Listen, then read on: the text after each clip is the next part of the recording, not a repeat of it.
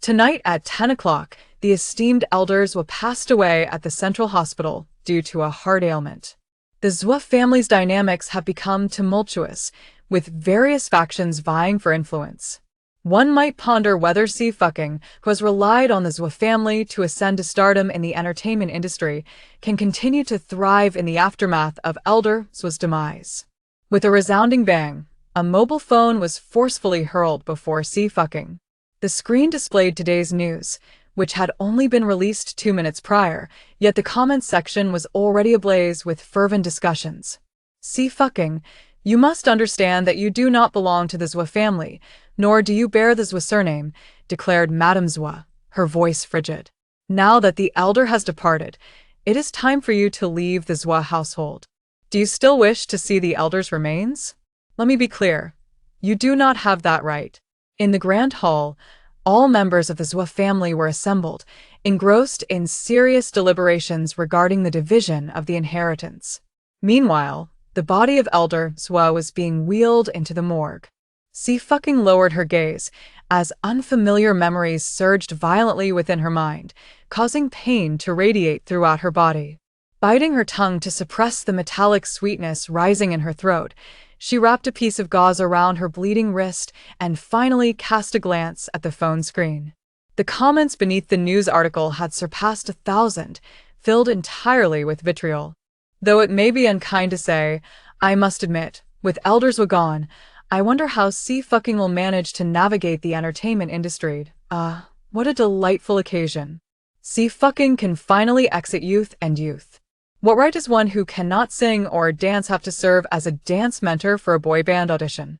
Every day, she adorns her face with heavy makeup. One can only wonder how unsightly her natural visage must be.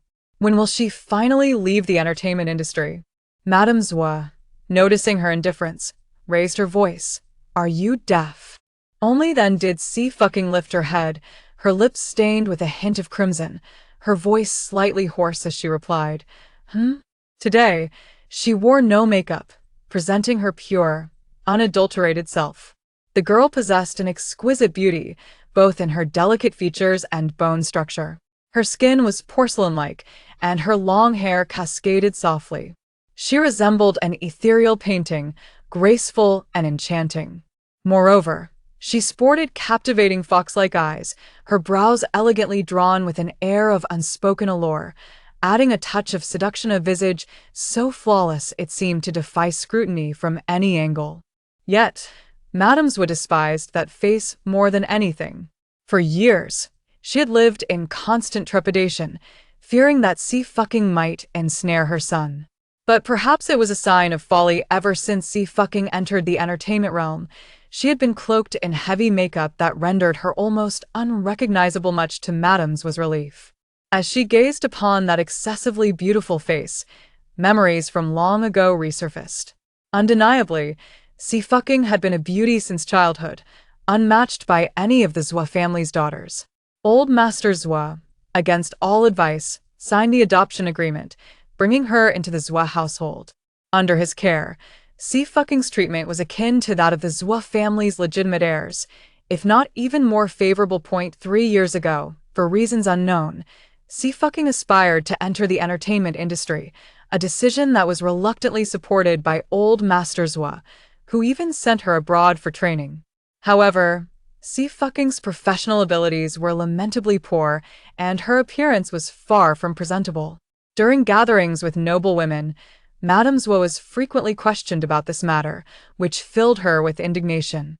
Were it not for old Master Xie, she would never have tolerated Xie Suiying's presence in the Xie household. Reclining on the sofa, Xie Suiying propped her head up with her hand, and the pain in her head gradually subsided.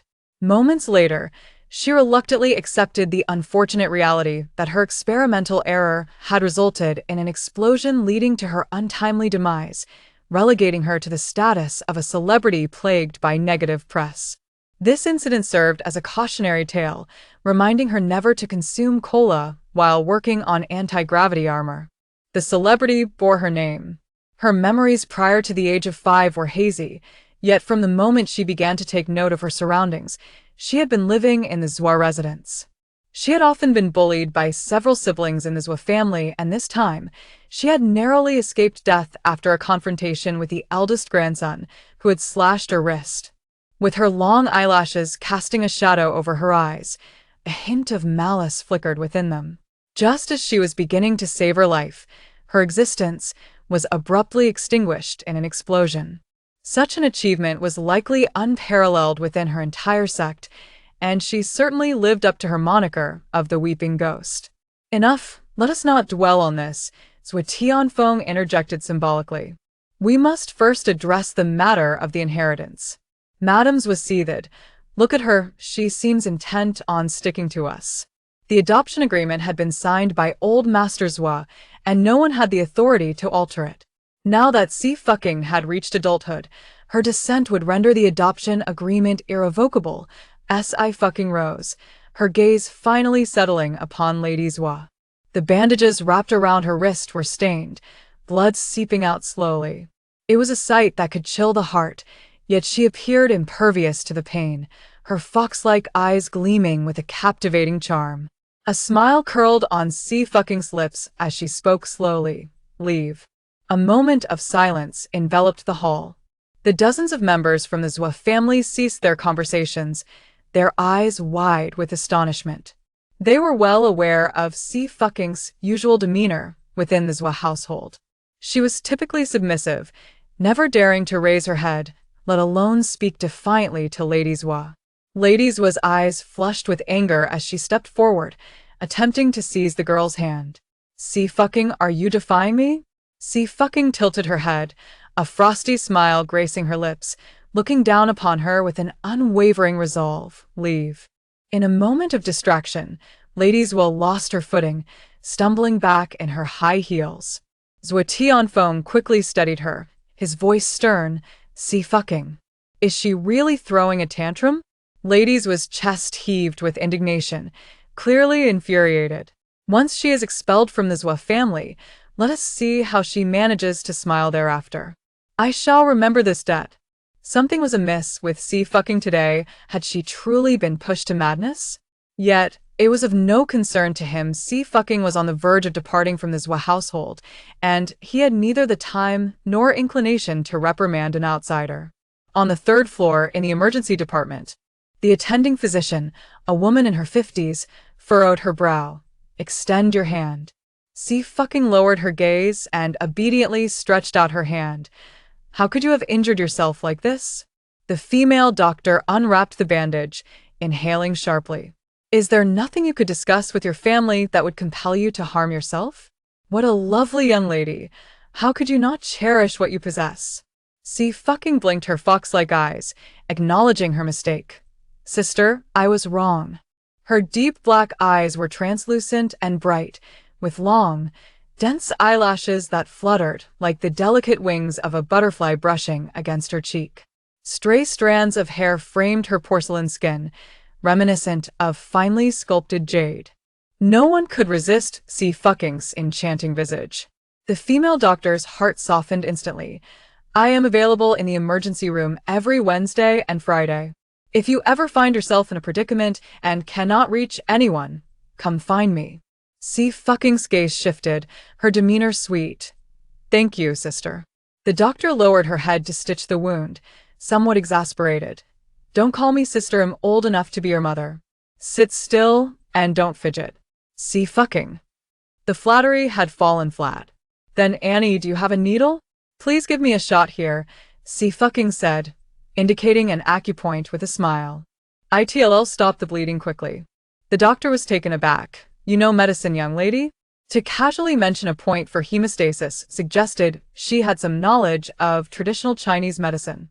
Xie fucking was unrepentant, with a hint of mischief, just a bit, ranked third in the world. The doctor. Just like her own daughter, afflicted with a touch of youthful arrogance, the female doctor meticulously stitched up Xie fucking's wound and disinfected it, advising her, be sure to avoid water and refrain from engaging in vigorous activities with your left hand. Return in a week for a dressing change, simply seek me out. Here are some oral medications. Xie fucking nodded in gratitude, taking the prescription before descending to collect her medicine. As she slowly opened her WeChat wallet and glanced down, she was met with a balance of 250. How utterly delightful even the numbers seemed to mock her for her reckless demise. With her phone securely tucked away, Xie Suiying approached the pharmacy door, her expression devoid of emotion. When had she ever found herself in such dire financial straits?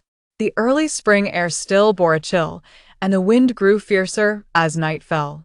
Xie Suiying wrapped her coat tighter around herself as she made her way to the hospital's rear entrance. There, parked, was an old, battered black sedan, its scars evident, a relic from at least a decade past. She recognized the vehicle. Last year, upon reaching adulthood, old Master Xie had gifted her a car as a coming-of-age present, only for it to be subsequently claimed by the third miss of the Xie family, leaving her with this outdated model. With a nonchalant demeanor, Xie Suiying pushed open the car door and settled into the driver's seat. Before her lay a small calendar, the date starkly clear. March 14th, 2185. She grasped the calendar and let out a soft click of her tongue. It's already 2185. She had been dead for 3 years. Little did she expect that not only would she return to life, but she would also find herself 3 years into the future. The events of these 3 years were a complete void to her time, while seemingly brief, had proven ample enough for everything to change. I fucking twisted open a bottle of cola purchased from the vending machine, her smile deepening. In life or in death, I shall drink you. My love for you is profound. At 2 in the morning, the surroundings were enveloped in silence, the dark night sky devoid of stars and moonlight. A gentle evening breeze wafted through the window, prompting a flicker of curiosity in Xie Suiying's gaze. There was a faint scent of blood, subtle yet mingled with a barely discernible fragrance, attempting to mask itself. However, her years of combat had rendered her acutely sensitive to such odors. She took another sip of cola and capped the bottle, mindful of her current impoverished state and unwilling to waste it. Meanwhile, her other hand had already found a screwdriver resting in the car. In an instant, the locked car door was silently opened. A chilling and crisp presence surged inside, intensifying the metallic scent of blood. It was a man. He was tall and imposing, with broad shoulders and a perfectly sculpted waist, his legs strong and elongated. He resembled a gilded deity, untouchable and unapproachable. In the absence of light and lacking night vision, Xie Suiying could not discern his features. A hint of amusement danced in the corners of her eyes as she maintained her gaze upon him, tossing the cola bottle in her hand. Her fearless demeanor caused the man's movements to falter momentarily. Yet he did not forget the urgency of the situation. He leaned slightly forward. "Sure," he murmured, his long fingers gently pressing against her lips, while his other hand closed the car door behind him. "A new book has begun this winter. Ching brings Goddess Xie to accompany you all. The public release of the new book is tentatively scheduled for daily updates at 8 in the morning. We kindly encourage everyone to engage with comments and interactions, supporting our beloved goddess on her journey." Important information for newcomers. Chapter 2. The first confrontation. The space within the vehicle was already cramped, and with the addition of another person, it felt even more constricted. The temperature subtly rose. As they drew nearer, the scent of blood intensified, yet the man bore no visible wounds. Xie Suiying observed him with keen interest, her ears twitching slightly as she distinctly caught a series of chaotic footsteps, punctuated by the sound of gunfire. It was then that the man spoke. "May I seek refuge here, miss?" His voice was low and cold, reminiscent of a mechanical tone, clearly altered to avoid recognition. However, beneath his controlled timbre lingered an innate elegance, marred only by a chilling undertone that hinted at a deep-seated brutality. Xie Suiying had no intention of further scrutinizing his face. If he was cautious enough to disguise his voice, it was evident that he had taken measures to conceal his identity as well. "Very well, but payment is required," she replied, her fingers playfully twirling a lock of hair, akin to a languid fox grooming its fur, a hint of a smile gracing her lips. "Once the money is secured, everything else can be arranged." The man paused momentarily, acknowledging her terms. "That is reasonable. From somewhere, he produced a jade pendant, placing it gently upon the dashboard. The jade was cool and exquisitely smooth, clearly of superior quality. Xie fucking accepted the pendant, speaking with deliberate ease. Do you require accompaniment? I could download a backing track for you. Do you prefer a majestic tune, or one filled with menace? Her unwavering principle for years had been to conduct business for compensation. No need, the man replied nonchalantly. This will suffice. With that, he lowered his gaze slightly, his keen eyesight allowing him to fully perceive her countenance, strikingly beautiful, with an ethereal grace akin to ice and jade, a rarity indeed. Xie fucking propped her head on her hand, stating, as long as you are not tired. The man's arm rested on the car console, encircling the girl within his embrace, exerting a subtle strength that caused the vehicle to sway slightly. Although they were in close proximity, their bodies did not touch. Yet, from an external perspective, the misty, mottled glass created an enchanting allure, adding an air of vivid romance. At that moment, a disordered cacophony of footsteps came to an abrupt halt. Where could they be? Surely they haven't entered the hospital? An angry voice erupted, rising sharply. What's happening over there? Suddenly, a blinding light flashed towards the car before swiftly shifting away. Observing the vehicle's vigorous rocking, one individual cursed. What audacious couple dares to engage in such activities outside a hospital? How disgraceful. They should be wary of awakening the dead. Enough of that. The task is paramount. Another interjected hastily. Where did he run off to? He.S. not here. Let us head into the hospital and continue the pursuit. We cannot let him escape. Gradually, the group dispersed, restoring tranquility to the surroundings. Xie fucking shifted her body and raised her chin, saying, troublesome. Let me have a sip of cola. The man slightly withdrew. Xie fucking extended her right hand to twist off the bottle cap, but in a split second, she pivoted and aimed directly at his shoulder. The man reacted swiftly. His dark eyes deepened instantly. In no more than 10 seconds, they had exchanged numerous moves. Bang! Xie fucking found herself pinned against the driver's seat. Though his visage remained indistinct, she could discern the frigid aura emanating from him, as well as the strength in his slender arms and broad shoulders. Separated by only a layer of fabric, she felt the continuous transfer of warmth. Your injured wrist leaves you vulnerable. You are no match for me, he asserted, firmly grasping her uninjured right wrist. If this continues, I cannot guarantee what actions I might take. His eyes, devoid of joy or anger, remained tranquil, as if impervious to any unforeseen event. Yet, they exuded an undeniable sense of coercion and aggression. Blinked, her emotions unmoved, and responded languidly. Very well, then do not mistreat me. I am grateful to you for today's events, young lady. The man paused, releasing her hand. His voice, neither hurried nor slow, possessed a composed strength. Should fortune favor us with another meeting, I shall call upon you to express my gratitude in person. His arrival was as silent as his departure. As the scent of blood dissipated, activated the car's interior light. She lowered her gaze to her palm, where a metallic object, as thin as a cicada's wing, shimmered faintly in the darkness. Though she had not prevailed against him, she had managed to pilfer an item from his person. The great Xie Empire boasted a multitude of skilled artisans, and its power structures were intricate. Among those she recognized was the Mo family of Central Province. The Mo family, renowned for their mastery of mechanisms and concealed weapons, held a formidable position in Central Province. With a history spanning over a millennium, they had once served as the great Xie dynasty's protectors. Could the man she encountered have been a member of the Mo family? It seemed unlikely. Furthermore, Lin City, a coastal international port city in southern province, was quite distant from Central Province, and the Mo family rarely ventured into this region. Paused, lost in contemplation. In her past life, she belonged to the pure lineage of the Great Xie but had seldom ventured into the Great Xie Empire. Much of her information was derived from the intelligence network established by her second elder brother and some friends she had met online. Presently, the Great Xie Empire boasts advanced technology, balancing both civil and martial affairs, thriving in prosperity. Yet, whether that man belonged to the Mo family was of no consequence to her. He was indeed correct. Her physical strength was currently too feeble. Her manner of speaking was so pedantic that one might mistake her for someone from ancient times. Sifting through her thoughts, Xie fucking stowed the concealed weapon into her pocket. Engaging in conversation was truly cumbersome, especially with numerous enemies who would wish to encounter them in the future.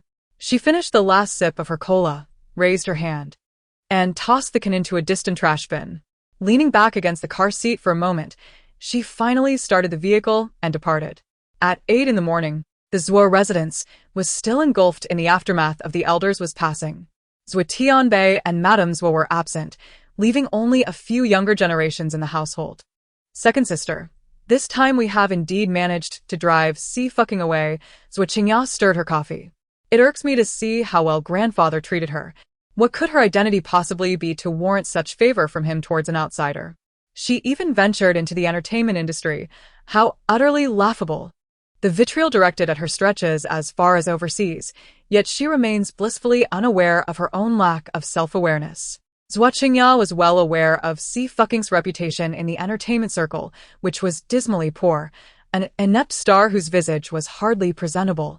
What kind of popularity could she possibly command? Occasionally, out of curiosity, she would even hire a group of online trolls to disparage Xie fucking. Seeing netizens criticize her brought her a sense of delight. Zhuo Xinyu did not comment on the matter, merely saying, "Speak less." Her words were certainly not meant to defend Xie fucking, as Xie fucking was not worth her attention. Chapter 3. Emperor Yin. Second sister. Why are you protecting her?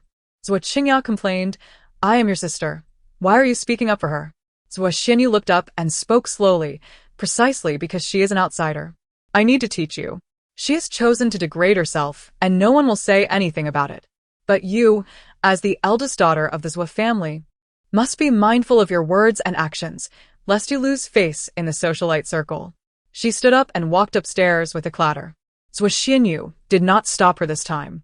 After all, Xie fucking had been using the Zhuo family's money all these years, and everything in her room should rightfully belong to the Zhuo family.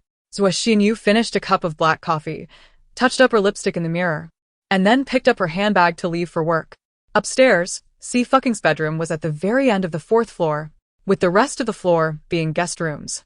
Zhuo Qingya had a spare key from Mrs. Zhuo and easily entered. The bedroom was not large, containing only a bed and a desk with a bookshelf. Who is all this reading material for? Zhuo Qingya's expression was filled with disdain. She didn't even finish high school, a dropout from 9 years of compulsory education. She ignored the bookshelf, walked to the desk, picked up a few barely acceptable jewelry boxes, and muttered, "Cheapskate. I thought I might find something valuable."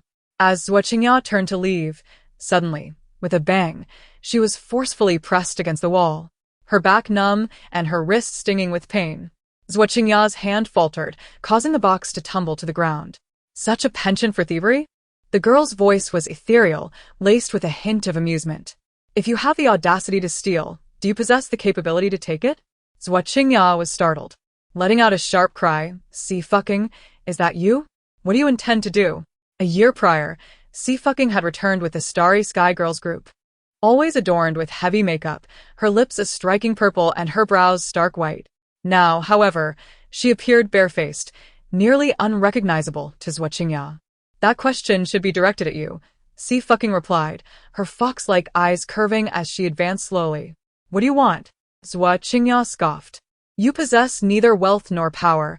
How do you expect to? Hush, be a dear, Xie fucking interjected, her grip tightening gradually as she chuckled softly. I have little patience for loud individuals. Zhuo Qingya froze, her mind momentarily adrift. Suddenly, with a resounding bang, the door swung shut, leaving her thrust outside, locked out. Enraged, she shouted, pounding on the door, Xie fucking, dare to come out. This is the Zhuo residence. By what right do you confine me outside? Come out. You wretched child of ill-fated parents, what are you still doing at the Zhuo household? The door was well equipped for soundproofing and shock resistance, and Xie fucking paid her no further heed, turning instead to survey the room. Her gaze was drawn directly to the bookshelf, which held an array of professional texts on dancing and singing. Some of the papers had begun to yellow, adorned with colorful sticky notes. Xie fucking's fingers glided over the spines, her demeanor languid. She was aware that she still floated within the entertainment industry, a somewhat well-known idol, albeit tarnished by scandal. Green. the largest film center in the world, is a gathering place for distinguished actors and actresses from various countries, a true haven for artistic genius. Xie bent down, gently kneading her legs and waist, discovering them to be far more supple than she had anticipated. This realization made her practice considerably easier. In addition to professional literature, there were 3 rows of history books, substantial and elegant. The predecessor of the Great Xia Empire was the Great Xia Dynasty, which itself was preceded by the Great Zhou Dynasty, with thousands of years of history laid bare before her. Xie arched her brow, her fingers deftly landing on a particular history book, a biography of an emperor titled The Chronicle of Emperor Yin. Emperor Yin, the youngest ruler in the history of the Great Xia Dynasty, was a paragon of strength and decisiveness, with a heart that encompassed the realm. During his reign, he expanded the territory of the Great Xia to its zenith, engaging in battles across vast distances, compelling the barbarian tribes and the principalities of the Western continent to retreat in defeat, his power resonating across the seas. The surrounding vassal states bowed in reverence and allegiance. In those days, the Great Xia Dynasty was renowned, striking fear into all kingdoms of the Western continent that harbored ambitions of conquest. Emperor Yin devoted his entire life to this dynasty, remaining without wife or concubine, without son or grandson, with successors adopted from his clan. Alas, as history often narrates, heroes and beauties alike seldom meet a serene old age. He succumbed to a lung ailment at the tender age of 27. His arrival was nothing short of breathtaking, while his departure was as quiet as a whisper. Xie had often heard her second senior brother lament that Emperor Yin's untimely death was a great loss. Otherwise, the entire Western continent would have fallen to the might of the Great Xia. He was a born warrior, unmatched by any. At that time, she merely listened without delving deeply into the matter, for the era was too distant. Emperor Yin passed away in the 436th year of the Xia calendar, long before her great-grandfather's great-grandfather was even born. However, when the same fate of untimely demise befell her, Xie, the young empress, found herself intrigued. She gently stroked her chin, retrieved the Chronicle of Emperor Yin, and placed it into her backpack. After organizing her identification and other essentials, she finally departed from the room. She would not take a single item belonging to the Xie family. As she descended to the 3rd floor, the plaintive cries of Xie Suiying echoed from the 1st floor, crystal clear. "Dad, she actually locked me out. She even laid hands on me. My wrist is swollen. Dad, why is she still allowed to stay in the Xie household? Grandpa has already passed away. She should leave at once." Xie adjusted her outerwear and continued her slow descent. Having endured a sleepless night over the matter concerning old Master Xie Tianfeng's eyes were darkened with fatigue, and his mood was foul. Hearing Xie Suiying's complaints only fueled his agitation, and with a sudden outburst, he slammed the table. "Stop right there." Xie Tianfeng's voice was icy. "Take everything out of your bag and set it down. You are not members of the Xie family, yet you wish to take away our belongings?" Chapter 4. A Proposal of Affection? Xie slowly lifted her gaze, her fox-like eyes veiled yet enchanting, exuding an alluring and mischievous charm. She flexed her wrist and smiled. "I suggest you step aside." Her voice was soft and gentle, seemingly devoid of any threat. Yet, her presence was akin to a blade tempered in fire, sending an involuntary chill down the spine. "Xie Xie Tianfeng barked, his anger palpable. "I did not hold yesterday's attitude towards your aunt against you. But you dare to return today?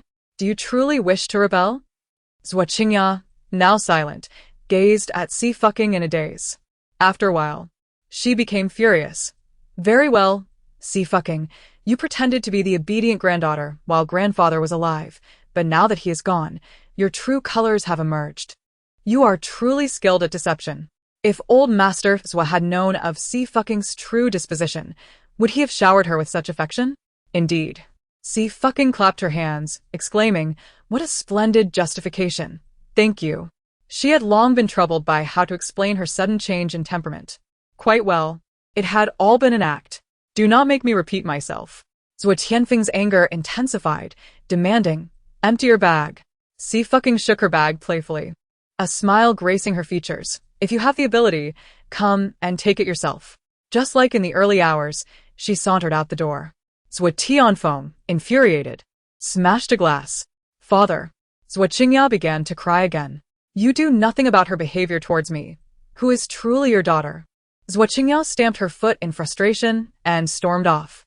Go check her room, Zhua Tianfeng ordered the butler, his voice cold with fury. The butler complied, hurrying upstairs. Minutes later, he returned, bowing respectfully.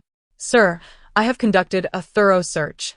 All jewelry, bank cards, and other valuables are accounted for, but there is one book missing from the bookshelf, though all those volumes were purchased by her. Zhua Tianfeng furrowed his brow. What book? It is a biography of emperors. The butler quickly explained, specifically, The Chronicles of Emperor Yongzheng, a common title found in bookstores and a staple reading for middle and high school students. Zhua Tianfeng immediately lost interest, waving his hand dismissively. In truth, even if Xie Suiying had taken a sum of over 100,000, he would not have said much, considering how old Master Zhua had raised her for so many years. He had not anticipated her merely taking a book. Indeed, one remains forever relegated to the shadows. As the sun dipped in the western sky at 5 in the afternoon, rays of crimson gold burst forth amidst layers of white clouds, reminiscent of flames igniting within white lanterns. The wind stirred suddenly, causing the clouds to roll and surge like ocean waves.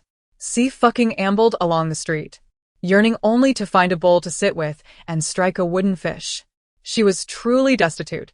After renting a modest apartment 10 kilometers from the city center with her personal bank card, merely 1,005 remained to her name. It was rather tragic for a star to have fallen to such depths. In just a few days, she would be too impoverished even to afford a cola. This was hardly a favorable situation. Moreover, she needed to devise a means to meet the remains of old Master Zhua.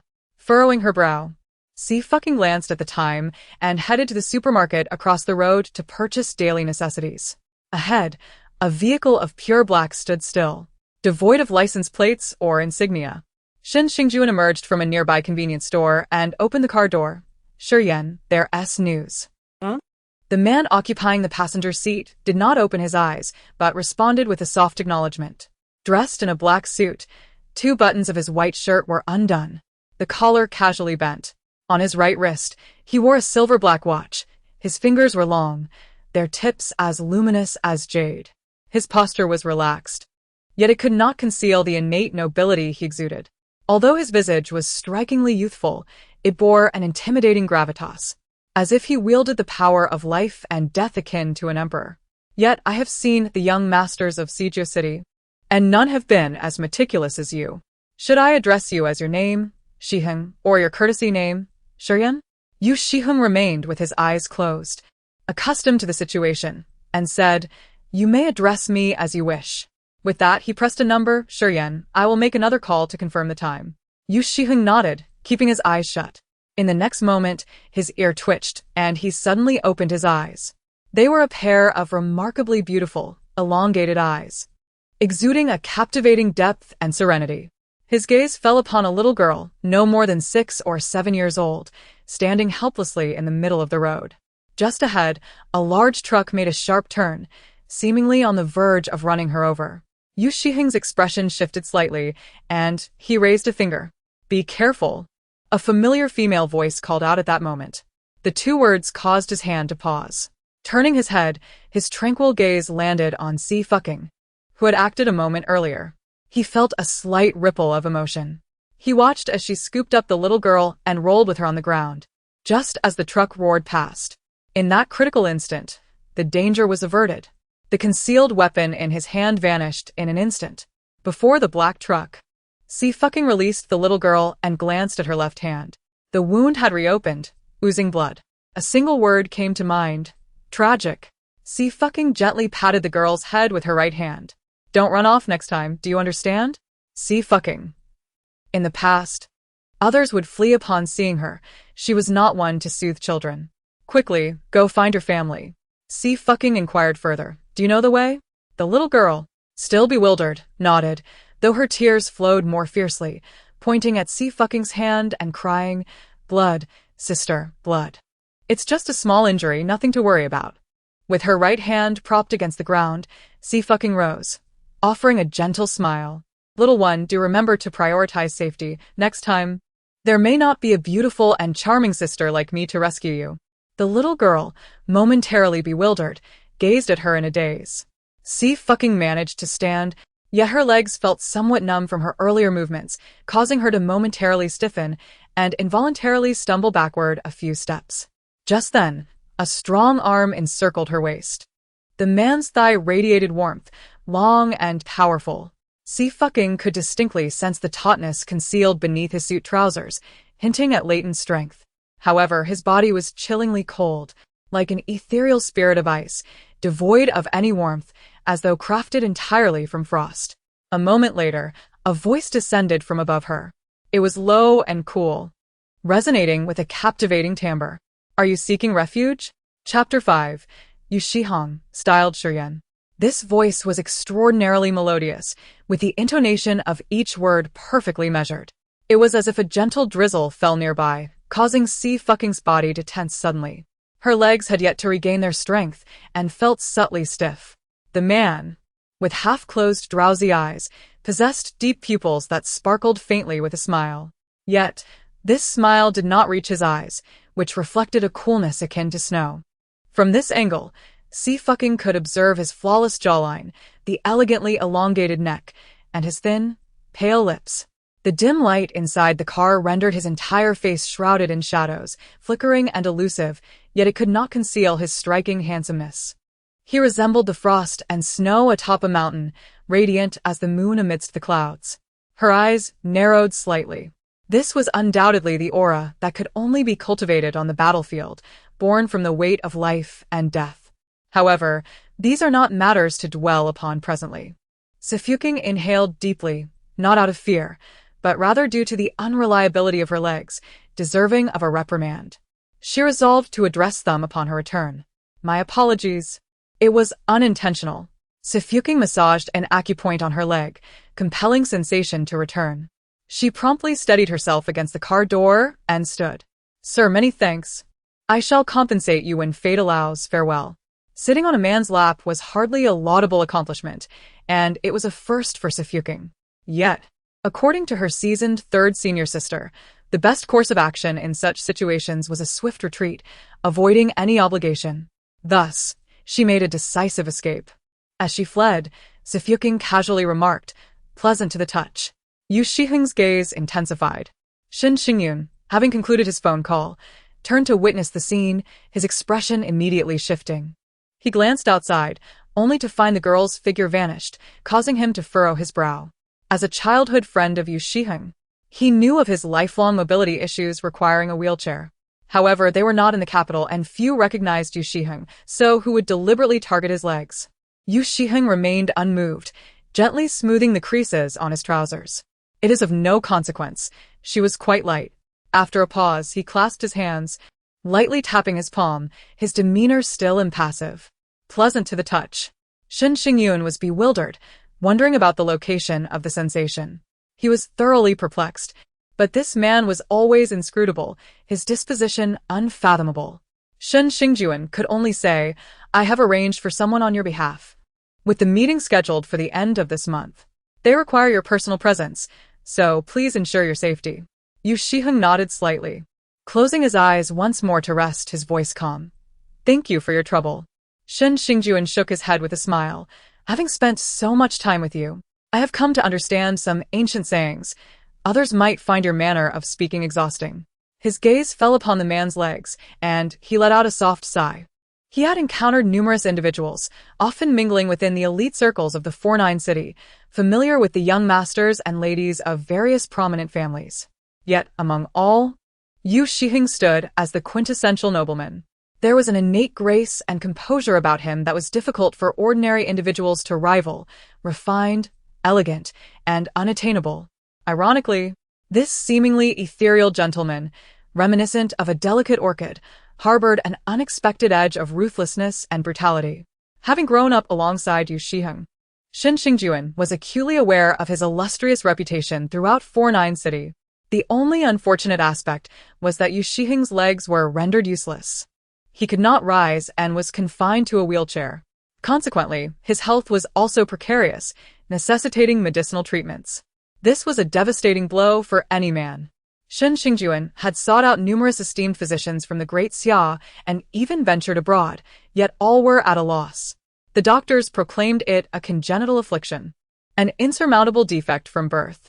There was an elderly traditional Chinese medicine practitioner who prescribed a remedy, but regrettably, the herbs listed had long since become extinct. It was no wonder that the 49 city had turned its back on Xie Suiying, opting to cultivate other heirs and relegating him to the branches of the family. A disabled individual, after all, had little claim to inherit the Yu family legacy. Xie Suiying appeared unfazed by the matter at hand. It seemed that such trivialities could hardly shake him. However, Shen Xingjuan was unwilling to concede defeat. Recently, he had made contact with a shaman from the southern region of Daxia. Though he held little belief in such practices, he figured that one might as well attempt a remedy for a dying horse. If even the shaman of Nanzhou proved ineffective, then Xie Suiying's legs might indeed be beyond salvation. Shen Xingjuan furrowed his brow and inquired, "Shiyan, where did you go yesterday? I noticed marks on your hand, resembling scratches." Despite the considerable distance from Liqing to Xie City, it was not inconceivable that someone might have followed him here. Xie Suiying typically relied on a wheelchair for mobility, which was quite inconvenient. If he were targeted, the consequences could be dire. "I encountered a little fox," Xie Suiying replied, narrowing his eyes slightly, a shadow flickering across his gaze, akin to a fleeting glimmer of light, unexpectedly scratched a few times. "A fox?" Shen Xingjuan was taken aback. "Are there foxes in Liqing? What color was it?" Xie Suiying succinctly responded, "That depends on her mood. One moment, she could be fierce, and the next, she could feign innocence, truly capricious." Shen Xingjuan expressed his astonishment. A color-changing fox? Is such a breed possible? He had only ever heard of chameleons. Indeed. Xie Suiying's lips curled slightly in a subtle smile. It can also bite. Many creatures behave in such a manner. However, as long as one does not provoke them, they would not inflict harm. Shen Xingjuan continued, "Shiyan, when we meet the shaman at the end of the month, it may not go smoothly. Should we not consider bringing in some personnel from Xie City?" "There's no need," Xie Suiying replied tersely yet with conviction. "We shall hire a new contingent of bodyguards." After a moment's reflection, Shen Xingjuan concurred, acknowledging that this approach would indeed mitigate the risk of exposing their identities. She promptly affirmed her intention to task someone with the matter. Emerging from the supermarket, Xie Suiying found the evening had already descended. Her right hand bore the weight of a substantial bag of groceries, while one was tucked beneath her arm, giving her the appearance of a butcher en route to ply her trade. As night fell, the city's playboys began to stir. Adjacent to the supermarket stood a club, from which a group of young men emerged, surrounding a particular youth. One of them, his gaze sweeping across the surroundings, was instantly captivated by a face of breathtaking beauty. Though fleeting, the moment was one of sheer astonishment. "Good heavens, Ah Yao, behold that woman," he exclaimed, nudging the youth beside him. "She is truly stunning. I wonder which family she hails from? Or perhaps she is a celebrity. Her beauty is quite remarkable, rivaled by few even in the capital. How have we not encountered her before?" The youth remained impassive, not even deigning to lift his head. "It could be anyone," he muttered. Another of the young men chuckled derisively. "Surely not Xie Suiying, the one who has been trailing Ah Yao incessantly," he scoffed. The mere thought of Xie Suiying's heavily made-up face was enough to elicit revulsion. If she was so unappealing with makeup, her true appearance must be even more ghastly. They couldn't fathom what gave her the audacity to pursue Yu Yao. Even among the socialites of the capital, Yu Yao was the one who did the choosing. Xie Suiying possessed neither pedigree nor beauty, only an abundance of gall. Alas, with the passing of the elder master Zhua, one of the young men sighed. Xie Suiying's halcyon days are surely at an end. Another chimed in, "Speaking of Zhua Xianyu from the Zhua family, he's truly remarkable. At only 24, he's already a vice president at Zhua Corporation. Growing up in the same family, how can they be so different? I used to think Zhua Xianyu was quite handsome, but he pales in comparison to that girl from earlier." "I concur," another added. "Alas, had I not been so fatigued today, I would have certainly approached her." Upon hearing this, Yu Yao finally deigned to cast a glance in the direction they indicated, only to catch a glimpse of the girl's retreating figure. She skipped along, resembling a petite fox foraging for sustenance. Yu Yao's eyes narrowed, a hint of perplexity flickering within their depths. Why did her silhouette seem so familiar? Yu Yao finally spoke. His brow furrowed slightly. She is hardly worthy of mention. Yu Yao's expression shifted, and he tugged at his tie with a hint of vexation. It depends. Dismissed. Do not bother me. The young masters neither pursued the matter nor dared to inquire further. Their understanding of the capital's affairs was limited, and they were not entitled to such knowledge. To be included in Yu Yao's circle was already a privilege. They would not presume to pry into his family matters. Having placed all the ingredients into the pot, she expressed satisfaction. Not bad, I am quite capable after all. Before the final word could escape her lips, a resounding explosion echoed through the kitchen. Xie swiftly leaped back, clinging to the kitchen door, peering at the stove. The unfortunate news was that the pot had detonated. The fortunate news was that she had managed to avoid being caught in the blast. In the past, her eldest brother had always been responsible for cooking, and as the ninth sibling, she had been nurtured into a culinary incompetent. Even when she attempted to prepare a meal, her elder siblings would promptly eject her, fearing she would detonate something. Was she truly that destructive? Well, perhaps a little. After all, she was a remarkable individual who had met her demise in an explosive manner. Xie sighed, tidied up the remnants, and listlessly prepared a bowl of instant noodles. The 50 yuan she had spent on pork ribs had been sacrificed in vain, and her pot was no more. However, after indulging in a mouthful of noodles, Xie was revitalized. She opened her laptop and entered a web address. This laptop, a relic from years past, boasted dismal performance. Its only merit was that she had purchased it with her own funds. Mere seconds later, the system announced a failure to reboot, plunging into a complete blackout. Xie thought to herself, "Ah, the heavens seem to delight in thwarting her endeavors." Setting aside her noodles, she expressionlessly removed the back cover of the laptop and retrieved a screwdriver. While repairing the computer, she hummed a tune. I am a technician. Never in a rush. I only begin my repairs when the computer goes kaboom. A few minutes later, the screen flickered back to life, and the operating speed increased exponentially. Xie clapped her hands, declaring, done. If all else failed, she could always take to the overpass as a screen protector technician. The page scrolled, revealing 4 characters in the center of the screen. De Xie Escort Agency. Like the Mo family of Zhongzhou, the De Xie Escort Agency was a powerful entity, having endured for centuries, boasting the most formidable bodyguard system in the entire De Xie Empire, and enjoying significant international recognition. In her past, when boredom led her to seek extra income, she had taken on a few bodyguard assignments. Xie glanced at the homepage, which featured various tasks, including protection in high-risk areas and celebrity safeguarding. Rather than logging into her old account, she cheerfully registered a new one and began perusing the available tasks. Regrettably, it seemed that either her level was insufficient or the task location was too distant from Lin City. At present, she found herself in a state where she could not even afford a train ticket. With patience, Xie observed the screen and finally refreshed to discover a newly available task. She pondered, stroking her chin, a daily wage of 100,000, spanning 3 days. With the destination being Yen City, inclusive of meals and accommodation, this appeared quite appealing. Yen City was adjacent to Lin City, nestled amidst picturesque mountains and rivers, boasting a simple and unpretentious local culture. In previous times, had anyone attempted to hire her at such a meager rate, she would have instructed them to venture as far away as possible. However, circumstances had changed. She was adaptable and willing to start anew, having faced death once. What was there to fear? Xie clicked to accept the task, entered her identification details, and was provided with the interview location and reference number. Exiting the official website of the De Xie Escort Agency, she contemplated for a moment before typing in the words Divine Oracle. This was one of the games she had played in the past. A new page swiftly appeared on the screen, with the promotional video for the game playing automatically. Its visuals grand and exquisite, reminiscent of an action blockbuster. Xie raised an eyebrow. TSK, this wretched game has managed to endure quite well. Casually, she downloaded the official chat application for the game and sluggishly logged into her account.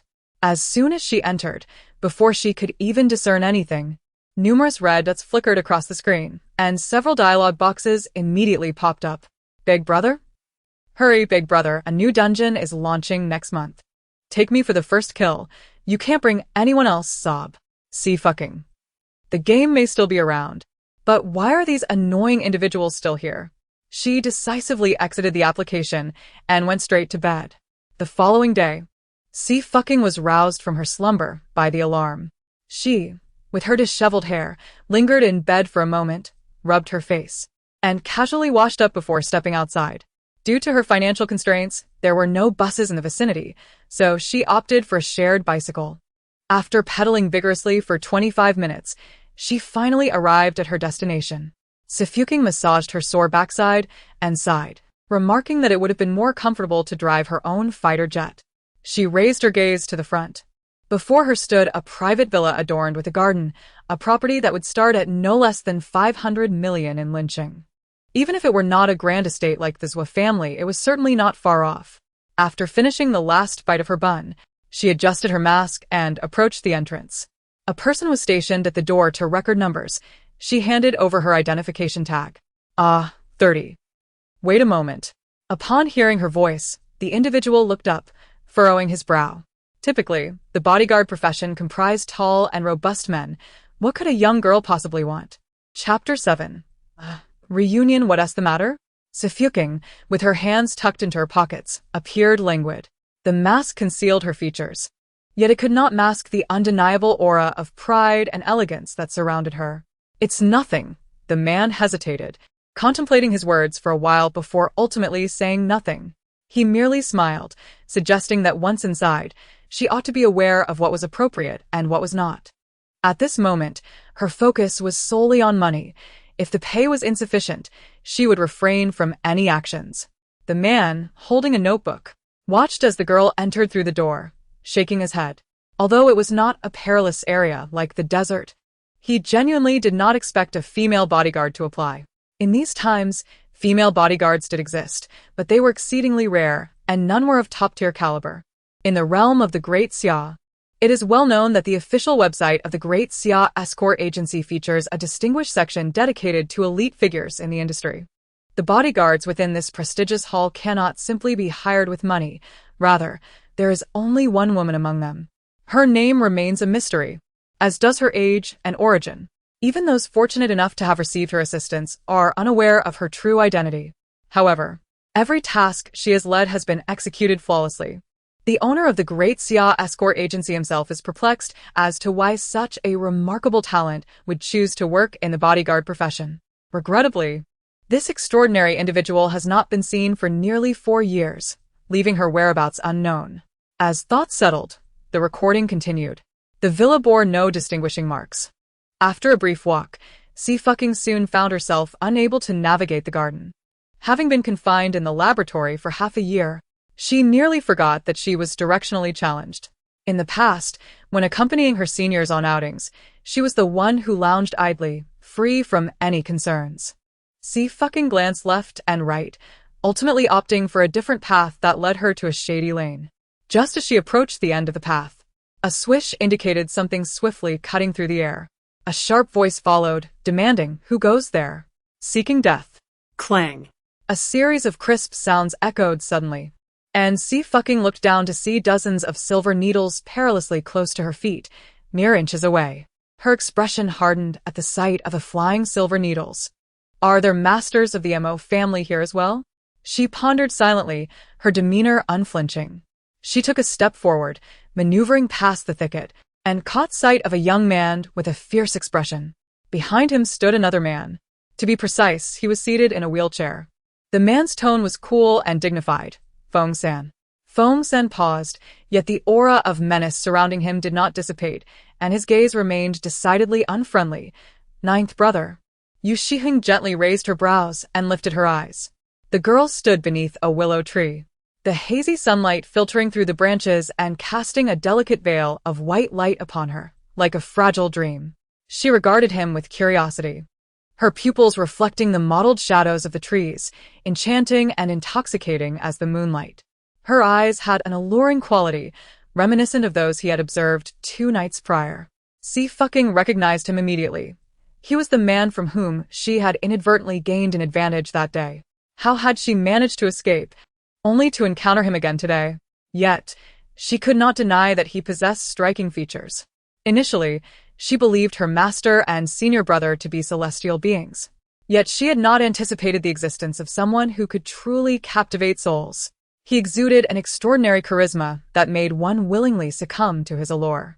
Seated there, his formidable presence enveloped the surroundings, not in an aggressive manner, but rather with an all-encompassing warmth. Xie fucking scrutinized him, contemplating that since she had been positioned sideways to him and had fled swiftly, perhaps he had not recognized her at all. With this thought, a smile danced upon her lips, her demeanor relaxed. Apologies for the unintentional disturbance. I am here for an interview, and seem to have lost my way. Could you kindly direct me? His voice was as melodious as his appearance, imbued with an inherent authority. Xie fucking could not help but rub her ears. I see. Thank you. Her gaze drifted downward, landing on his legs, her eyes glimmering with curiosity. Observing this action, a fierce murderous intent erupted in Feng San's eyes, only to be interrupted by Xie Suiying's command to leave. Yes. Feng San had no choice but to suppress the fury in his gaze and follow the man out. However, Xie fucking did not depart immediately. She contemplated his retreating figure. Earlier, she had noticed that his legs were incapacitated and he was unable to move. Yet the man from that evening displayed remarkable agility, suggesting he was not disabled. Stretching languidly, she sought a seat. Xie fucking's arrival was not particularly late, and soon after, many others trickled in, their gazes shifting towards her, each reflecting a myriad of emotions, including Xie Suiying, who had already settled in the study on the second floor. Oh. There's another girl, he remarked, glancing at the large screen, chuckling at how thoroughly she had wrapped herself. Meanwhile, Xie Suiying gazed out the window, his expression serene. Xie Suiying appeared to recall something, frowning. Could it be she's here for you? I must investigate.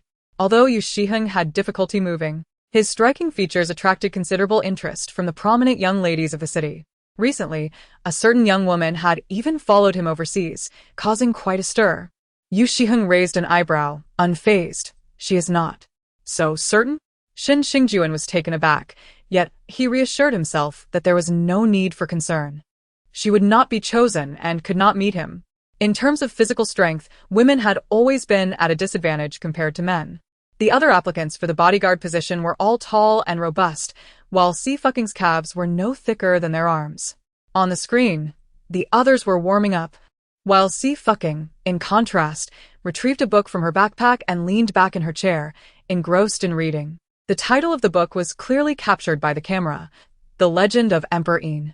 Xie Suiying naturally noticed it and chuckled softly, recognizing that this young girl was unexpectedly a history enthusiast. She sighed, remarking, honestly, who could not admire someone like Emperor Xie? He is the idol of countless souls, even if he exists solely within the annals of history. This statement finally drew Xie Suiying's gaze to the large screen, where he studied the title, The Legend of Emperor Xie, his expression growing increasingly profound. As if sensing something, Xie fucking lifted her head, tilting it slightly and winking at the camera. Xie Suiying was taken aback. She. In the next moment, she felt a jolt as a foot forcefully kicked her chair.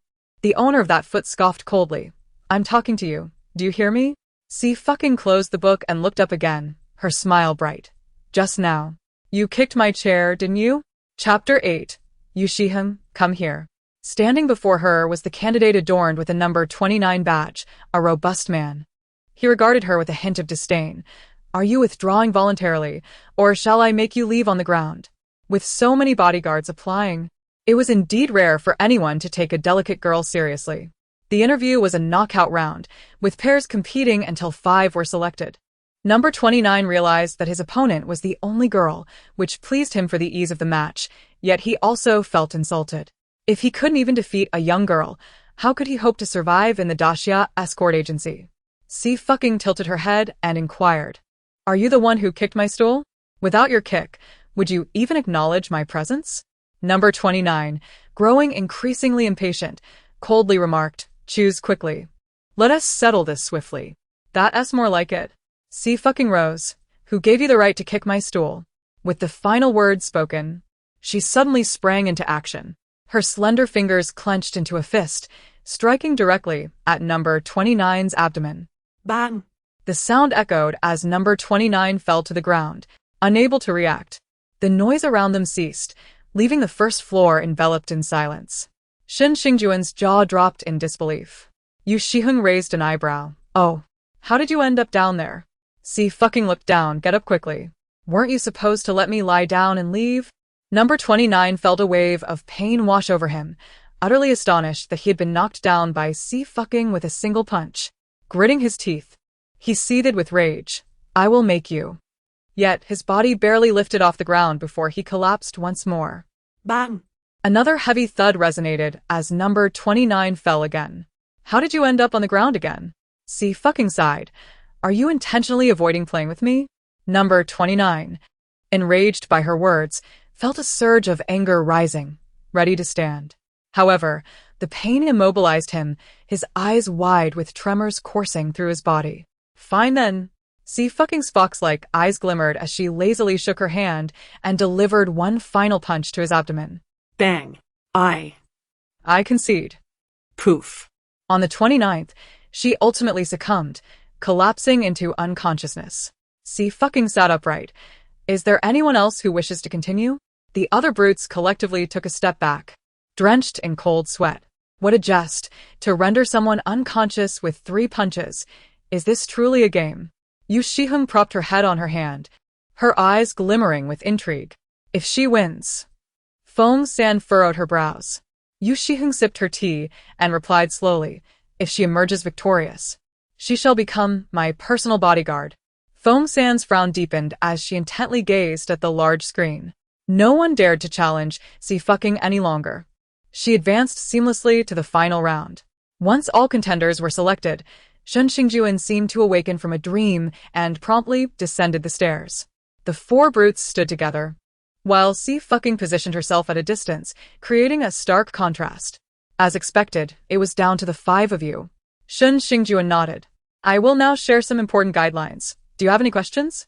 Xie fucking raised her hand, resembling a diligent student eager to inquire. I have a question. Shen Xingjuan, intrigued, urged her to proceed. You intend to hire 5 bodyguards, correct? Xie fucking declared confidently. If I manage to fulfill the duties of all 5, would my salary not multiply 5-fold? The others were taken aback. Shen Xingjuan, equally astonished, was momentarily speechless. What? Just as she began to respond, Yu Shiheng raised an eyebrow, a subtle smile gracing her lips as her voice drifted down from above. One could certainly say that. With her interjection, Shen Xingjuan offered no further opposition. Very well, 1 will suffice for me. Xie fucking cast a glance towards the 2nd floor, stretching her body slightly. I assure you, I am worth 5 of you. As she spoke, she gestured towards the 4 burly men. Gentlemen, would you do me the honor of joining in? 3 minutes later, the 4 brutish men lay sprawled on the ground, their spirits crushed. Feng San's expression finally shifted, having trained in martial arts since childhood. He recognized that Xie fucking had utilized merely 1 hand throughout the encounter. More astonishingly, her prowess stemmed not from brute force, but from sheer technique. What an extraordinary command of skill. Xingjun and Yu Shiheng set down their teacups and Yu Shiheng spoke again. Please, allow the others to leave. Shen Xingjuan sighed, instructing his men to carry the 4 defeated men away, before signaling to Xie fucking, come, let us ascend. Xie fucking wiped her hands and followed him upstairs. The large screen in the study retracted, enveloping the room in silence. Feng San stood behind Yu Shiheng, his icy gaze fixed on the girl, piercing and relentless. Xie fucking shot him a glance. Was it necessary for this young man to regard her as if she were a nemesis? She might very well take away his livelihood soon. As Xie fucking calculated her potential earnings, she heard Yu Shiheng's soft inquiry. Can you handle a gun? Feng San's attention immediately shifted, his gaze intense. Xie fucking looked up, raising an eyebrow. I cannot. Upon hearing this, Feng San finally exhaled in relief. With her exceptional hand-to-hand combat skills, the addition of firearms would render others virtually powerless. Very well, Yu Shiheng replied, approaching her. Xie fucking stepped forward, inquiring, what is it?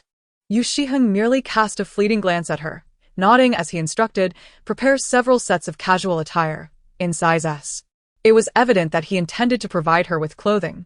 Xie fucking glanced at her own faded t-shirt, a wave of melancholy washing over her, leaving her yearning to draw circles in despair. She truly felt impoverished. Feng San, too, felt a surge of compassion.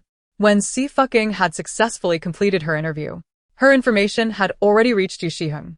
He was aware that she was the adopted child of old Master Zhua, and now that he had departed, she was left without support. No. Xie fucking suddenly pointed at herself, exclaiming, I need size M. Size S will pop the buttons. Feng San's expression stiffened, gazing at her in disbelief. This young lady, indeed, dared to utter anything. Yet, Yu Shiheng remained unfazed, as if accustomed to such audacity, calmly commanding, change it to size M. Feng San mused that he was evidently lacking in composure and ought to learn from Brother Jiao.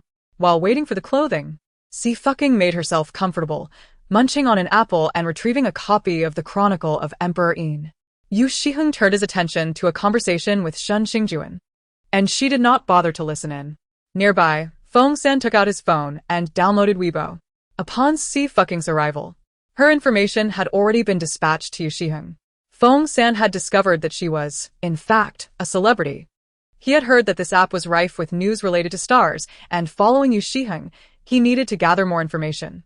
To his surprise, before he could even input Xie fucking's name, Weibo's trending topics directly pushed a hot search to him. Feng San furrowed his brow, pursing his lips as he pushed the phone forward. Miss Xie, is this you? Chapter 9. Look, in today's Grand Xia, no one dares to infringe. What? Xie fucking closed her book and leaned in for a closer look. It was a Weibo post from a prominent marketing account.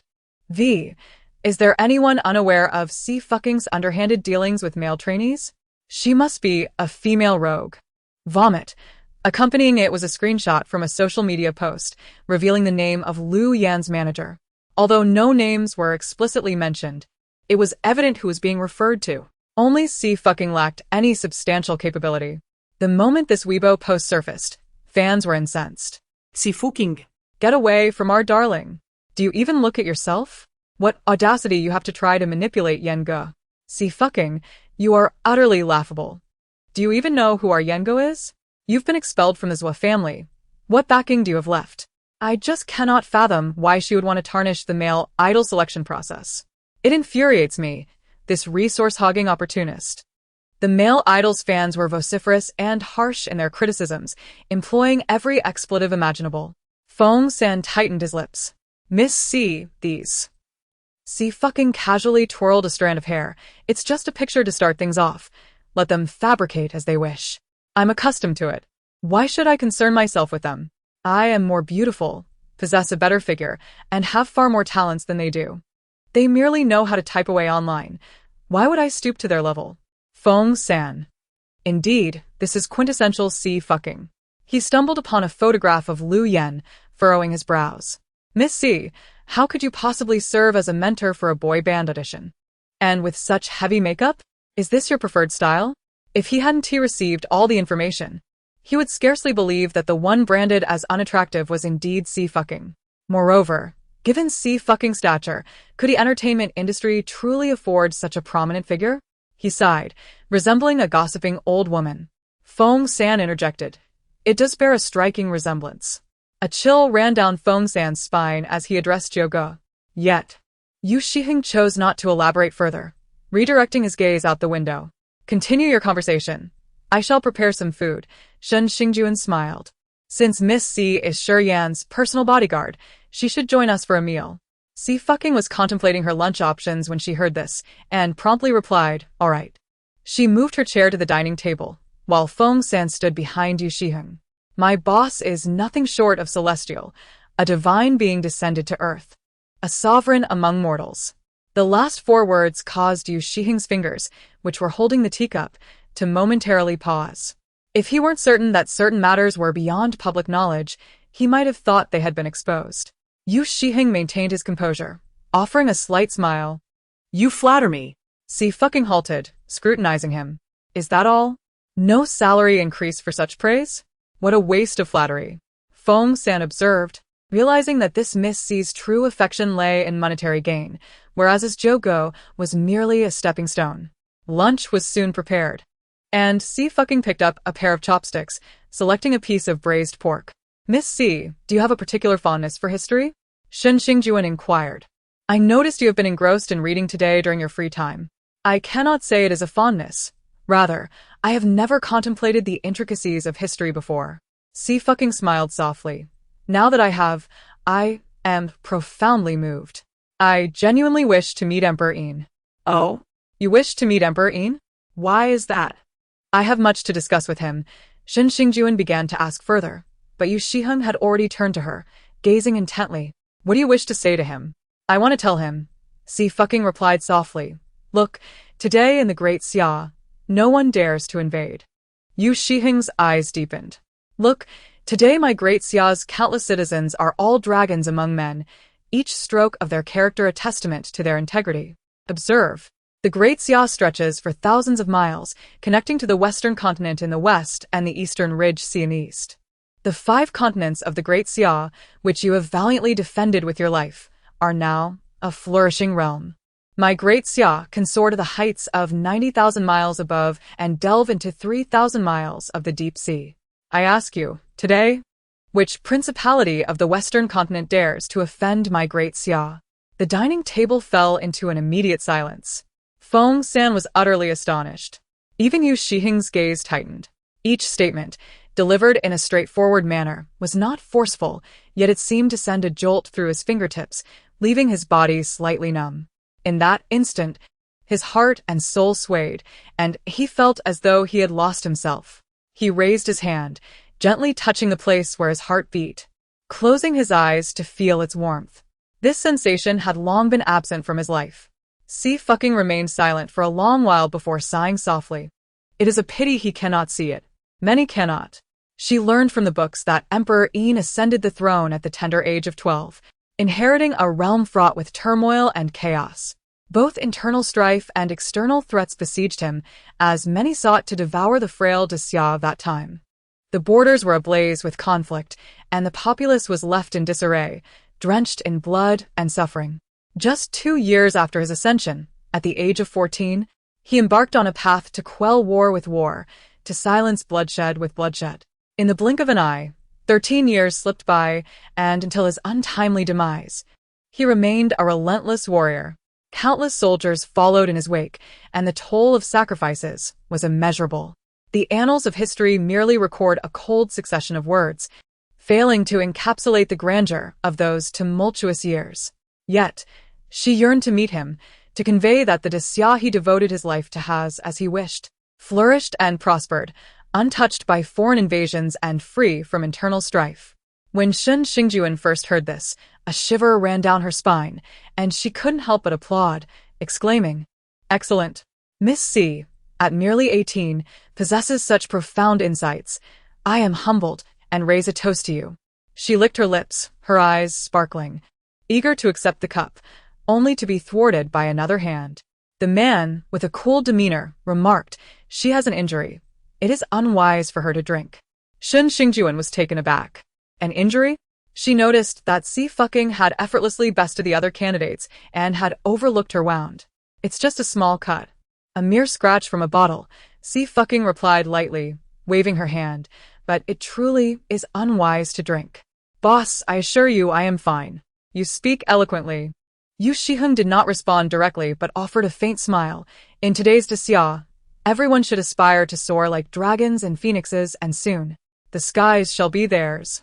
If the Emperor Yin were to behold this, even if his life spanned merely 27 years, he would harbor no regrets. Xie fucking raised her head, squinting her fox-like eyes at him. Chapter 10. He is the Emperor Yin. The man's gaze was steady and potent, as vast as the ocean.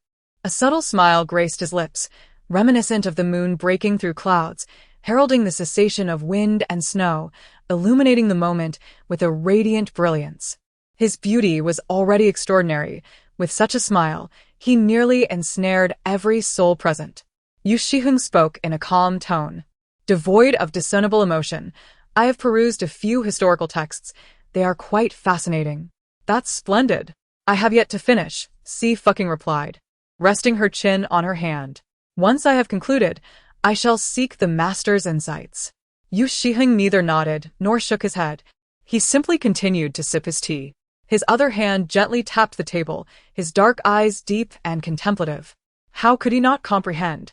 This was an era he had personally traversed. Every inch of this landscape was a place he had once stood, gazing out upon. Yet time had shifted, and the world had transformed. With a mind as intricate and astute as that of Emperor Yin, he could not fathom why he had found himself resurrected in a future one, 500 years hence, an experience akin to a dream. Nevertheless, Xie Suiying knew this was reality. He had witnessed the great Xie of one, 500 years later. Perhaps the heavens, aware of his dreams before his demise, had shown him mercy, granting him a second life. For him, the chronicles recorded in history were not merely rigid texts, but testaments to his existence. To observe how posterity evaluated him brought a certain amusement. Indeed, Xie Suiying had encountered numerous biographies and narratives about himself, replete with praise yet not devoid of mockery. Yet, once a person passes, they are but a handful of earth. He merely glanced and moved on. The criticisms and praises directed towards him are now matters of the past. Triumph is met with elation, and defeat with equanimity. He had not anticipated that a young woman would articulate such profound sentiments, which evoked memories of someone. In the present era of the Great Xie, technology flourishes and prosperity abounds. He is indeed without regrets. Xie fucking enjoyed a satisfying meal and leaned languidly against her chair. I aspire to become a plump little thing. Contentedly patting my tummy, she declared. Feng San, with an impassive countenance, cleared the dishes. He had grown accustomed to Xie fucking's whimsical pronouncements. At that moment, Xie Suiying's gaze settled upon her and he finally inquired, "Where are you residing?" Ah? Xie fucking responded, tilting her head and providing an address. Xie Suiying nodded and turned his attention to Feng San, who immediately understood. I shall escort Miss Xie, he offered. Simultaneously, he felt a sense of curiosity. His ninth brother's demeanor towards Miss Xie had become noticeably more affable. Xie fucking slung her bag over her shoulder, her foxy eyes twinkling. Boss, she queried. If I perform admirably, might I secure a long-term contract? Xie Suiying recalled her fierce determination in the car, as well as her earlier, epic-making words, and chuckled softly. That depends on your performance, he replied. Xie fucking beamed with satisfaction and cheerfully made a heart gesture. Boss, I adore you. I'm off to change clothes. She would seize an opportunity and exploit it until it was exhausted, after which she would seek another. In any case, her repertoire of skills was considerable, and if all else failed, she could set up a stall on the pedestrian bridge. She truly considered herself a prodigy. Xie fucking skipped away, full of merriment. Xie Suiying suddenly spoke. Does it resemble? Feng San's expression turned solemn. Ninth brother, are you suggesting? In an instant, his mind began to scour through the roster of suspicious figures within various organizations, pondering which agent or assassin bore a resemblance to Xie fucking. Although Feng San had developed a modicum of affection for Xie fucking, he was nonetheless prepared to eliminate her on the spot, if necessary. Xie Suiying's lips curved slightly, chameleon. Feng San. What? Once Xie fucking emerged after changing her attire, Feng San drove up in a pristine white vehicle, devoid of any insignia and exuding a remarkably understated elegance. Yet, upon entering, Xie fucking immediately sensed the car's uniqueness. Casually, she rested her hand on the windowsill, noting that at least 3 concealed weapons were hidden within, not to mention the other mechanisms that remained unspoken. Should anyone dare to hijack this vehicle, those hidden weapons would swiftly claim their life. Furthermore, the car's exterior was exceptionally sturdy, evidently crafted from special materials. It seemed her employer possessed considerable resources. Xie fucking refrained from inquiring whether Feng San was affiliated with the Mo family of Zhongzhou. Despite the Mo family's enduring legacy spanning a millennium, their domain was not one easily accessed by ordinary individuals. Feng San, noticing her scrutinizing gaze, inquired, Miss Xie, do you fancy this car? Just SOSO, Xie fucking replied, leaning back against the seat and propping her chin on her hand. It could use some refinement. However, should she decide to enhance its capabilities, it would not come cheaply. and she was not one to casually assist others in modifications. Feng San, stirred by a competitive spirit, asked, "What sort of refinement?" "This vehicle is forged by the Mo family, priceless, and with no equivalent in the market. At the Zhongzhou auction, it fetches bids of 10 billion. Xie fucking snapped her fingers and pointed at a plane soaring across the sky. "Do you see that Dacia 750? Feng San looked up, momentarily taken aback. "How do you know that's a 750? Simple, she replied. Jiangcheng International Airport only has two models, the 750 and the 349. That plane is heading east, which means it's bound for Donglinghi, so it must be the 750. Feng San instinctively nodded.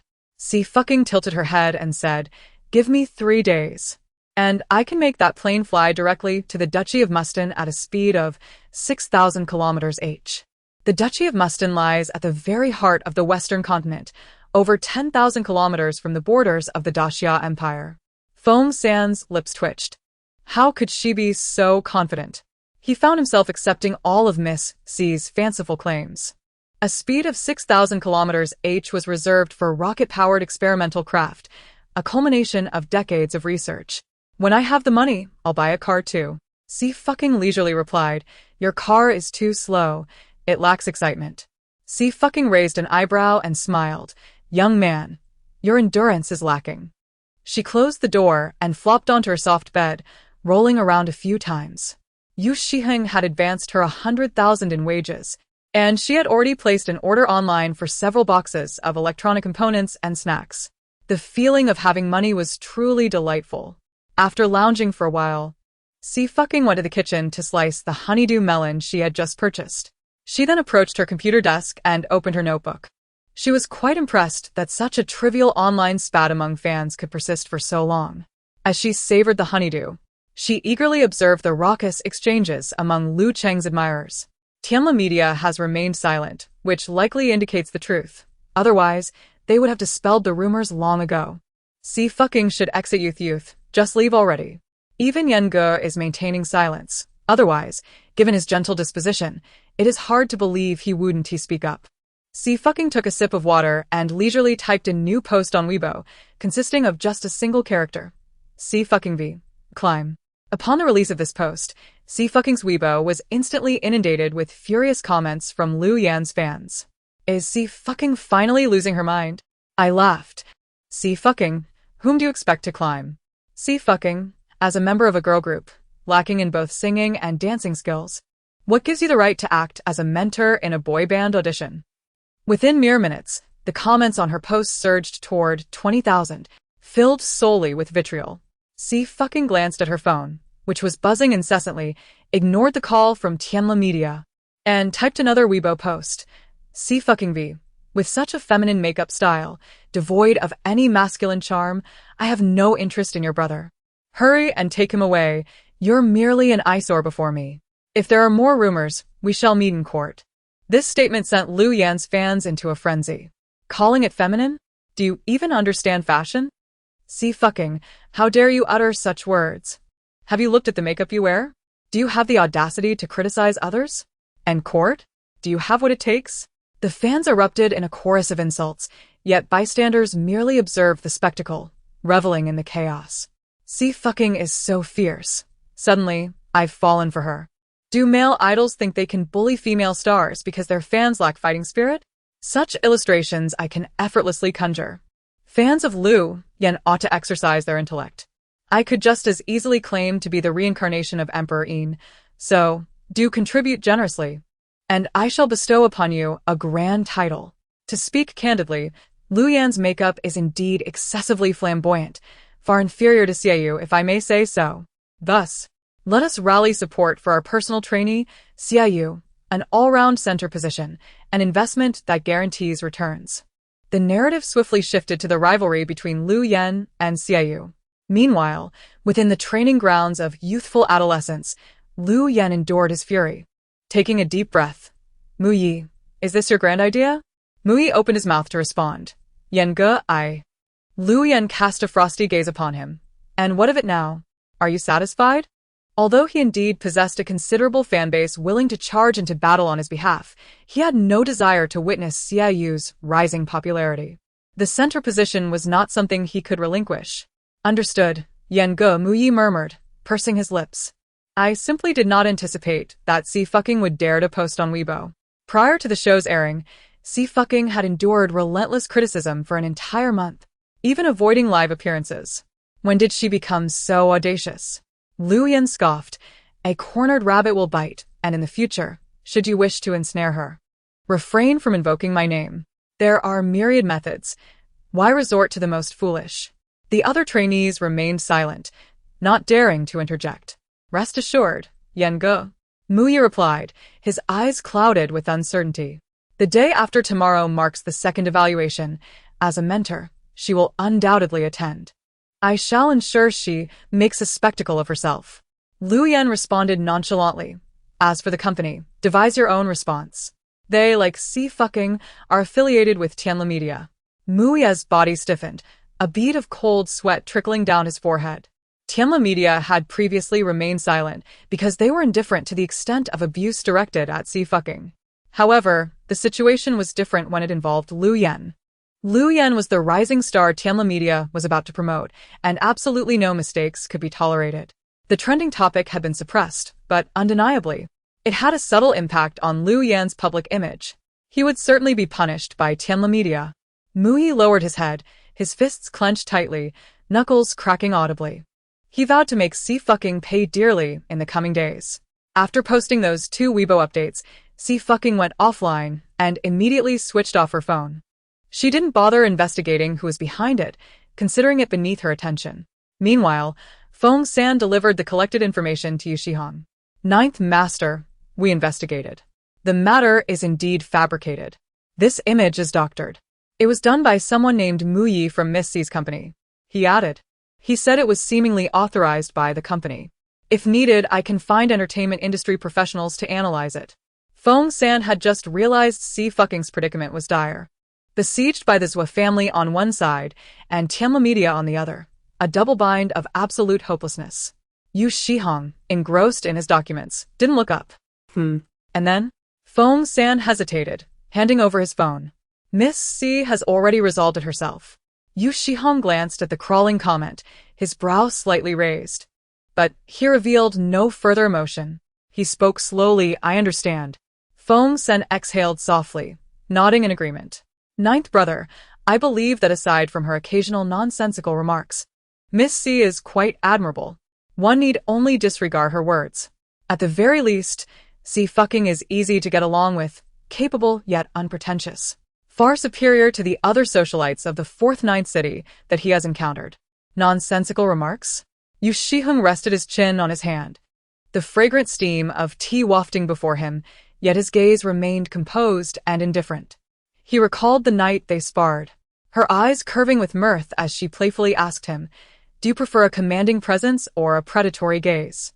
After listening to those 2 songs in his idle moments, he pondered that her fanciful talk was secondary. Rather, it was a grave act of disrespect that warranted addressing. The following day, at the Xie residence, the date for the old master Xue's funeral was set for the upcoming weekend. The family members of the Xie clan were embroiled in heated disputes over the inheritance. But chaos erupted when the lawyer unveiled the will that the late master had drafted. The will explicitly stated that all of Yuelon Jewelry, a subsidiary of the Xie Group, was to be bequeathed to Xie Suiying, along with an 8% stake in Jingqing Real Estate. Yuelon Jewelry and Jingqing Real Estate represented the very heart of the Xie Group's enterprises. How could this be? Madame Xie was in disbelief. Xie Suiying did not even bear the Xie surname. How could she lay claim to such wealth?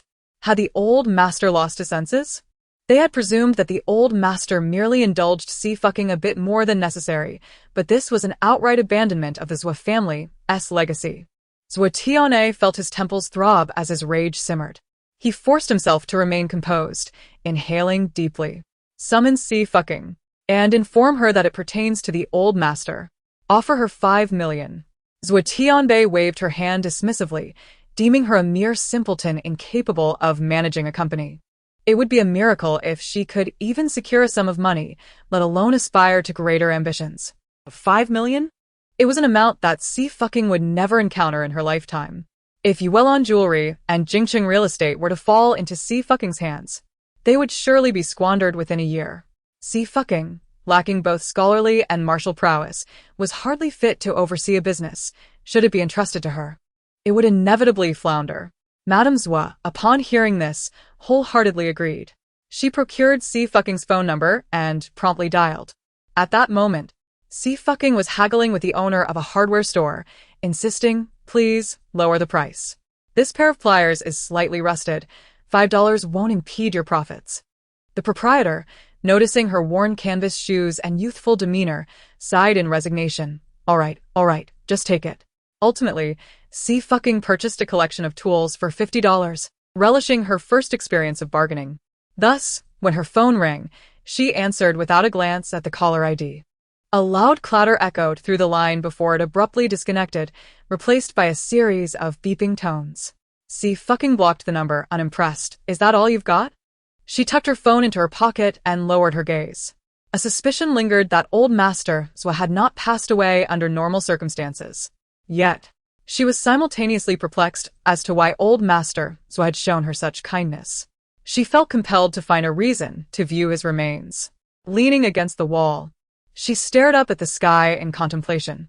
After an indeterminate time, she heard a surprised voice calling her "Miss Xie." As the car window slid down, Feng San occupied the driver's seat. He noticed a collection of hardware tools strapped to the back of Xie Fuiying, among which was a hammer. After a brief moment of silence, he inquired, "Miss Xie, are you here?" "Oh." Xie Fuiying sighed, her melancholy gaze drifting towards the scenery, momentarily tempted to compose a poem. "What a transgression." Feng San replied, "You need not concern yourself with me." Xie Fuiying waved her hand dismissively, saying, "Let me indulge in my sorrow a little longer." Before Feng San could respond, the rear door swung open. A man, impeccably dressed in a suit, entered with a tall and slender stature. He settled quietly into the back seat, the dappled light casting shadows across his pronounced nose, emanating an air of opulence that felt almost surreal. Xie Suiying turned his gaze towards her, his voice low and powerful, commanding, "Get in."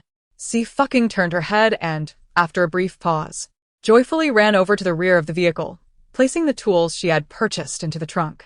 "Boss, you are truly wonderful. It would be foolish not to take advantage of a good deal," she exclaimed, feeling that it would be a sin not to seize the opportunity presented to her. The back seat was spacious, with Xie Fuiying sitting on the opposite side, a good half-meter away from Xie Suiying. Yet she could not help but feel his formidable presence. He carried a faint scent of osmanthus from a moonlit night, crisp and delightful, gradually enveloping her like his very essence, subtle and enigmatic. Xie Suiying closed his eyes and inquired, "Do you have work tomorrow?"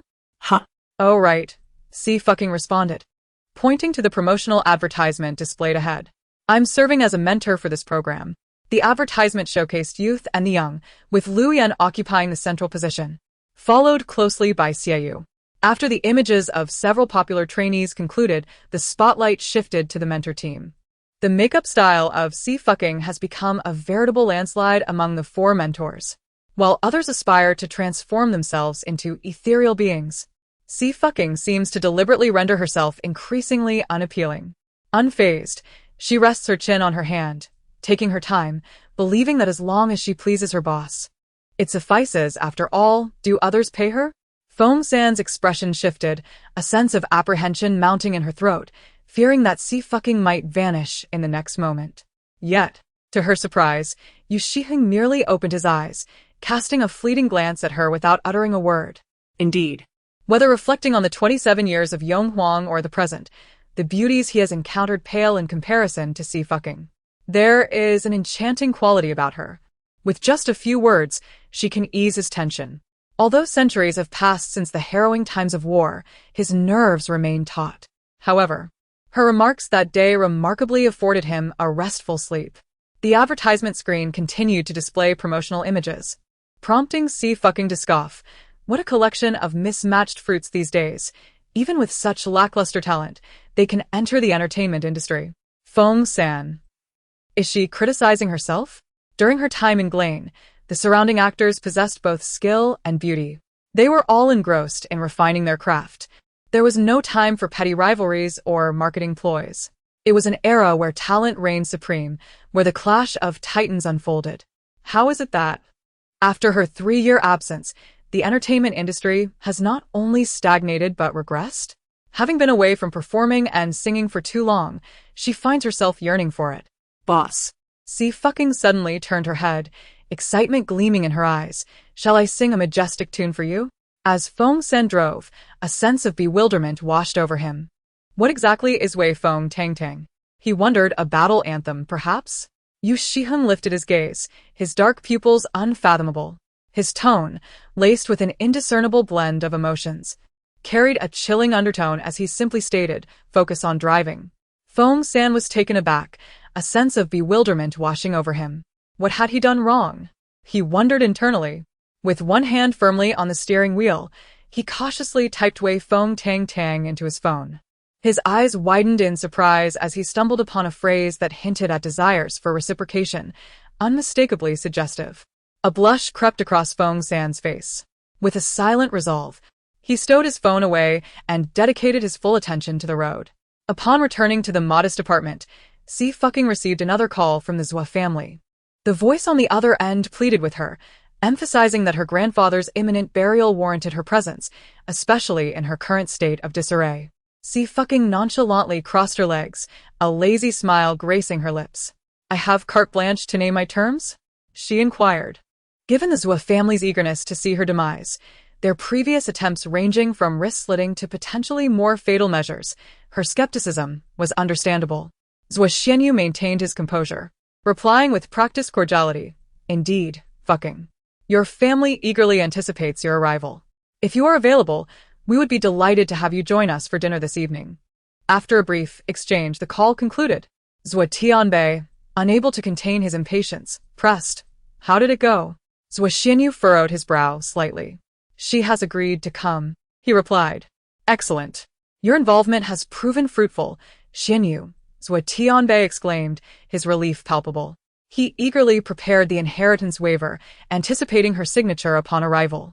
The audacity of Xie fucking to lay claim to the Xie family's assets. Father, Xie Xianyu began, his brow furrowed in concern. Did grandfather not engage in any discourse with you regarding Xie fucking's kin? Xie Tianfeng's gaze darkened. No, I inquired a bit, but your grandfather remained tight-lipped. I truly did not anticipate that he would be so muddled as to relinquish the family business.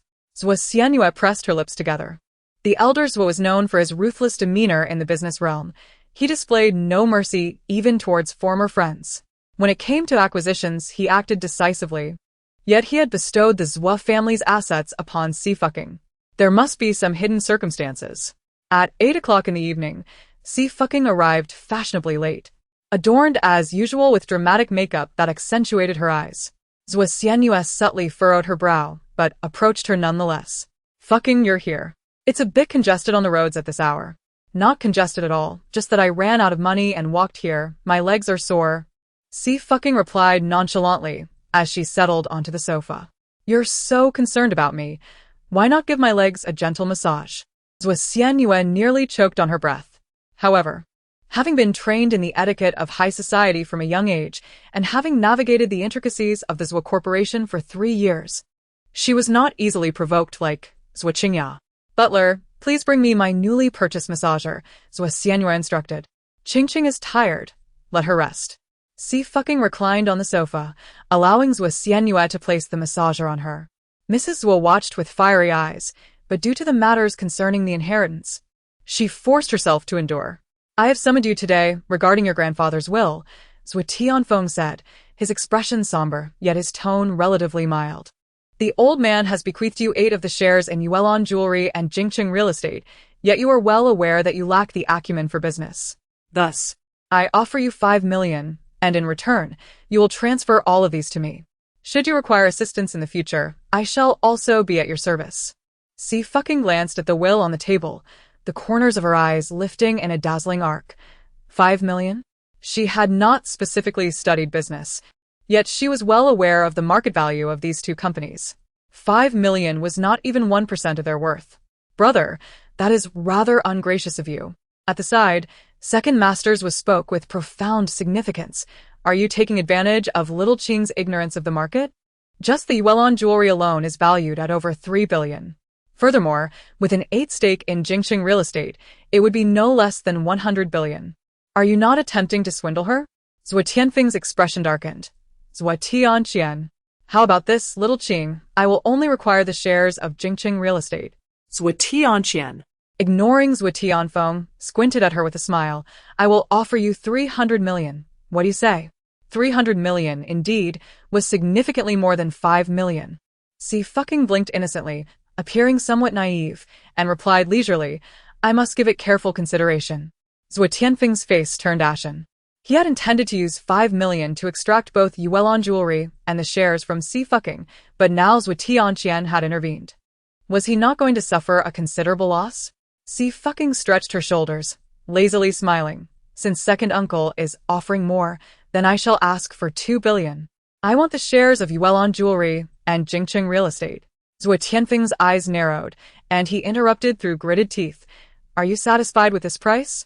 As these words were spoken, Zhuo Tianqian's gaze deepened with gravity, and he clicked his tongue in acknowledgement. Truly, my elder brother is extravagant, capable of presenting a liquidity of 2 billion. I, as the younger sibling, feel inadequate in comparison. He had no intention of contending with Zhuo Tianfeng over these matters, merely wishing to add a touch of vexation. 2 billion, indeed. Xie lifted her eyelids slightly, composed and unhurried, yet stated, however, I have 2 conditions. Zhuo Tianfeng's gums bled from the pressure of his biting, suppressing his rage. Speak. Firstly, I wish to meet the old master. Secondly, I demand to attend the old master's funeral, Xie asserted, propping her head upon her hand. Otherwise, our discussion is moot. Upon hearing this, the members of the Zhuo family regarded her with astonishment. These 2 conditions were exceedingly simple. Is that all? Yet, Madame Zhuo could no longer contain herself. Erupting in indignation, you wish to attend the funeral? What makes you deserving? You are not a member of the Zhuo family if you had any sense. You would. Zhuo Xinyu restrained Madame Zhuo's hand, preventing her from continuing her tirade. If wishes to go, let her. Madame Zhuo was incensed, her eyes aflame with hatred. Not only had Xie seduced her son, but she had also so brazenly demanded 2 billion. Truly shameless. In response, Zhuo Tianfeng devised a strategy and consented. Agreed. Xie nodded, picked up a pen, and as she was about to inscribe her name, she raised her head once more. Where's the money? Veins throbbed on Zhuo Tianfeng's forehead, yet he suppressed his indignation, instructing someone to prepare an anonymous bank card. After Xie placed the card into her pocket, she finally affixed her signature. Zhuo Tianfeng let out a sigh of relief. Exchanging 2 billion for 200 billion is indeed a lucrative transaction. It is rather late today. Why not stay here? Zhuo Tianfeng's spirits have lifted considerably. Tomorrow evening, Xinyu will take you to meet your grandfather. By the way, Yuelon Jewelry recently acquired a mountain and has gifted it to you. We are family, so please do not decline. He then presented a purchase agreement, placing it upon the table. Xie took it, raising an eyebrow. A mountain? Indeed, a mountain. Zhuo Tianfeng fixed his gaze upon her. If fortune favors them, this mountain could be worth several billion. Several billion, you say? Then I shall accept it. Xie stood up, the contract in hand, and smiled discreetly, hoping this would be the last time they extend such an invitation. After she ascended the stairs, Mrs. Zhuo's expression instantly soured, her anger bubbling forth. Zhuo Tianfeng, have you lost your mind? It was already a Zhuo family asset. Why bestow 20 billion upon her? Just as the family was engaged in this discussion, the door swung open and a figure staggered in. Dad, Mom, Xinyu. Zhuo Tianfeng caught a whiff of strong alcohol and frowned. Where have you been drinking this time? I ran into a young man from the 49 city and had a couple of drinks, Zhuo Zonghe replied. I just heard you mention Xie. Is she here today? Mrs. Zhuo's expression shifted. Zonghe. It was merely a jest. Mother, you took it too seriously. Zhuo Zonghe understood Mrs. Zhuo's thoughts and chuckled. What about her merits would warrant my concern? When old Master Zhuo was alive, he could curry favor with Xie to gain proximity to him. Now, she is utterly worthless. Mother, do you have the room key? Zhuo Zonghe raised his chin. It seemed he was on the verge of being expelled from the Zhuo family. Let me have my fun, then he mused. Observing his indifference, Madame Xie handed him the spare key, advising him to be cautious. I know, he waved dismissively, confident that he wouldn't get into serious trouble. At 2 in the morning, Xie Suiying staggered upstairs, arriving at Xie Suiying's door. He produced the spare key and turned the lock. At this hour, everyone in the Xie family villa was sound asleep. Xie Suiying had intentionally waited for this moment to make his move. His actions were subtle, yet Xie Suiying heard every sound clearly. Having walked the razor's edge for so many years, not even the slightest noise could escape her keen ears. Xie Suiying was acutely aware that indulging herself would mean delivering her life into the hands of her adversaries. This was a creed she had earned through blood. In bed, the girl lay curled up beneath the covers, appearing deeply asleep and utterly defenseless. Xie Suiying's face was devoid of makeup during slumber, showcasing her natural beauty. Her eyelashes were long and dense, her skin pale as porcelain, and even her lips bore no tint, resembling the beauties depicted in ancient paintings. Alcohol had ignited a fever in Xie Suiying's mind, and as he swallowed hard, he lunged forward, extending his hand. However, Xie Suiying reacted even more swiftly. In an instant, she opened her eyes, swiftly twisting Xie Suiying's wrist and driving a shard of the beer bottle violently into his flesh. Just as Xie Suiying's scream was about to reverberate throughout the villa, her fingers struck like lightning, locking onto his throat. With a cold smile, she whispered, "Shoo, quiet."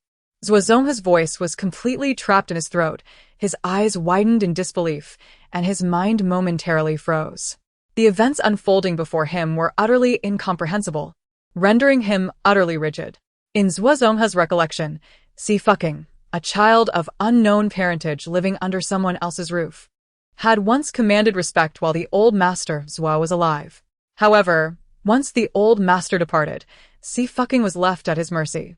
Had she not chosen to inflict self-harm rather than submit to him that fateful day, he would never have gone to such lengths to enter her room. But now? Xie Suiying's ears buzzed, and his limbs felt numb.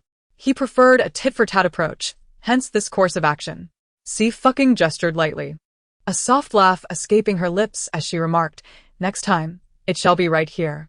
Xie Suiying felt a chill wash over him. He attempted to speak, but the girl had her hand clamped around his throat, rendering him voiceless. Rest assured, Xie Suiying discerned his fear and kindly reassured him. "I have calculated the frequency of your bleeding and can guarantee that you will not face mortal peril within the next 24 hours. However, beyond that, she smiled sweetly, her voice soft and alluring. "I cannot offer such assurances." Those words finally overwhelmed Xie Suiying, causing him to lose consciousness entirely. Xie Suiying then leaped from the bed, nonchalantly kicking him out of the room while simultaneously discarding the shattered bottle. She closed the door and returned to her bed, sleeping soundly for the remainder of the night. It was not until morning that Madame Xue's piercing scream reverberated through the villa, rousing everyone from their slumber. Madame Xue was accustomed to rising for her morning exercises at 6:30. She recalled how Xie Suiying had clearly intended to target Xie Suiying yesterday, prompting her to consider intervening to prevent any further entanglement between Xie Suiying and the Xue family. However, Mrs. Xue was taken aback by the sight that greeted her, a pool of blood and the unconscious form of Xie Suiying. "Suiying!" Mrs. Xue exclaimed in shock, panic overtaking her. "Suiying, wake up. Don't scare your mother." "Suiying, Tianbei. What's all this shouting early in the morning?" Xue Tianbei, roused from sleep, descended the stairs with evident irritation. "Tianbei, come quickly. Suiying may not survive." Mrs. Xue cried out, her voice laden with distress. The family doctor hurriedly began to bandage the wounds and administered an injection, causing Xie Suiying to slowly regain consciousness. His mind was still clouded, yet fear lingered within him. Mother. Xie Suiying wants to kill me. She wants to kill me. Xue Tianbei stared in astonishment, his anger intensifying. "What nonsense are you spouting? If Xie Suiying had the audacity, I would gladly write her name in reverse." Yet Mrs. Xue disregarded her son's words, pounding on the door. "Come out. Look at the mess you've created. Xie Suiying, you wretched spawn." After a few firm knocks, the door creaked open. Xie Suiying emerged. Draped in a robe, moving leisurely, droplets of water still clinging to her lashes, her demeanor hazy. She yawned and raised an eyebrow. How did the eldest Xue sustain such injuries? Shouldn't you be at the hospital? It's you. Zhuozonghe ground his teeth, trembling uncontrollably. You cut my hand. How could I possibly harm you when I am twice the man you are? Xie leaned against the doorframe. Moreover, I went to bed at 10 last night and did not encounter you at all. Zhuozonghe seethed with rage, nearly spitting blood. It was you. You used a beer bottle. Otherwise, how could I have sustained this injury? Oh, Xie replied unhurriedly. I did place the bottle at the door after having a drink. At my age, one should be mindful while walking, shouldn't they? It matters little if my bottle shatters, but injuring oneself is quite another matter. Xie furrowed her brow. Zhuozonghe was known for his drunken antics, and with the nights so dark, such incidents were indeed plausible. Yet, Xie attacking Zhuozonghe was utterly inconceivable. With grandfather gone, how could I dare oppose the Xie family? Xie sighed. Is that so? She stood there, hands tucked into her pockets, appearing docile. From this angle, only Zhuozonghe could perceive the glint of cold steel in her eyes, sharp as a blade, seemingly capable of severing his throat. You. Zhuozonghe gasped. Overwhelmed with a surge of emotions, and with his nerves having been strained for so long, he felt darkness close in and fainted once more. Madame Zhua cried out in exasperation. Xie, you are nothing but a jinx. Enough, Zhua Tian'e interjected, clearly skeptical of Zhuozonghe's account. Xinyu, stay at home. Your mother, and I will take your brother to the hospital. He too found it hard to believe that Xie was responsible. Just days prior, she had sustained a severe injury to her wrist.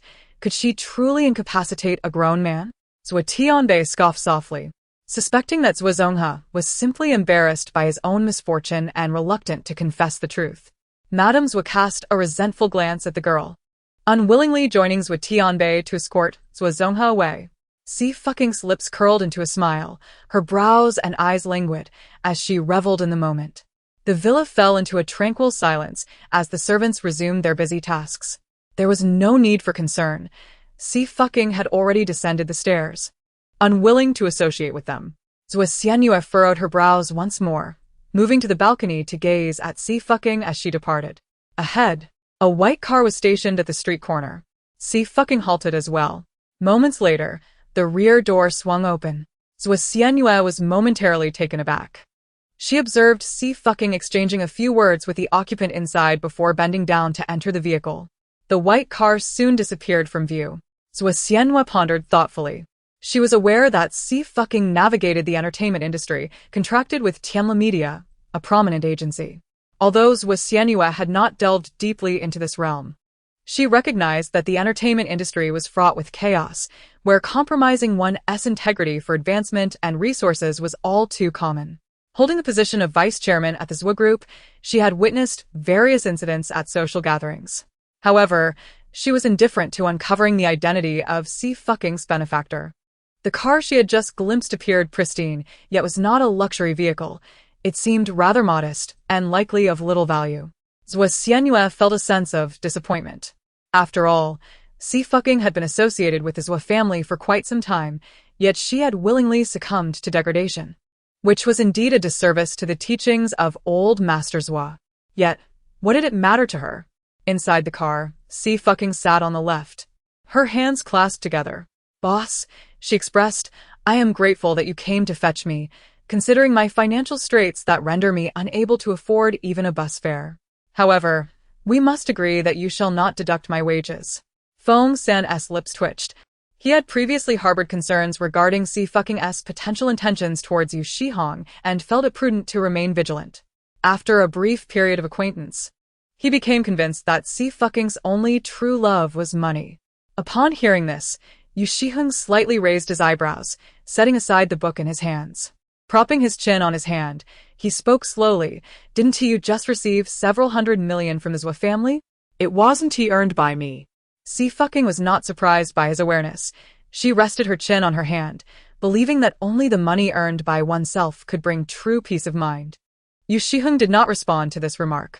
Feng San cleared his throat twice, saying, Miss Xie, my brother and I just noticed that the Zhua family seemed rather anxious. Is something amiss? Oh, that, Xie replied nonchalantly. It's merely that I've incapacitated Zhuozonghe's right hand. The depth of the conflict between the Xie family and Xie Suiying was well known among the residents of Linqing. Their concern for Xie Suiying was precisely why they had come here, and it now appeared that their visit was indeed unnecessary. Boss, you truly are a remarkable employer. Not only providing employees with social insurance, but also ensuring their safety, Xie Suiying said, her fox-like eyes blinking playfully as she clasped her hands together. I truly adore you. Feng Sen could no longer bear it and drove on with a stoic expression. Yu Shiheng, known for his brevity, asked, what time will we arrive? As long as we reach by 8:30, that will suffice, Xie Suiying replied, rubbing her stomach. I'm quite hungry. May I have breakfast first? A few minutes later, the vehicle halted in front of a bun shop situated far from the city center, which was devoid of customers. Feng Sen watched in astonishment as Xie Suiying ordered 3 baskets of steamed buns and a bowl of black rice porridge all by herself. Yu Shiheng remained composed, taking out a napkin to wipe down the table and bench before stating, 1 basket of vegetarian buns. Feng Sen promptly informed the vendor and, on a whim, ordered 2 baskets of meat buns for himself. Soon, several baskets arrived. I didn't realize you were so down-to-earth, boss, Xie Suiying remarked, taking a bite of her bun. I thought you wouldn't indulge in street food. With the ability to afford a bodyguard's daily fee of 100,000, he undoubtedly hailed from a prestigious lineage.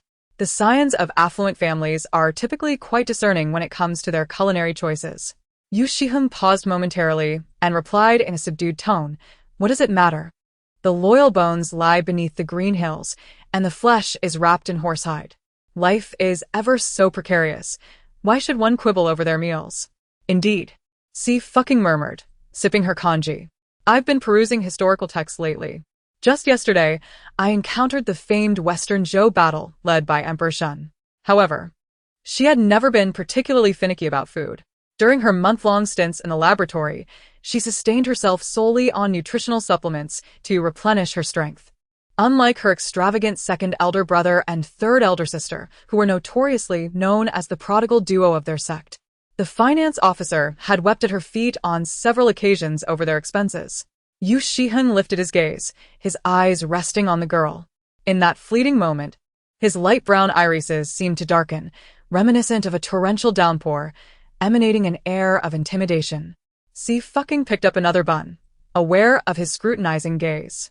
Boss, she wondered, apprehensive that he might deduct her pay.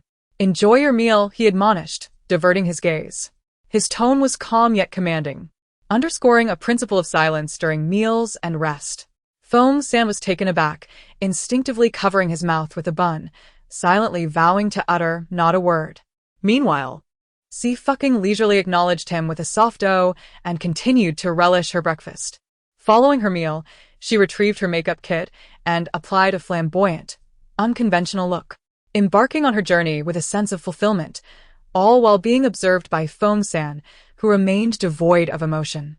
At precisely 8:20, within the backstage area of the youthful adolescents training camp base, the director and strategist were scrutinizing the most recent voting standings.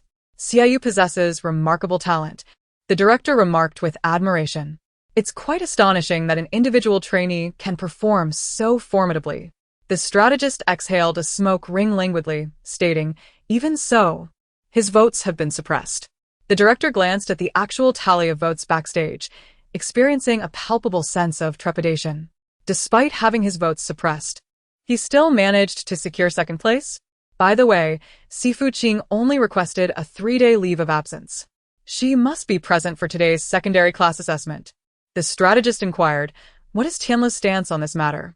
After all, Xie Suiying's credentials paled in comparison to those of the 4 mentors. She had not only failed to secure any tangible awards but had also demonstrated a lack of proficiency in singing, dancing, and rapping throughout her 2-year career. During each stage performance of the Starry Sky Girls group, she listlessly served as a mere backdrop. How could such an individual be appointed as a dance mentor for a male talent show and evaluate the trainees? It was simply ludicrous. Very well, let's proceed accordingly, the strategist asserted as he tapped off his cigarette ash. Time is of the essence. Prepare for recording. 10 minutes later, inside the examination room, Lin Qingyan, another dance mentor, cast a glance at the empty seat beside her in the lounge, pondering, Could it be that teacher C is genuinely as the internet portrays her? Will she even grace us with her presence today? Her presence, or lack thereof, is inconsequential, the songwriting mentor, Li Jingchen, remarked icily. What could she possibly contribute if she were to attend? Lin Qingyan responded, teacherly, she is still young and unfamiliar with the intricacies of the entertainment industry. We ought to exercise greater understanding and empathy. Teacher Lin, do not provide her with any explanations. Li Jingchen's brows furrowed with impatience. If one lacks the emotional intelligence, they ought not to navigate the entertainment industry. Apart from Xie Suiying, the ages of the other 4 mentors exceed 25, marking them as veterans in the field. At 32, Li Jingchen finds the current entertainment landscape quite intolerable. Not only are artists' abilities diminishing, but they have also mastered the art of marketing through disparagement. Witnessing Xie Suiying neglect even the fundamental responsibilities of a mentor naturally engenders her disdain. I have heard online that the Xie family intends to expel her. Lin Qingyan furrowed her brows, filled with concern. If she were to leave the Xie family, then... Her thoughts were interrupted by the sound of a door being pushed open. The girl entered, clad in an apricot-white striped shirt, layered with a Baroque-style leather jacket. Her legs long and straight. Her face was adorned with heavy, exaggerated makeup. Upon her arrival, Lin Qingyan halted her movements. Xie Suiying sauntered to an empty seat, disregarding all gazes. She grasped the evaluation form, her slender fingers toying with a pen. Indeed, she had yet to immerse herself in the entertainment sphere of the great Xia Empire. It could be an intriguing endeavor. Lin Qingyan suppressed her smile. Hesitating for a moment, Teacher C? Xie Suiying propped her chin on her hand, raising her eyes slightly, smiling. Is there something you need? When she smiled, her fox-like eyes curved enchantingly, exuding a hint of warmth that melted the icy atmosphere. Though her original visage was nearly unrecognizable, simply sitting there, with a slight tilt of her head, she effortlessly captivated everyone's attention. An innate allure akin to that of a born sovereign. Surely, this was preferable to facing the ridicule of the entire internet in the future, wouldn't you agree, Teacher C? Lin Qingyan is acutely aware of the inadequacies in Xie Suiying's professional abilities. Having navigated the entertainment industry for an extended period, she is well-versed in its myriad rules and regulations. The show Youthful Adolescence has enlisted 4 mentors to instruct in vocal performance, songwriting, and dance, with the latter being taught by 2 instructors. Prior to the recording, Lin Qingyan harbored concerns about becoming a stepping stone for Xie Suiying, but her worries have since dissipated. In the entertainment realm, Xie Suiying lacks both talent and allure, rendering her unable to thrive. With a casual glance at the completed scoring sheet, Xie Suiying appeared indifferent, languidly remarking, "Well, I suppose I shall reluctantly offer some critiques. The competition is fierce, although the secondary evaluation will not eliminate any candidates. The ratings will significantly influence subsequent camera time and fan voting. The trainees are fiercely dedicated." Li Jingchen, exasperated to the point of laughter, no longer felt inclined to spare Xie Suiying's feelings, coldly retorting, "What can you possibly critique? Reluctantly? These trainees far exceed your level. A dance mentor who doesn't even understand the basics of dance. I truly cannot fathom how Xie Suiying entered the entertainment industry." The vocal instructor, Teacher Li, could no longer remain silent and shook his head, signaling that the assessment was about to commence. Li Jingchen did not cast another glance at Xie Suiying, his expression impassive as he focused on the stage. At 8:30, the first student entered. He stepped onto the stage, bowed, and introduced himself. "Hello, esteemed teachers. I am Mu Yi, a trainee from Tianla Media, specializing in vocal performance." Upon hearing the name, Xie Suiying lifted her gaze slightly. Once her wrist injury has healed, she yearns to stretch her muscles and bones. After Mai's introduction, the performance of the theme song and the King from Youthful Adolescence commenced. The climax of this song features a notably high vocal range and intricate techniques, which distinctly differentiate the skill levels of the participants. This was the first time Xie Suiying had heard the song. Her ears perked up as she swiftly discerned the pitch and range of each note. A glance at Mai's dance movements made her wish she could shut both her eyes and ears. Indeed, the level of talent in Class A was rather underwhelming. She felt that Class F could simply be dismissed. Is this truly the state of the entertainment industry today? Upon completing the performance, Mai stood confidently at the center of the stage, unreserved and self-assured. Thank you, esteemed teachers. Lin Xingyan smiled knowingly, hinting, Teacher C. Although he is a junior from the same company, you must not go easy on him. It was evident not only to the mentors but also to the students that Xie Suiying was not favored at Tianla Media, often subjected to suppression. Even those like Mai and Liu Yan, who had yet to debut, could easily undermine her. Lin Xingyan found it rather amusing that she once considered Xie Suiying a rival. Supporting her chin with her hand, Xie Suiying looked at Mai and smiled. Which class do you think you belong to? Mai cast a sidelong glance at her, laced with a hint of disdain, yet maintained a composed demeanor. I believe I can remain in Class A. Congratulations, Xie Suiying replied, lightly tapping the grading sheet. Her voice trailing off at the mention of F. Were it not for F being the lowest tier, she would have promptly expelled this junior from the solar system. Mai's expression darkened instantly. Everyone knew that among the 5 classes, A, B, C, D, and F, Class F was the least prestigious. The secondary class assessment placed me in Class F, which deprived me of even the opportunity to perform the theme song on stage, significantly diminishing my visibility in subsequent scenes. A reduction in exposure could directly impact my popularity, potentially causing me to fall out of the top 9.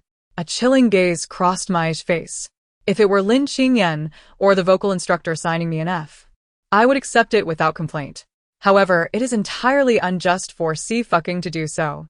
Most importantly, the ratings are collectively determined by the mentors. How could Xie Suiying alone make such a judgment? Xie Suiying, you lack the ability to sing and dance. Mai scoffed, saying, you yourself cannot even perform the theme song, and you're not a professional vocal instructor. What grounds do you have to give me an F? Do you dare to voice your objections? Xie Suiying retorted, genuinely believing herself to be a teacher simply because she was addressed as such. Lin Xingyan was taken aback by Xie Suiying's decision to confront Mai directly and hesitated for a moment. My Xie Laosher may have been a bit harsh. Please do not take it too personally. Lin Laosher, Mai replied respectfully, yet maintained his disdain for Xie Suiying. I speak plainly. I merely wish to inquire about the criteria Xie Laosher used to grant me an F. Lin Xingyan fell silent. Since Xie Suiying had chosen to expose herself, she would not intervene. The director and the planner were eager to witness such dramatic moments, all thanks to Xie Suiying's ignorance. You sang 4 notes, 2 of which were below the required range, and 5 notes that fell short by 1 range. In the climax, your 3rd note was completely off-key. Xie Suiying slammed a paper filled with vocal ranges onto the table, smiling as she continued, you claim to be the vocal lead. Yet you must understand that breath control is paramount in singing. And yet you performed like this? What gives you the audacity to claim you can sing? As your mentor, I grant you an F. Do you have any objections? There is a palpable sense of intimidation, devoid of any overt hostility. A moment of silence envelopes the evaluation room. Even Li Jingchun appears slightly taken aback. Everyone is acutely aware of Xie Suiying's capabilities. Li Jingchun harbored no expectations for her to provide constructive feedback. He merely hoped she wouldn't complicate matters further. To his astonishment, she discerned the pitch of each note with remarkable precision, her memory astonishingly accurate. Such acute auditory sensitivity could only stem from formal vocal training. Even more surprising was Mu Yi, who stood rigid, a cold sweat trickling down his back under Xie Suiying's scrutiny, his legs trembling slightly. No, that's good. Xie Suiying lowered her gaze. As for your dance, I want to elaborate. You should possess self-awareness. Mu Yi's expression shifted again, his fists clenched as he struggled to contain his emotions. I too believe that a member of Class A should not perform the theme song in such a manner. An F is indeed warranted. Li Jingchun's face remained stern. Class A only has 9 members, thus the standards are naturally stringent. All 3 instructors assigned him an F, and Mu Yi's complexion gradually paled. Soon, the first public performance would arrive, and he would be relegated to Class F, deprived of any opportunity to showcase the theme song. Lin Xingyan remained in a daze until the vocal instructor called her name. Teacher Lin, it's your turn. She jolted, realizing her lapse in composure, and offered an apologetic smile. I'm sorry, I'm feeling a bit unwell. I too will give an F. Unanimously approved, Muku's final rating, without exception, was an F. A sudden wave of realization washed over Muku, draining the color from his face as a sense of dread began to surface. It was over. He had fallen to Class F with a staggering 90% chance of never debuting. How could this happen? Muku was at a loss as to how he exited the evaluation room, his demeanor now a stark contrast to the previous arrogance he had displayed. The subsequent evaluations were hardly better. The trainees either forgot their dance moves or stumbled over their lyrics. Xie Suiying, watching with a heavy eyelid, refrained from offering any further commentary. Then, a tall and striking figure took the stage. The young man donned the purple uniform of Class A, his skin exceptionally pale, complemented by alluring fox-like eyes. His features were sharply defined, and his voice, delivered with nonchalance, introduced himself simply. Xie, personal trainee. Xie stood alone, without even a manager, let alone any backstage support. Yet his remarkable talent shone through. During the initial popularity voting, he had still managed to secure second place despite being suppressed. Xie Suiying remained listless.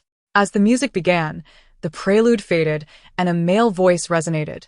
In this world, all dreams are for me. The sound was pure and resonant. Xie Suiying opened her eyes and straightened her posture. On stage, the young man knelt gracefully, executing intricate footwork and agile turns with effortless ease. Each challenging movement seemed second nature to him, synchronized perfectly with the rhythm of the beat. The combination of his voice and the fluidity of his muscular form created a sensory feast. Xie Suiying rested her chin on her hand. This one is quite good. With a resounding thud, the final beat fell in harmony with the music, bringing Xiaoyu's dance to a graceful halt. He lifted his head, offering a slight bow, yet maintaining an air of nonchalance. Thank you. The performance was commendable, and the singing was quite good, he remarked. Xie Suiying responded with a languid smile. I would rate it an A, but there is still room for improvement. The vocal instructor concurred. Xiaoyu possesses a truly magnificent timbre. I too would assign an A. Xiaoyu raised an eyebrow, his piercing obsidian eyes fixating on Xie for a few moments before he spoke again, his tone casual, exuding a roguish charm. Thank you. Teacher Xie, you are indeed wonderful. No teasing the instructor, Xie Suiying retorted, unfazed, merely gesturing for him to continue. Xiaoyu shrugged, slipping his hands into his pockets as he sauntered out. The next student soon entered, heralding the commencement of yet another performance. Lin Qingyan held her breath, unable to interject. Gripping a plastic water bottle, shadows danced beneath her lashes. The morning's assessments swiftly drew to a close, and the students began to trickle towards the cafeteria in small groups.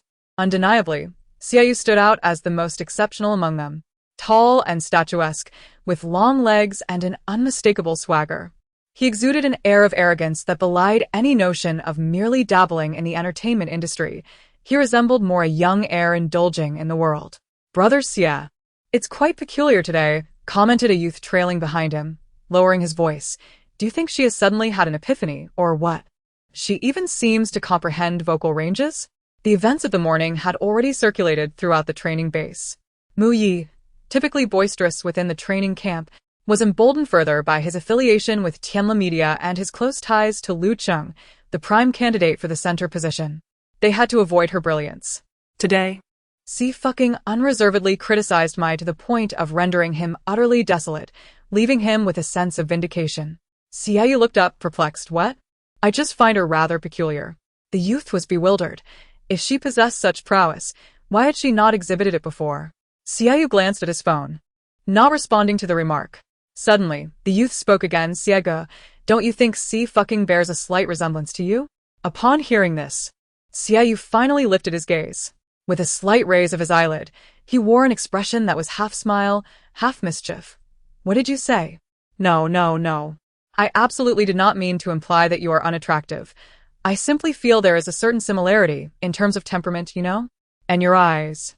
The way they sparkle, it's hard to articulate. The youth scratched his head, but don't you wonder what her bare face looks like? Wearing such heavy makeup every day surely can't be good for her skin, right? Xiaoyu's expression remained indifferent as he cast a glance to the right. Xie Suiying was seated by the window, still adorned with her striking makeup, yet her fox-like eyes shone with clarity. She was simultaneously eating and reading. Xiaoyu, with his exceptional eyesight, discerned the title of the book she held, The Chronicle of Emperor Yin. In the Great Xia, anyone who has studied history would be familiar with this young emperor. It can be said that the prosperity and flourishing of the Great Xia Empire today owe much to Emperor Yin's remarkable achievements in defending the realm against foreign invaders. Even though he had passed away for over a millennium, he remains an object of admiration for many. His untimely demise left behind an abundance of regrets, rendering him an untouchable figure, akin to a white moonlight or a vermilion mole. The history of Emperor Yin has garnered a significant following, which has deterred the entertainment industry from exploring any cinematic endeavors related to him. A minor misstep could result in severe backlash. It was quite unexpected for Xie to find Xie fucking engrossed in a book at the cafeteria. Although he had never taken the initiative to learn about her, he frequently heard other trainees mock her for not having graduated from junior high, labeling her as a genuine product of a 9-year educational system oversight. In this era where the entertainment industry is rife with materialism and turbulence, formal qualifications seemed to hold little value. Xie fucking was wholly absorbed in her studies, indifferent to the curious glances cast her way. As she turned to the next page, she picked up a chicken leg with her right hand and took a hearty bite. Witnessing the scene, the young man felt a pang of sorrow. Xie, how can she, a female star, dare to indulge in chicken legs and cola? Maintaining a slender physique is paramount for celebrities, and one must meticulously monitor their intake. Yet, Xie fucking's lunchbox was already littered with several discarded chicken bones. At that moment, Xie fucking suddenly turned, resting her chin on her hand and raising an eyebrow.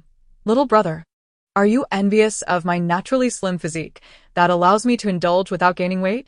Leaning casually, she smiled lazily, her fox-like eyes glimmering as if adorned with starlight. She exuded an air of alluring charm, imbued with a touch of artistic flair. The young man was, understandably, infuriated, his face flushed with indignation. You clearly. He was older than her. How could she refer to him as little brother? Xie cast a glance at Xie fucking, his gaze probing deeper. Yet he simply uttered 2 words. I'm leaving. Xie, she is undoubtedly doing this on purpose. The youth's face flushed as he muttered, she is bullying me. Relying on her position as a mentor, he did not ponder the fact that despite being a considerable distance away, Xie fucking could still hear his words.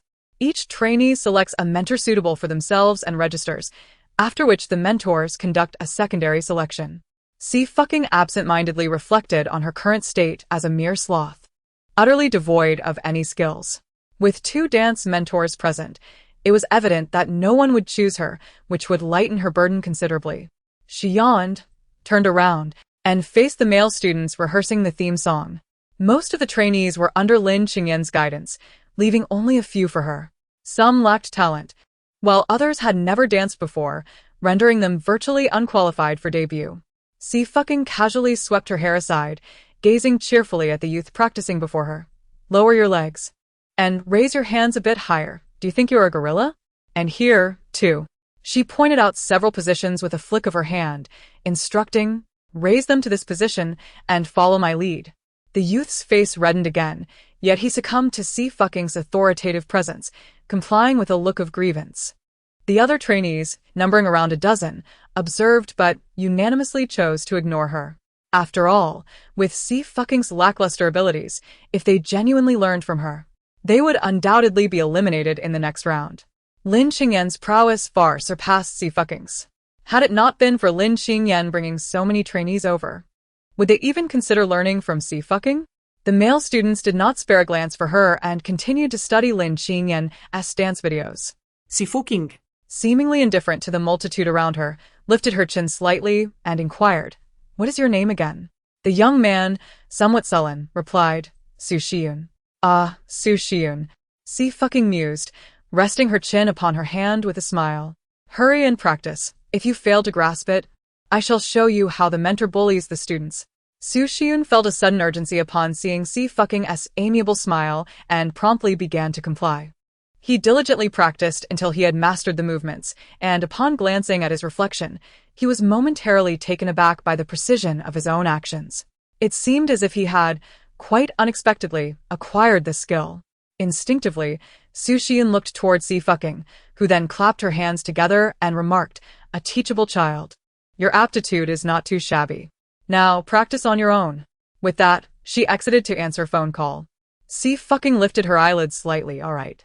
The production team had always been lenient regarding her absences, yet they insisted on her presence during recordings. She glanced at her right wrist, still wrapped in bandages.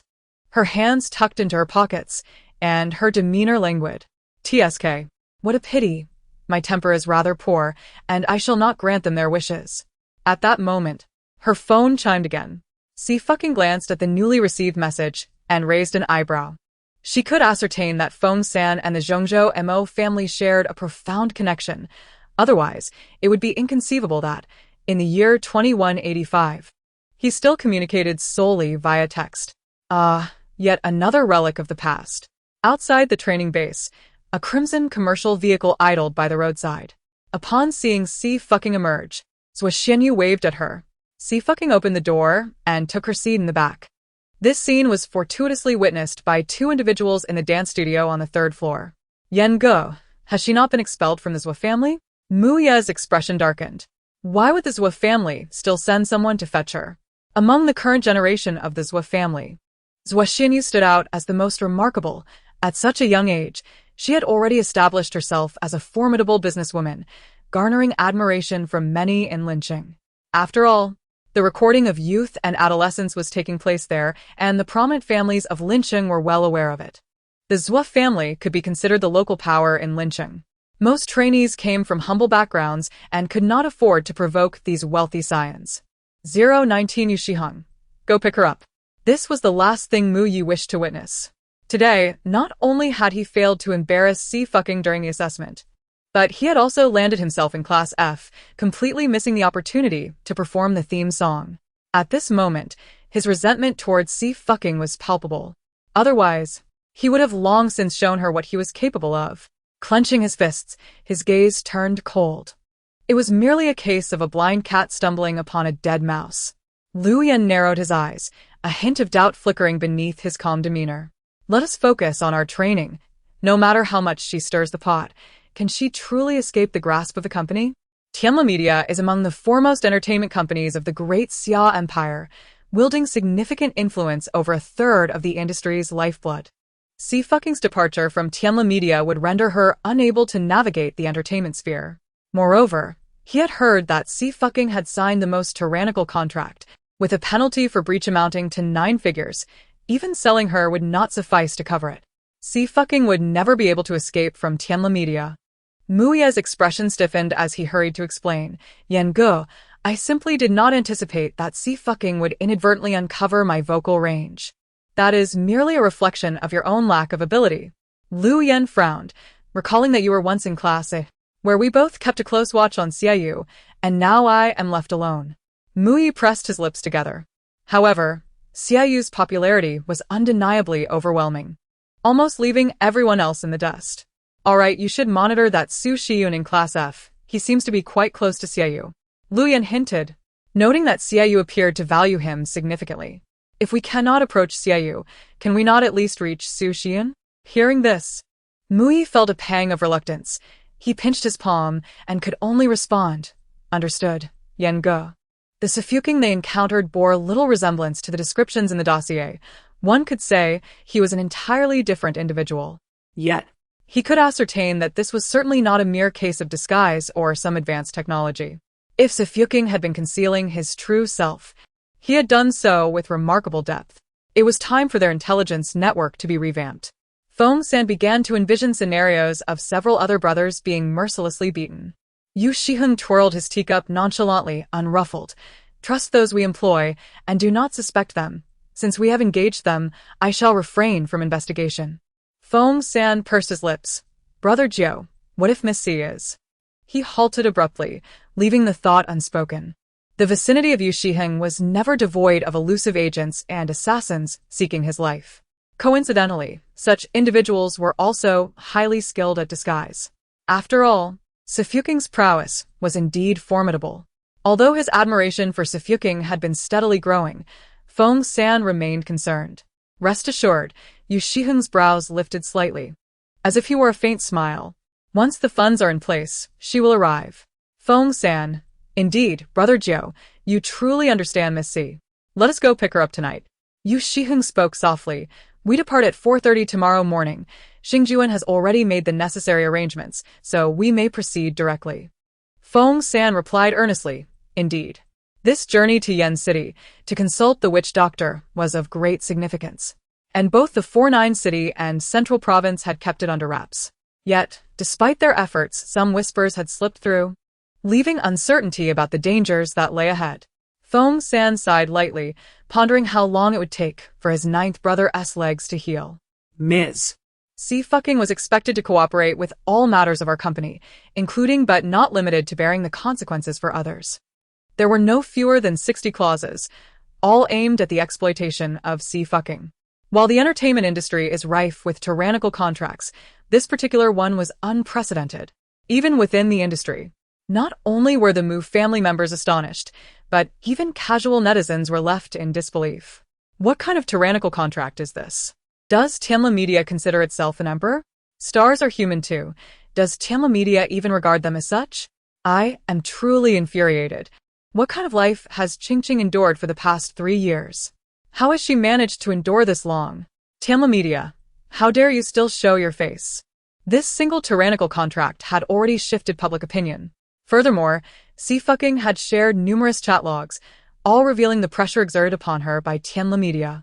She demonstrated to everyone that for 3 years, Tianla Media had provided her with no resources whatsoever. Manager Luo's face turned ashen, nearly choking on his rage. She truly intends to rebel. Where is Feng Peiji? Have her come here immediately and demand that Xie Suiying delete this Weibo post and issue an apology and clarification. The manager of the public relations department wiped his brow, exclaiming, yes, I shall attend to it immediately. Manager Luo's expression darkened. There is a limit to forbearance. After all the troubles Xie Suiying had caused Tianla Media over the past few months, he could no longer overlook the situation. This time, he would not let it slide. At the end-of-month banquet, he intended to sell Xie Suiying to several prominent executives. Let us see how she continues her arrogance. Xie Suiying's Weibo post caught the marketing accounts and internet trolls off guard. Before they could react, a second post appeared. And you, Meng Shui, keep your fans in check and refrain from causing a ruckus here. It would do some good. There has always been a saying in the industry. When fans bicker, the one in the spotlight loses. Yet, Xie Suiying not only engaged directly, but also named Meng Shui. Meng Shui's fans are truly vicious. They can hurl the most offensive words at a girl. I do not believe Xie Suiying has lost. She has managed her fans far better than Meng Shui. Sooner or later, Meng Shui will be undone by her own frenzied followers. In comparison to Xie Suiying, Meng Shui appears rather inferior and cannot compete. Support Xie Suiying in her contract termination. Disgraceful company, vanish from the entertainment industry swiftly. The supporters of Xie Suiying seem to have once again lost their footing. Ian watched as her desk mates had collided with the table, producing a resounding thud that startled him. Just as she was about to hit her head again, he swiftly placed his hand beneath her forehead, asking, "Are you all right?" Huh? Ian couldn't help but chuckle. You are among the top 3 in our grade. If you are deemed useless, what does that make me? Behold, it is this woman who renders me utterly useless. My classmate, filled with righteous indignation, pointed at the photograph affixed to her pencil case, exclaiming that she had taken it herself. Typically so laid back, she transformed into a fervent advocate whenever a dispute arose. Oh, the irony. Ian gazed silently at the image of Xie Suiying for a fleeting moment. What does she mean by taken it herself? Tianla Media is a wretched company. Casting a glance around, my classmate whispered, today, Qingqing has finally terminated her contract with this company. I must compose a few additional practice papers to celebrate. Ian pursed his lips. Is there any news? May I see it? His classmate indeed reminded him that he ought to download some social media applications to keep abreast of his cousin's latest updates. She handed over her phone. After perusing all the Weibo posts, Ian exhaled slowly, his fists clenched tightly. A series of cracks echoed from his back, the sensation of heat intensifying. His classmate, momentarily bewildered, inquired, "What was that sound?" "Nothing. You must have misheard," Ian replied, his gaze sharpening and his smile deepening with allure. Do you have some spare time to assist me with extra lessons in English and Chinese? Absolutely, she readily agreed. Considering you are a male fan, I shall oblige. Oh. I must announce in the fan community that I know a male admirer of Xie, but you are hardly a rare specimen. We have plenty of male fans for Qingqing. Yang Yan. He is indeed a male fan, and a fervent one at that, for his cousin is none other than the illustrious Nine Goddess. Well. Thank you, Yin Ian Rose. I shall repay you for this. He exited the classroom and proceeded to the end of the corridor, where he dialed Xie number. Qingqing, are you alright? Nian Ian's voice was grave. Do you require my assistance? My computer skills are quite proficient. Perhaps I could be of some service. Yes, I will.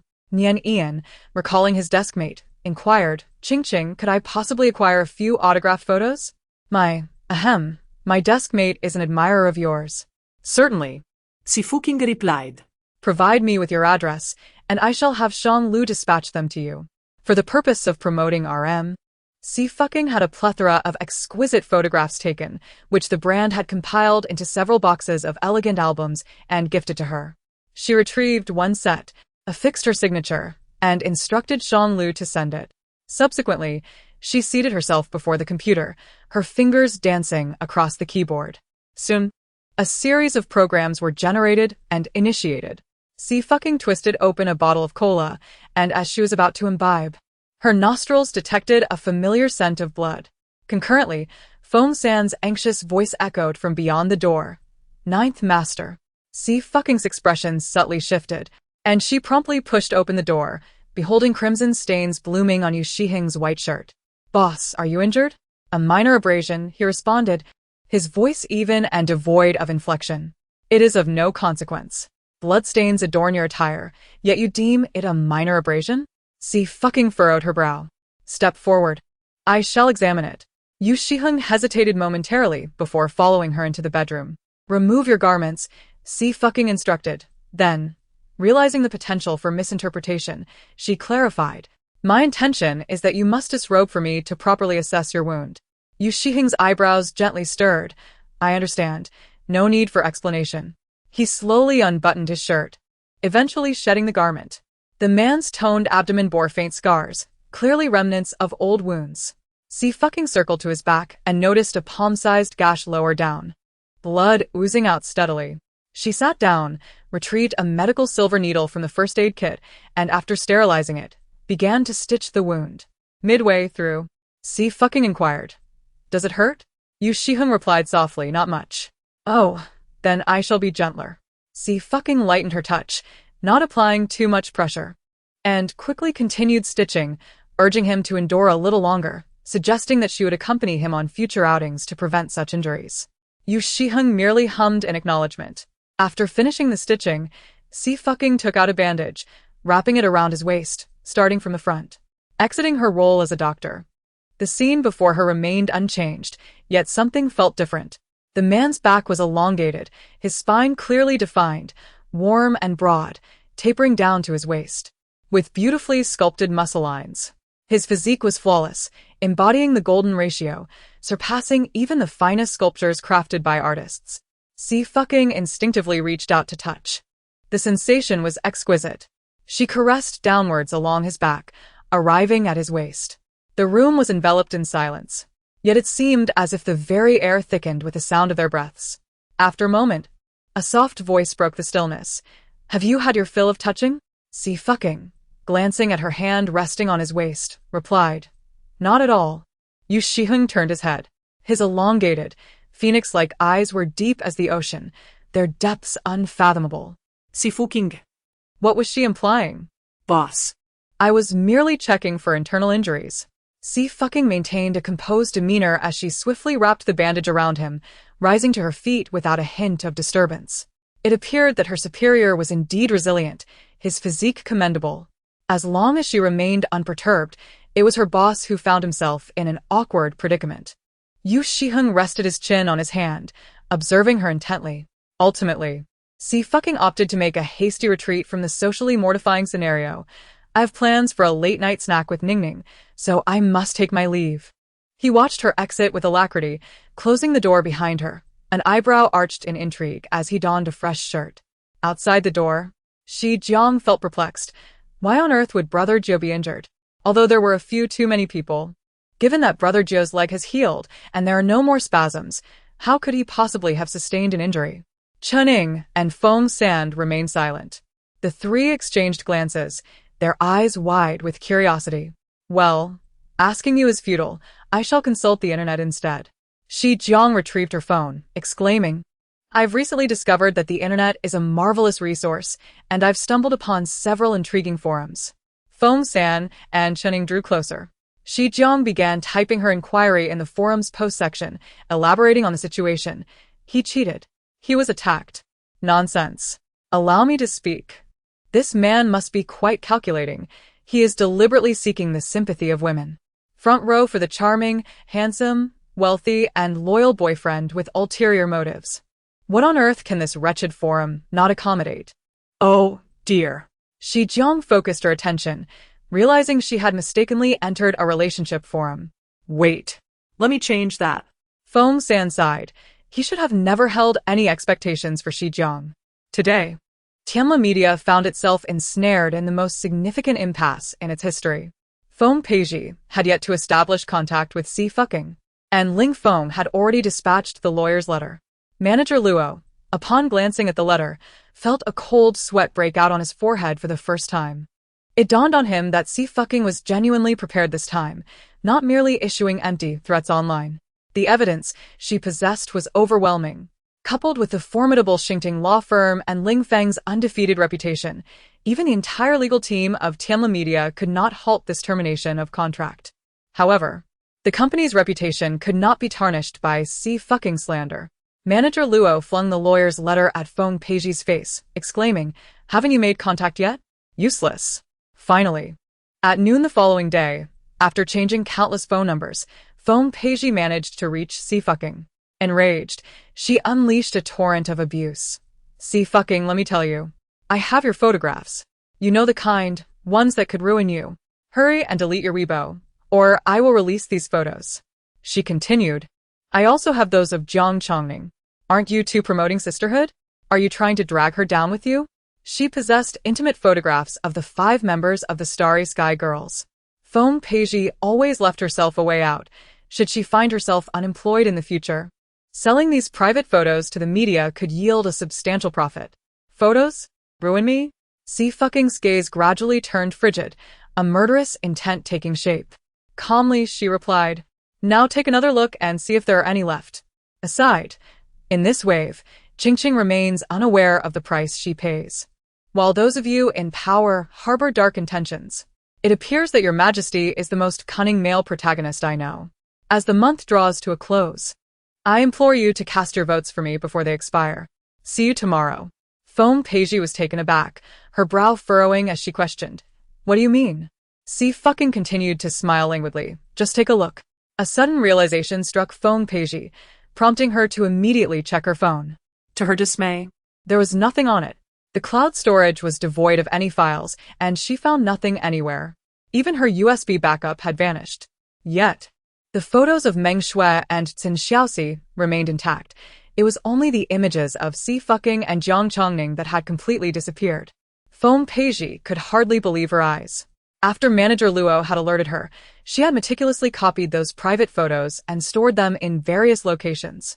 How could it be possible for all of them to be gone? She carried her computer with her at all times, and it had been free from any viruses. Xie Suiying, what have you done? Feng Peizhi exclaimed in desperation. Where are the photos? Did you delete them? How could you delete them? You are infringing on my privacy. And I will sue you. Her tone remained assertive, yet her heart raced with anxiety. Without the leverage of the photos of Xie Suiying and Jiang Chongning, how could she threaten them now? You have no photos, but I have recordings, Xie Suiying replied with a slight smile, expressing her gratitude. Before Feng Peizhi could retort, the call was abruptly terminated, and the number was blocked. Shortly thereafter, Xie Suiying's third Weibo post of the day appeared. Xie Suiying V. I cordially invite everyone to witness the talent of Tianla Media's esteemed manager. Fei Peizhi mockingly remarked that with so few fans, she should refrain from being so arrogant and should obediently comply. Otherwise, She would make it impossible for her to thrive in the entertainment industry. Furthermore, she insisted that Xie fucking recommend Meng Shui as the RM brand ambassador, claiming that failing to do so would make her a traitor. How dare you accuse others of invading your privacy? Are you aware that you are acting unlawfully? A pathetic agent. Get lost. Brothers and sisters, let us propel this Fei Peiji into trending topics today, so she can witness whether our Xie truly has influence. The fact that Xie fucking has a considerable male fanbase is no jest. Survival for 66 Days, as a survival variety show, has garnered more attention than Youth and Youth, a talent show. This is largely due to the multitude of catchphrases associated with Xie fucking, which have become fodder for various video editors, resulting in a significant online presence. A certain vlogger even edited a segment featuring her playing games with villagers. Her skills are commendable among celebrities, and she has not established herself as an esports girl, thus attracting a substantial male following. Fei Peiji's name swiftly ascended the trending charts as netizens unearthed her prior habit of distributing profits among her subordinate artists before leading the stargazing girls group. In stark contrast to Xie fucking's 20 yuan t-shirt, Fei Peiji's bag starts from 30 to 40,000. This further ignited the fury of Xie supporters. Tianla Media's PR department and legal team were urgently deliberating on countermeasures, and manager Luo was informed that the situation had worsened. Fool. In his rage, manager Luo slapped Fei Peiji, exclaiming, "Is there nothing that can be discussed face to face? How could you so foolishly allow others to gain leverage against you?" Feng Peiji stammered, "Manager Luo, my photos are gone. I have no idea how she deleted them. I couldn't intimidate her." Get out. Manager Luo's expression was one of disgust. Even a fleeting glance at Feng Peiji felt repulsive. The manager of the public relations department wiped away his sweat. "Manager Luo, what should we do now? There's a worthless person here." Manager Luo replied coldly, "If a solution is still not forthcoming, then push her out."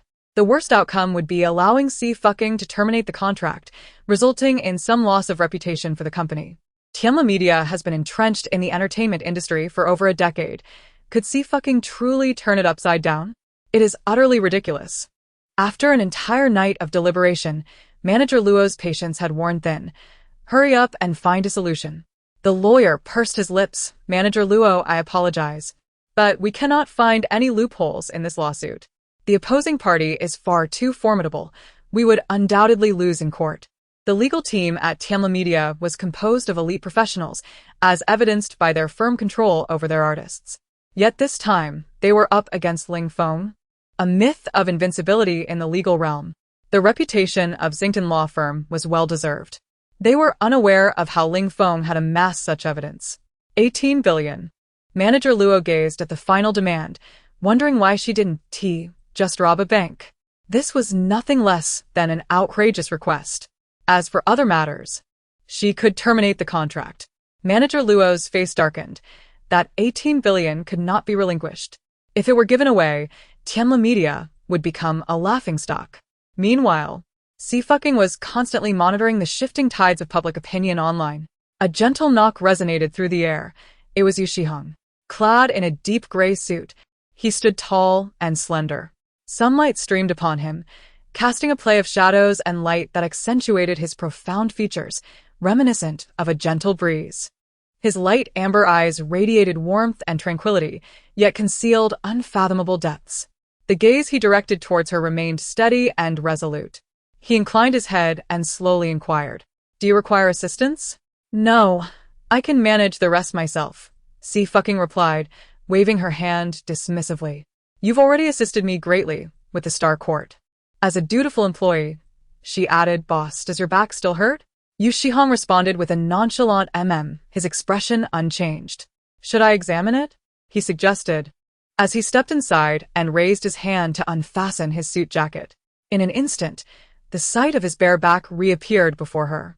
Xie fucking swiftly halted his motion, asserting, "No, my medical skills are exceptional. You must be fully recovered." Yu Shihong lowered his hand and suddenly spoke, his tone calm. "So, it feels good?" "Of course," Xie fucking retorted, her expression neutral, though her fists instinctively clenched. What was he insinuating? No. This cunning man was trying to extract words from her. It was evident that a boss's heart could be quite dark. Xie fucking fixed her gaze on Yu Shihong. And after a few seconds, she clasped her laptop and decided it best to retreat. I have a lunch appointment with Ning Ning. I must take my leave. She departed hastily, leaving Feng San without a moment to call her back. Noticing Yu Shihong still leaning against the door, Feng San queried in confusion, Brother Jiu, it's noon. Isn't going to eat? Yu Shihong's slender fingers curled slightly as he flicked off the dust from his suit. His tone measured, I have an appointment with my girlfriend. Feng San nodded in understanding. As someone frequently mingling in the Super Topic and undercover in the Mu Si faction, he was well aware of Miss Xi's notorious behavior. Xie fucking had arranged to meet Jiang Chongning by the seaside. Jiang Chongning scrutinized her face closely. Aren't you feeling a bit warm? Your face seems flushed. Is it? I feel fine. By the way, I have a serious question. Xie fucking pondered for a moment before voicing her concern. I have a friend who got a bit too familiar with her boss. What do you think she should do? Jiang Chongning replied. Please don't fabricate stories. Alright, I admit it's me, Xie fucking sighed. I was merely testing the waters. I had no ulterior motives. As a diligent and exceptional employee, how could I harbor inappropriate feelings for my boss? After hearing her account, Jiang Chongning nodded. If your boss is indifferent, then why should you care? That's true. Xie fucking rested her chin on her hand. Not only is he unconcerned, but he even seriously inquired whether my touch felt nice. It seems my confidence isn't quite sufficient. I need to work on that. The sea breeze rustled, and the sun shone brightly. The cheerful sound of footsteps echoed nearby. Xie fucking turned her head. Sister. Sister. A little girl dashed over, holding a freshly woven flower crown. Thank you for saving my dad. This is a gift for you. Behind the little girl, a woman hurriedly scooped her up. Miss Xie, I am so sorry to interrupt you. The woman let out a sigh of relief. As long as Miss Xie is pleased. Sister, you are truly beautiful. The little girl's eyes sparkled. You are sure to become very famous. Xie fucking smiled. Then, I shall borrow your good fortune. A freelance photographer by the seaside, witnessing the scene, clicked the shutter, capturing even the child. Jiang Chongning shook her head. What a fickle woman. How can one be fickle simply for being beautiful? Xie fucking raised her eyebrows. I am sincere with each of you. At that moment, a phone rang. Jiang Chongning, unable to contend with her, sighed. You answer the call. Xie fucking picked up. Miss Xie, I have arrived at the Tianla Media headquarters, Ling Feng said. However, they seem to believe they can still struggle. Xie fucking, intrigued, responded. Oh? After a day of silence, Tianla Media finally retaliated. Xie fucking's legion of detractors remained substantial, even bolstered by the fans of Meng Shui. With this announcement from Tianla Media, the critics found their point of attack. Isn't it true that you signed the contract yourself? Whom can you blame for your foolishness? I can only say you deserve it. And think carefully, why would Tianla Media force Xie fucking to sign such a contract if she had neither looks nor talent? What benefit would they gain? You truly should have some dignity, you garbage company. Thus, the fans witnessed Xie fucking unusually posting her fourth Weibo of the day. Xie fucking B. Promise me? Don't emulate the Calabash brothers saving their grandfather, alright? The video reveals that over 2 years ago, Xie fucking spent a month in the hospital due to health issues. With the contract signed by Old Master Zhua and Tianla Media, of which she was entirely unaware. One cannot help but question the genuine goodwill of Old Master Zhua towards Qingbao. Otherwise, why would he engage her with such a parasitic company? Moreover, at that time, she was merely 16, still a minor, and thus they should be held to an even greater accountability. An emergency high-level meeting is convened. How could this occur? How could a small star possess such extensive evidence? The president of Tianla Media slammed the table in frustration. Are we merely idling away our time? How could several seasoned veterans be outmaneuvered by a mere girl? Not only Xie fucking, but even Meng Shui does not currently hold a status in the entertainment industry that warrants the president's attention. After all, she has nurtured numerous award-winning talents within this realm. The president simply cannot fathom how a small star, one he has never taken an interest in, could single-handedly plunge Tianla Media into such a profound crisis. We truly did not anticipate this, Manager Luo said, her complexion pale. It is evident that Xie fucking had meticulously planned this, biding her time until now to strike. The evidence had been quietly amassed without their notice. 18 billion. The president exhaled sharply, his gaze darkening. Very well, 18 billion. I shall remember this Xie fucking. If she wishes to terminate her contract, let her do so. I will see which agency dares to sign her thereafter. To have a fallout with her former employer to such an extent, any self-respecting company would avoid signing a talent like her. This is the first time he has experienced such a significant loss of 18 billion. Manager Luo opened her mouth. Then shall we terminate the contract? The president let out a cold laugh, but since there were still a few days left in the process, until the contract was officially dissolved, she remained an artist under Tianla Media. At the banquet at the end of the month, she would be compelled to attend. At that time, he would make Xie fucking fully aware of what it meant to be without a way out. Feng Peiji and the illustrious Tianla Media were still trending high on social media. The Mu family members were at the forefront of the rights protection movement, and an increasing number of voices were rising in protest, with influential figures sharing the sentiment, lamenting the audacity of such a shameless company. Yet, the reach of their outrage still fell short. Just a moment ago, Suiying had retweeted Xie fucking's post advocating for her rights, causing a social media explosion. Suiying v. Support. Lu Ningxing v. Don't be afraid. Qingqing. Terminate the contract and fight back. Xie Suiying v. Supporting my big brother. Xie Suiying v. Teacher Xie is the best. Following closely, fans of Xie Suiying discovered that he too had shared the tweet, showing his support. It was a rare occurrence for 3 top male stars to unite in such a manner within the entertainment industry. Moreover, Suiying, Xie and Xie Suiying each belonged to different realms, causing the retweet count to soar exponentially, propelling the issue into the spotlight. In the entertainment world, the number of top male stars is few and far between. Having good relationships within the industry is already quite rare, and now, with 2 more joining, Xie fucking could summon a dragon with this gathering. One cannot help but acknowledge Xie fucking's remarkable fortune in garnering such widespread support. With the voices of several celebrities raised in protest, the malicious oppression of artists by Tianla Media could no longer be concealed. Bystanders may not specifically recognize who Xie fucking is, yet they have readily condemned Tianla Media for its tyrannical contracts. Meng Shue's situation is equally precarious. Even while filming on set, she has felt the scrutinizing gazes of her fellow actors, akin to thorns in her back. This discomfort caused her to struggle during the shoot today, resulting in numerous takes that failed to meet the director's expectations, who advised her to clear her mind before returning. Beside her is Xie Suiying, who has been assigned a minor supporting role by Meng Shuai. Sister Meng, what does Xie fucking mean by this? Xie Suiying exclaimed, furious. She clearly intends to undermine us just days before our disbandment, dragging the company down with her. How insidious. Meng Shuai remained expressionless. The recent fan torment had yielded significant results. Her fans, feeling guilty, had become even more devoted. Initially, the circumstances seemed favorable for her.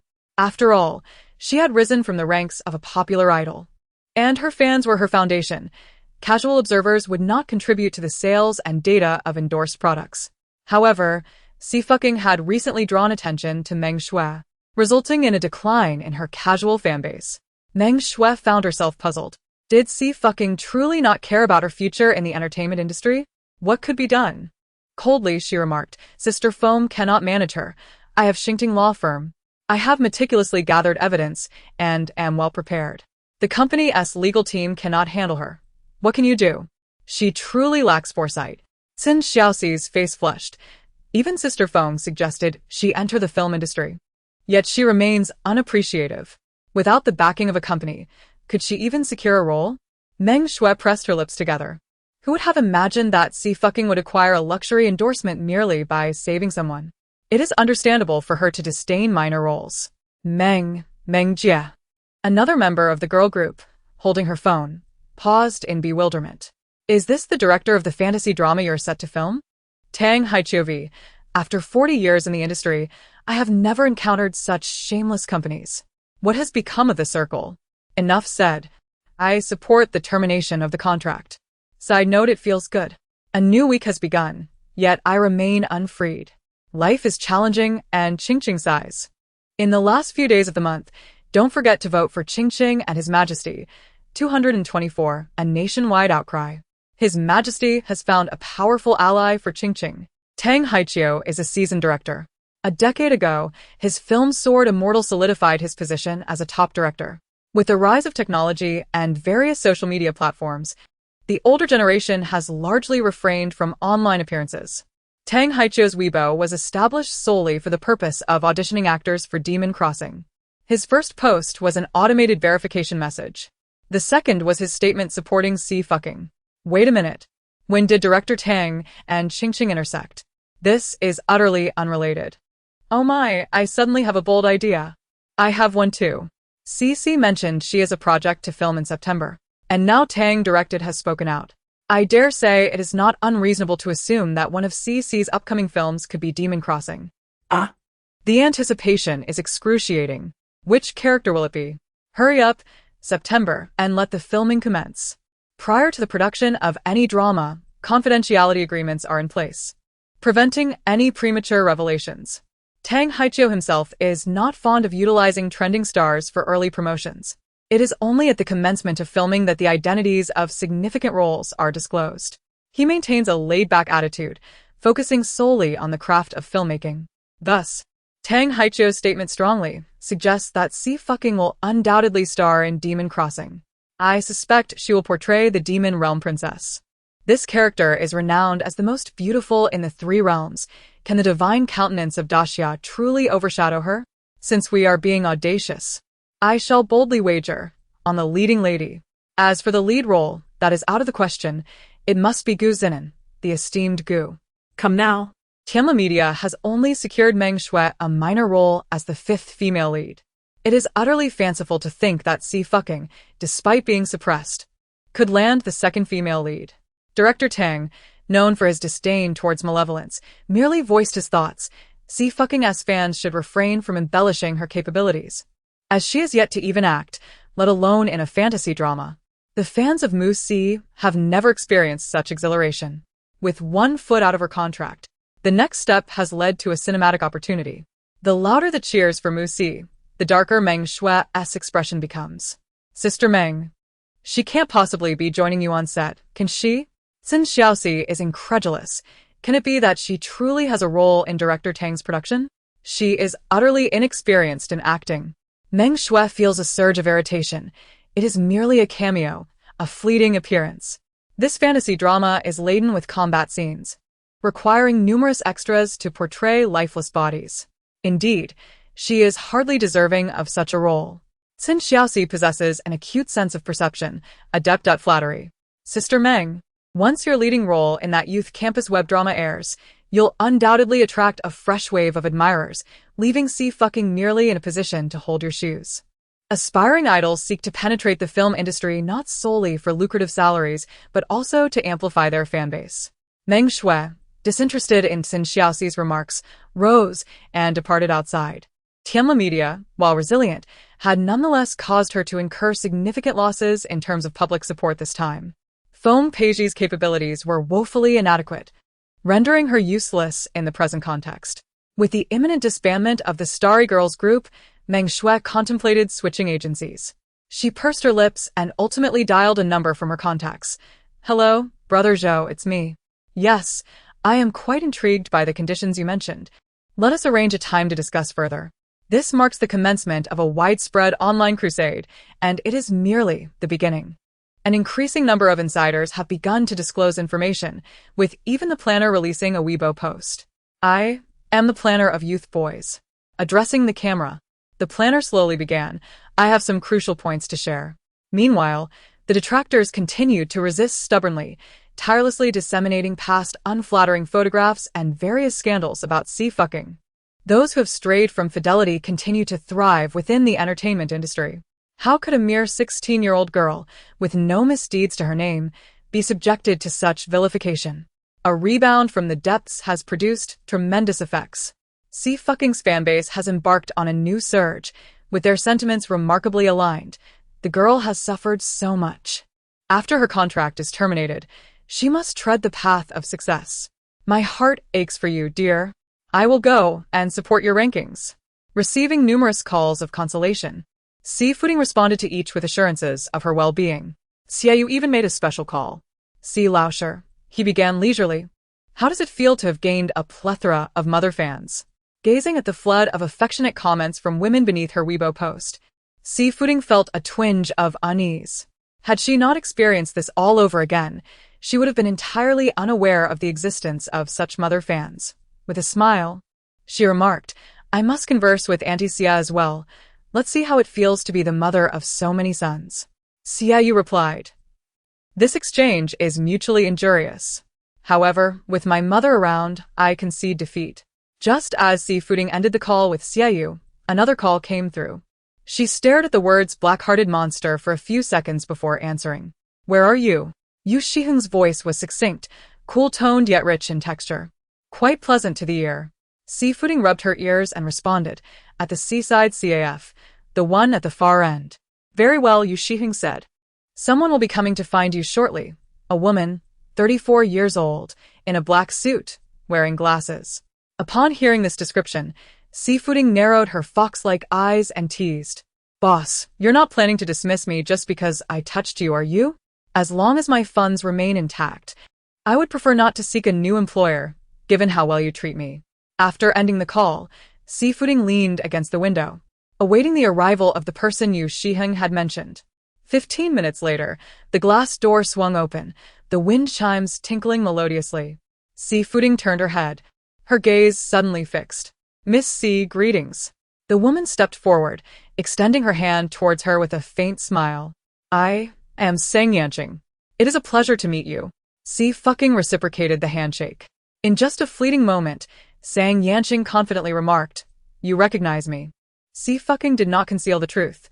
I have heard of the illustrious Sang sister. Ah? Xie Suiying expressed surprise. I've been in seclusion for 5 years. How could the current stars know me? Xie fucking smiled. Though you have retired, few agents have reached the heights you have achieved. A proficient agent significantly influences an artist's future trajectory. The foremost among the current 4 leading actresses was nurtured by none other than Xie Suiying herself. In her previous existence, while still at Glane, she had encountered Xie Suiying on the red carpet, accompanying an esteemed actor. She held a profound impression of that actor, who had garnered every accolade in the great Xia Empire, a true Grand Slam recipient. Xie Suiying was facilitating his involvement in a film that could potentially earn him a nomination for the Glane Award, with an 80% chance of winning. Regrettably, before filming commenced, the actor succumbed to depression and took his own life. This devastating event dealt a heavy blow to Xie Suiying, leading her to withdraw from the industry. This marked her first return after 6 years. Xie fucking was also somewhat astonished that Xie Suiying had managed to coax Xie Suiying out of her retreat. I relish flattery. Xie Suiying laughed heartily. Mr. Yu mentioned that you are quite charming. His words bear no falsehood. I genuinely like you. Xie fucking blinked in surprise. He said I am charming? It seemed she had garnered quite a reputation, from her mentor to the financial staff of her sect. Yet, coming from Xie Suiying, impeccably dressed in a tailored suit, there was an innate nobility about him. Stop right there. She needs to calm her mind. Indeed, after the laughter of Xie Suiying subsided, she earnestly inquired, Do you have any goals? Having goals is a good start. Xie Suiying nodded and prompted, Please share your short-term and long-term plans. In the short term, I aim to complete the filming of Duemo. As for the long-term plan, Sifu raised an eyebrow and, with a light-hearted smile, replied, To surpass Yunlon. The mere utterance of those 5 words caused Xie Suiying's expression to shift almost instantaneously. She even abruptly stood to scan her surroundings, ensuring no one had overheard that statement. After a moment of composure, she sat back down. While possessing such confidence is commendable, it is crucial to refrain from voicing it aloud. Her hands trembling slightly. If others catch wind of this, it matters not how many awards you have won, or how many fans you possess. It will lead to your downfall, do you understand? In the entertainment industry, the gravest taboo is to provoke the esteemed predecessors. To compete with Yunlon is akin to reaching for the moon. In recent years, it has been remarkable for the great Xia Empire to have even one individual nominated for the Glen Award for Best Actress. To surpass Yunlon? She is not merely the foremost actress internationally, she is a recipient of the Glen Lifetime Achievement Award. In the realm of international performing arts, only 5 individuals have ever received this honor. Prior to Yunlon's emergence, The youngest recipient of the Lifetime Achievement Award was merely 30 years old. While she achieved this feat at the tender age of 22, leaving countless fans with a sense of longing. It is difficult for even a seasoned agent like Xie Suiying to fathom the brilliance that Yunlan's peak would have radiated had she continued her illustrious career. Regrettably, if you were to collaborate with me, I would request that you limit yourself to no more than one television series and one film per year, while being open to accepting idol dramas with a maximum of 2, contingent upon their quality. Xie fucking softly acknowledged, I share the same opinion as Sister Sang. Oh? Xie Suiying responded, surprised. At your age, participating in idol dramas would garner you fans more rapidly. I speak with sincerity. Given your looks, securing a role in either a historical or contemporary idol drama would undoubtedly elevate you to the forefront of the industry. I believe it. Xie fucking smiled again. But that path is not meant for me. Does that mean you agree to collaborate with me? Xie Suiying inquired, to which she nodded. You need not sign with a company. We can establish our own studio. Xie fucking stretched languidly, raising an eyebrow with a smile. Well then, I shall leave future matters to you, Sister Sang. Absolutely, Xie Suiying replied without hesitation. Just wait. By next year at the latest, you will be the top female star. There is a distinction between top stars, as reliance on fans differs vastly from reliance on talent. Talent is the undeniable truth. Solely depending on fans renders one vulnerable to the rapid shifts of the industry. Before departing, Xie Suiying patted her shoulder, sighing, however. Surpassing Yunlan is an aspiration best left aside. She is an era unto herself, a belief. Once faith shifts, it ceases to be faith. With a final inquiry, Xie Suiying cleared her throat a few times. What is your relationship with Mr. Yu? Professional, doctor-patient. Xie fucking pondered momentarily, but friends as well. Xie Suiying appeared contemplative. In that case, very well. Await my news. I shall promptly assemble a premier studio for you. After 6 years, Xie Suiying finally emerges from seclusion, determined to elevate an international superstar to prominence. Meanwhile, at the headquarters of Tianla Media, the situation is dire. They are facing a complete loss, with stock prices plummeting. Ling Feng, accompanied by the Xingtong law firm, relentlessly pursues the matter. 18 billion. Nothing less. She remains unflustered, smiling serenely. If it comes to court, let us see if you can endure the strain, for I possess further evidence. Very well, 18 billion. The president's heart bleeds, his gaze dark and menacing. Hoping she finds this sum too hot to handle. This matter is no longer your concern. Ling Feng carefully files away the contract, expressing hope to see them again next month. As the Xingtong legal team departs, the president's countenance darkens. 18 billion. Tianla Media is suffering a significant financial loss. Release a statement. He commands with urgency. Any agent or company in the industry that dares to represent her will be opposing Tianla Media. The only entity capable of rivaling Tianla Media is Xingxing Entertainment. With a plethora of artists under its wing, including the immensely popular Su Jianian, they have no need to confront Tianla Media for the sake of Xie fucking. He is keen to see if Xie fucking will retain any resources in the entertainment industry moving forward. Additional note, finally, my turn has come. I shall first sketch a duo piece featuring Qingqing and the Emperor, crossed out, followed by a dual portrait of Qingqing and Ing Huang, brother Fu and the Emperor. The end of the month approaches. Do cast your votes for Qingqing, lest they expire. See you tomorrow at 225, the foremost agent of the Great Xia. Regret is futile. This can be considered as a verbal ban. Tianla Media has dominated the Daxia entertainment industry for over a decade, possessing deep connections and substantial resources. Their position is exceptionally stable, bolstered by numerous transactions with various entertainment companies. Rest assured, President, the assistant smiled. Whether she can spend the 18 billion is another matter. Upon hearing this, the president relaxed his furrowed brow and coldly chuckled. Send her information to those gentlemen abroad. Didn't RM mention that she has boosted their overseas sales? The people from the Western continent should be quite fond of her appearance. Xie fucking holds some recognition domestically, but who knows her abroad? The assistant acknowledged and went to make contact. Boss. At that moment, manager Luo rushed in, drenched in sweat. There's another problem. Meng Shui wants to terminate her contract with us. The president frowned. Meng Shui? The leader of the Starry Sky Girls? Manager Luo, anxious, continued. She was in the same group as Xie Suiying. Her contract has expired, and she did not renew. Let her go, then. We can do without her, the president replied, visibly irritated at the mention of Xie Suiying. If she wants to renew, she may. We won't miss her. However, Manager Luo's mouth fell agape. President, Meng Shui is not the same as Xie Suiying. We haven't invested in Xie Suiying, but we have poured substantial resources into Meng Shui, aiming to elevate her as the new top star. The thought of Meng Shui choosing to terminate her contract at such a critical moment left him utterly stunned and filled with frustration. I currently have no time to concern myself with her. The president has grown increasingly impatient. If you lack the capability to retain her, then let her go. No matter how many resources you have expended on her, does it amount to over 1 billion? Previously, the president would have given it some consideration, but now?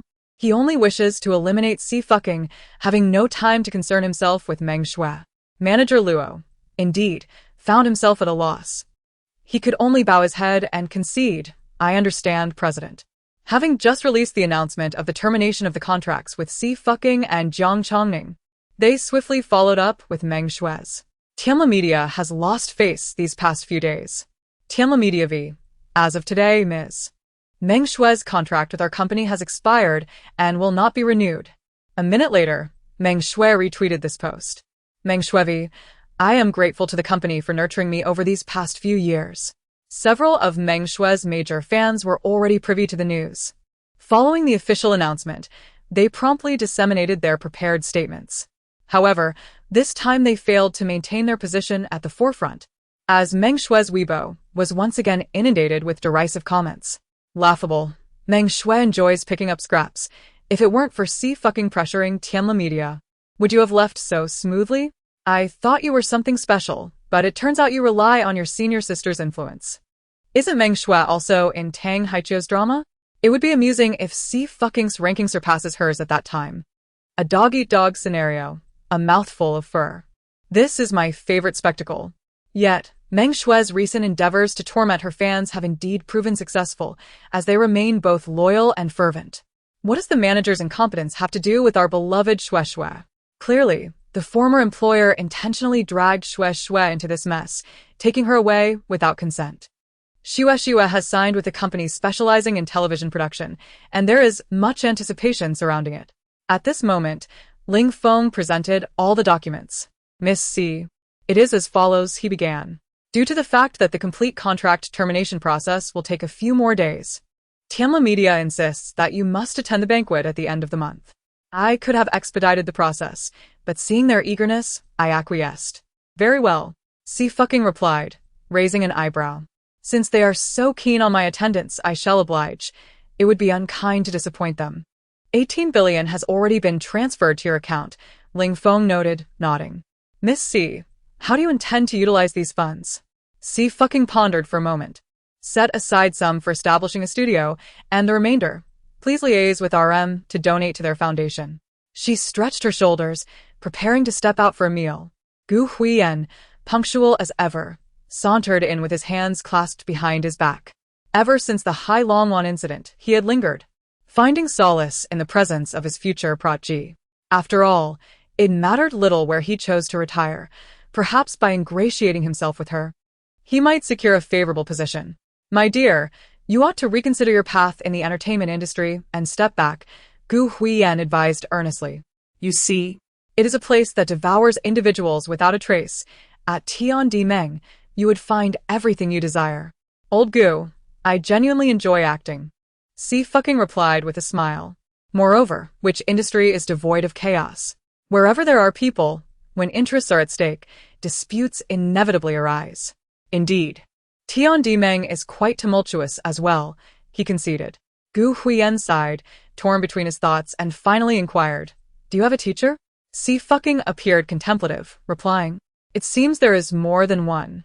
Gu Huiyan was taken aback, clutching his chest, his heart aching unbearably. With great difficulty he asked then, What about your grand tapestry of 1,000 miles of rivers and mountains? It is already half embroidered. Xie Suiying nodded. Once I have completed and framed it, I shall present the finished work to you directly. Gu Huiyan interjected, At such a moment, please refrain from taking my person away in front of me. He turned to see Xie Suiying seated in a wheelchair, propping his head with one hand. That would tarnish your image, he remarked. GODHOOD retorted. What image do I possess? He bit his lip, conceding, very well, I shall return tonight. After all, he had accepted several antiques gifted by Xie Suiying, a deed that rendered him somewhat beholden. Xie Suiying said, let us go. They are arriving. Xie stood up, her expression serious, and with utmost sincerity declared, Elite staff C is at your service. Upon hearing this, GODHOOD cast a dubious glance between Xie Suiying and Xie, confirming their relationship was indeed that of a standard superior and subordinate. He felt a sense of relief. With a heavy sigh, GODHOOD lamented the arduous journey of mentoring a disciple. After bidding farewell to GODHOOD, Xie and Xie Suiying wandered into the ancient street. She donned a hat and sunglasses, opting not to disguise herself further. At this moment, it was the height of summer in Nanzhou, and the number of tourists was relatively sparse. Xie pointed to an elderly man selling grilled skewers, asking, Sir, may I have a skewer? No sooner had she spoken than a cacophony erupted from behind them, punctuated by several exclamations of surprise. Look, is that not Xie? The silhouette bears some resemblance. Regardless, let us pursue and take a closer look. I have heard that she is far more enchanting in person than in photographs. Come, let us go. Xie, quite taken aback, never anticipated encountering tourists who recognized her merely by her silhouette during her outing. Being alone was of little concern to her. She would simply sign autographs and pose for photographs if approached. However, today she was with Xie Suiying, and it was hardly an opportune moment. Xie Suiying paused momentarily, his gaze imbued with anticipation, a quality that was invariably alluring. After a brief hesitation, he calmly grasped her hand in return. Then let us flee. They weaved through the crowd and swiftly reached the cover of the forest behind. The wind rustled past, and the birds chirped melodiously. The essence of summer was fervent and comforting. Once they found themselves entirely alone, Xie halted and released his hand. All right, we've evaded them. Today has been another splendid day. Xie Suiying raised his hand. Please wait. He adjusted her sun hat, peering down at her from above. Yet, his demeanor did not instill any sense of oppression. His tall figure melded seamlessly with the dappled light filtering through the leaves, while the backdrop featured a cerulean sky adorned with billowing clouds. The fragrance of fresh grass intertwined with a cool, moonlit scent of osmanthus that clung to him. As she drew nearer, her clothing absorbed his essence. Xie settled directly onto the grass. It appears that I must always carry a mask when venturing out in the future. With it on, no one would recognize me. Indeed, fame has its consequences. Xie Suiying sat beside her, nodding slightly. Where have you progressed in your studies lately? Xie understood that he was referring to the Chronicle of Emperor Yin. She rested her chin on her hand, feeling somewhat busy lately, and had yet to delve into its pages. However, after perusing a myriad of historical accounts, one peculiar observation lingered in her mind. Neither official history nor unofficial records contained any mention of Emperor Yin's name. This absence presents a significant enigma within the annals of history. Historians have scoured every available source, yet none have unearthed the name of Emperor Yin. Throughout the vast span of 5,000 years of the Great Xia dynasty, no emperor has left behind a legacy devoid of a name. Speculation abounds regarding this mystery. Some have even suggested that Emperor Yin commanded all historians to refrain from recording his name, fearing that future generations would document his infamous reputation. Upon hearing this, Xie Suiying fell into a contemplative silence. After a long pause, he remarked coolly because he never had a name to begin with. Xie was taken aback. No name? He was the 9th son of the late emperor, abandoned at birth and lacking even a childhood name. Xie Suiying continued in a tranquil tone. He was taken in by the abbot of a temple. Though a discarded child, the monks dared not bestow him a name, simply referring to him as a Jew. Xie's gaze gradually intensified. In the past, no one had cared about his name. Subsequently, no one dared to utter it aloud. Xie Suiying met her eyes with a gentle smile. Thus, whether he possesses a name or not becomes inconsequential. I see. Xie nodded, finding this perspective quite intriguing, as few historians had broached such an idea. Yu Shiheng brushed a petal from his attire, his brow subtly arching as he added. Analyzing this is rather simple. Xie fucking gave him a thumbs up. Boss, you truly are capable of anything. Yu Shiheng turned his head to regard her, asking how many points. Paused momentarily, and after a few seconds, she regained her composure and raised her hand. A heartfelt 12 points. Indeed, when one is associated with a scheming character, vigilance against their verbal traps is paramount. Attempting to deceive her would be futile. In the afternoon, Tianla Media issued an announcement online. This statement indeed quelled quite a number of controversies, and the outcry gradually subsided. However, the netizens were no longer so easily fooled. Those who understand know the game. They are merely using someone as a scapegoat. Yet, Feng Peizhi is truly a wretched individual. She deserves it. Feng Peizhi is in quite a dismal situation. With Xie fucking terminating their contract, the talent she had nurtured, Meng Shui, has abandoned her as well. Now, she finds herself without work. What a lonely existence. She must be regretting her choices. Feng Peizhi learned of Meng Shui's contract termination through a colleague. More anxious than manager Luo, she promptly booked a flight to meet Meng Shui that very day. Meng, how could you terminate your contract? Feng Peizhi could hardly fathom it. Meng, I admit I was not kind to Xie fucking, but you know how I have treated you, don't you? I secured the role of the 5th female lead in Demon Crossing for you. Feng Peizhi, you need not mention the 5th female lead in Demon Crossing. Meng Shui remained silent. But a middle-aged man beside her interjected. When the incident at your company broke, Director Tang was furious and wanted Meng Shui to leave immediately. It was I who intervened to ensure she stayed, and the contract was signed by us, with no connection to you whatsoever. Feng Peizhi staggered slightly, her complexion turning ashen. Meng. Are you not tired of this? Meng Shui felt a surge of impatience. I have also terminated my contract with Tianla Media. You are not my agent. Why do you still wish to control me? She would certainly kick aside those who were of no use to her. This was a lesson imparted to her by Feng Peizhi in the past. Feng Peizhi trembled with rage. She had poured her heart and soul into a relationship with Meng Shui, only to be treated in such a manner. Meng Shui, you ungrateful wretch.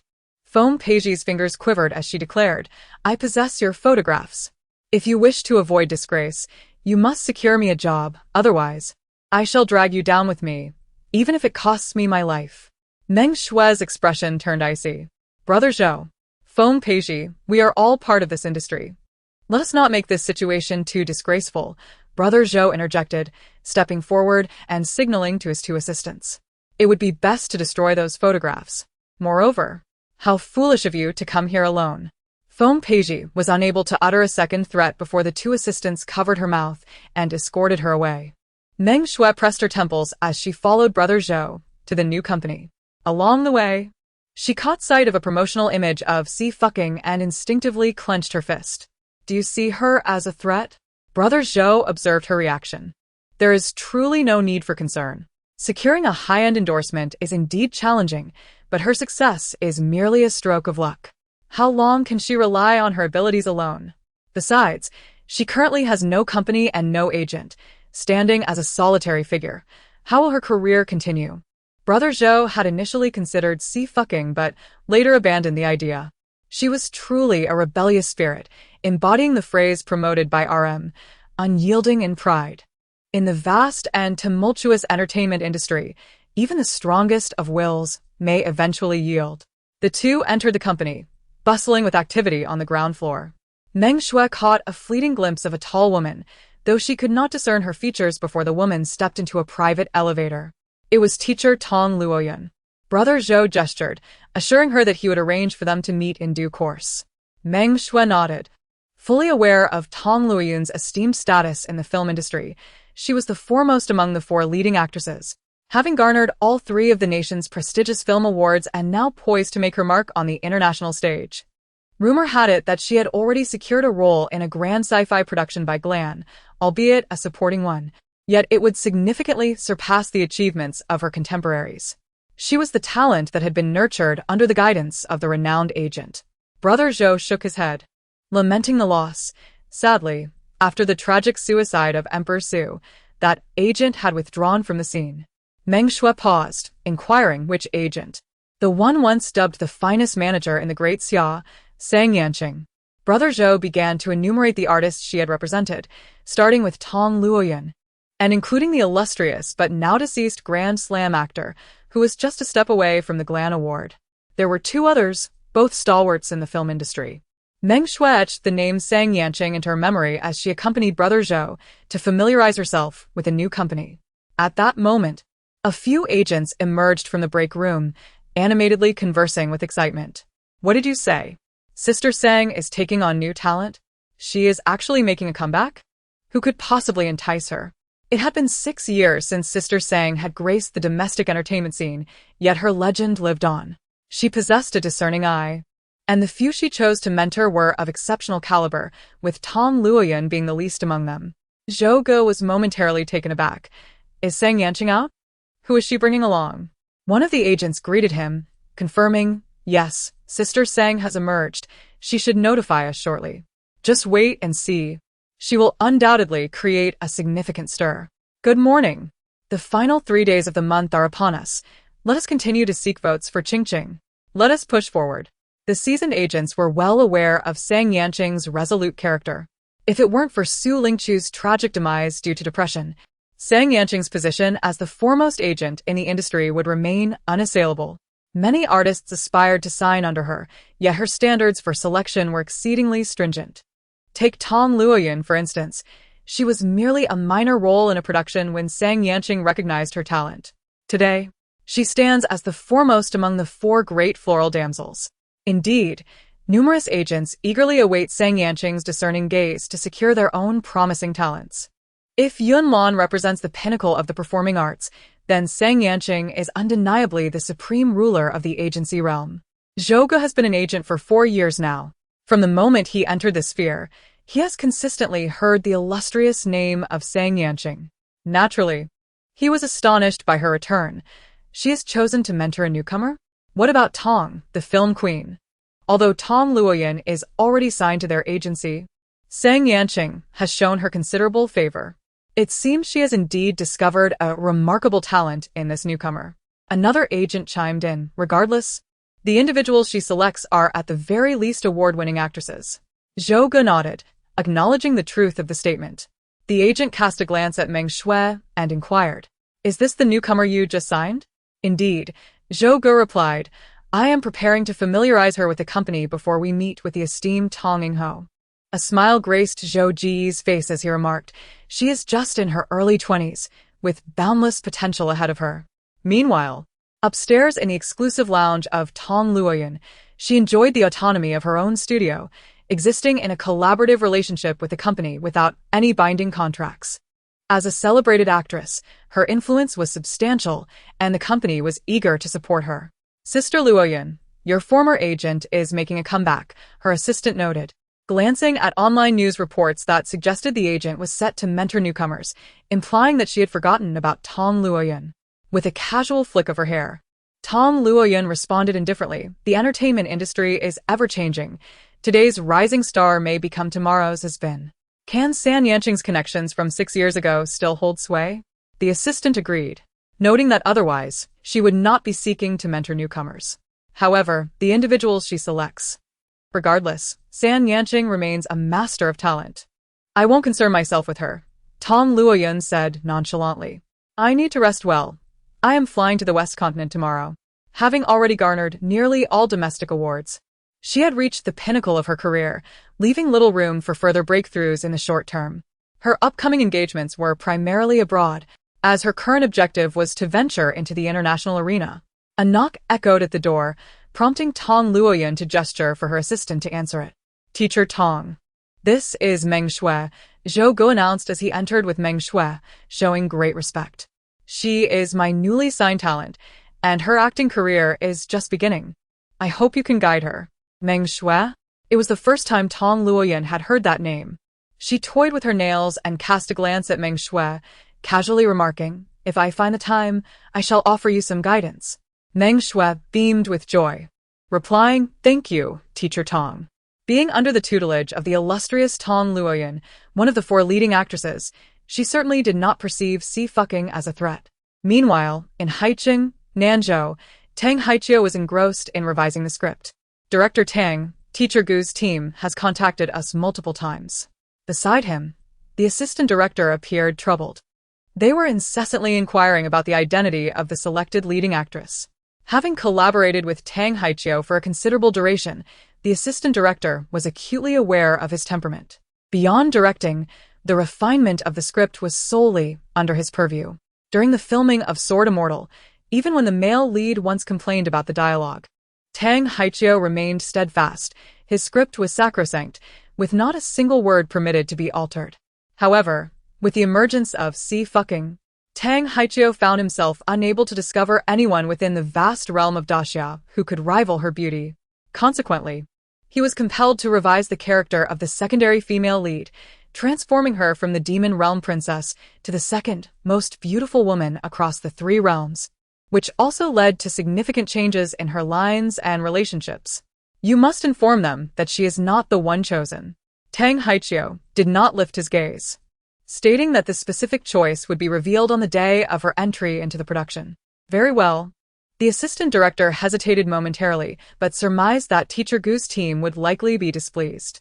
Let the strength of talent speak for itself, Tang Haiqiu asserted. Her award for Best Actress is well-deserved, and I have no doubt regarding her acting prowess. However, she is not the leading actress I intend to select. Absent Xie Suiying, he would undoubtedly have settled for Gu Jinan as a secondary option. The assistant director nodded and exited the room. Before long, there was another knock at the door, and a gentle female voice inquired, "Director Tang, I have come to sign the contract with you." "Who is it?" Tang Haiqiu adjusted his glasses and lifted his gaze. Upon recognizing her, he abruptly stood up. "Xiao Sang, you've returned? Having gone through a divorce, and with some leisure time on my hands, I thought it was a good opportunity to venture out as someone sought my presence," Sang Yanqing replied, taking a seat across from him, smiling as she added, "I am indeed fortunate to have signed a future international superstar." The young woman's acting skills were undeniably formidable. Tang Haiqiu wholeheartedly agreed. With your assistance, the prospect of her becoming an international sensation was certainly within reach. She possessed both ambition and talent. Sang Yanqing nodded, then suddenly chuckled, shaking her head. However, this ambition truly is immense. It's not merely about becoming an international superstar. Following Yunlan's receipt of the Lifetime Achievement Award from the Glen Awards, industry professionals remarked, "It is regrettable that in the next decade, or even 50 years, we may not encounter another actress with Miss Yun's innate talent. She is a milestone, worthy of being recorded in the annals of cinematic history." Thus, even Sang Yanqing did not harbor the ambition to foster a second Yunlan. Yet, Xie Suiying claimed she aimed to surpass her. The girl was vibrant and spirited. Her words flowed lightly, yet her tone was resolute, accompanied by a determined gaze. Suddenly, Sang Yanqing was struck by an absurd thought. Perhaps it truly was possible? Her hands trembled uncontrollably, her entire being felt as though it were ablaze. Her heart electrified. This was indeed madness. Tang Haiqiu regarded her and remarked, "After 6 years of rest, have you perhaps developed a case of epilepsy? If it truly comes to fruition, I would not mind transforming into a mad sheep, let alone merely suffering from epilepsy." Sang Yanqing, forcing herself to maintain composure, declared that she would establish a personal studio for Qingqing, ensuring that no company would take a cut and that she had no demands regarding her remuneration. No demands regarding remuneration? Tang Haiqiu was taken aback. Surely, she must be quite impoverished. Yet, he intended to increase Xie Suiying's pay. Some people are not destitute. Sang Yanqing chose not to elaborate further. "Director Tang, let us proceed to sign the contract, after which I will seek endorsements for her." Tang Haiqiu. Acknowledging the formidable nature of women in the workforce. "You currently have 2 endorsements, one with RM and the other with Zijianjiu." Sang Yanqing stated directly. "RM is in the beauty sector, while Zijianjiu pertains to ready-to-wear fashion. I am planning to secure you a watch or a handbag endorsement. Do you have any preferred brands?" "Well, Sister Sang," Xie Suiying replied, "I believe I no longer require these 2, as I am actually the global spokesperson for RM across all lines." "Wait, you mean?" Sang Yanqing exclaimed, her voice rising in pitch. "The global line?" The global line of RM is a coveted opportunity that even A-list actors vie for. Since the new products in ready-to-wear and handbags have yet to be released, my standing in the entertainment industry is also precarious at the moment. Xie Suiying responded. Indeed. You are correct. Delaying the promotion is the right course of action. Releasing everything at once would be counterproductive. Sang Yanqing exhaled slowly. Allow me a moment to collect myself. RM's global line. This is overwhelming. After a few seconds, she finally regained her ability to speak. Are you still human? Two prominent international brands, one being RM and the other Lon, have both chosen Xie Suiying as their spokesperson. Are you interested in Uelican? Sang Yanqing began to explore other brands, particularly traditional domestic ones that possess credibility, unlike the likes of Dai Fei. Is it obtainable? Xie Suiying inquired with a nod. Absolutely, Sang Yanqing replied. Uelican is quite accessible. You need not worry at all. For me, it poses no significant challenge. My primary focus is to secure the spokesperson position for Yunxiang in the Daxia region. Upon hearing this, Xie Suiying's expression momentarily faltered. Why do you look that way? Sang Yanqing scrutinized her, taking a deep breath. Qingqing, please tell me you don't also have the Yunxiang endorsement. Xie Suiying languidly responded, not that one. I merely know the founder of Yunxiang. In her circle, the only one who delved into mechanical electronics alongside her was her fourth senior brother. Their mentor had encouraged them to venture out. Her second senior brother established T18, while the fourth senior brother founded Yunxiang. Subsequently, she found herself lured into working again. 4 years ago, she had designed the chip for Yunxiang's 7th-generation phone. Sang Yanqing exhaled in relief. All right then, I shall strive to secure this for you. Xie Suiying cheered her on. Sister Sang, go for it. Sang Yanqing thought to herself that she often felt as though she had been sold off by both Xie Suiying and Xie Suiying. The following day, after 2 months of continuous filming, Survival for 66 Days approached its final stages. The show has garnered immense popularity, effectively reshaping the younger generation's perception of Daxia TV, which was previously thought to only broadcast news. The director felt a profound sense of satisfaction. How are matters at your company, Fuqing? Yuan Heping is also quite concerned. Have you decided which company to sign with? I can assist with introductions. Upon hearing this, Su Jinyan looked up and smiled. If Teacher C joins Xingxing, I can also help with recommendations. The fans in the live stream were curious, bombarding the screen with inquiries. To clarify, I will not be signing with a company. I am embarking on an independent venture. Xie Suiying nodded at the camera, stating that her studio was in the process of establishment and would launch a Weibo account in the afternoon, inviting everyone to follow her. Not signing with a company is indeed the best option. These agencies only seek to exploit talent. Going solo and starting a studio? That's fantastic. It's amusing. Don't delude yourself. With connections in the industry, Tianla Media has already hinted that Xie Suiying is not signing with the company because no agency would be willing to sign her. She doesn't even have a manager.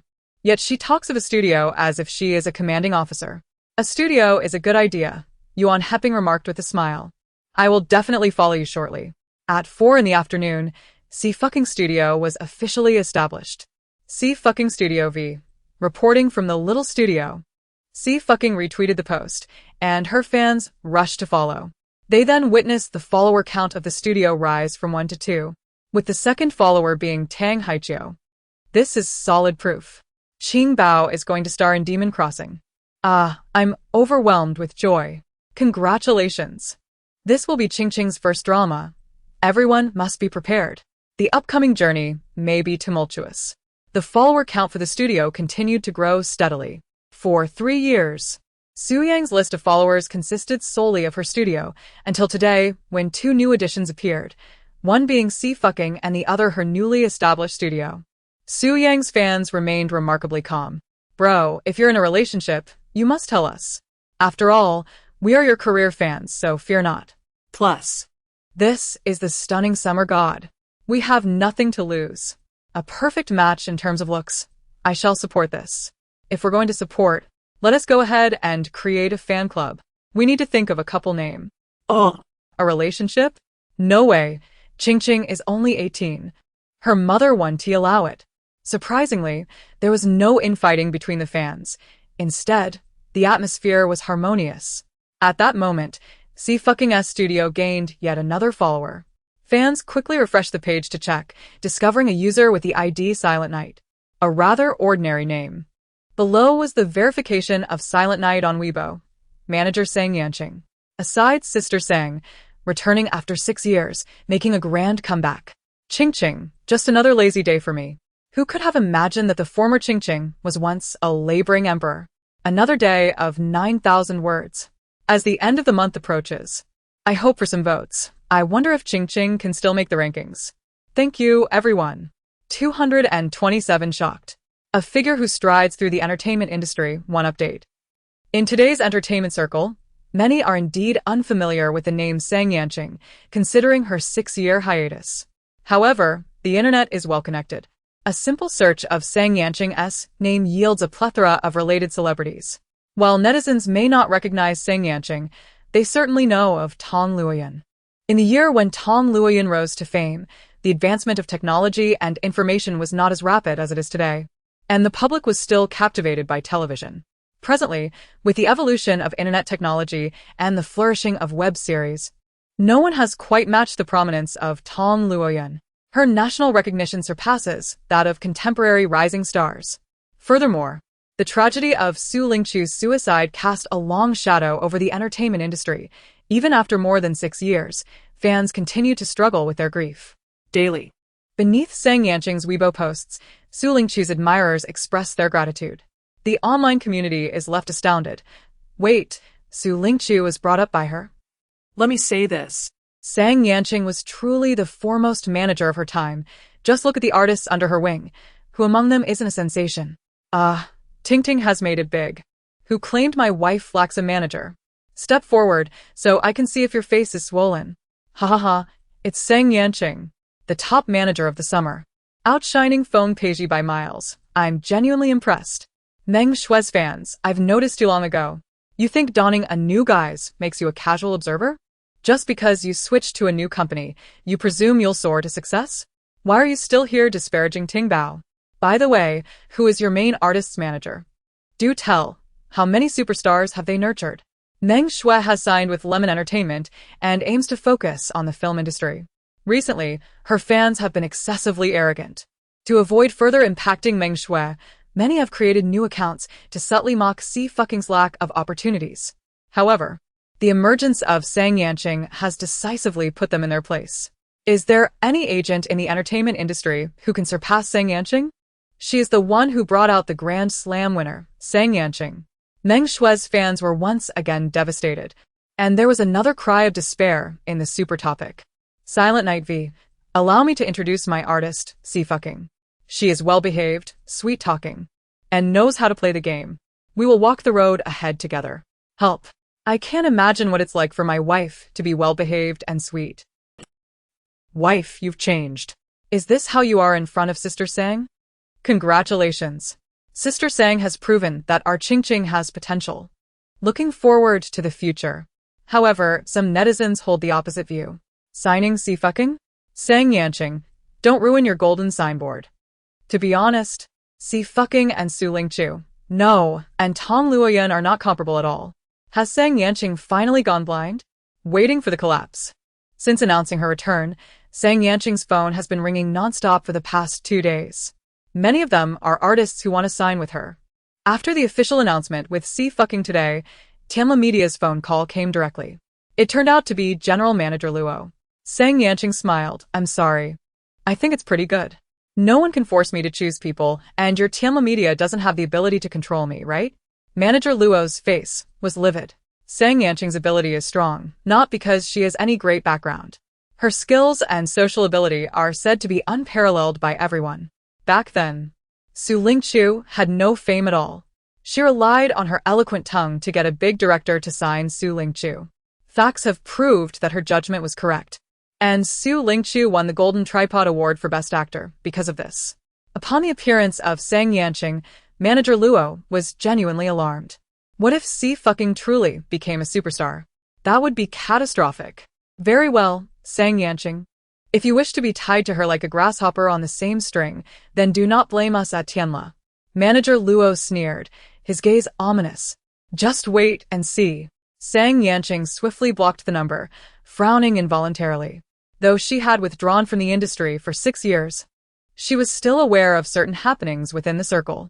Tianla Media utterly disregarded small artists, and countless lives had already been lost. Sister Sang, do not worry. Xie Suiying is unhurried. Soon enough, they will be gone. Sang Yanqing was taken aback. What?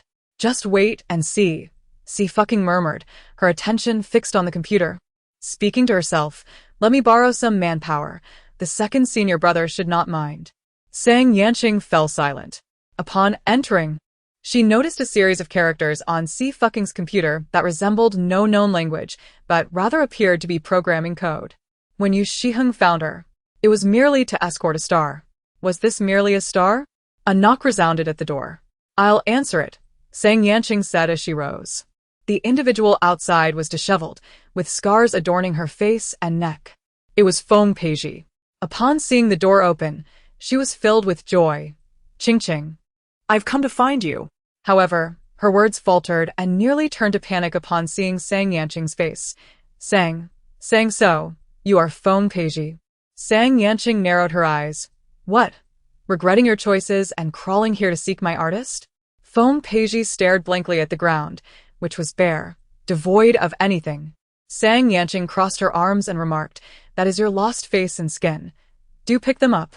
Feng Peizhi's face flushed crimson, the overwhelming humiliation and mortification rendering her ears buzzing and her lips trembling.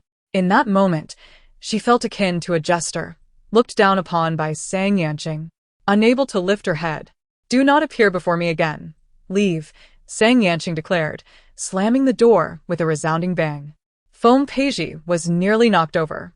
She stumbled back 2 steps, unable to regain her balance, and fell to the ground, utterly disheartened. Naturally, her attempt to blackmail Meng Shui with private photographs had failed. Under the threat from Ningming Film and Television, she was compelled to delete Meng Shui's pictures. She lost her job, and her artists were gone as well. Feng Peizhi never anticipated that she would descend to such depths. Upon hearing that Xie Suiying had established her own studio that morning, she could only muster the courage to approach.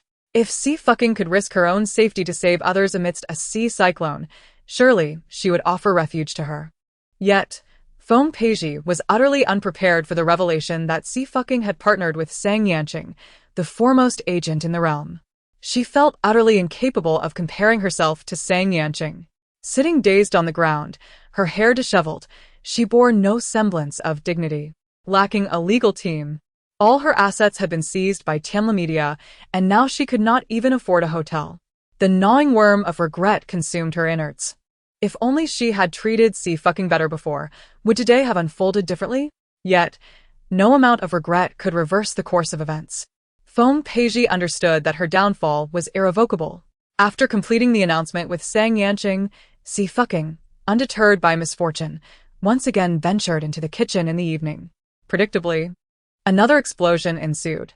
She silently gazed at the chaos in the kitchen, unable to comprehend how a mechanic like herself could manage to create such a mess. Xie Suiying leaned against the doorframe, a slight arch to his brow, unhurriedly remarking, "You claim you cannot cook. It seems that the term cannot is indeed a compliment. Stop looking down on people," Xie Suiying retorted, wiping the flour from her face, her expression fierce. "What of it if I can't cook? Ningning can. And I intend to live with her in the future. If all else fails, I can earn a little more and order takeout. I 1T starve myself." Upon hearing this, Xie Suiying did not react with anger but instead approached her, asking, "Are you chopping vegetables?" "Of course," Xie Suiying promptly replied, seizing the knife and beginning to chop with a clatter. Within a minute, she had diced the potatoes, carrots, and meat, arranging them neatly on a plate. "Look. How about that? Doesn't it look as if it were machine cut?" As she watched him retrieve the seasoning bottles, Xie Suiying hesitated before slowly saying, "Boss, please do not tell me that you can cook." He exuded an air devoid of any culinary chaos, sometimes even possessing a nobility that felt unreal, making it difficult to associate him with the mundane world. It seemed as if he was destined to occupy a high position, worshipped by many. Xie Suiying paused, his expression calm and his tone unruffled. "It is merely home cooking, quite ordinary. It does not qualify as culinary prowess." Actually, home-cooked meals are the most delectable. Xie fucking remarked, reminiscing about how it used to be, how Lu Qingning had always prepared their meals. Lu Qingning possessed exceptional culinary skills, rivaling those of chefs at state banquets. She had even taught Xie fucking, but regrettably, all she could manage was roasting meat. Had Lu Qingning still been present, she would have undoubtedly laughed until doubled over at the series of culinary disasters. Yu Shiheng cast her a sidelong glance, his features softened by the evening glow, his brows and eyes exuding a refined elegance. Then let us proceed outside. Feng San was busy organizing documents when his phone rang. The caller ID displayed an empty number, devoid of any information. His expression shifted slightly as he answered. What's the matter? Is there something urgent? As soon as the call connected, a cacophony of laughter erupted from the other end, nearly deafening him. You won't believe what I just heard. T18 has suffered a significant setback. Their system has been breached. Can you fathom that? The caller continued, laughing uncontrollably while slapping the table. Whoever it is, I must pay my respects. They have avenged me. They had it coming. Feng San paused, taken aback by the revelation. T18 has been compromised? Who did this? The caller's laughter only intensified. The irony is, they have no idea who the culprit is and are absurdly attempting to pin the blame on us. If it weren't for our master's inadvertent desire to compete, I would have already brought T18 to its knees. Feng San dismissed the boastful remark, puzzled. But isn't their system established by that individual? How could it possibly be breached by someone else? The three titans of T18 included only the enigmatic chief and the leader of the operations department, alongside the figure from the intelligence department. This was a person of significant stature in both T18 and the global intelligence community. To think such an influential figure could have their defenses circumvented is astonishing. It is no wonder that the caller found such amusement in the situation. Why was T18 compromised? Feng San inquired. Was the intruder merely attempting to showcase their advanced computer skills? The counterpart pondered. It remains unclear. Supposedly, some information was left behind, but we have yet to uncover it. Feng San replied, there's no need for further investigation. We should simply monitor their recent activities. Indeed, we must keep a vigilant watch. By the way, where is our master? The counterpart exclaimed excitedly, already animated, I must report this monumental news. We must recruit this computer virtuoso, after all. Will T18 dare to confront us then? Feng San glanced at the closed kitchen door, recalling the conversation he had overheard earlier, and remarked, they must be cooking. The laughter abruptly ceased, and the counterpart responded, wait, could you clarify what you just said? You actually let our master cook? Are you intent on ruining your career? Our master is a celestial being, descended from the heavens. Feng San, once again, coldly terminated the call. Though he shared the sentiment, the conversation was becoming overwhelming. Yet, he found it entirely reasonable to hear Miss Xie praise Yu Shiheng. Nonetheless, the news of T18's breach certainly warranted informing Yu Shiheng. It was uncertain who could penetrate the formidable firewall established by that formidable figure associated with T18. Indeed, they were worth recruiting. Meanwhile, in Anqing at Beizhou, one high school, Nian Ian received a package sent by Xie fucking the previous night. He found a new gift box, repackaged it, and inscribed his deskmate's name on the greeting card. Before the evening study session, taking advantage of the fact that other students had stepped out for dinner, he discreetly placed the gift box on the adjacent chair and pretended to be absorbed in his reading. The gift box was quite conspicuous. His deskmate looked puzzled and inquired, what is this? Ji Huan, who has left such a large box for you? The nearby girl, however, was brimming with excitement, exclaiming, oh, could it possibly be from one of your admirers? Upon hearing this, the attention of the other classmates turned towards them. Lin Jihuan was not unattractive.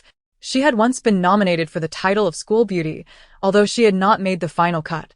While others submitted meticulously edited photos, hers was a blurry, candid shot taken on the playground. Furthermore, many were aware of her standing in the academic rankings, which only heightened their reverence, leading only a few bold souls to muster the courage to pen love letters to her. Lin Jihuan herself had little interest in matters beyond her studies. Recently, however, she had developed a new passion, pursuing Xie fucking. Soon, Curiosity drew the rest of the class closer. "Let us unwrap it and see what's inside," one male classmate exclaimed. "What could possibly be in such a large box? Surely it isn't a computer? It must be. Look at this gift box. Utterly devoid of aesthetic appeal. I wager it's from a boy. Hurry, hurry, Lin academic. Let's take a peek." Nian Ian lay sprawled over his desk, his head buried in the crook of his arm, motionless as he feigned sleep. This commotion attracted the attention of the entire class. As long as he remained silent, no one would know he was the one who had placed the box there. In truth, Nian Ian found his deskmate, who was solely devoted to academics, far more appealing than the school beauty. Yet, she undoubtedly possessed an aura of respectability. "All right, everyone, quiet down," Lin Jihuan declared as she moved the gift box onto her desk. "Let us take a look, then." The box bore no shipping information, only a card inscribed with her name. The handwriting on the card was rather unique and somewhat unattractive. Lin Jihuan retrieved a pair of scissors from her pencil case and commenced the unboxing, all the while being watched intently by her classmates. Within the gift box lay a leather handbag, emblazoned with a large rose emblem that captivated everyone's attention. Rosalind Mon, the rose of the moonlit night, the epitome of luxury brands. Recently, RM had garnered significant buzz, with ongoing discussions across the internet. On the streets of Beizhou No. 1 High School, students could be overheard marveling at the remarkable reverse marketing executed by Xie Suiying that night. Immediately, detractors emerged, claiming that Xie Suiying would surely be replaced by RM, destined to become the shortest-lived luxury ambassador. However, the following day, RM themselves released a comparative sales chart affirming Xie Suiying's capabilities, causing the naysayers to retreat once more into silence. "Skincare products?" the girls exclaimed in astonishment. "Jihuan, you must be wealthy. You actually purchased RM's skincare. Wait, are you really someone who uses skincare products?" "Oh, please, I only use facial cleanser for my daily routine," Lin Jihuan muttered. Receiving skincare products would be less delightful than getting photos of our beloved Qingqing. As a member of the esteemed Mu Si group, Lin Jihuan naturally took the time to view the live stream from that evening. Xie Suiying advised students to refrain from purchasing unless they truly needed it, urging them to act within their means. Although Lin Jihuan came from a well-off family, she thought she had no use for such products and dutifully abstained from buying. "Qingqing? Xie Suiying? Our Lin University goddess is actually a fan?" Without further ado, I must say that Xie Suiying's visage is truly beyond compare. I find myself yearning to capture a photograph of her. Is it not said that gazing upon beauty can extend one's lifespan? Alas, I am overthinking.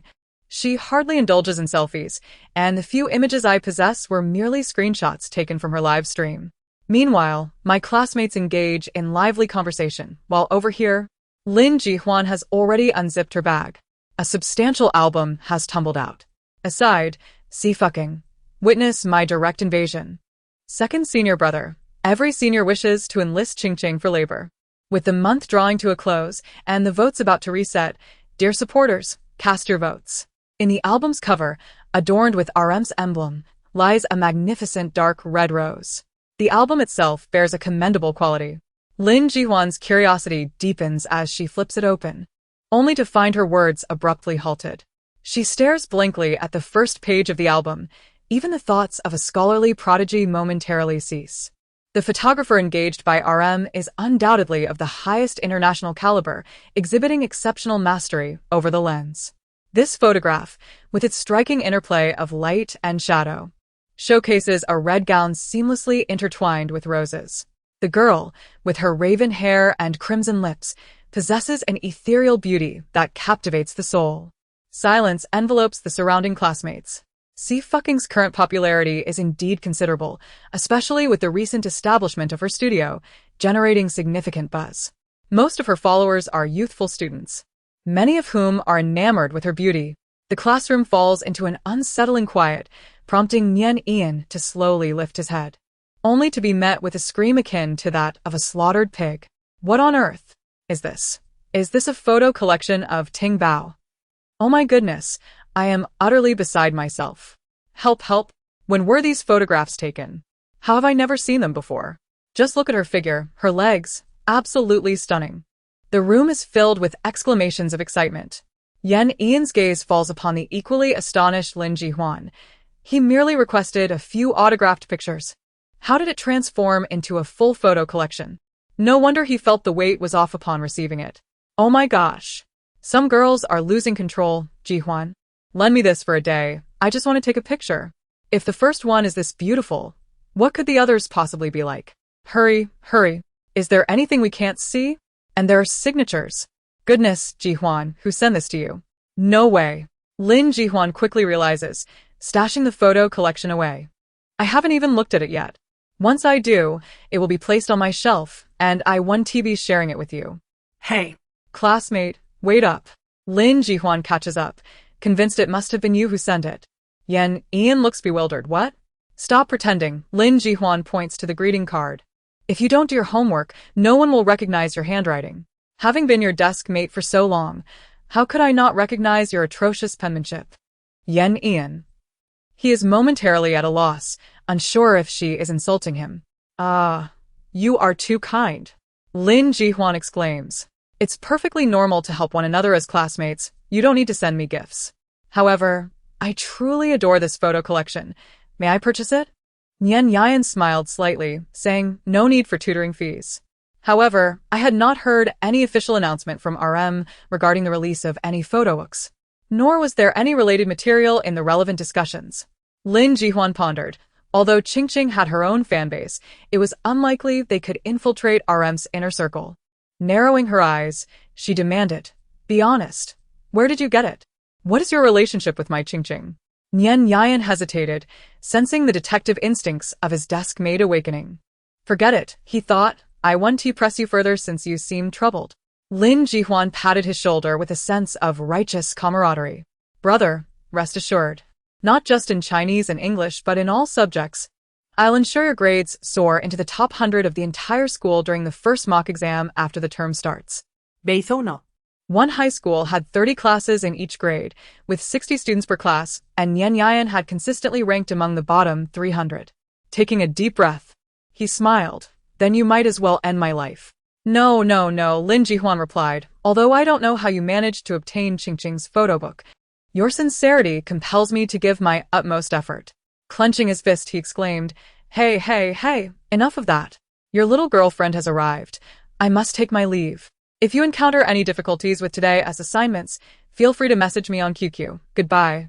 As Yan was about to say something, he furrowed his brow upon hearing the latter part. Wait, what little girlfriend? Lin Jihuan had already dashed away, clutching the photo book of Xie Suiying with great satisfaction. Just as she vanished from sight, a gentle voice called out, Nian classmate. Without needing to look, Yan already knew who it was. Connecting it to Lin Jihuan's earlier comments, his gaze turned icy. You haven't been spreading rumors at school, have you? Ning Tingyi was momentarily taken aback, pressing her lips together. No, not at all. Yan, having no time to attend to her, slung his backpack over his shoulder and rode away. Upon returning home, he called Xie Suiying to inquire about her day. By the way, Sister Qingqing, why did you send a photo album? Yan pressed his head. All my classmates are going crazy. Photo albums are convenient for collection, Xie Suiying responded, puzzled. What are they going crazy about? Yan recounted the scene from earlier. Xie Suiying's fox-like eyes sparkled. Are you saying your adorable, beautiful, and academically gifted desk mate is a fan of me? Yes, a fervent admirer. Yan replied softly, but she is a fan of your mother. He had also been enlightened by Lin Jihuan about the different types of fans. Xie Suiying. She hung up the phone with a blank expression. How could a girl younger than her possibly be a fan of her mother? Truly, it was an incomprehensible world. 2 days later, survival for 66 days officially concluded. The final 2 episodes were still in editing, but the online reservations had already reached 50 million. It was yet another star-studded variety show, undeniably impactful.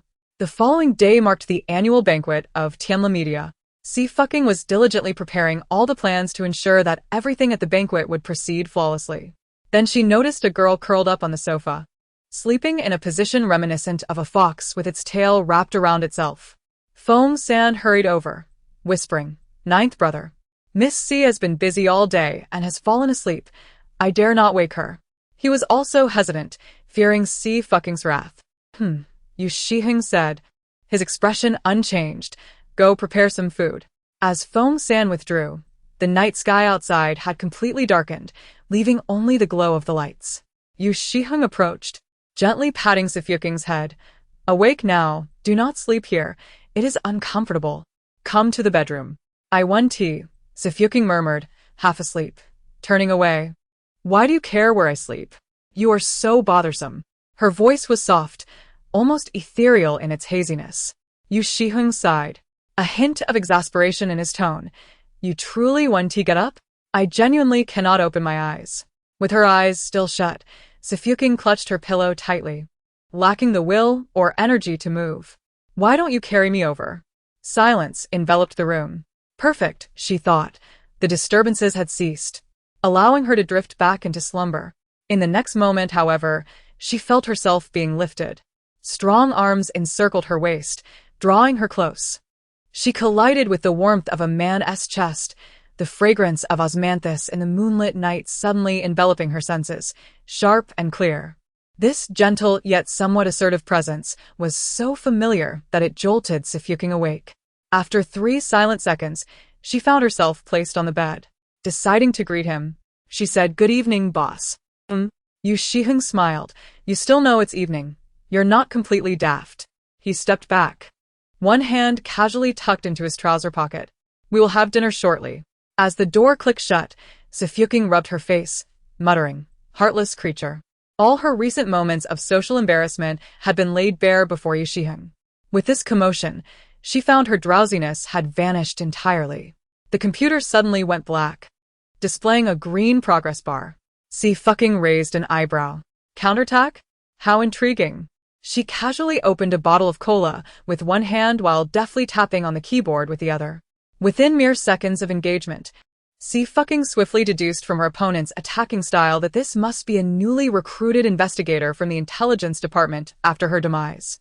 The technical skill was commendable. It presented an opportunity for refinement. Xie Suiying crafted several programs and deftly evaded her opponent for an hour before finally sealing off the programs completely. She also took the liberty of patching a few firewall vulnerabilities. A sigh of admiration escaped her lips. She truly was an exemplary worker. How fortunate her senior colleagues were to have such a considerate junior like her. Unbeknownst to the outstanding worker Xie Suiying, her actions had inadvertently rendered her opponent utterly despondent. The young man stared at the computer, veins throbbing on his forehead. After an hour of relentless attack, he was on the verge of success. This was undoubtedly a mockery. Oh, failed, have we? A voice chimed in. Elvis, you've been in the intelligence department for 3 years, and you still can't manage counterintrusions? If you can't do it, that's one thing, but to be counterattacked as well? Spare us your sarcasm. Elvis was visibly furious. You think about your operations outside, but never consider who cleans up after you. If it weren't for me erasing your traces, you would have been caught ages ago. All right, I admit my fault. The young man raised his hand in surrender. But you still haven't figured out who this person is. All we have now is a single message from them, stating that we need to deal with a matter of severe illegality and moral violation. Numerous individuals have targeted the T-18 defense system, owing to their collaborative efforts in dismantling transnational criminal organizations over the years. However, it is improbable that anyone would breach T-18 solely to taunt the investigators with a message. This matter does indeed fall within T-18's purview. Indeed, Elvis responded languidly. The great Xia Empire, Yicheng. He paused, repeating Yicheng. The young man's eyes narrowed slightly. What else is there? Another intelligence operative swiftly typed on the keyboard. Upon investigation, it is a sizable city in Nanzhou. Coincidentally, A grand banquet involving various influential factions is scheduled there at this very moment. TSK, this individual is urging us to dispatch personnel to apprehend someone, claiming it will boost our performance, the young man mused, stroking his chin. If they are affiliated with Zero, why would they offer us such an opportunity? T-18 and Zero have clashed on numerous occasions, developing a familiarity with each other's tactics. While it is conceivable that Zero has recently recruited a prodigious hacker, both organizations are known to vie for credit in critical matters. It is rumored that Zero's chief can terminate a life from 100 meters away without the use of firearms, Yet Zero's operatives dare to accuse us of being brutes. Therefore, this is undoubtedly a jest. Elvis, exasperated, clutched at his hair. I refuse to believe it.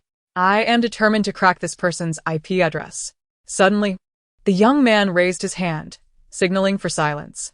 An immediate hush fell over the room. He accessed a case file, his expression reverent. Chief. Yes. The man's voice, languid and deep, resonated pleasingly. Your Excellency is currently vacationing in the Great Xie Empire. Do inform her to give it a try, and perhaps launch an attack as well. She has been rather restless lately, and I shall entrust this matter to her. The action team will be led by her this time. Upon hearing this, the crowd exchanged glances. Their commander was none other than the enigmatic woman known as the Night Sorceress, rumored to extract information that no one else could. Understood. A young man promptly replied. I will report this matter to the commander as per your instructions, and our team will mobilize at once. As was customary, this expedition to the Great Xie Empire would inevitably lead to a confrontation with the individuals from Zero. Meanwhile, in a coastal city of the eastern province of the Great Xie Empire, the night was profound, with bustling streets alive with activity. In a five-star hotel's presidential suite, petals danced outside the expansive floor-to-ceiling windows, drifting toward the vast, distant sea. A woman donned a flowing black gown, her waist slender. The glow of neon lights illuminated her dark red hair, accentuating her porcelain skin. Yicheng, Tianla Media? She raised her hand to press her earpiece. A slow smile curling her lips, both charming and perilous. Side note, continue to ask for monthly votes for Qingqing and His Majesty. It's the end of the month. Let us go, everyone. Third senior sister is overtaking on the curve. Sixth senior brother, you've been outmaneuvered, and second senior brother hasn't even hit the track? Why is it T18? The second brother's surname begins with T, and he is the second in rank among his 9 siblings. The naming convention is rather perfunctory. 2333. See you tomorrow. 229. See fucking. Waiting for 1 update. Upon concluding the call, the woman set down her wine glass and approached the floor-to-ceiling window. The vast glass reflected her indifferent, tranquil gaze. She meticulously concealed a collection of daggers upon her person. Even her crystal stilettos could serve as lethal weapons. Until she grasped a firearm. Etched beneath the grip of the gun was a singular number, 9. The woman slowly tightened her hold on the grip, her eyes finally betraying a flicker of emotion. Little 9. Time indeed flows swiftly. 3 years have elapsed in the blink of an eye. Yet even now, she finds it hard to comprehend that her often partnered, impetuous junior sister perished in an explosion resulting from an experimental mishap. She was acutely aware of her junior's meticulousness. Having collaborated with the second brother extensively, it was not something she could overlook. After entering the sect, they were known only by their ranks, devoid of true names. One's true name could only be extracted through interaction among siblings, serving as a testament to one's capabilities. Both she and the second brother had managed to uncover the junior sister's true name, an accomplishment even the eldest brother had failed to achieve. Conversely, despite the combined efforts of the elder siblings, they remained unable to ascertain her true name. Yet, even with this knowledge, tragedy still struck. The second brother, in disbelief, pursued the truth for 3 years, yet found nothing. All evidence pointed to it being merely an experimental accident. Their master, too, had secluded himself, never to emerge again. The free continent had undergone profound transformations akin to the changing of tides. The woman readied her firearm, her finger lightly tapping the earpiece. Indeed, I shall infiltrate the banquet directly. You all wait outside. When we move, Zero will undoubtedly arrive. Be alert. After issuing her instructions, she stroked her chin, contemplating the most ingenious method to blend in. The following day, merely 3 days after the establishment of the Xie Fucking Studio, new promotional materials were released. Xie Fucking Studio V. Fresh and delightful Qingqing, please be attentive to our updates. Alongside several candid photographs, there was an image featuring traditional Daxia cosmetics, including rouge boxes, floral embellishments, and delicate eyebrow powders. Such an aesthetic could undoubtedly be attributed to Yilikin. Simultaneously, Yilikin's official Weibo confirmed this collaboration. Yilikin, my favorite domestic brand. Sister Sang truly lives up to her reputation. In such a short time, she secured an endorsement for my Qingbao. I know. I heard that this endorsement was initially considered for Bian Yunxi. Her innocent looks are more suited for ancient styles. Who would have thought, truly, that Sister Sang would prevail? I'm in stitches. With Sister Sang around, there's no need to worry about the wife ceasing her endeavors. I eagerly anticipate Qingqing's resources flourishing further. The fans quickly propelled the hashtag Sifuqing Iluchun to trending status, while other idols relied on bots and marketing accounts to secure their spot on trending lists. Sifuqing needed merely a new selfie to ascend to the top 10 of the entertainment rankings within moments. As Meng Shui observed Sifuqing's follower count steadily climbing, nearing her own, she inhaled deeply and tossed her phone aside. Since her entrance into the entertainment industry, she had sailed smoothly without a hitch. However, in just a few short days, under the pressure from Sifuqing, Meng Shui bit her lip and could not help but speak. Zhou Ge, Sifuqing. Don't ask me, I am just as perplexed. Zhou Ge was even more bewildered. How had she captured Sang Yanqing's attention? Although Tong Luoyun and Su Lingqiu were mere supporting characters before encountering Sang Yanqing, they at least boasted formal training and were legitimate actors, possessing innate talent. Why would Sang Yanqing choose to associate with a variety show star? Meng Shui's nails dug into her palm, unable to comprehend. Previously, Sifuqing's attention had felt like a luxury, but now, she found herself envious of Sifuqing. Why did she not possess such fortuitous luck to be noticed by Sang Yanqing? At that moment, her phone rang and Zhou Ge answered. Hello? The voice on the other end was unclear. Hello? All right. Zhou Ge's expression shifted multiple times, finally settling as he exhaled deeply. His brows unfurling into a smile. Xiao Shui, you need not worry any longer. Starting tomorrow, there will be no Sifuqing in the entertainment industry. Meng Shui's pupils constricted sharply. What do you mean, Zhou Ge? You and Sifuqing have been in the same girl group for 2 or 3 years. Have you ever seen her with any backing? The Luo family has expelled her. Oh, a star court law firm. Can it rival true power? Meng Shui bit her lip, but she is fortunate. She was well aware that Sifuqing was dubbed Akoi, a symbol of good fortune. Good fortune? Zhou Ge found the situation increasingly amusing. In the face of absolute power, even the best fortune proves futile. Regardless, this matter is of no concern to us. We shall simply await tomorrow's headlines. The entertainment industry undergoes transformations with astonishing rapidity. Tianla Media's intent to render Sifuqing obsolete could, at most, take half a year, after which she would be utterly forgotten by the industry.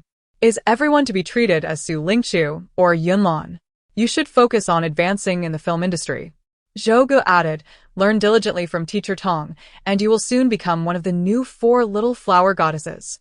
Meng Shui finally smiled in response. All right, Zhou Ge. Tianla Media is exercising considerable caution this time. They have chosen to hold the banquet in Yicheng, partly due to its distance from Mo City and Feng City. They are acutely aware of the downfall of Sudong Sports. Ultimately, it is because Sudong Sports headquarters is located in Mo City, which stirred the attention of the Mo family. Tianla Media is resolutely determined not to follow in Sudong Sports' footsteps. The president has instructed manager Luo to investigate all of Sifuqing's interpersonal connections and to once again reach out to the Zhua family. Miss Xie Suiying. Manager Luo spoke respectfully. I am the general manager of Tianla Media. I apologize for the intrusion, but may I confirm that Sifuqing has absolutely no ties with the Zhua family, correct? Upon hearing this name, Xie Suiying frowned, responding coldly, there is no connection whatsoever. I would rather see her perish. If Tianla Media could eliminate Sifuqing, it would save her the trouble of taking action herself. Sifuqing's fortune is indeed remarkable. She has survived even the immense natural disaster of a sea whirlwind. Now, her resources within the entertainment circle are soaring, which brings me some relief. Manager Luo chuckled, suggesting that if Miss Xianyu so desired, she could witness her wretched condition in Yicheng tomorrow. He marveled at Sifuqing's ability to rebuff all support. I shall. Xie Suiying responded softly. Upon disconnecting the call, her hand trembled uncontrollably. Her gaze fell upon a book, her countenance reflecting profound distress. She hesitated to confess to Zhua Tianfeng and her colleagues that she now struggled to comprehend even sophisticated project proposals.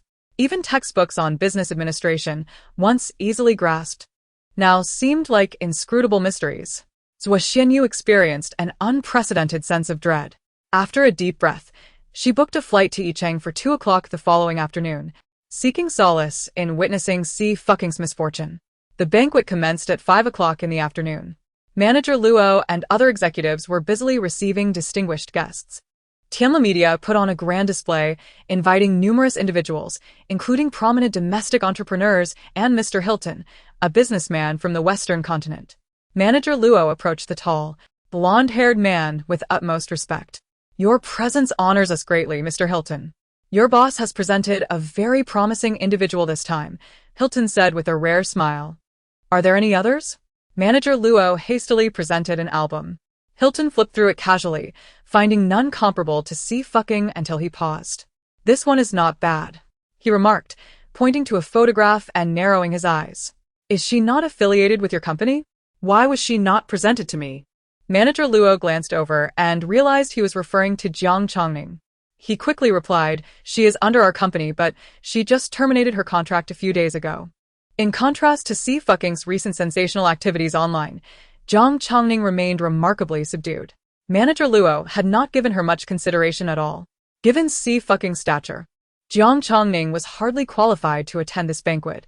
After all, it was a gathering of formidable figures, far beyond the reach of a mere starlet. "Very well," Hilton nodded. Setting aside the album, "Please have her brought here." Manager Luo agreed. "Mr. Hilton, I will make the arrangements." Hilton waved his hand dismissively. Once Manager Luo stepped out, he immediately contacted the staff, find out where Jiang Chongning is. Furrowing his brow, Manager Luo added, "All right, coincidentally, we have someone on site conducting interviews. Just bring her over." In Yicheng, it was a straightforward matter. Tianla Media was paramount, and no one could oppose it. Xie Suiying had elite lawyers from Sangyanqing and Xingtian, while Jiang Chongning's family were genuine farmers, with 3 generations of lineage and agriculture. She posed no threat whatsoever. She could easily be managed. Meanwhile, on the other side of Yicheng, within a towering building, the planning team, having savored a dish prepared by Jiang Chongning, expressed their satisfaction. Initially, they had low expectations regarding the culinary skills of a star, but they were pleasantly surprised to find her technique comparable to that of a seasoned chef. The planning team happily signed a contract with her. As Jiang Chongning exited, preparing to descend the stairs, a gentle voice called out to her, "Miss Jiang?" She turned, momentarily taken aback. She was naturally acquainted with Su Yang, yet her reticence often rendered her speechless. She merely nodded slightly and said, "Hello, Teacher Su." Su Yang offered a faint smile in return. "Congratulations on your contract termination." Jiang Chongning inclined her head. "Thank you," though inwardly she sighed. Both she and Su Yang shared an aversion to conversation, resulting in an awkward silence. She found her interactions with Xie Suiying far more enjoyable. After bidding farewell to Su Yang, Jiang Chongning descended the stairs to the restroom to touch up her makeup. Just as she retrieved her lipstick, an unexpected warmth surged through her chest. Her expression shifted. This was the talisman Xie Suiying had given her, which she had always kept close. Yet, she had never before experienced such a sensation. Over time, she had nearly forgotten it. Why was it manifesting now? Suddenly, a loud thud echoed as a bodyguard stumbled over a trash can at the entrance, landing inside. However, several other bodyguards surged in immediately after. Simultaneously, a faint crack echoed, perceptible only to Jiang Chongning. The warmth in her chest dissipated. Danger was approaching, yet Jiang Chongning remained composed. "You, however." Her words were cut short as she felt a sudden numbness in her neck, and in an instant, she lost consciousness. It nearly alerted the others. The bodyguard who had fallen into the trash can was equally bewildered, rubbing his head and limping after the others. At the precise moment the talisman shattered, Xie Suiying halted on the steps. Her phone rang. It was Su Yang. "Sister, something has happened. Jiang Miss is missing. It's only been a few minutes, and I can't locate her." He recalled something he wanted to inquire of Jiang Chongning, so he hurried downstairs, only to be informed that she had not yet departed from the building. He promptly accessed the surveillance footage and discovered several imposing bodyguards. Jiang Chongning was serene and unassuming, the least prominent member of the Starry Sky Girls group. Suiying took a moment to collect himself. Sister, have you arrived at the banquet? Xie fucking lifted her gaze, a visible ferocity lurking within her eyes. Yes, I'm waiting. Aside, I am grateful for everyone's votes. I shall provide an additional update this afternoon. On the last day of March, the monthly votes will expire, and I hope to achieve 3,000 for Qingqing. The two words were simple. Her voice was devoid of fluctuation, flat, and even tinged with a hint of laughter. Yet, anyone could discern the chilling undertone in her words. Suiying's heart sank. He had been rescued by Xie Fucking, which had alleviated any concerns he held regarding her capabilities. At that time, when he worked at a bar, a group from the underground mafia had intruded. Surrounded by dozens, Xie Fucking remained unfazed. This was the first instance Suiying had heard her speak in such a tone. Sister, I reviewed the surveillance recordings. There are at least 6 individuals. Suiying paused. I have also contacted someone to investigate. The terrain in Yicheng is complex, and I am uncertain which route they took. Fu Sui, as a talisman maker, could naturally sense the energy. How may I assist you? Suiying pressed his lips together tightly. I also found Miss Zhang's phone. Shall I deliver it to you? Thus, you should reach out to her family, Xie Fucking suggested. Is there someone named Jiang Chongfeng in the contacts? Suiying glanced through Jiang Chongning's contact list and replied, no, but there is someone named Gu Yisheng. Xie Fucking paused for a moment and slowly articulated. That's it. He is Ningning's brother. Relay everything to him exactly as it is, but be cautious not to embellish. I will take my leave first. Suiying inquired, embellish what? Although confused, he complied with Xie Fucking's instructions and dialed the number for Gu Yisheng. Hello, Mr. Jiang. I have something to discuss. Xie Fucking turned and walked to the right. At today's gathering, Tianla Media had not only reserved the venue but had also cleared the surrounding area. Xie Fucking was dressed quite simply in a t-shirt and jeans, complemented by a baseball cap that obscured half her face with sunglasses. She appeared distinctly out of place among the other guests. Many only cast a fleeting glance her way without any further interest. Hey, Xie Fuqing. Xin Xiaoxi, who had accompanied Xie Fucking, noticed her and called out. Where are you going? The event has started, and Mr. Luo is already pressing for time. Within seconds, Xie Fucking's figure had vanished from the street. Xin Xiaoxi stamped her foot, her expression darkening. Meng Shui was being courted by other talent agencies, but she lacked the means to follow suit and remained with Tianla Media. Moreover, due to the disbandment of the Starry Sky Girl group, her contract had been downgraded, leaving her resources in a dire state. Had it not been for Xie Fucking's insistence on terminating her contract with Tianla Media, she would have been on the brink of being shelved. A glimmer of brilliance flickered in Xin Xiaoxi's eyes. With Xie Fucking's departure, her spotlight would no longer be overshadowed. Since this development favored her, she reluctantly decided against reporting Manager Luo. She intended to seize this opportunity to meet potential benefactors at the ball, paving her way in the entertainment industry. Meanwhile, 6 bodyguards clad in black, divided between 2 vehicles, were en route to the venue. This young star possesses quite a charm. Why does she lack fame? One bodyguard mused as he lit a cigarette. To catch the eye of Mr. Hilton is undoubtedly a stroke of luck for her. They had served Tianla Media for many years and had heard Hilton's name on numerous occasions. Although their status rendered them unworthy of even a glance from Hilton, they were vaguely aware that he hailed from a prominent family in the Western continent, surrounded by extraordinary individuals. Last year, they had inadvertently witnessed one of Hilton's guards perform the astonishing feat of levitating a stone. Jiang Chongning, a mere budding star, ought to consider herself fortunate to have infiltrated Hilton's circle. Who knows, perhaps he is merely toying with her, another bodyguard remarked. If Mr. Hilton is pleased, he might even reward us.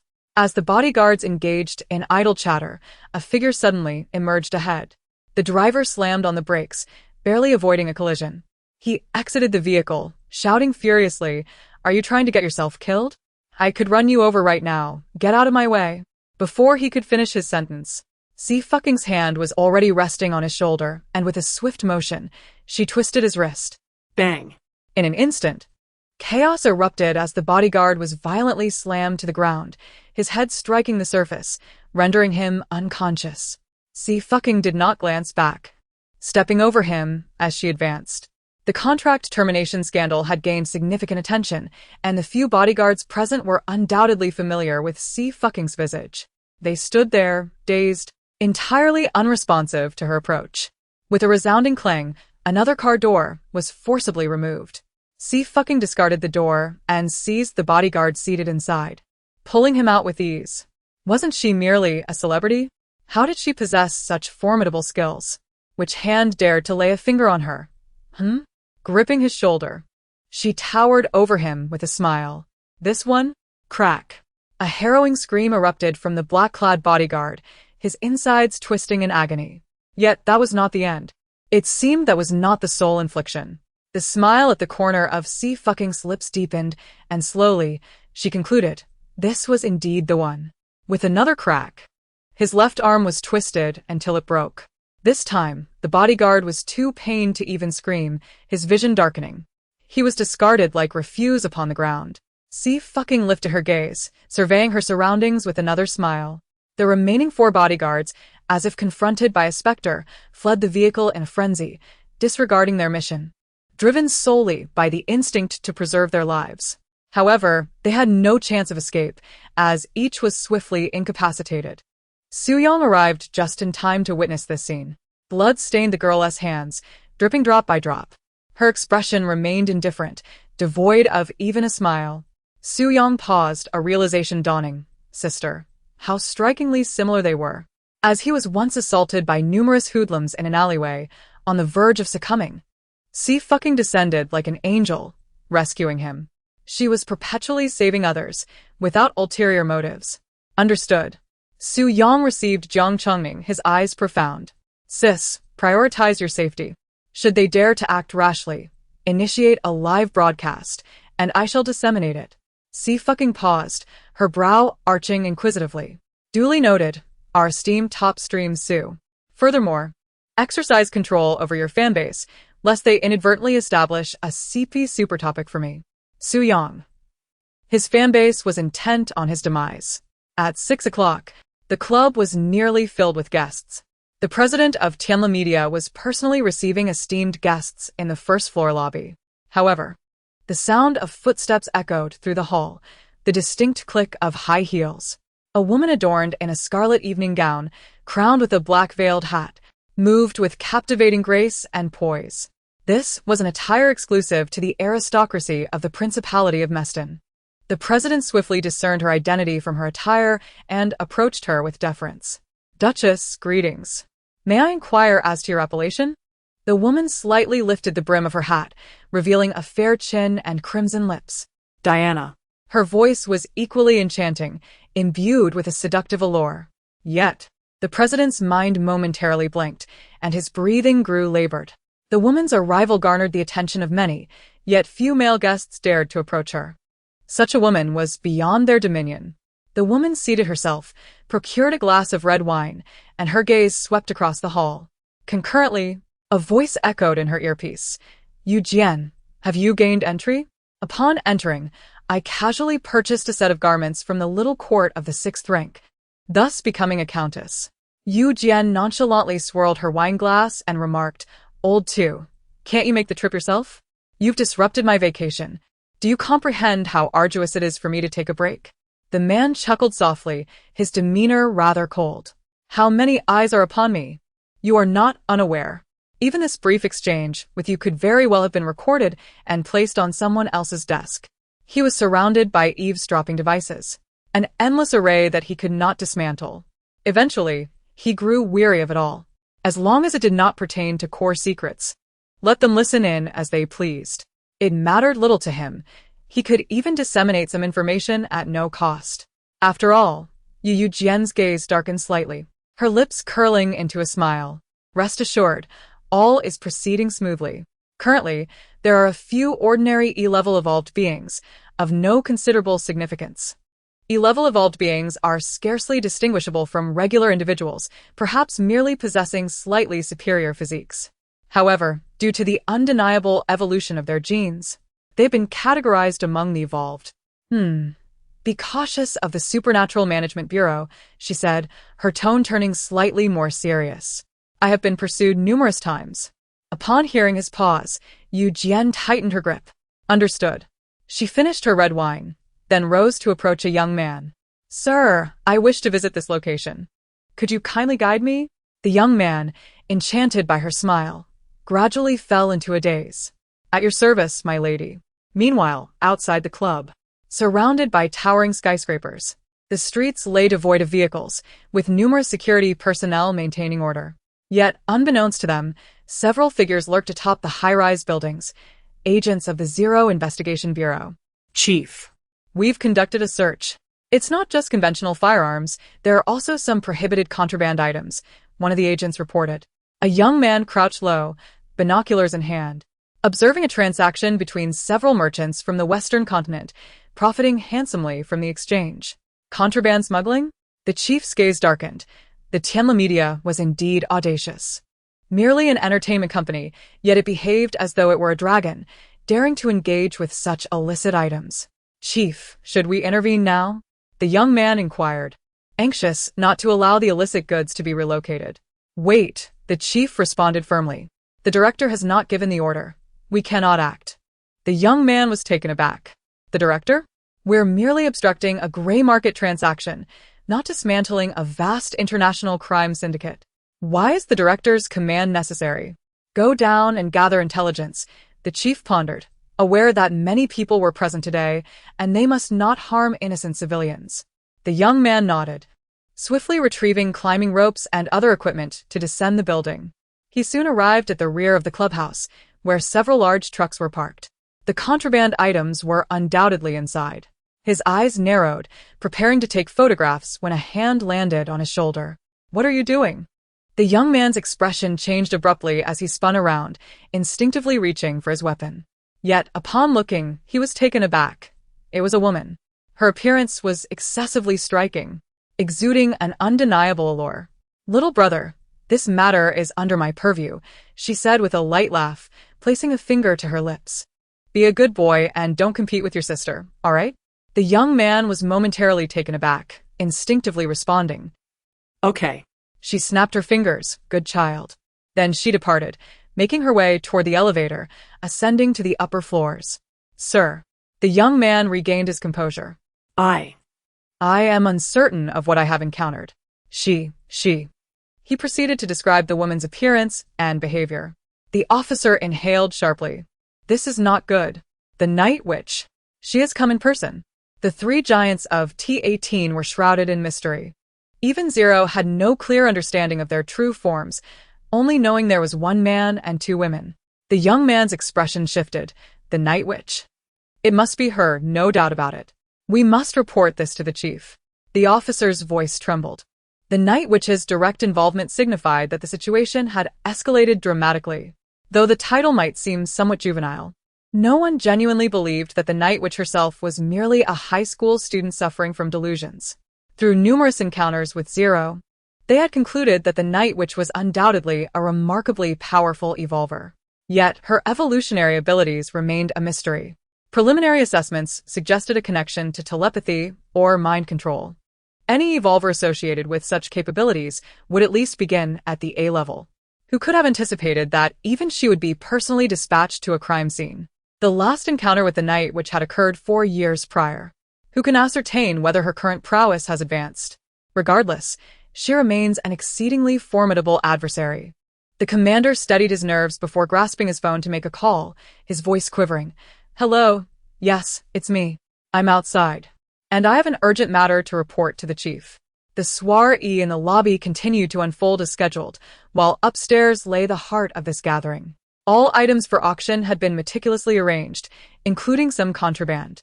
In the grandest suite, the screen displayed today as auction list. What could possibly be unattainable in the Western continent? Upon hearing this, the president's expression shifted dramatically. He immediately turned to Manager Luo, his voice darkening. Where is he? He should still be en route. There's heavy traffic in the city center at this hour, Manager Luo replied, wiping the sweat from his brow. The individual is incapacitated and won't make any errors. Look, these are the photos they took after their success.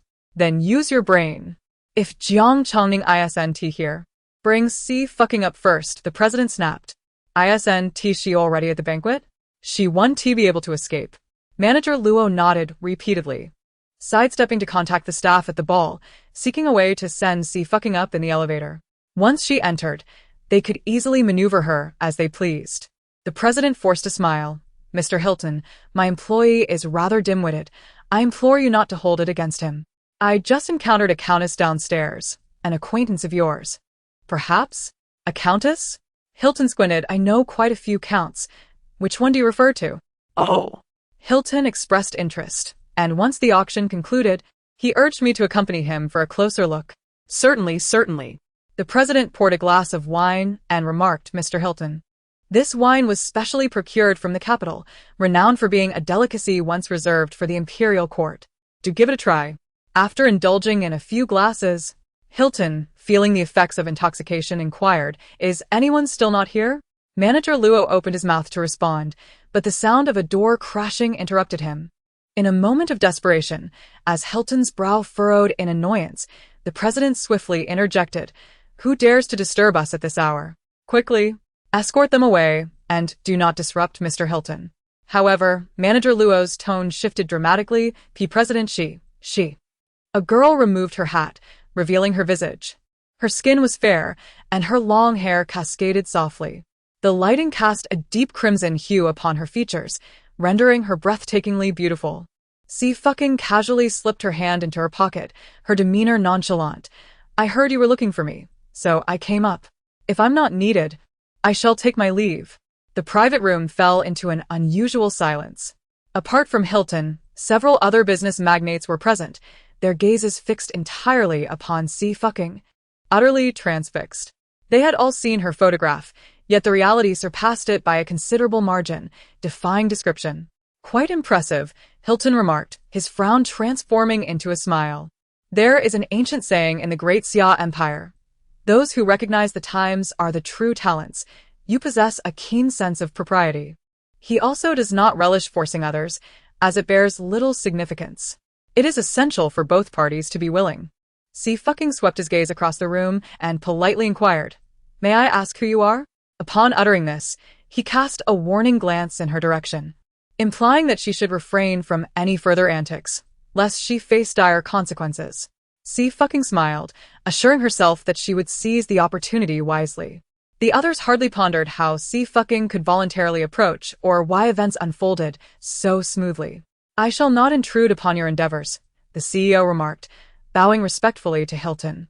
The remaining individual, Jiang Chongning, would undoubtedly deliver the others as soon as they arrived. Hilton was quite pleased. Very well, I have prepared everything you requested. The CEO was overjoyed. Thank you, Mr. Hilton. He waved his hand for Manager Luo to follow him out. Hilton's elevated status ensured that the other business leaders did not contest the matter, each finding an excuse to take their leave. Is that it? Xie fucking suddenly interjected. Stay and enjoy. The more, the merrier. Her words elicited astonishment from all present. Manager Luo, in particular, could hardly believe his ears. Xie fucking, what are you saying? Hilton's expression shifted as well.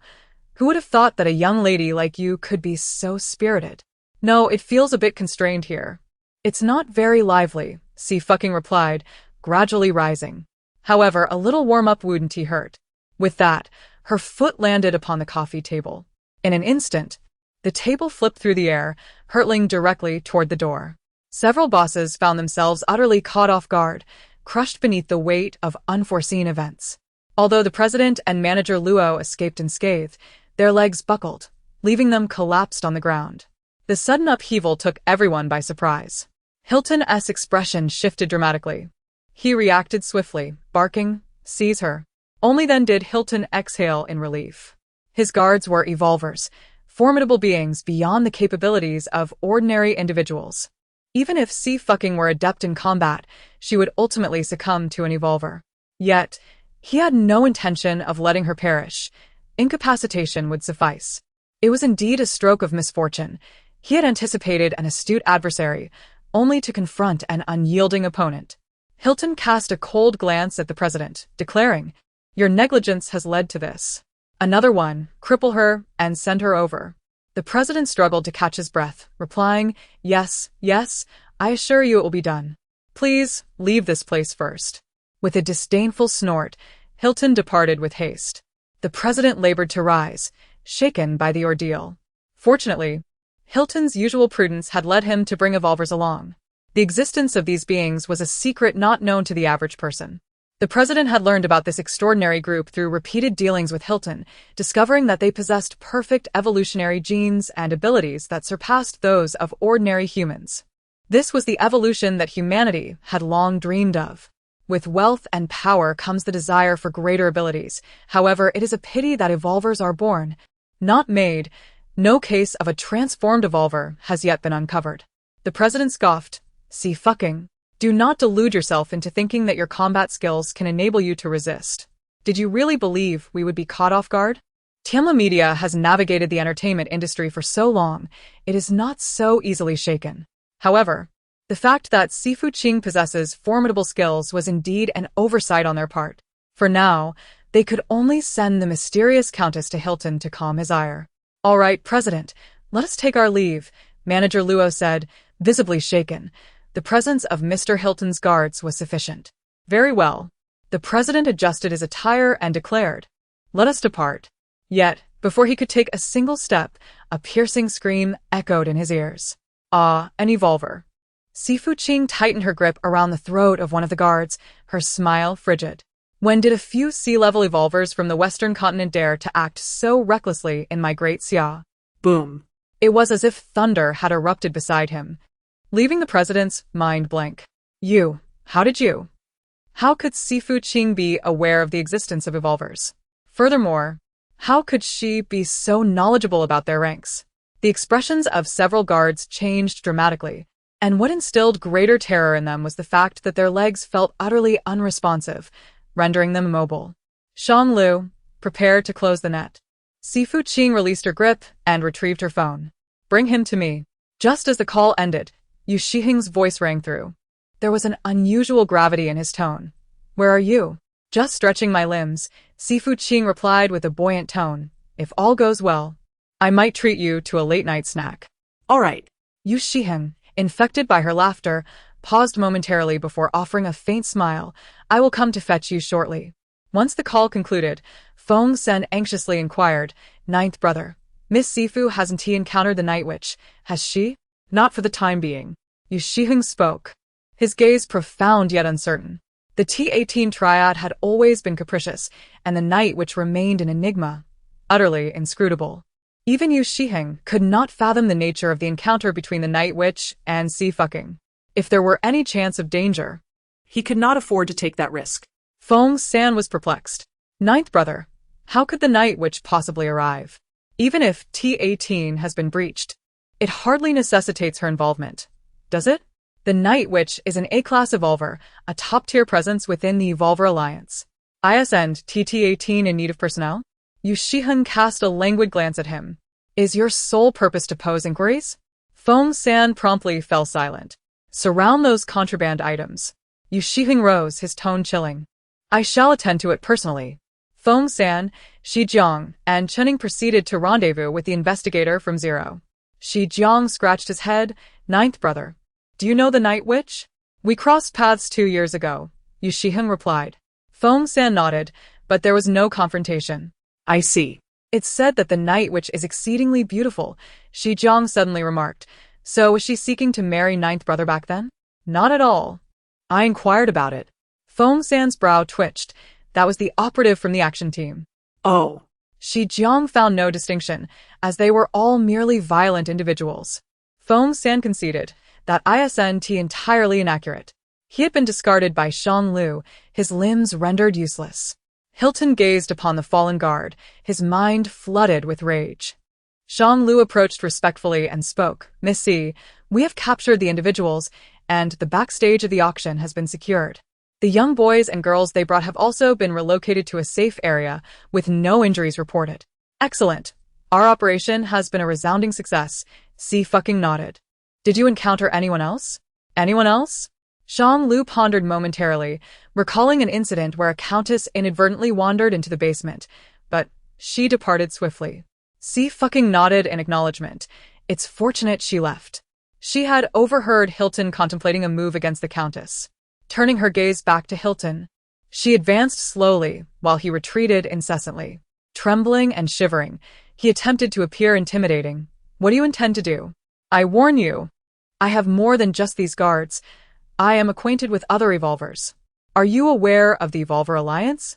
Even your supernatural management bureau in the Great Xia cannot compare.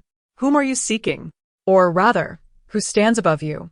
Xie fucking tightened her grip on his throat, her foot pressing down on his leg, smiling as she inquired, is it Chris or Ojigia? Chris, the vice leader of the Evolver Alliance. Ojigia, an S-class evolver of the same alliance.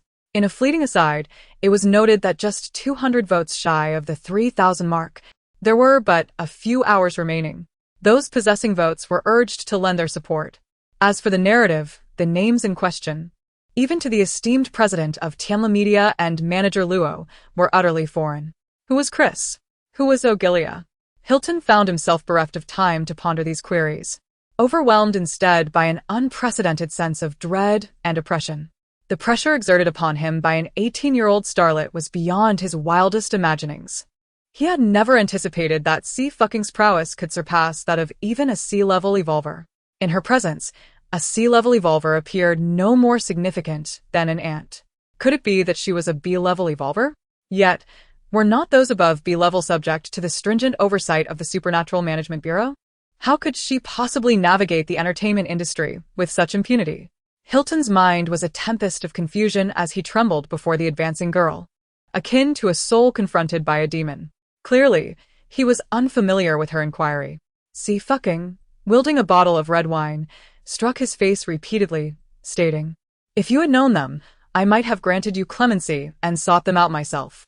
Why do you not recognize them? How dare an evolver from the Western continent come to my homeland and act with such audacity?" Before Hilton could utter a single word, Xie Fuiying raised her hand.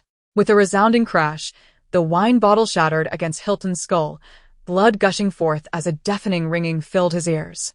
The agony surged from his head to his limbs, and only then did he emit a piercing scream, chilling to the bone. Upon witnessing the scene, both the president and manager Luo found themselves utterly paralyzed, teetering on the brink of mental collapse. Who exactly is Xie Fuiying? Is this what pain feels like? Xie Fuiying spoke softly, her voice a mere whisper. You have inflicted suffering upon so many innocent lives. How much agony must they, and their parents, endure? Money held no significance for him at this moment. His sole desire was to preserve his own life. Ah, money. Xie Fuiying chuckled lightly, yet her eyes were imbued with a chilling ferocity. Do you truly believe that money can solve everything? Before Hilton could complete his sentence, a dreadful scream escaped his lips, sending shivers down the spines of those who heard it. Beside him, Shang Lu had already succumbed to a state of numbness. After all, in the months he had spent alongside Miss Xie, he had witnessed a plethora of extraordinary events. The appearance of a yin-yang master was no longer shocking. The presence of an evolver was merely a minor occurrence. Moments later, Shang Lu crouched down, cradling his head, his worldview shattered, and his mental state in tatters. How could an evolver be dismissed as a trivial matter? Minutes later, Hilton could no longer withstand the excruciating pain and torment, succumbing to unconsciousness. Now, speak. Xie Fuiying commanded, directing her gaze at the president of Tianla Media. What transpired with those artists last year? The president, unexpectedly called out, shuddered involuntarily. He was loath to divulge such information. Yet, under Xie Fuiying's unyielding gaze, terror gripped him as he steeled himself to respond. They were dealt with for not heeding the company's directives. It was leaked online, and we managed to contain it through public relations. Xie Fuiying remained remarkably composed. And what else? A wine bottle shattered upon his head, blood obscuring his vision, a piercing pain seizing his core, as if his very insides were being twisted, akin to being pierced by 1,000 swords. Xie Fuiying cast aside the shards of the bottle, rising to her feet. Shang Lu immediately straightened his posture, responding, "Present." He spoke with conviction, his heart racing with unease. Were it not for the harrowing reality he had just witnessed, he would find it inconceivable that such an atrocity could be perpetrated by a human being. Those were lives, after all. Let us descend first. Xie Fuiying grasped Hilton's arm, demanding, "Where are the others?" Captain Zhang had arrived, securing all the auction items and had uncovered numerous antiques, which were slated for delivery to the museum. Xianglu, with manager Luo and the president in tow, followed closely behind. The youth, shaken and distressed, were still being comforted. Xie affirmed, "We must engage a psychologist to help them process this trauma. I have set aside some funds to assist with their household needs. Like mere commodities, they had been brought here, and anyone would be driven to despair." All auction items were stored in the basement, now confiscated by the Qianjun Alliance. A group of uniformed guards patiently tended to the panicking youth. The president recognized these items, procured at great expense to curry favor with several prominent figures. Yet now, his sole desire was to preserve his own life. How had circumstances devolved into such chaos? Manager Luo, positioned nearby, discerned the emblem on the right sleeves of several guards.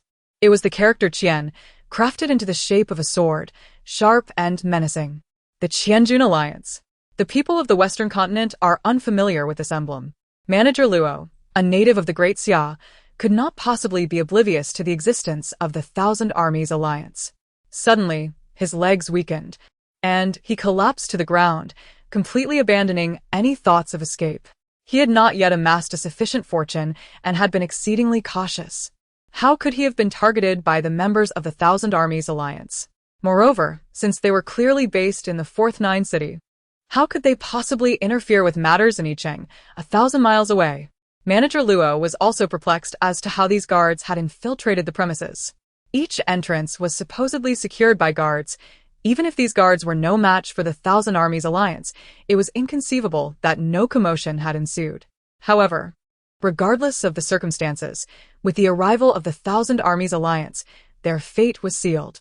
Anyone familiar with history knows the prominent position held by the Thousand Armies Alliance. During the era of the Great Xia dynasty, the Emperor Yin, before his passing, had left behind a handwritten edict stipulating that should a tyrant ascend to power, the Thousand Armies Alliance, wielding the Dragon Sparrow sword, had the authority to execute him. Indeed, the Thousand Armies Alliance acted in accordance with the Emperor's will, preserving the millennia-old foundation of the Great Xia dynasty. If they dared to slay a tyrant, what could possibly intimidate the Thousand Armies Alliance? Just as Manager Luo was consumed by terror, Jiang Shuihan approached Xie. He smiled and said, "Miss Xie, we truly appreciate your assistance this time. Had you not infiltrated first, we would not have managed to enter so smoothly. How have you been?" "I am well, just not fully warmed up," Xie replied, inquiring about Aunt Mu's health. "Madam is also in good health," Jiang Shuihan nodded. "Miss Xie, you are always welcome in the Fourth Nine City. The madam misses you dearly." "Very well, I plan to visit next month," Xie responded. "I will be sure to contact Aunt Mu then." The cold river water chuckled. "In this case, the lady will be quite pleased." The two engaged in lively conversation, yet it was evident that Jiang Shuihan held a respectful regard for Xie. Manager Luo's eyes widened in a moment of disbelief, his gaze fixated. Xie was indeed connected to the Qianjun Alliance. This implies that the recent Haifeng tornado incident, a month ago, was no mere coincidence. What he had presumed to be a chance occurrence, and Xie's good fortune, was in fact meticulously orchestrated. Manager Luo was caught in a whirlwind of emotions, laughing and crying, utterly distraught, struggling to articulate, "You are not just a minor star. Haha, you are not just a minor star. You belong to the Qianjun Alliance." Jiang Shuihan narrowed his eyes slightly. "I am but a minor star," he replied. Xie turned languidly, saying, "Did I not mention? I quite enjoy acting." She could embody not merely one identity, but 100, in the face of life and death. And the duties of belief, what was acting after all? Manager Luo suddenly cried out, clutching his head. "I cannot believe it. I refuse to believe it." His frantic roars echoed, revealing his descent into madness. This time, there was no need for Xie to speak. Shang Lu directly pressed on Manager Luo's acupoint to silence him. "Miss Xie, he is quite noisy, disturbing your ears." Jiang Shuihan cast a glance at Shang Lu, and then at the unconscious Hilton. "Miss Xie, how shall we deal with this individual? He is from the West Continent. It is best you do not interfere," Xie replied nonchalantly. "I shall handle it myself." Jiang Shuihan nodded slightly. "Very well, I will first escort these individuals away. At this moment outside, upon receiving instructions from Xie Suiying, the Zero investigators promptly commenced their operation. With their formidable skills, the individuals involved in the illicit transport of contraband were rendered incapable of resistance, subdued before they even realized what was happening. The young man nodded in agreement, preparing to load the goods onto the vehicle. Suddenly, the sharp crack of gunfire pierced the silence. Although muffled, the sound was unmistakable. The young man swiftly rolled on the ground, narrowly evading the shots, and drew his sidearm, seeking death. In the shadows, a group was advancing. When the lights illuminated the scene, both parties, upon their initial glance at one another, were struck by a singular exclamation of exasperation. On the T-18 side, the blonde youth inhaled deeply. "Why is it you again?" The officer retorted, "Shouldn't I be the one saying that?" Though they had prepared for an encounter with T-18, having tracked them down, no one anticipated that they would repeatedly cross paths with the same adversaries. "So, you're following us again," the blonde youth scoffed. "Can't Zero conduct its own investigations?" The officer replied nonchalantly, "Why would we when you're doing it for us?" "Very well, you have some audacity," the blonde youth conceded. "If it weren't for orders from above to avoid bloodshed this time, I would have apprehended you all today." The officer coldly responded, "What a coincidence. I received similar instructions from above. This encounter is to be resolved without bloodshed." The leaders of both factions exchanged glances, commencing their negotiation. "You take 2, I take 8. Why don't you rob it yourself? We arrived first, so you take 3, I take 7. You're following us and still want more? Fine, you take 4, I take 6. It is unacceptable. We must maintain a balance. No further concessions can be made." The goods were ultimately divided equally, with both parties taking their share. The blonde youth reported to Xie Suiying, who responded by adjusting her earpiece. The man's voice was low and resonant. "Hello? I've intercepted half of the goods." Xie Suiying replied, "You are aware that Zero is not to be trifled with. I have no desire to provoke them. After all, I am merely a fragile countess." The man paused for a moment before slowly responding, "You may step out of character now. I am quite serious." Xie Suiying removed her high heels, holding them in her hand, adding, "They have also issued directives from above, and I wish to avoid any encounter with their chief." "Oh?" The man's curiosity piqued. "I recall you have met their chief before." He hesitated for a moment. "To hear you utter those words is indeed a rarity. Besides your junior apprentice, there is only your master. Now, it seems, we have also encountered Zero's chief." Just as Xie Suiying was about to say more, a crackling noise emerged from the other end, clearly indicating interference from some listening device. Frustrated, Xie Suiying declared, "That's enough. I shall terminate this call. Do not contact me, as I wish to avoid eavesdropping." The conversation ended. She surveyed her surroundings once more before re-entering the club. Meanwhile, a few of the leaders had been dealt with, along with some other lackeys. "This time, we shall ensure that Tianla Media cannot rise again." Xie Suiying leapt down from the balcony, navigating through the corridor. Suddenly, she halted in her tracks. Approaching her was a woman clad in a court gown, strikingly beautiful, akin to a rose blooming in the night. Xie Suiying lowered her head slightly, her fingers imperceptibly clenched, and her eyelashes fluttered. She was certain that T-18 would send someone, but she had not anticipated that her third senior sister would come in person. The night witch was adept at disguise, yet more often than not, she relied on her own visage. Xie Suiying herself was undeniably beautiful, but this beauty resembled poison and honey. A mere touch could be fatal. In such circumstances, they finally met. For Xie Suiying, it may have been less than a year, but for Xie Suiying, it had been 3 years, a veritable eternity. Xie Suiying nodded graciously at Xie Suiying, revealing no trace of concealment. She was unafraid of being recognized by Xie Suiying. Even if she had retained her former appearance, Xie Suiying would still fail to recognize her. For her third senior sister suffered from a severe case of prosopagnosia. There had been many handsome young men who had approached her third senior sister, only for Xie Suiying to earnestly ask, "Who are you?" Xie Suiying halted her steps, the smile in her eyes gradually dissipating as she fixed her gaze intently upon the girl. This was an unfamiliar face, one she had never seen before. Indeed, her condition rendered her incapable of recognizing even a few individuals. She identified people through other distinguishing traits. Yet, As Yuejian's brows began to furrow, she sensed a warmth spreading through her mind. In that moment, the abilities inherent to an evolved being surged forth instinctively. She scrutinized the girl, feeling an unprecedented uncertainty. The cacophony in her mind intensified, and for the first time, she experienced a dizzying sensation. Signs of turmoil erupted within her body. Yuejian let out a muffled groan, bracing herself against the wall, and crouched down in evident distress. Xie Suiying's expression shifted subtly. She had never seen Yuejian in such a state before.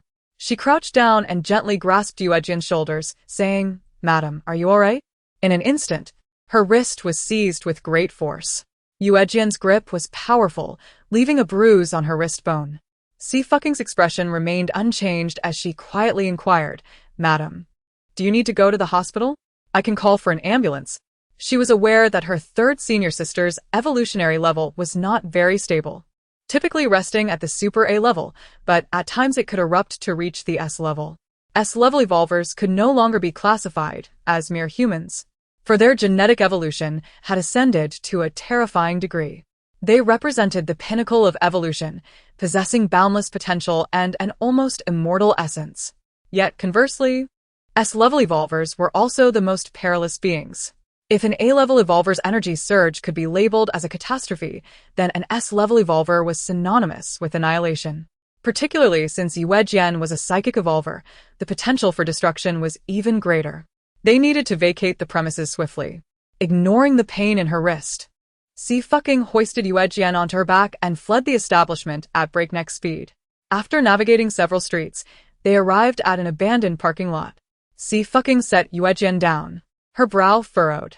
It was only after encountering the sea whirlwind that she realized her evolutionary abilities were still intact, albeit currently feeble and far from reaching a state of turmoil. In the world, those who could perfectly restrain their energy could be counted on one hand, her master being one of them. Naturally, she had learned the same method. Aside from Xie Suiying, no one else was aware of her status as an evolver. "Madam, please try to remain calm." Xie Suiying gently comforted Yuejian, urging her to calm down. After a few moments, Yuejian finally regained her composure. Though her complexion remained pale, her grip tightened. She fixed her gaze on Xie Suiying and slowly spoke, "Xiaojiu." As a side note, the new month began with recognition, and the afternoon continued. It is the start of the month, and I earnestly seek to secure the base monthly votes.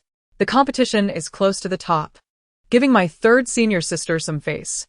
Speaking of which, the initial title I envisioned for this book was after my death. I was targeted by a powerful and tragic male lead. Ching Ching. 233. Recognition. Both senior brothers and sisters are formidable figures. This unexpected address caught Xie Suiying off guard. Her pupils dilated momentarily, and her expression shifted. Yet, she maintained her calm demeanor, replying, "Madam?" This time, Xie Suiying remained silent. In truth, Yuejian's sudden address left her feeling perplexed. With their differing ages, statuses, and the complete lack of resemblance, she had displayed no unusual behavior. How did her third senior sister recognize her? Was it merely a coincidence? "Are you wondering how I recognized you?" I, too, was initially incredulous. Yuejian discerned her thoughts. Pointing to her temple and speaking in a hushed tone, "Have you forgotten? My ability is telepathy. I do not require my eyes to recognize people. And I cannot be mistaken about you." Xie Suiying exhaled slowly, a smile breaking across her face as her tone lightened. "After all, third senior sister, you are somewhat of a face-blind individual. How many young hearts have you wounded?" This statement served as an indirect admission. Yuejian is a psychic evolver endowed with formidable telepathic abilities and mental energy, capable of invading the minds of others. Her recognition of herself is attributed to the innate powers of an evolver. Although she has perished, her soul and consciousness remain unchanged, allowing her to log into the realm of eternity under her original identity. 3 years ago, an accident occurred in her junior sister's laboratory, resulting in an explosion that obliterated an entire research facility, plunging the free continent into chaos. When she rushed to the scene, no bodies were visible, only wreckage and ashes, enveloped in darkness. Yet now, her junior sister stands before her, seemingly unscathed. Despite Yuejian's telepathic prowess, She struggles to comprehend this phenomenon. I died. I can feel it, she murmurs, her fingers clenching as her voice drops. Yet the next moment, her consciousness returns, and she opens her eyes to find herself 3 years later. In simple terms, it is akin to borrowing a corpse to return to life. Yue Jian gasps, her fingers trembling. Such a thing exists. There are countless supernatural occurrences, many of which existing information cannot elucidate. Nevertheless, regardless of the reasons, the fact that her junior sister still exists brings her solace. Xiao Jiao, tell me in detail. Did you truly perish due to the explosion in the experiment? Yue Jian gradually regains her composure, her expression serious. At that time, you were the only one in the laboratory? Only I, Xie fucking replies slowly. Initially, I pondered whether I had inadvertently caused my own demise by drinking too much cola, but later realized there were likely other factors. Though I did not detect any anomalies. Yue Jian gradually lowered her head, a glimmer of murderous intent flickering in her eyes. Second brother thinks the same. Over the past 3 years, he has never ceased his inquiries. Xie fucking's expression faltered momentarily as she spoke softly. Thus, I ponder the impurity within our sect. These 5 words rendered Yue Jian silent. The only ones I can fully trust are you, second brother, and elder brother, Xie fucking remarked, adding with a hint of sarcasm. Perhaps we could include the 6th brother as well, though his intellect is rather mediocre. Yue Jian stretched languidly, her fingers delicately tapping her chin. Indeed. If I wished to eliminate you, I would have had countless opportunities. Xie fucking remained speechless. She truly ought not to mock the familial harmony of the Xie family, for her own relationships with several senior brothers and sisters were hardly exemplary. Fortunately, I made the trip myself, Yue Jian murmured. Otherwise, we would have missed each other, and I would have overlooked the matter of second brother disrupting my holiday. Wait. If third sister can recognize me. Xie fucking's gaze shifted suddenly. Then surely other evolved beings could also identify me? Unlikely. Yue Jian replied with a slight shake of her head. Do you think those of my caliber are as common as cabbages? Besides, I recognized you because you once saved me. My brainwaves recorded your presence. Aside from our master, there is no other psychic evolved being who could recognize you. What about our master? After you departed, our master entered seclusion and has yet to emerge. Why did you only infiltrate TAT now? Otherwise, we could have reunited sooner. Who could have anticipated that the one responsible for infiltrating T18 and establishing its firewall is the same person? The moonlit sigh. The members of the intelligence team truly have it tough. I do not wish to bring danger upon you. Xie fucking clicked her tongue and remarked that the first person I should reach out to is the 6th senior brother, who mentioned he would attend to me once he had completed his current tasks. I understand that His Grace, the Duke, is exceedingly busy. I have yet to see him in person. Yue Jian chuckled in astonishment, laughing uncontrollably. So the ghost he mentioned is you? Xie fucking responded with surprise. Ghost? Little Six assumed that I and the second brother were introducing him to potential romantic partners. Yue Jian laughed, exasperated, insisting that we should find someone for ourselves first. He was puzzled as to how his phone number, known only to a few of us, had been divulged. Subsequently, the second brother remarked that Little Six was overly self-absorbed, claiming that it was because he was still reminiscing about you in heaven after your passing, thus transmitting his phone number to others through thought. Xie fucking's expression grew complex, which is why I say he is not quite right in the head. This might well explain why his 6th senior brother struggles to find a partner. As for the second brother, you are aware of his situation. The senior brother is wandering the world, and I have not seen him in quite some time. As for myself, I remain unchanged. Yue Jian appeared lethargic, stating that she cannot remember others' appearances, let alone engage in romance. Xie fucking shrugged. You are the true heartbreaker. In comparison to Yue Jian, she is but a novice. Furthermore, Little Nine, rest assured, there are not many watching me. Yue Jian's gaze turned cold. A few had been cast aside by me on the road. The second brother is truly unfortunate, and the senior brother is not in a much better position. Hence, I find myself unable to contact them. Xie Fuiying spoke softly, and my abilities as an evolver had only just been restored. Evolvers are not immortal. The Evolver Alliance is still researching methods for eternal life. Once it is revealed that Xie Fuiying could be revived after 3 years of death, they would stop at nothing to seize her. So let the second one continue the investigation. Yu Jian flicked her hair and remarked, I have been rather idle lately. So, I shall remain by your side to provide some protection. By the way, what are you currently engaged in? Introduce me to a job, so I can disguise myself. Third senior sister. Xie Suiying pointed towards the advertisement screen atop the distant skyscrapers, her expression earnest. Actually, I am now a star. I can dance, sing, and perform a bit of acting. Would you care to be my personal assistant? Yu Jian. What is this? Meanwhile, all contraband items had been completely destroyed by the search team. Chuning stood aside, contacting Yu Shihong, furrowing his brow. Ninth brother. We have not found any trace of the Night Witch. Someone saw her enter the hall, but she has since vanished. He paused, his voice strained. There is also no sign of Miss C at the banquet. Could it be that they coincidentally crossed paths? Yu Shihong's gaze was profound and serene, his tone indifferent. I will go fetch her. He hung up the phone, narrowing his eyes slightly as he selected a direction. Just as he lifted his foot, a voice called out, Boss. Yu Shihong's expression faltered, and he turned his head. A girl was running towards him. In the darkness, her eyes shone brightly, like stars. Boss. Xie Suiying dashed in front of Yu Shihong, having just chased someone and run quite a distance. I'm sorry, I didn't check my phone and made you worry. Yu Shihong raised a hand, inquiring, Did you encounter any peculiar individuals? No, Xie Suiying replied, clenching her fist. Let us go have a late-night snack. Once we eat, we can get back to work. My stomach is growling. Yu Shihong raised an eyebrow slightly and responded, All right, let us head over. We'll let Feng San and the others go first. Okay. Xie Suiying nodded, noting that everyone was gathered over at Shanglu, so they could proceed directly there. On their way to the late-night snack, she caught sight of the Zero Group's emblem.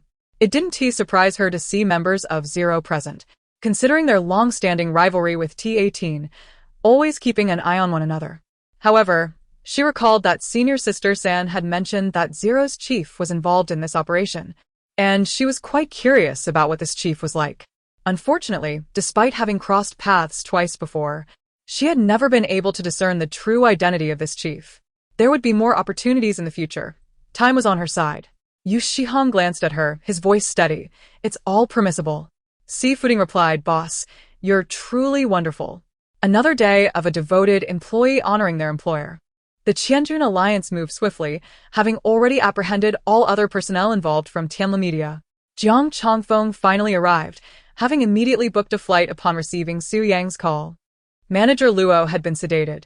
While he was no longer in a frenzy, he appeared dazed due to the immense shock he had endured. Jiang Chongfeng's gaze was icy. Is it him? It is. Shang Lu approached, delivering a swift kick to Manager Luo, discovering within his phone a record of calls, revealing that he was indeed the one who orchestrated the abduction of Miss Jiang. Jiang Chongfeng, with a slow and deliberate demeanor, found it increasingly difficult to suppress his murderous intent. Excellent. He crouched down and forcefully stuffed something into Manager Luo's mouth. In an instant, Luo lost control, collapsing to the ground, convulsing and frothing at the mouth. Though the pain was excruciating, his hearing remained acute. He clearly heard Jiang Chongfeng's words, filling him with sheer terror. It was one thing for Xie Suiying to be no ordinary person, but how could Jiang Chongning not be either? Wasn't Jiang Chongning's family composed of farmers? At this moment, Manager Luo desperately wished to confront the talent scout who had initially signed him. Why had they failed to investigate the backgrounds of Xie Suiying and Jiang Chongning? Had he known how formidable the Jiang family was, he would never have dared to lay a hand on Jiang Chongning, regardless of the courage he possessed. Jiang Chongfeng exhaled, dialing Xie Suiying's number, pressing his lips together. Miss C, I appreciate your assistance with today's events. What thanks? Xie Suiying replied indifferently. Teach her some self-defense tactics, perhaps even methods of poison-making. Jiang Chongfeng nodded. Certainly. He had not anticipated that the entertainment industry could be so perilous. After concluding the call, he turned to Shanglu. I am heading to the hospital. Feel free to inquire about any medications you may need. Shanglu nodded. All right, no problem. The following day, in the afternoon, upon seeing Xie Suiying appear in the studio, Sang Yanqing finally breathed a sigh of relief. Where have you been? Your phone was unreachable for a day and a night. I was contemplating whether to go searching for you. It is a long story. Xie fucking blinked, Sister sang. I've gotten myself into quite a predicament. No more grand escapades, Sang Yanqing pressed her temples. I've followed you today, and my heart can't take it anymore. You should quickly check online. I don't even know how to clarify this for you. There isn't a single agent like her who struggles to find their own artist. Xie fucking took out her phone and opened Weibo. Another wave of detractors? Breaking. Xie fucking has allegedly misappropriated 8 billion from Tianla Media, engaging in illegal transactions and trafficking of gray market goods. Yesterday, Zero and T18 took action, apprehending all involved individuals, including Xie fucking. No wonder she hasn't appeared all day. She was supposed to shoot a promotional still for Spring's arrival but was arrested instead. Legal issues? Won't she be blacklisted now? Side note, see you tomorrow 2:34 Xie fucking. Your father is one more. If she truly did such things, being blacklisted would be the least of her worries. She would be facing jail time. This is hilarious. I can't wait to see if Xie fucking's fans still dare to uphold her as some sort of moral authority. I've never seen a fall from grace happen so swiftly. No wonder she wanted to terminate her contract. 8 billion, TSK. Even if I worked tirelessly from dawn to dusk, I couldn't earn that much. Stars are indeed stars. This sum was even proposed by Xie fucking as a termination fee. No wonder the contract ended. It was all about the money. Claiming to expose bloodsucking companies and warning others. It's simply a case of the pot calling the kettle black. At the very moment this scandal broke, I had already instructed the studio to issue a statement. Sang Yanqing furrowed her brow. Yet you are well aware that in the entertainment industry, interests reign supreme. And with evidence at hand, they are eager to take you down, particularly when it comes to rivals. Among the prominent figures, Tong Luoyun and Xie Suiying have been adversaries for 7 to 8 years, and to this day, their fans are embroiled in fierce disputes. Although Sang Yanqing has indeed never regarded Meng Shui's team with any seriousness, she cannot withstand the arrogance of Meng Shui's fans, who have crowned Xie fucking as Meng Shui's primary rival. Thus, following the emergence of this scandal, Meng Shui's fans swiftly created alternate accounts to mock, while simultaneously initiating a lottery in the trending discussions, celebrating with great delight. With her keen perception, Sang Yanqing could easily discern the actions of Meng Shui's fans, no matter how many pseudonyms they employed. She pointed to a comment that had garnered 13,000 likes. Look, your former team leader has truly mastered the intricacies of the fan circle. When Sang Yanqing was promoting stars, the internet was not as advanced as it is now. Nor was there such a concept as fan circles. She harbored a profound disdain for this mutual undermining behavior. Crazy for ice cream. The photos are laid out right here. Last night was supposed to be Tianla Media's banquet, but it has now been suspended. Xie fucking has been missing all morning. Tell me, if this weren't genuine, why hasn't she come forward to clarify? Turns out she has gone into hiding, he. After reading this, Xie fucking languidly replied, rest assured, Sister Sang.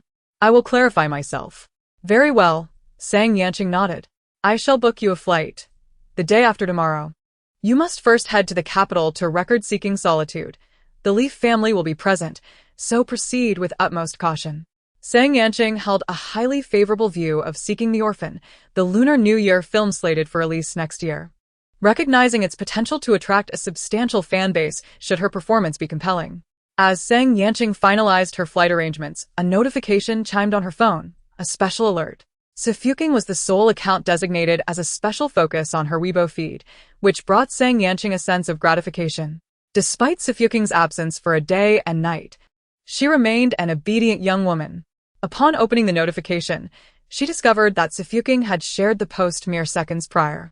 Xie Suiying v. Your progenitor is present. Ice cream-loving maniac. The photographic evidence is arrayed here. Sang Yanqing was taken aback. Her intention was for Xie Suiying to issue a clarification, not to assume the role of someone's parent. The long-awaiting fans of Mu Si also grew animated. The wife has emerged. This style is unmistakably hers. Open your eyes wide and behold, your progenitor is present. Disregarding the studio's statement and perpetuating the falsehoods about your progenitor with fervor. Before other netizens could delve into the matter, the account Ice Cream-Loving Maniac had swiftly absconded. A second notification chimed. Xie Suiying tagged several marketing accounts. Xie Suiying v. Silent Night v. Sister Sang, initiate legal proceedings against them. I offer my unwavering support. Sang Yanqing was at a loss for words. It was presumed that Sister Sang's presence would galvanize a certain female celebrity, yet she remains indolent in areas where she should be proactive. Sister Sang, how did I end up with such an artist? What legal action? Yu Jian glanced at the main body of the Weibo post, suggesting its immediate disposal. Who is this? My newly appointed personal assistant. Xie fucking assumed a serious demeanor, recalling her encounter with a pitiful individual at yesterday's banquet, which prompted her to offer a job. Sang Yanqing nodded, perceiving no unusual circumstances, merely stating, since you have found your assistant, I shall allocate a driver for you as well. You are about to join Director Tang's crew for filming, and you cannot afford to lag behind others. Xie fucking felt increasingly agitated. The more individuals scrutinized her, the more her detractors would seize upon any perceived flaw. Even Yun Lan faced ridicule from keyboard warriors. Only those lacking prominence escaped such scrutiny. Yu Jian wholeheartedly concurred. It is imperative to have a driver. I can drive myself, Xie fucking replied. But hiring a driver entails additional salary, Sister Sang. Let's save some money. Your focus should be on performing well. Sang Yanqing disregarded her protests. Do not drive.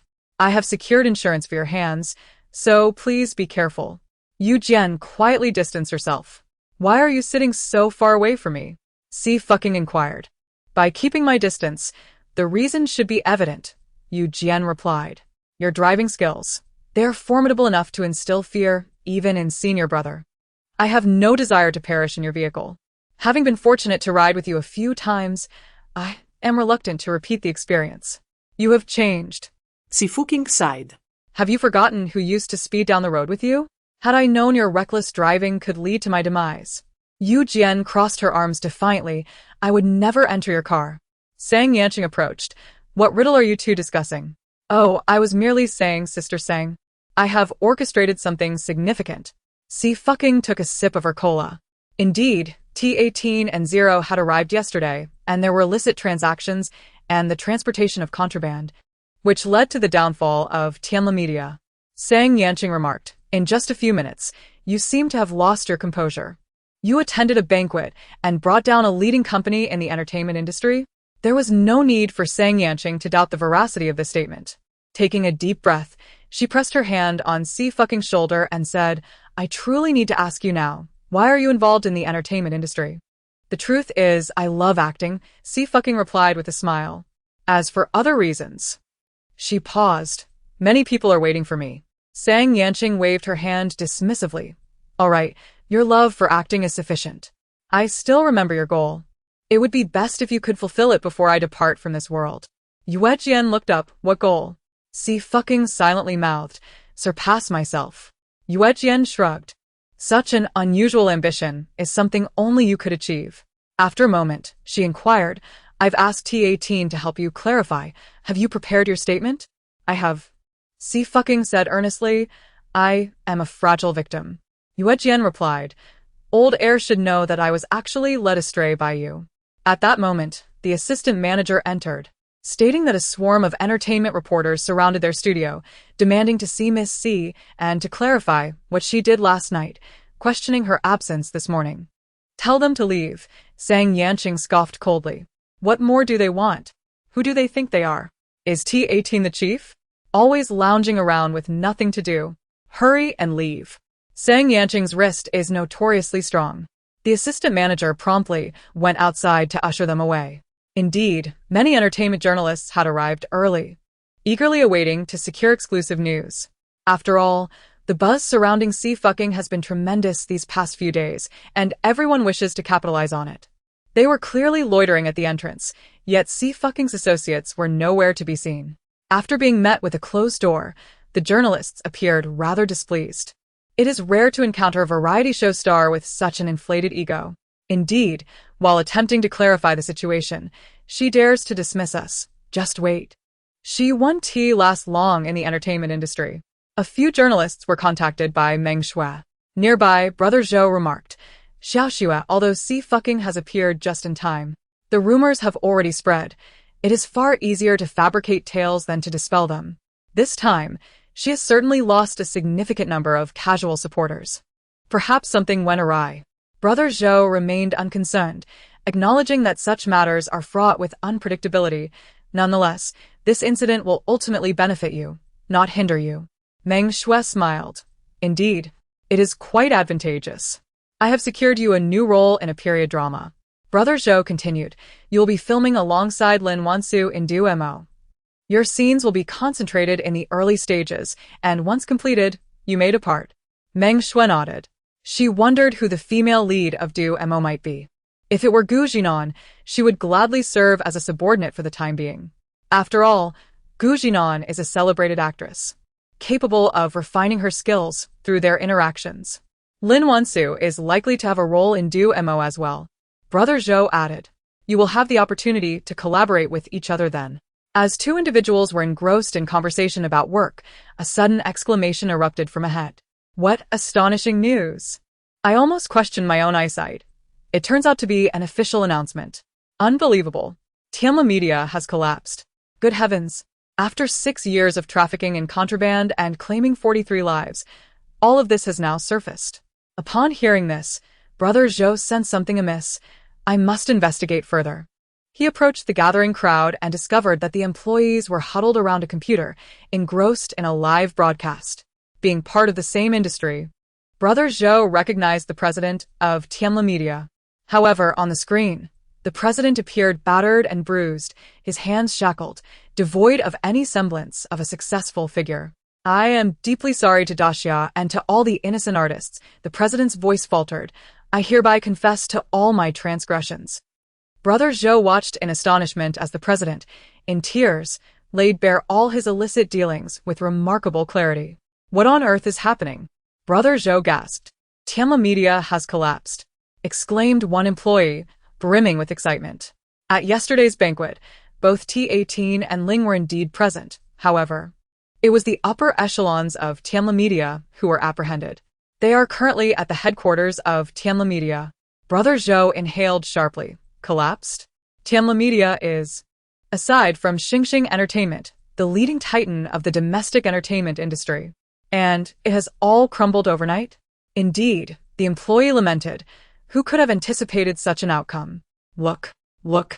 Another employee shouted in astonishment. It's Xie Suiying.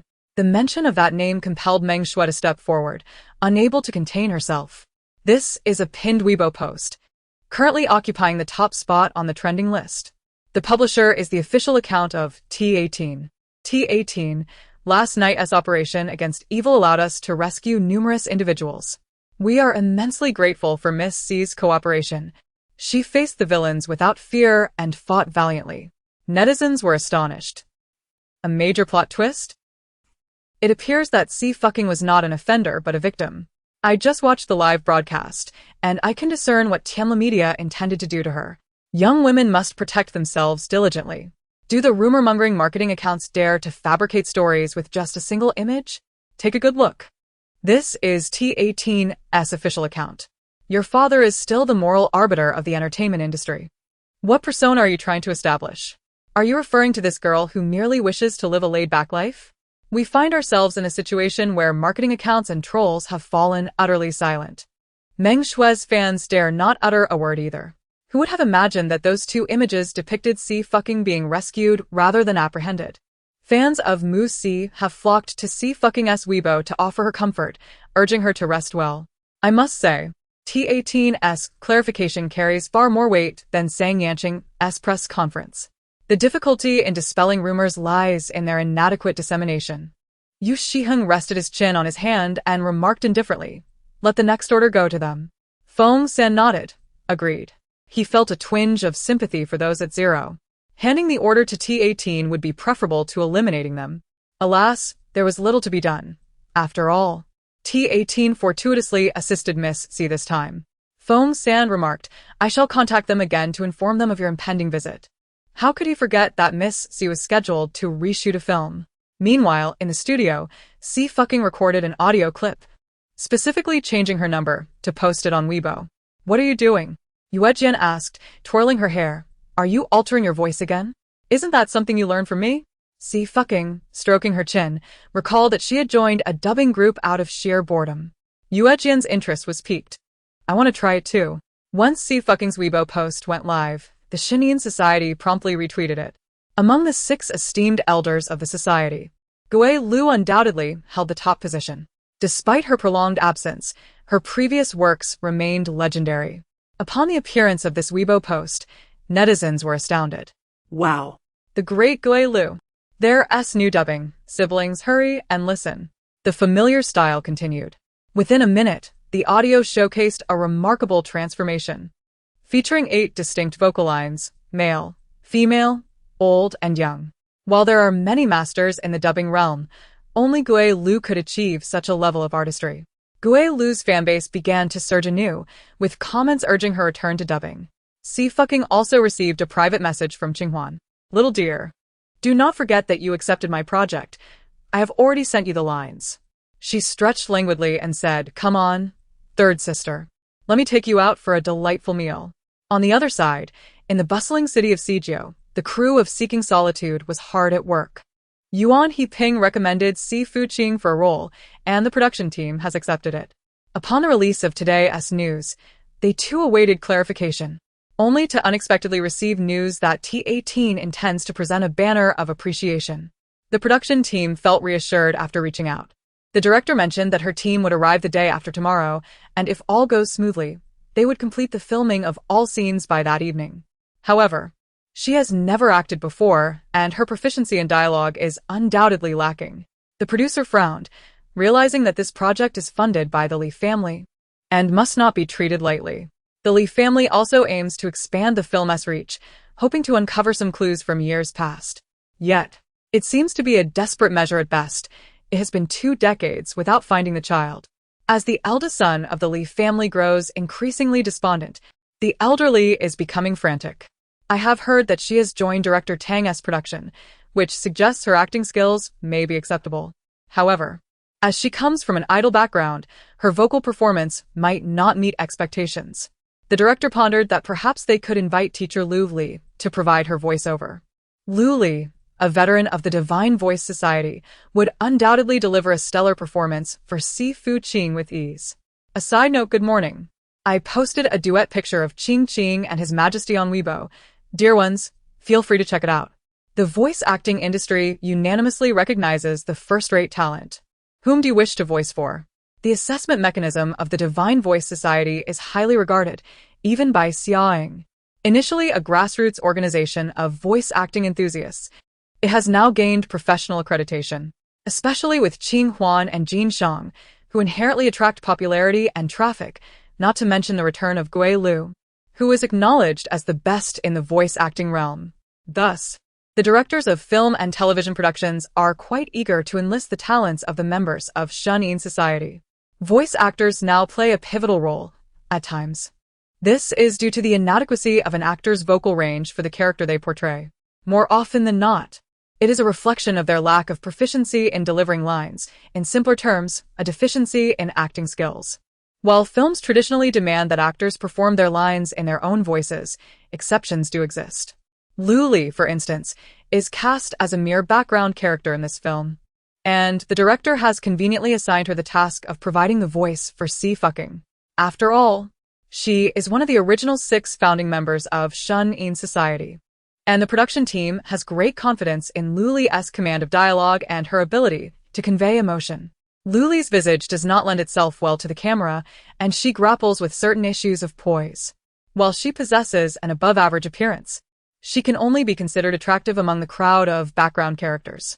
However, when placed in the glamorous realm of the entertainment industry, she blends into obscurity. Moreover, the scrutiny of the big screen magnifies the imperfections of one's face and features. This explains why many popular idols, despite their explosive onstage presence, reveal their true selves when acting, often resulting in disastrous performances. Xie Suiying, however, is an exception. Numerous beauty analysts have meticulously dissected her facial proportions, deeming her a flawless model with a perfect 360-degree visage. To be precise, even the most advanced games, such as Xinyu, cannot replicate such an exquisite face. Xie Suiying can maintain her composure even in the most challenging of shots. Furthermore, it must be noted, she is perhaps excessively beautiful. The producer took a drag from his cigarette and remarked that they should strive to portray her as more ordinary, lest the audience's attention be entirely captivated by her stunning face. The director posed a question. So, will it be the same heavy makeup as before? The producer replied, there is no need for that. Tianma Media collapsed overnight, with all assets liquidated.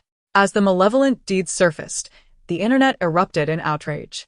Isn't Tianma Media utterly disgusting? Do they not regard ordinary lives as valuable? Trash. Clearly, they caused this, yet they dare to label it as suicide. Had it not been for the precise timing of T18 and 0, we would still be oblivious to their misdeeds. Of course, what captured the attention of netizens the most was T18 presenting a banner to Xie Suiying. I fervently hope that Xie Suiying remains in the entertainment industry. Even if just as a decorative figure, her presence would eradicate all the malignant elements. I too am on my knees. The discipline committee truly lives up to its name, sweeping away corruption wherever it goes. Simply remarkable. Fans have grown accustomed to Xie Suiying being the lucky charm, the enforcer of decorum in the entertainment realm, yet not a typical female star's existence. In the super topic, a fan club member shared an update. Attention! Tomorrow, our darling Qingqing will be filming with the cast of Seeking Solitude in Xie City. Although her role is minor, it is of great significance. I am ready with my camera, prepared to act at a moment's notice. I am in Xie City. I am getting ready to chance upon Qingqing. Ladies, I've heard that my beloved is extremely affectionate towards her fans and carries signed photos. You must seize this opportunity. The following morning, Xie Suiying packed all her belongings, as she had decided to stay with Nian Tingqiu in Beizhou. The final location for the studio was also confirmed to be in Anqing, Beizhou. At that moment, there was a knock at the door. Yu Shiheng responded with a hum, producing a bank card. Your reward is all contained within this. The eradication of the significant threat posed by Tianma Media was indeed largely due to Xie Suiying's efforts. This card holds the bonuses from Qianjun Alliance and other relevant departments awarded to Xie Suiying. Another bonus? Xie Suiying blinked. Perfect, I shall exchange it for some gold bricks. Recently, her finances had been somewhat strained. In addition to purchasing a home and a car for Yan Tingqiu, establishing a studio and hiring staff required a substantial sum. The remainder would be donated to the foundation, much to the discontent of a certain Pichio. Yu Shiheng stepped forward. T18 only provided you with a banner? Indeed. How stingy. Xie Suiying did not hold back her criticisms of her own company. The chief of T18 is nothing but a miser. She reached out to take the bank card, but found it was out of her grasp. Gazing at Yu Shiheng, who held the card aloft, she remarked, "Are you not giving this to me? Why are you being so cruel?" With a raised brow and a calm tone, Yu Shiheng replied, "Reciprocity is key." Reflecting on a time she believed Yu Shiheng was unable to stand and had intentionally held the coffee cup high, Xie Suiying felt a pang of realization. In a sudden burst of energy, she leaped up, snatched the bank card from his hand, stuffed it into her pocket, and jumped back 2 paces before exclaiming, "You black-hearted monster! You deceitful trickster! Oh, the plane is about to arrive." Xie Suiying adjusted her sun hat and donned her sunglasses. "Boss, I'm leaving. Enjoy the tea I left for you. It's good for your kidneys. Farewell." Outside, the driver had already brought the van around. The man resettled himself in the wheelchair, still clad in an impeccable charcoal gray suit. He gazed serenely into the distance as blossoms fluttered around him, meeting her gaze. A shimmer of light danced within his light amber irises. His smile, akin to the gentle breeze, carried a hint of tenderness. Even having observed her senior brothers and master numerous times, Xie Suiying had to concede that Yu Shiheng's countenance was flawlessly tailored to her preferences. Otherwise, she would have already lost her temper. Yu Jian glanced sideways, intrigued. "This is your sugar daddy?" "Indeed, quite substantial." Xie Suiying withdrew the check from earlier. Casting a glance at it, retrieving Xiao Bai from her bag, she remarked, "I rely on the boss to feed this creature." TSK. Yu Jian stroked Xiao Bai's head. Who would have imagined that you, a Pichio envied even by the free, would transform into a mere pup after losing your powers? Xiao Bai luxuriated in the caress, reveling in the presence of the beautiful woman. Xie Suiying, impassive, retorted, "You eat like a pig, yet you never seem to grow." Xie Suiying's fox-like eyes narrowed. Your prosopagnosia allows you to remember his face? Even her third senior sister couldn't recall her, despite her own loveliness. How could she possibly remember her boss? Hence, I've already forgotten what he looks like. Yu Jian showed no remorse, adding, I only remember that he's very handsome, like master. High praise, wouldn't you say? Xie Suiying. Whoever becomes your partner is doomed. Perish the thought. Yu Jian stretched languidly. Singlehood is ideal. I can admire all sorts of handsome men. It's quite enjoyable to be with you in the entertainment industry. After a brief pause, she inquired, Is Xie fucking your true name? Xie fucking, taken aback for a moment, replied, Yes. Yue Jian chuckled. I have once again triumphed over the second one. How he longed to uncover your real name back in those days. And now, your name is known throughout the great Xia Empire. Just as she spoke, a colossal advertisement screen loomed ahead, broadcasting a promotional video for RM. Yue Jian muttered to herself. I shall record this first, and later, I will tease the second one. At 1 o'clock in the afternoon, the plane arrived at the international airport of Xie. Ching. Yu Tang rushed to greet her at the airport. Wow, I heard from Uncle Gio that you were coming to Xie, and I couldn't quite believe it. Yes. I'm here to film, Xie fucking replied, gently ruffling Yu Tang's hair. I will come to watch you during your military training. That sounds great. Yu Tang beamed. Ching. Do you know that the film Seeking Solitude has a real-life counterpart? Xie fucking nodded. Yes, I am aware. It pertains to the Li family case. I know Uncle Li. He even held me when I was a child, Yu Tang sighed. Things were once well, but after the child went missing, the family fell apart. The wife left, and a once happy household was shattered. The Li family holds power and influence. How could they have not found anything after all this time? Xie fucking furrowed her brow. That is indeed quite peculiar. Based on my years of experience, it is typically a family member who is responsible as they stand to gain the most. Indeed. Yu Tang shook her head. Grandpa Li has investigated for quite some time without uncovering anything unusual. Second Master Li also maintained a close relationship with Uncle Li and had an alibi at the time. Xie Suiying pondered for a moment and decided to head to the film crew first to see how things unfolded. Yu Tang's eyes lit up. I'll accompany you. Fear not. She patted her chest, exclaiming, with you around, if anything goes awry, I shall simply hide behind you. Xie Suiying replied. I fear that if trouble arises, we may both find ourselves stranded on the streets. Today, the producer surprisingly intended to swindle her money. What purpose does it serve to inform unrelated parties?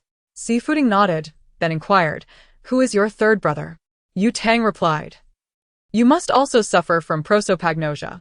The driver navigated the van towards the set. As most of the principal scenes had already been filmed, apart from the leading lady, the rest of the cast had completed their roles. The actress portraying the lead was a seasoned diva, now in her 50s, yet remarkably well-preserved. Appearing to be in her early 30s, exuding an exceptional aura. Hello, Teacher Xie, greeted the assistant director as he approached. Please, this way to the makeup room. Since we are shooting a slice-of-life piece, your character, having grown up outside the affluent circles, necessitates a certain aesthetic. Xie Suiying gestured an okay sign. I understand. Beauty can indeed be a burden.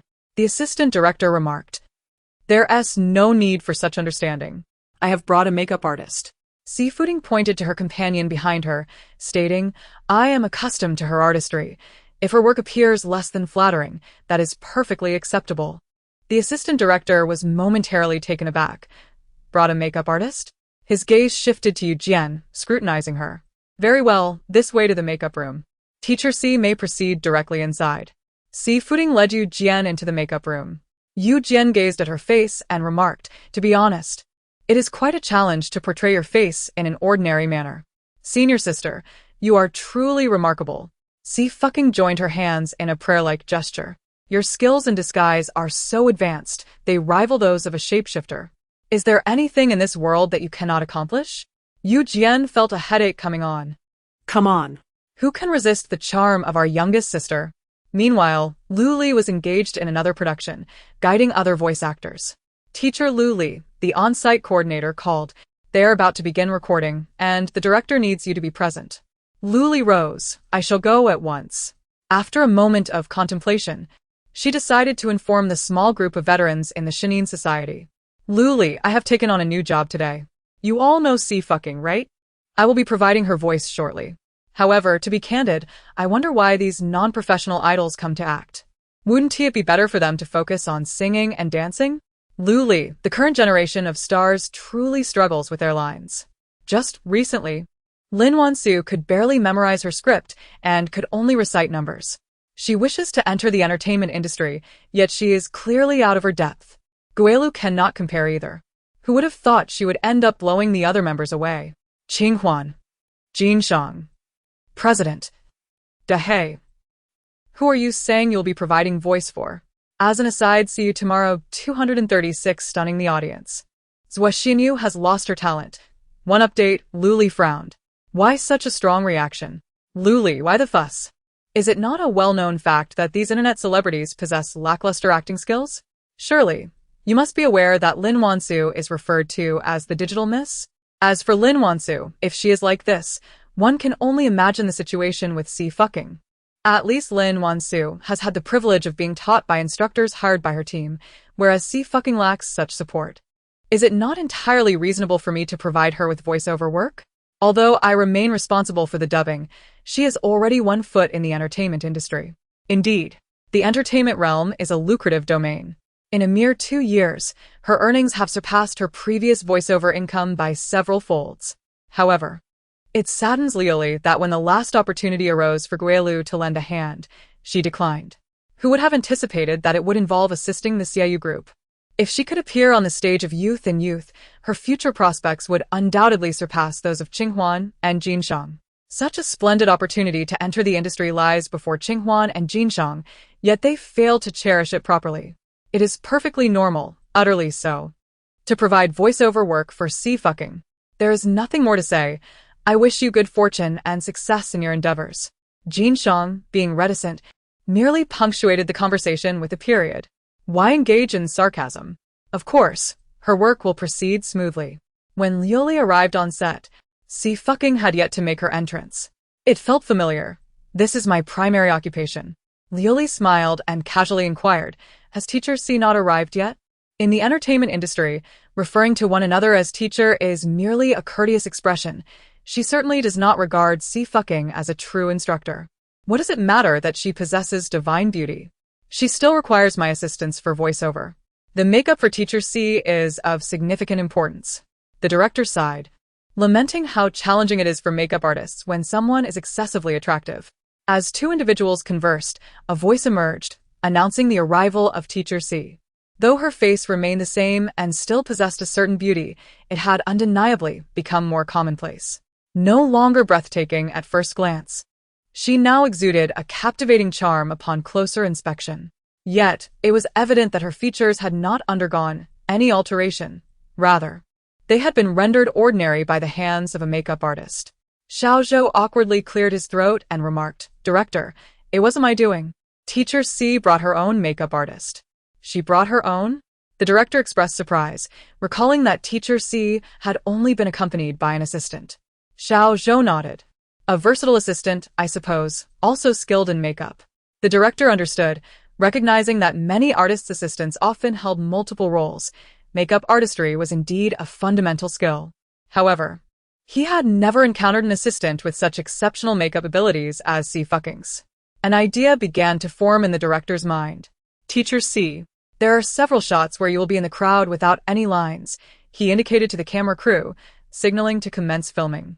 Xie Fuiying adjusted her costume, responding, "No problem." The ensuing shoot unfolded even more smoothly than the director had anticipated. He had expected to shoot multiple takes. Yet Xie Fuiying delivered a flawless performance in a single take, her gaze aligning perfectly with the director's vision. Moreover, her face was exceptionally suited for the big screen. Magnified by the camera, it revealed no flaws, but rather appeared utterly perfect. This was precisely what a film director sought. The producer nodded in approval, exhaling with relief. The young lady possesses remarkable spirit. No wonder the former Best Actor recommended her. With proper refinement, she is certainly a talent to nurture. It is no surprise she caught Tang Haiqiu's eye. All right, teacher Xie, take a moment to rest. The director clapped his hands, beaming with joy. In a while, you will be performing opposite the esteemed actress Tao. Xie Fucking acknowledged with a slight nod and made her way to the resting area. Yu Jian raised an eyebrow and handed her a bottle of water. Is it really that difficult? Your palms are sweating. Indeed, Xie Fucking replied, taking a sip. I must ensure I eat well later. It was quite a challenge for her to maintain composure. Having already given one director a scare, she wished to avoid distressing another. Liu Li, overhearing the conversation, smirked slightly, a hint of sarcasm evident in her expression. Even non-dialogue scenes feel challenging. What will happen when you have to deliver lines alongside the leading actress?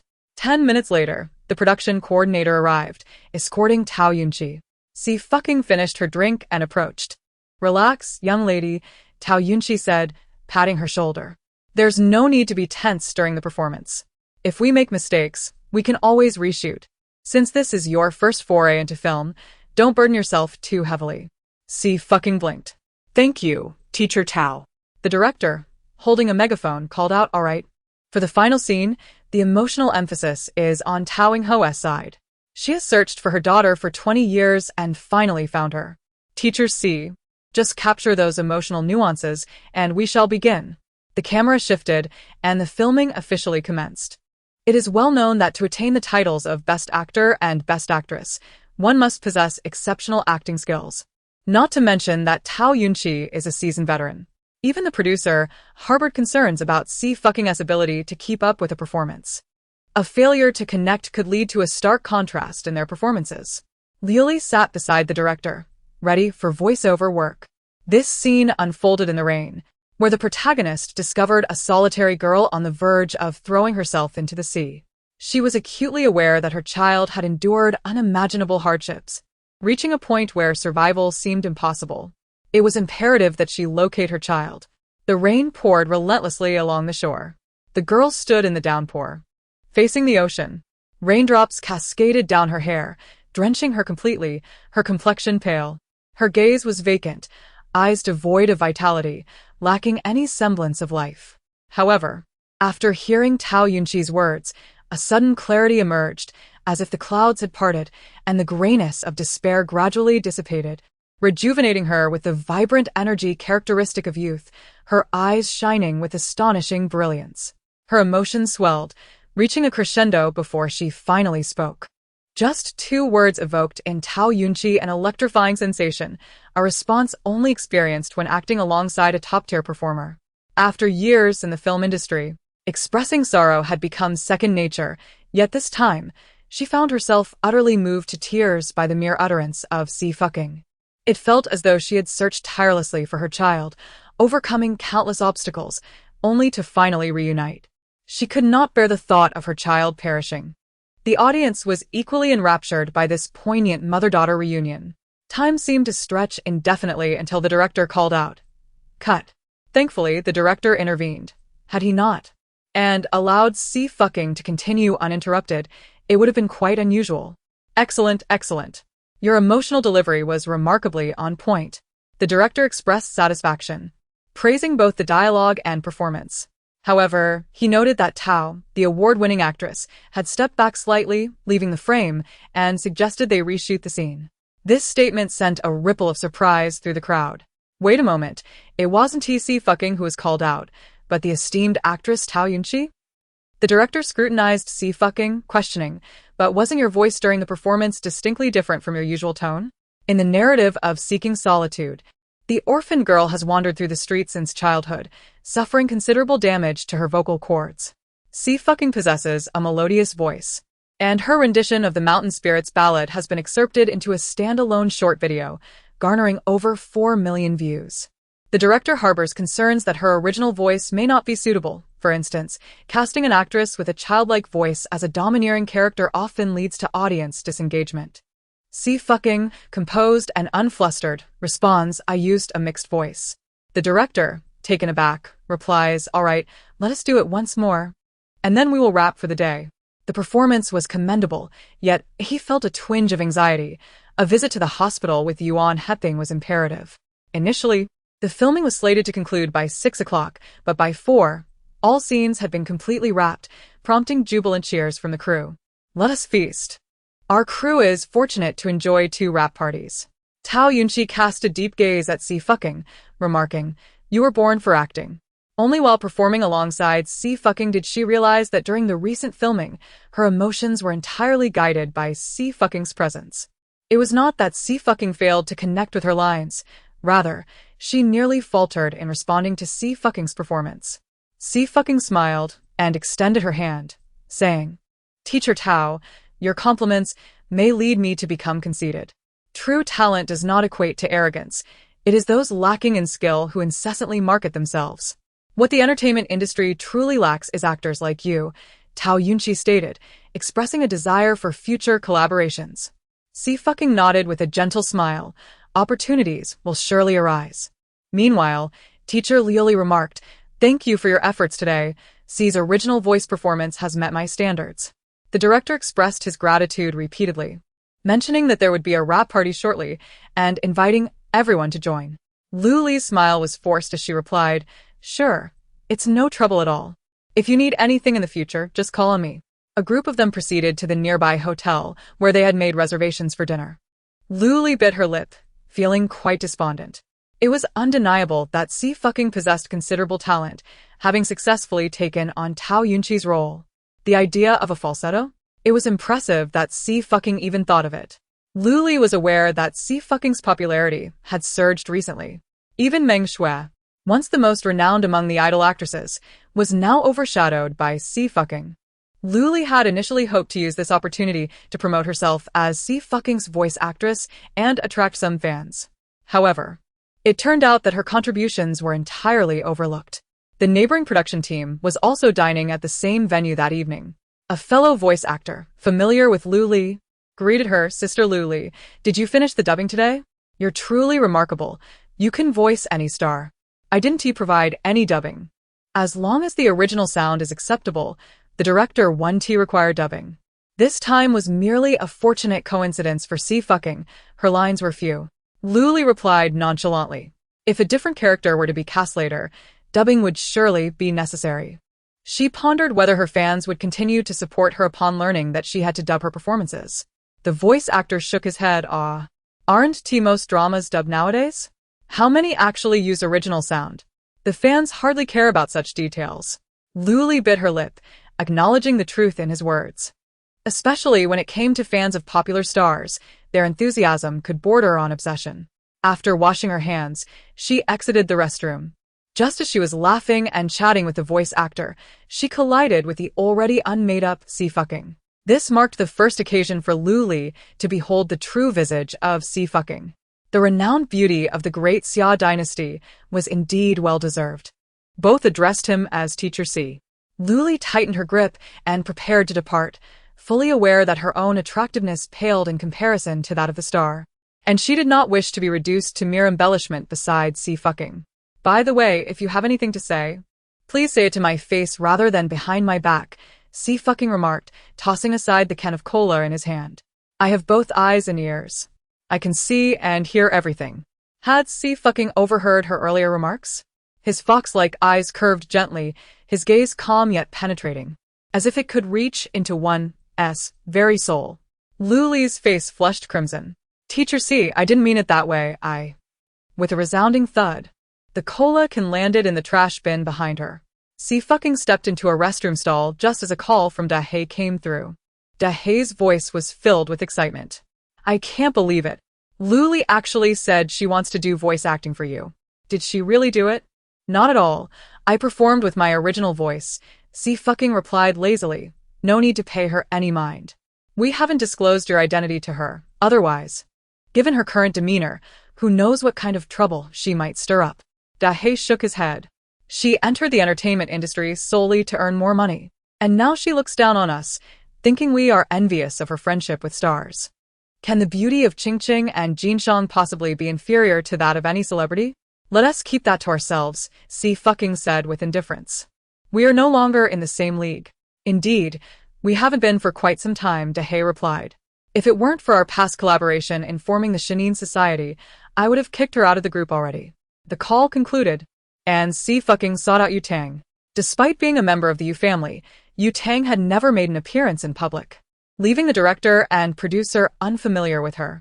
However, Her charming appearance prompted the director to inquire whether she had any aspirations to enter the entertainment industry. Director. Perhaps you should refrain from making assumptions about others.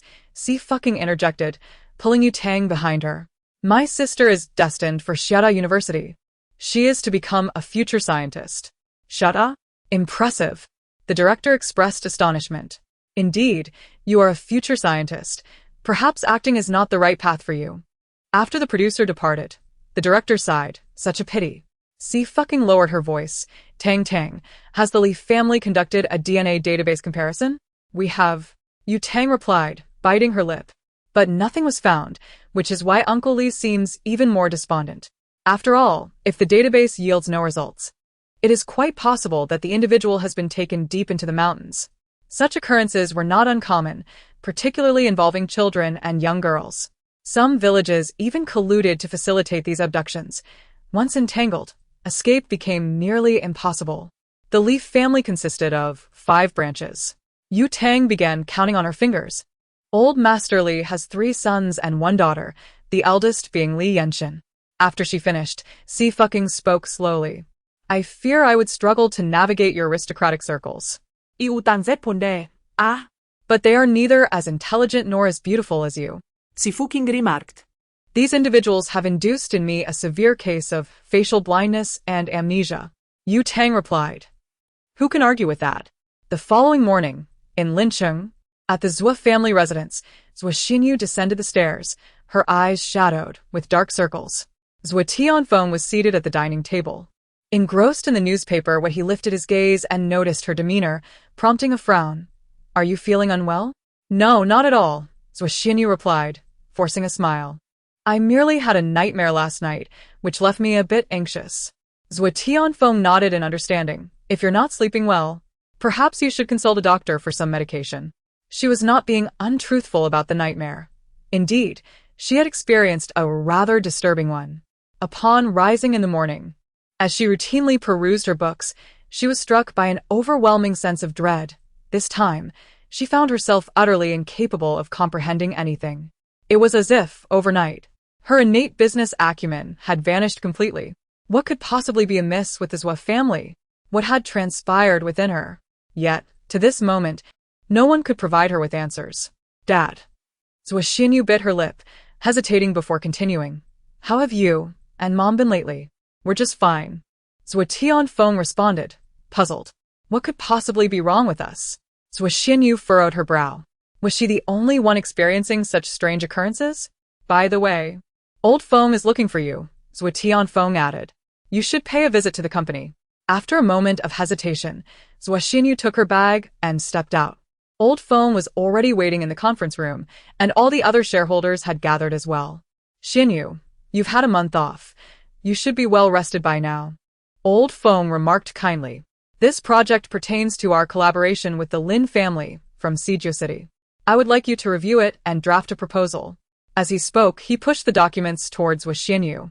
While Zui Yuanlin was not lacking in ability, none could rival Xie Suiying when it came to commercial talent. As he spoke, he pushed all the documents in front of Xie Suiying. Good morning. A new round of tournament begins, and at the start of the month, I continue to seek votes. Recently, I have been recommended several videos from transformation bloggers, and after watching them, I truly believe that the art of disguise exists in this world. My mind is filled with absurdity. Warning of retribution. Who supports whom? The shareholders' gazes were all fixed upon Xie Suiying, their eyes filled with anticipation. The Lin family from the 9-4 city is also a prominent family. Though not as renowned as the Xie family, they stand shoulder to shoulder with the Shun and Li families. Particularly, Lin Qingchen, the eldest grandson of the Lin family, is a national medical expert and the youngest neurosurgeon in the Great Xia. Forming a relationship with the Lin family is of paramount importance. They have placed all their hopes on Xie Suiying. If it weren't for her exceptional business acumen, the Xie group would not have reached its current stature. Elder Feng held Xie Suiying's abilities in high regard. Xie Suiying suppressed her inner unease. I will take a look first. As she opened the documents, her fear grew with each passing moment. The last time she merely made some mistakes, but this time she found it utterly incomprehensible. How could this be? The shareholders had waited for a long time, and Xie Suiying had yet to speak. their impatience becoming palpable. Xinyu, the project proposal cannot be drafted immediately. Why not discuss these points with everyone first? Elder Feng intervened just in time, as they were all eager to hear your thoughts. Zhou Xianyu's back was drenched in cold sweat. She understood nothing. There were no ideas to share. Zhou Yuanlin narrowed his eyes. Zhou Xianyu, you don't truly know how to write a project proposal, do you? This proposal is far simpler than the contract you signed last year. How absurd. Zhou Xianyu inhaled deeply, coldly stating, I attended various meetings with my grandfather at the age of 16, while you, at your age, are still brawling in high school. Do you really think you can mock me here? Zhou Yuanlin chuckled, seemingly unperturbed, pointing to a particular phrase in the document. Now, why don't you explain this point? The shareholders' gazes sharpened, as if pricked by thorns on their backs. Fearing exposure, she dared not linger in the conference room and quickly departed. Old Feng, did you see that? I now suspect that her previous proposals were plagiarized, Zhou Yuanlin mocked. Even a second-year MBA student would understand my earlier question. How long has she been graduated? Yet. She was left sweating under my inquiry. Zhou Xianyu's behavior was exceedingly unusual, lacking her former composure. Old Feng grew suspicious, furrowing his brows. Let us wait until this weekend. If she cannot produce results, it won't be too late to expel her. The Zhou family has been quite abnormal since Zhou Zonghe became a vegetable. Rumors have circulated in Lincheng that the Zhou family has committed grave misdeeds, attracting misfortune, hence the family's calamities, some deceased, some crippled, and one even sent away. If Zhou Xianyu were to become useless as well, it would truly be a laughingstock. After the meeting, Zhou Yuanlin summoned his assistant. A sinister expression adorning his face, assign a few individuals to closely monitor Zhou Xianyu. If anyone is found aiding her in drafting proposals, or if she seeks assistance, remember to report it. Seize this opportunity. We must ensure that Zhou Xianyu has no chance of redemption. The assistant nodded and proceeded to take action. Meanwhile, at the residence of the Li family, Li Yuji, preoccupied with the search for his biological son over the years, had moved out of the old family home. The producer had arranged to meet with Li Yuji at noon today to review the final cut. Mr. Li, this is the ultimate version of Seeking Solitude, the producer announced. However, we will undoubtedly conduct further edits before the release, all for the sake of the review process. Li Yuji had already viewed the preceding scenes, but as the character Xie Suiying made her entrance, his expression gradually shifted. Who is she? He inquired. She is a newcomer recommended by teacher Yuan Heping, the producer replied with a smile. To be honest, I initially doubted her ability, but she seamlessly connected with the role following Tao Ying scenes and outshone many graduates from this year's cohort. She possesses neither exceptional acting skills nor striking looks. One wonders how she navigates the entertainment industry. Li Yuji exclaimed in admiration. Her performance is indeed remarkable. Those versed in the craft discern nuances. While the lay audience may not analyze the layers of emotion in Xie Suiying's performance, yet their emotional response signifies her success. Kudos to Ms. Xie for her hard work. Li Yuji rose to escort the producer out. When it comes time for the film's promotion, I must meet her in person. The producer took his leave, and shortly after, Yu Tang arrived with Xie Suiying. She cautiously knocked on the door, and upon receiving the invitation to enter, pushed it open. Uncle Li, I've brought a friend to see you. It's Tang Tang, Li Yuji replied, momentarily taken aback, a faint smile gracing his pale features. You must be preparing to enter university soon, right? Yu Tang gently placed the fruit basket down, realizing that only 10 days remained until the military training commenced. How delightful it is. You are already 18, Li Yuji murmured, suddenly recalling something. This man in his 40s covered his face, his throat constricted with emotion, murmuring, if only he were still here. Yu Tang felt a profound sense of sorrow. If Li Yuji's son were alive, he would have graduated from university by now. I apologize for losing my composure, Li Yuji said, taking a deep breath before his gaze fell upon Xie Suiying. And who might this be? With the artistry of moonlit makeup adorning her, Li Yuji initially failed to recognize Xie Suiying. Hello, Uncle Li, Xie Suiying nodded in greeting. You must have seen the finished film. Li Yuji gasped, his voice faltering. You are the girl from the movie? Indeed, it's me, Uncle Li. Please do not be disheartened, Xie Suiying softly reassured him. Once Seeking Solitude is released, Its influence may expand, and perhaps we might locate him. Yes, that is my hope as well. Li Yuji replied with a faint smile, though he felt the likelihood was slim. Indeed, the Li family held considerable sway in the city of Siju, and within the broader realm of Daxia, they were deemed powerful. However, on the international stage, the Li family was far from formidable. After so many years without a trace, Li Yuji had entertained the possibility that his child might have been abandoned abroad. That would truly be akin to searching for a needle in a haystack. He had sought assistance from T-18 and Zero, but after 2 decades, all traces had vanished completely, and still, no leads had surfaced. To this day, Li Yuji harbored little hope. The producer sought him out for the film Searching for Solitude, primarily hoping to assist other families. Had he been more cautious in those days, perhaps the child would not have been lost. Alas, there are no what-ifs. Well, I have managed to navigate these years in such a manner. Li Yuji shook his head gently. Have you all dined yet? If not, shall we share a meal together shortly? Certainly. Yu Tang raised her hand. I'll call Uncle Joe over as well. 20 minutes later, Feng Sen wheeled in Yu Shihong. He looked up and offered a slight smile, greeting Yuji. Shurian. Li Yuji hurried forward. How has your leg been lately? Is it improving? Much better, Yu Shihong replied in a cool tone. I have also dispatched someone to look into your matters. Sighing, Li Yuji pressed his lips together. Shurian, you must prioritize taking care of yourself. The situation with the Yu family is far more perilous than that of the Li family.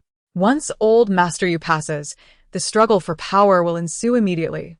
He feared that Yu Shihong might find himself without support and be cast out from the Yu family. Yu Shihong gazed at him quietly, indeed. I will summon the chef from Tianxi Engine. Li Yuji stood, his smile broadening.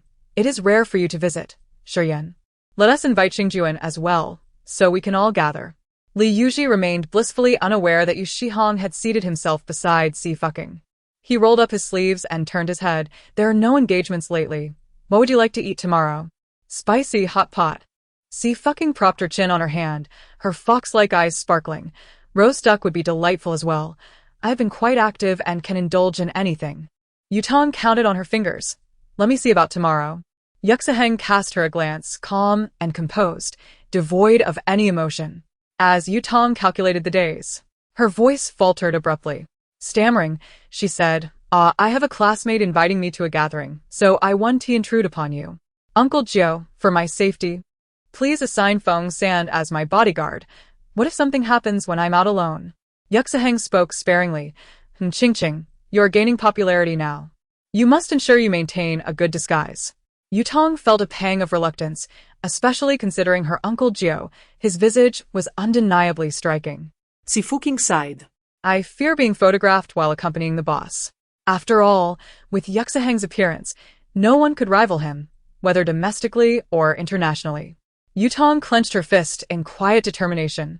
She was such a competent wingman, so perceptive and astute. Due to Xie Suiying's explosive acting prowess, the crew of Seeking Solitude specially added several scenes for her and captured promotional stills for future marketing. At 5 in the afternoon, Sang Yanqing went to the film base to pick up Xie Suiying. I'm handling the magazine cover for you. You're aware, right? Yes, I know. Xie Suiying stretched lazily. There's a fashion lady, and another for women S attire. It's the fashion lady. Sang Yanqing chuckled coldly. We verbally agreed on this in the morning, just awaiting the contract signing tomorrow. Just now, the magazine called to inform me they chose Lin Wansu. Do you have any connections with Lin Wansu? Xie Suiying raised an eyebrow. Sister Sang, I swear I have never heard that name before. How did she suddenly contest you for the magazine cover? Sang Yanqing frowned. The production of Demon's Passage has not released a specific cast list. So, I am unaware of your role overshadowing hers. Lin Wansu and Bi Yunxi were university classmates, both graduates of Xie Suiying. Bi Yunxi, currently enjoying the spotlight as the nation's first love, overshadowed Lin Wansu, who was comparatively less prominent. However, it was said that Lin Wansu belonged to the Lin family, possessing considerable resources behind her, thus she commanded a fair share of attention as well. Xie Suiying had secured endorsements and lacked for cinematic opportunities. The only remaining domain was that of fashion magazines. Sang Yanqing paced thoughtfully, contemplating. Did you assume the role of her father? Or perhaps you usurped her boyfriend? Or Did you take her close friend being she? But wait, aren't they merely faux friends? Xie fucking replied, Sister Sang, you could be more outrageous. I must uncover the reason to address it appropriately. Sang Yanqing coldly remarked, and those editors from Fashion Lady truly believe that just because I refrain from asserting my authority, I am a mere sick cat. Thinking I am begging them to feature you on the cover? Sister Sang, you are certainly no sick cat. Xie fucking clapped. You are a fierce tiger, capable of devouring men. Following Sang Yanqing, Xie fucking engaged in conversation with Yue Jian. Just then, Sang Yanqing received a call from the editorial department of Fashion Lady. It is thus, Sister Sang, we have discussed and decided to allocate space for Miss Xie. The chief editor of Fashion Lady spoke with a smile. Miss Lin's side has indicated that they are willing to cede the inner cover to Miss Xie, allowing both to be featured. Sang Yanqing paused momentarily. Are you suggesting that my artist should dub for Lin Wansu? Oh dear, Sister Sang, why speak so harshly? Besides, Miss Lin is actually a senior to Miss Xie. The editor-in-chief remarked, the inner cover is as significant as the outer one, not to mention. Sang Yanqing abruptly hung up the phone, about to express her fury when she was interrupted by a furious shout. Nearby, a historical drama crew was filming. Can Lin Wansu even act? With your skills, I could select any passerby who would perform better. The director bellowed. Yes, you. Come demonstrate for her. He pointed directly at Xie fucking. Xie fucking hesitated for a moment, slowly raising her head. Did she truly resemble a mere passerby? Yue Jian scrutinized her junior sister and earnestly commented, your outfit resembles one, but your figure does not. She still sported a t-shirt that cost merely 20 or 30 yuan, a plastic bag in hand. Even the background actors seldom dressed in such a manner. Xie fucking adjusted her sun hat. You don't understand. This is fashion, alright? Yue Jian humbly inquired. What fashion? Xie fucking replied. The trend initiated by Xie. Yue Jian responded. You win. He casually pointed at someone. Why is their appearance so striking? If they entered the entertainment industry, others would struggle to compete. Lin Wansu also turned around, her expression shifting dramatically. Suddenly, a staff member shrieked, Ah, Qingbao. Director, may I request an autograph? Do you think that's feasible? The director, somewhat perplexed, responded, She. Is she also part of our circle? Of course, replied the etiquette instructor as she approached. Director Su. How long has it been since you last surfed the internet that you are unaware of this? Divine beauty of the summer? Director Su scrutinized Xie fucking from head to toe, finally nodding in agreement. Ah, at last, someone worthy of such a title.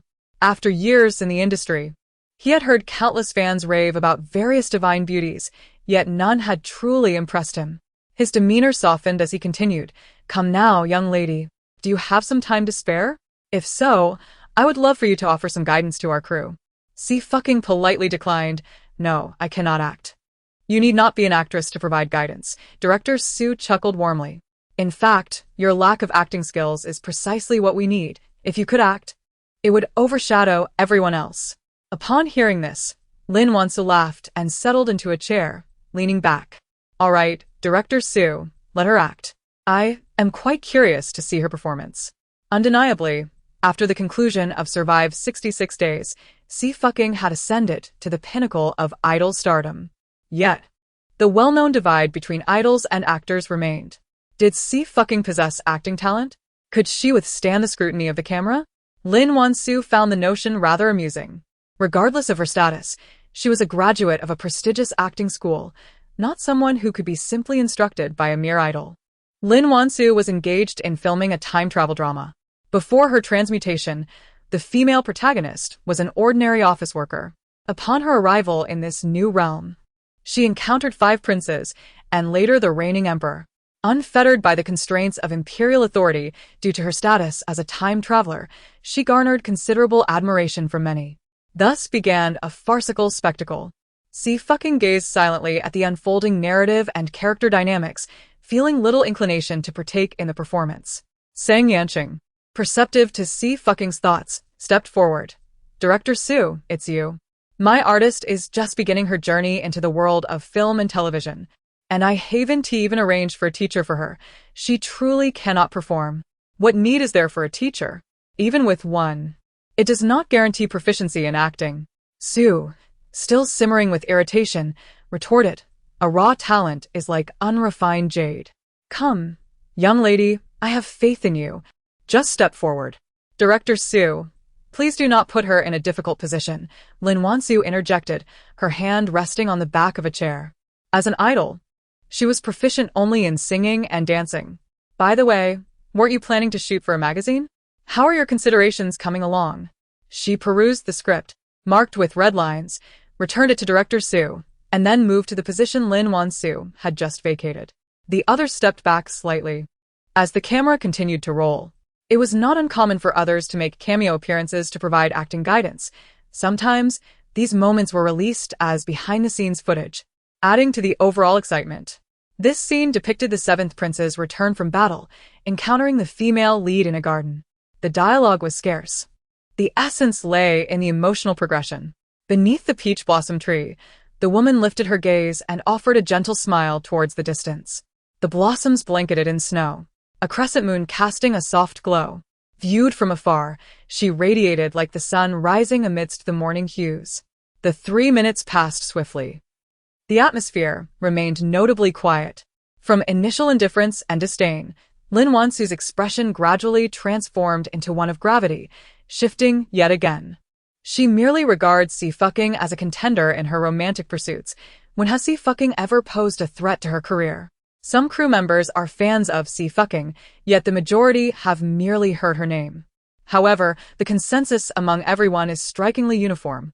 When she smiled at me moments ago, I felt a flutter in my heart. If I were an emperor, 3,000 concubines would be unnecessary. One Xie Suiying would suffice. I truly begin to question Lin Qingyan's acting prowess. If Qiangbao can perform convincingly, how is it that she appears robotic? Indeed, Xie Suiying did not even don a costume. Yet her earlier performance felt entirely natural to me, and her striking beauty is enough to compel 6 men to bow in submission. Simple and sweet, it's crucial to be both white and sweet. Lin Wansu has only managed to portray simplicity. Director Su wore a stiff expression and turned to Sang Yanqing. "She hasn't practiced?" Sang Yanqing replied. "Wasn't she supposed to have Xie Suiying hold back?" Xie Suiying raised her hand in a gesture of surrender, indicating that she had indeed been restrained. Sang Yanqing pressed her temples in exasperation. Very well, she would concede this miscalculation. With gritted teeth, Sang Yanqing smiled. A natural performance. "Director Su, you know our artist embodies that sweet and obedient type." At that moment, Director Su felt a pang of regret, lamenting, "Why didn't I discover you sooner?" Unfortunately, the filming was already more than halfway complete, and Lin Wansu had invested in the production. It was utterly impossible to replace the leading lady. "Director, please don't notice me," Xie Suiying calmly remarked as she donned her sunglasses. "This script is not to my taste." What kind of Mary Sue could possibly craft such a script? Director Su chuckled in response. "You certainly have the audacity to say that." He had no desire to film such a genre of ancient romantic dramas, yet the current audience revels in it. "Do keep in touch," he said, handing a business card to Miss Sang Yanqing. "I have high hopes for your artist. Your discernment is truly commendable. I look forward to you bringing forth another Tong Luoyan." Sang Yanqing merely smiled in silence as the group departed. Unable to portray even such simple roles, and yet you aspire to make films? You wish to surpass your peers in development? Hurry now, observe how others performed moments ago, and learn from them. Lin Wansu's face turned an array of colors, green, purple, and finally red, as she felt an unprecedented level of humiliation. The entire crew was watching her, intensifying her embarrassment. Before, without comparison, it was bearable, but in light of Xie Suiying's performance, the emotional wound was deep and the insult severe. Taking a deep breath, Lin Wansu removed her hairpin and retreated to the nearby resting area. With no one around, she dialed a number. "Hello?" A gentle male voice answered on the other end. "Have you finished filming for the day?" "Not yet," Lin Wansu replied, her tone laced with grievance. "Jianian, you won't believe who I encountered today, Xie Suiying. She was utterly outrageous. Isn't she deliberately bullying me?" Upon hearing Lin Wansu's account, Su Jianian was genuinely taken aback. "She can act? Is that what you call acting? Even her agent claims she's playing herself. What exactly is she performing?" Lin Wansu was infuriated. I haven't been in good shape these past few days. And she rushed in here to intimidate me, didn't she? Xie Suiying pressed her lips together. She should not harbor such thoughts. I dare not. You should choose someone else. Lin Wansu pouted playfully, insisting, I truly do not like her. Anyone will do. Just not Xie fucking. What if you genuinely develop feelings for her later? Xie Suiying chuckled. Would it be acceptable if I chose Byungxi instead? Lin Wansu's expression stiffened. Must we always stir up romantic pairings? Very well. Lin Wansu genuinely cherished Xie Suiying, so she had no choice but to concede. After all, having seized her magazine cover, it was some small reprieve. So, what if Sang Yanqing is her manager? Having exited the entertainment industry for so many years, she is no longer a threat. Xie Suiying frowned. You took her magazine cover? What of it? In the future, I can seize even more from her. Lin Wansu remarked. Jianian, the Shin family is hosting a wedding this month. You should attend. Xie Suiying laughed again. The high society circle is not one I can easily penetrate. It's all right. I'll take you in. No one will obstruct us. Lin Wansu was elated, especially since my cousin will also be there. He is a revered traditional medicine practitioner. I will find a way to introduce you to him. Xie Suiying had naturally heard of Lin Qingqian's esteemed reputation and responded with a smile. Very well. It is settled then. Lin Wansu suggested, we should disguise ourselves a bit. Such an elite wedding will certainly not allow entertainment journalists inside. It had been half a month since she last saw Xie Suiying, making this the perfect opportunity to reconnect. Meanwhile, Sang Yanqing watched in astonishment as Xie fucking selected a fried chicken restaurant. In the past, she had stringent dietary requirements for the artists she managed, allowing them only boiled chicken breast and steamed vegetables. After all, an actor's livelihood hinges on their physique, which is of paramount importance. However, during these days spent with Xie fucking, she had yet to witness the sister indulge in any low-calorie fare. Xie fucking, with an unhurried demeanor, remarked, I run 10 kilometers daily and engage in an hour of weight training. Can they do the same? Sang Yanqing sighed. Her junior sister had yet to mention that she could complete her 10 kilometers in under 20 minutes. Not to mention that an evolver's metabolism is inherently several times more efficient than that of an ordinary person, allowing even small amounts of toxins to be swiftly eliminated from the body. Sang Yanqing stepped outside to take a phone call. I am truly exasperated with this editor-in-chief, she exclaimed, slamming her hand on the table. They just called again, pompously declaring that Lin Wansu's side has refused to grant us the internal cover, suggesting we seek other avenues. Do they really believe that achieving sales of 100,000 copies last month elevates them to the status of a top-tier magazine? How audacious! Xie fucking remained unfazed, joyfully savoring her cheesy, creamy fried chicken bites. After Sang Yanqing finished venting, her expression turned serious. Qingqing, be honest with me. You're not actually acting like her father, are you? Xie fucking blinked innocently. Am I truly that kind of person? Don't feign innocence. Sang Yanqing replied, giving her shoulder a gentle pat. Whether or not you act as her father is no longer relevant. You just served as her acting coach. And she will undoubtedly remember you. Xie fucking languidly responded, let her remember then. If she returns, I shall play the role of her father. Indeed. As the saying goes, when soldiers come, we shall meet them. When water comes, we shall block it. Sang Yan's cold smile lingered as she mentioned that prior to their meal, she had already secured another magazine cover, ready for their visit to the site in 2 days. Xie fucking, who was prepared to lounge for 2 days, interjected. Yu Jian leisurely opened a bottle of beer and, in a voice only two could hear, remarked, Xiaojiu, you are truly popular, wherever you go. Someone always drags you into work. At least I treat you well. She continued, we share a common plight, both being pulled into labor. Nonsense. Xie fucking retorted while opening a bottle of cola. The best is my senior brother. He not only refrains from dragging me into work, but also cooks for me. Yu Jian murmured, I wonder where my senior brother is now. I miss him quite a bit. You'll encounter him eventually, Xie fucking mused, stroking her chin. He might have ventured to the farthest north, perhaps skiing and frolicking with polar bears. Yu Jian's expression turned complex. Isn't that something only you would do? Xie fucking handed her a piece of sweet and spicy fried chicken. Third senior sister, enjoy the chicken. Food should not be discussed while eating. Yu Jian replied. In any case, among the 9 disciples, no one can outmatch the youngest sister. Meanwhile, in Lincheng at the Xie family residence, Xue Tianfeng was on a phone call. Upon hearing the other party, a smile emerged on his face. Once the call concluded, Lady Xue eagerly inquired, "How did it go?" "It's foolproof. We will definitely get Xie fucking in," Xue Tianfeng scoffed. Does she truly believe that when I gifted her a desolate mountain, it was an act of generosity? Signing the papers so willingly, what a fool. Now that matters have come to a head, she bears the primary responsibility. I'm eager to see how she extricates herself this time. Ever since Xie fucking refused to let Xue Qingya off the hook, the Xue family was destined for an irreconcilable conflict with Xie fucking. He is determined to ensure that Xie fucking also experiences the tribulations of imprisonment. Xue Tianfeng suppressed his surging emotions. "Where's Xinyu? Quickly, relay this auspicious news to her." The successful execution of the Desolate Mountain affair owes much to her persistent follow-up. Xinyu has remained sequestered in her room, not emerging. Madame Xue expressed her concern, noting that her condition has been poor these past few days. "Then let her rest for now. I will resolve the Xie fucking issue." Xue Tianfeng made his decision.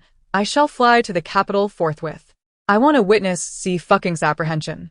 He intends to avenge Xue Qingya and Xue Zonghe and vent this pent-up resentment.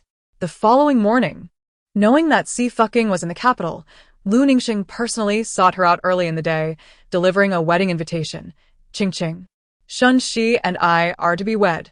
The nuptials are scheduled for this month. You must attend, and Mr. Jiang as well. I have extended an invitation to him." Her resurgence in her career owes much to Xie fucking's assistance. "So soon?" Xie fucking raised an eyebrow. "Very well, I shall certainly attend. By the way, Qingqing, have you considered pursuing a career in music?" Lu Ningxing inquired. "Your composition and lyrics are exceptional. Acting seems somewhat of an underutilization of your talents." "Ahem." Xie fucking paused. "Teacher Lu, I have no desire to take on another job." "How can this be considered another job? It is merely a means of showcasing your strengths." Lu Ningxing remarked. "With your compositional prowess, why not perform it yourself and seize the Hera Music Award directly?"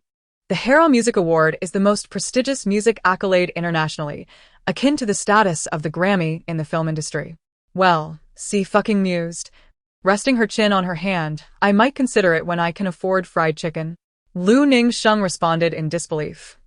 "Wait, are you implying that winning the award is merely about the prize money?"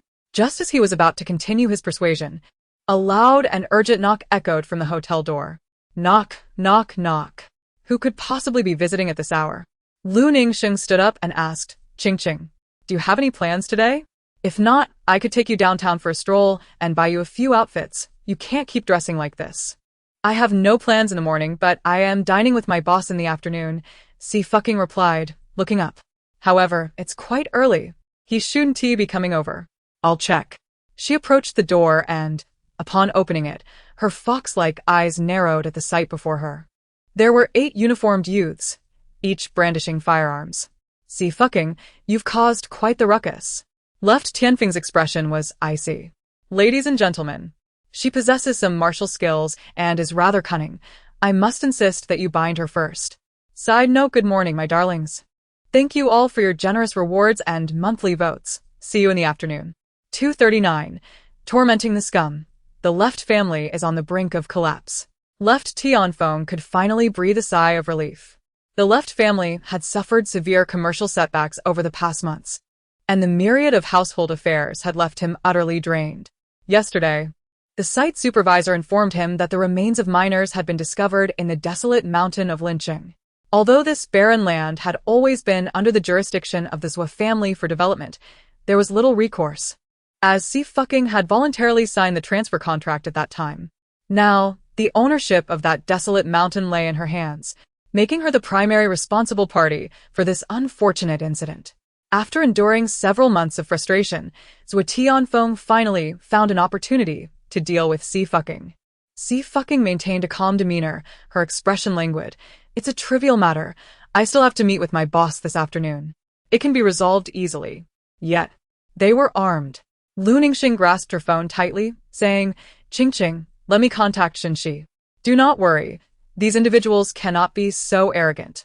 Those who possess gun licenses in the capital are certainly not ordinary citizens.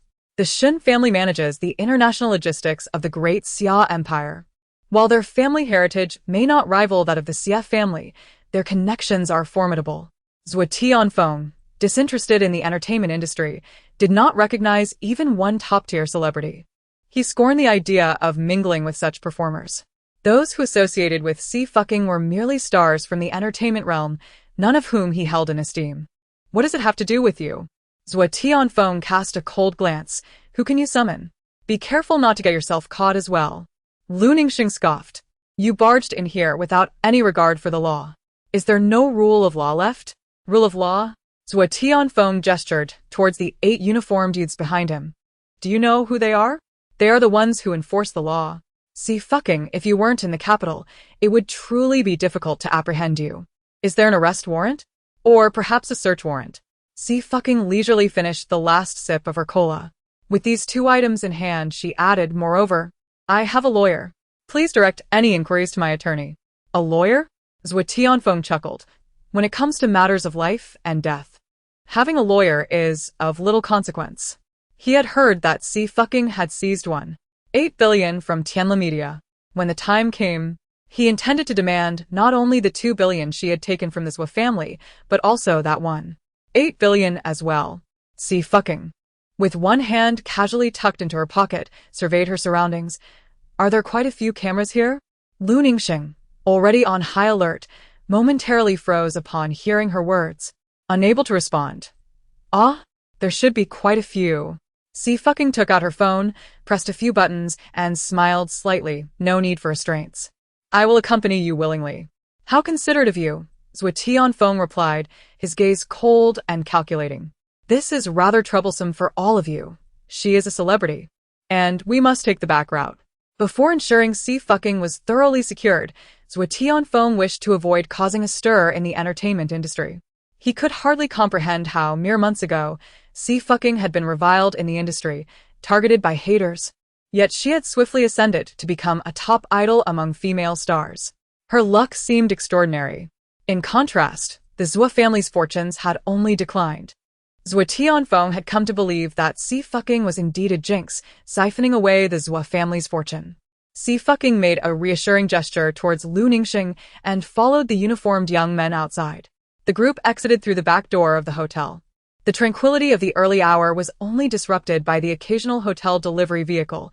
Not a soul stirred nearby. It was here that Xie Suiying paused in her stride. Quicker now, a uniformed youth barked, pressing the barrel of his firearm against the back of her head. Are you incapable of walking at a decent pace? Xie Suiying tilted her head ever so slightly, a faint smile playing on her lips. I would strongly advise against pointing that at me. Spare me the nonsense. The youth retorted, his brow furrowed in irritation as he increased the pressure. Just cooperate. He harbored no fondness for Xie Suiying.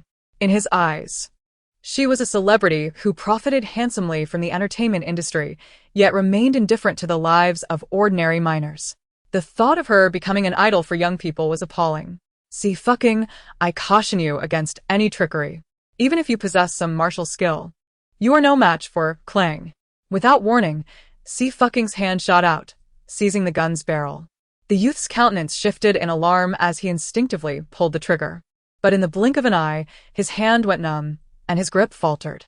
The firearm was now in Xie Suiying's possession. Her movements were so swift that the other 7 uniformed youths were caught completely off guard. Snap, crackle, pop. Xie Suiying, with the gun in her grasp, proceeded to crush it as if it were a mere aluminum can. Once every weapon had been reduced to mangled scrap metal, she addressed the onlookers with earnestness. Their gazes now frozen in disbelief. Such hazardous objects should not be trifled with. Accidents can happen. This is the proper way to dispose of them. The 8 uniformed youths were utterly aghast. Was this even within the realm of human capability?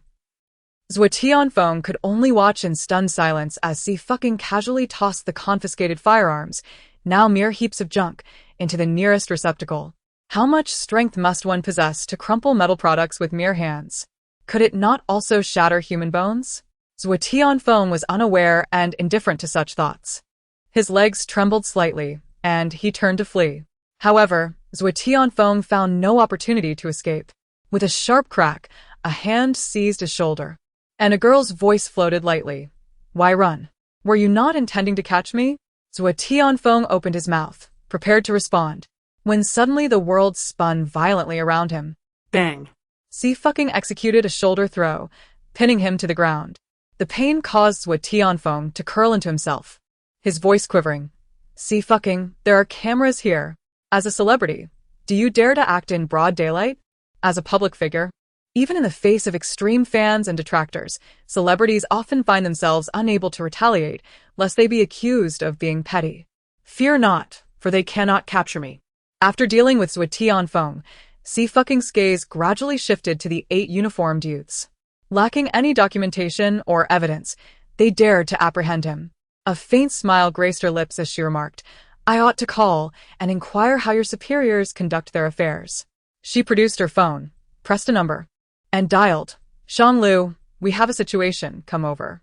Though Xie had reassured Lu Ningxing not to worry, Lu Ningxing nonetheless reached out to Xi.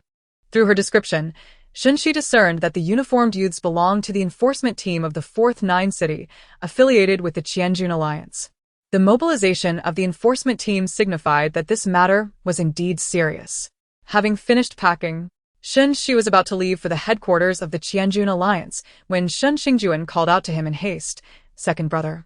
Why are you in such a rush this early? I received a call from Shengsheng. The enforcement team is after Miss Xie. Xi's expression darkened. I am unaware of the details, but I must first navigate the situation. Miss Xie? Shen Xingjuan inquired in surprise. Is it Xie? Indeed, Shi replied, already pushing the door open. Xing's voice has returned. It was Miss Xie who introduced a renowned physician.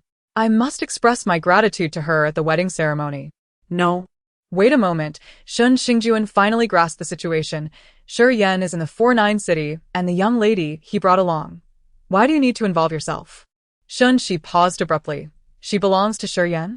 Certainly. She is his personal bodyguard, Shen Xingjuan confirmed. Shi Yan is quite protective of this young lady. Xi's eyes widened in astonishment. Personal? He only had a casual acquaintance with Yu Shihong, a nodding acquaintance at best, yet he understood Yu Shihong's character. Appearing calm and gentle, he was, in reality, distant and ruthless at heart. No matter what, Yu Shihong would assist his brothers, yet after all these years, even Shen Xingjuan, who spent the most time with him, had not managed to breach his inner sanctum. At times, Shi felt that Yu Shihong was out of place in this era. This man was too noble, and the rampant material desires surrounding him only tarnished his essence. Initially, he was merely a bodyguard. Shen Xingjuan pondered, however. It seems that Shi Yan is a fan of the Emperor Yin, and coincidentally, Miss Xie is as well. They share common interests. Shi. Whose fan are you? Is it possible to behave this way? Regardless, your visit would be in vain. Miss Xie is notoriously difficult to deal with. And you are well aware of how fiercely Shi Yan protects his own. Shen Xingjuan shook his head, certain that he must have left long ago. Shi also thought the same, then informed Shi Yan that I will go to the hotel to pick up Xingsheng. Please let me know Miss Xie's location, as I worry Xingsheng might feel uneasy. Nodding in agreement, Shen Xingjuan bid farewell to Shi and proceeded to contact Yu Shihong.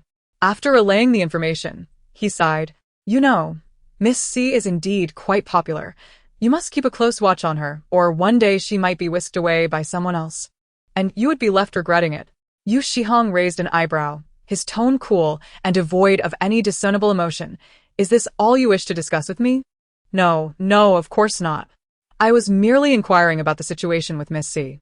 Shen Xingjuan, driven by a strong desire to survive the conversation, swiftly brought up Xie. What do you intend to do? Yu Shihong leaned back, resting his head on his hand, his gaze lowered. If she wishes to play, I shall accompany her. A few moments ago, he received a message from Xie. Boss, pardon my absence. Someone has come to visit, and I'm feeling playful. I might have to cancel this afternoon, but rest assured, I will be with you tonight. The message concluded with a cheerful emoticon. Shen Xingjuan was momentarily taken aback. You two are truly... What? I see that good fortune is approaching for you. Yu Shihong fell silent for a moment before slowly responding. She is still quite young. Understood. You need to nurture her a bit more. Shun Xingjuan. I am merely responsible for providing the monetary gift. By the way, will you be attending my second brother's wedding? After all, my sister-in-law has sent an invitation to Miss C. Yu Shihun replied with a soft acknowledgement. Very well. I shall see you at the wedding. Shin Xingjuan concluded the call and began to ponder a perplexing question. Could it be that his prolonged singlehood stemmed from the absence of a common idol to share interests with the ladies? It might be worth a try. However, when he found himself in a dimly lit interrogation room, bound and shackled, panic enveloped him. What is all this commotion? The door swung open, and Shang Lu entered. What if Miss C is disturbed? Zhou Tianfeng, alarmed and furious, exclaimed, the one in charge is Xie Suiying. Why have you captured me? You are fully aware of the frequent mudslides in the southern mountains, yet you deliberately sent the miners into danger, leading to 3 fatalities, while attempting to frame Miss C. Shang Lu sneered. Now that you are here, there is no chance of escape. Zhou Tianfeng, filled with trepidation and rage, struggled against his restraints. Where is Xie Suiying? Where is she? Stop your wailing. I can hear you just fine. Xie Suiying sauntered in, her brow arched. I have not yet sought you out, yet you present yourself so willingly. How considerate of you. Zhou Tianfeng glared. Xie Suiying, how on earth did you bring me here? What are your intentions? I have come to enlighten you. Do you understand why your family, the Zhou family, is in such dire straits? Xie Suiying leaned against the table, a faint smile gracing her lips. You have seized my fortune, and now I shall see if you can bear the consequences. Zhou Tianfeng's eyes widened in disbelief as he blurted out, what did you say? The Zhou family has taken Xie Suiying's fortune. This is an international joke. In contemporary society, such sayings still exist? Xie Suiying, cease your superstitions. Zhou Tianfeng clenched his fists, believing that mere words could not confine him. By the way, your father could not withstand it and succumbed directly to death. Xie Suiying recounted each fact flatly. Your younger brother has also perished, your son has become a vegetable, and now you have willingly presented yourself at my door. The Zhou family is on the brink of extinction. The more Zhou Tianfeng listened, the more his heart raced. He grasped the armrests of the chair, his eyes nearly bulging. Xie Suiying, you speak nonsense. Even if there were truly a fate, it is you who have usurped the fortune of the Zhou family. You are nothing but a harbinger of doom. Now, make a call to your most accomplished and prodigious second daughter. Xie Suiying clasped her hands together, lifting her chin, observing whether she could comprehend even a modicum of anything related to business. Surely, it should all be lost now? Shang Lu placed the phone before Zhou Tianfeng, forcibly pressing his hand against the dial button. Aside today, I finally ventured out to get a haircut. The barber, fearing my boredom, incessantly chatted with me, unaware that I suffer from social anxiety. Until tomorrow. 240 No King Sees the King, exposing the misdeeds of the Zhou family. One update, Shang Lu's voice was cold. Hurry and call. Zhou Tianfeng was unwilling to believe a single word from Xie Suiying. However, concerning the future of Zhou Xianyu and the Zhou group, he had no choice but to humbly dial the number under duress. After 2 rings, the other party answered, Dad? Aren't you in the 4-9 city? How did it go? Did you resolve the matter? Xianyu, please be honest with me. Are you still able to write business proposals? Zhou Tianfeng's voice trembled. Is your commercial talent still intact?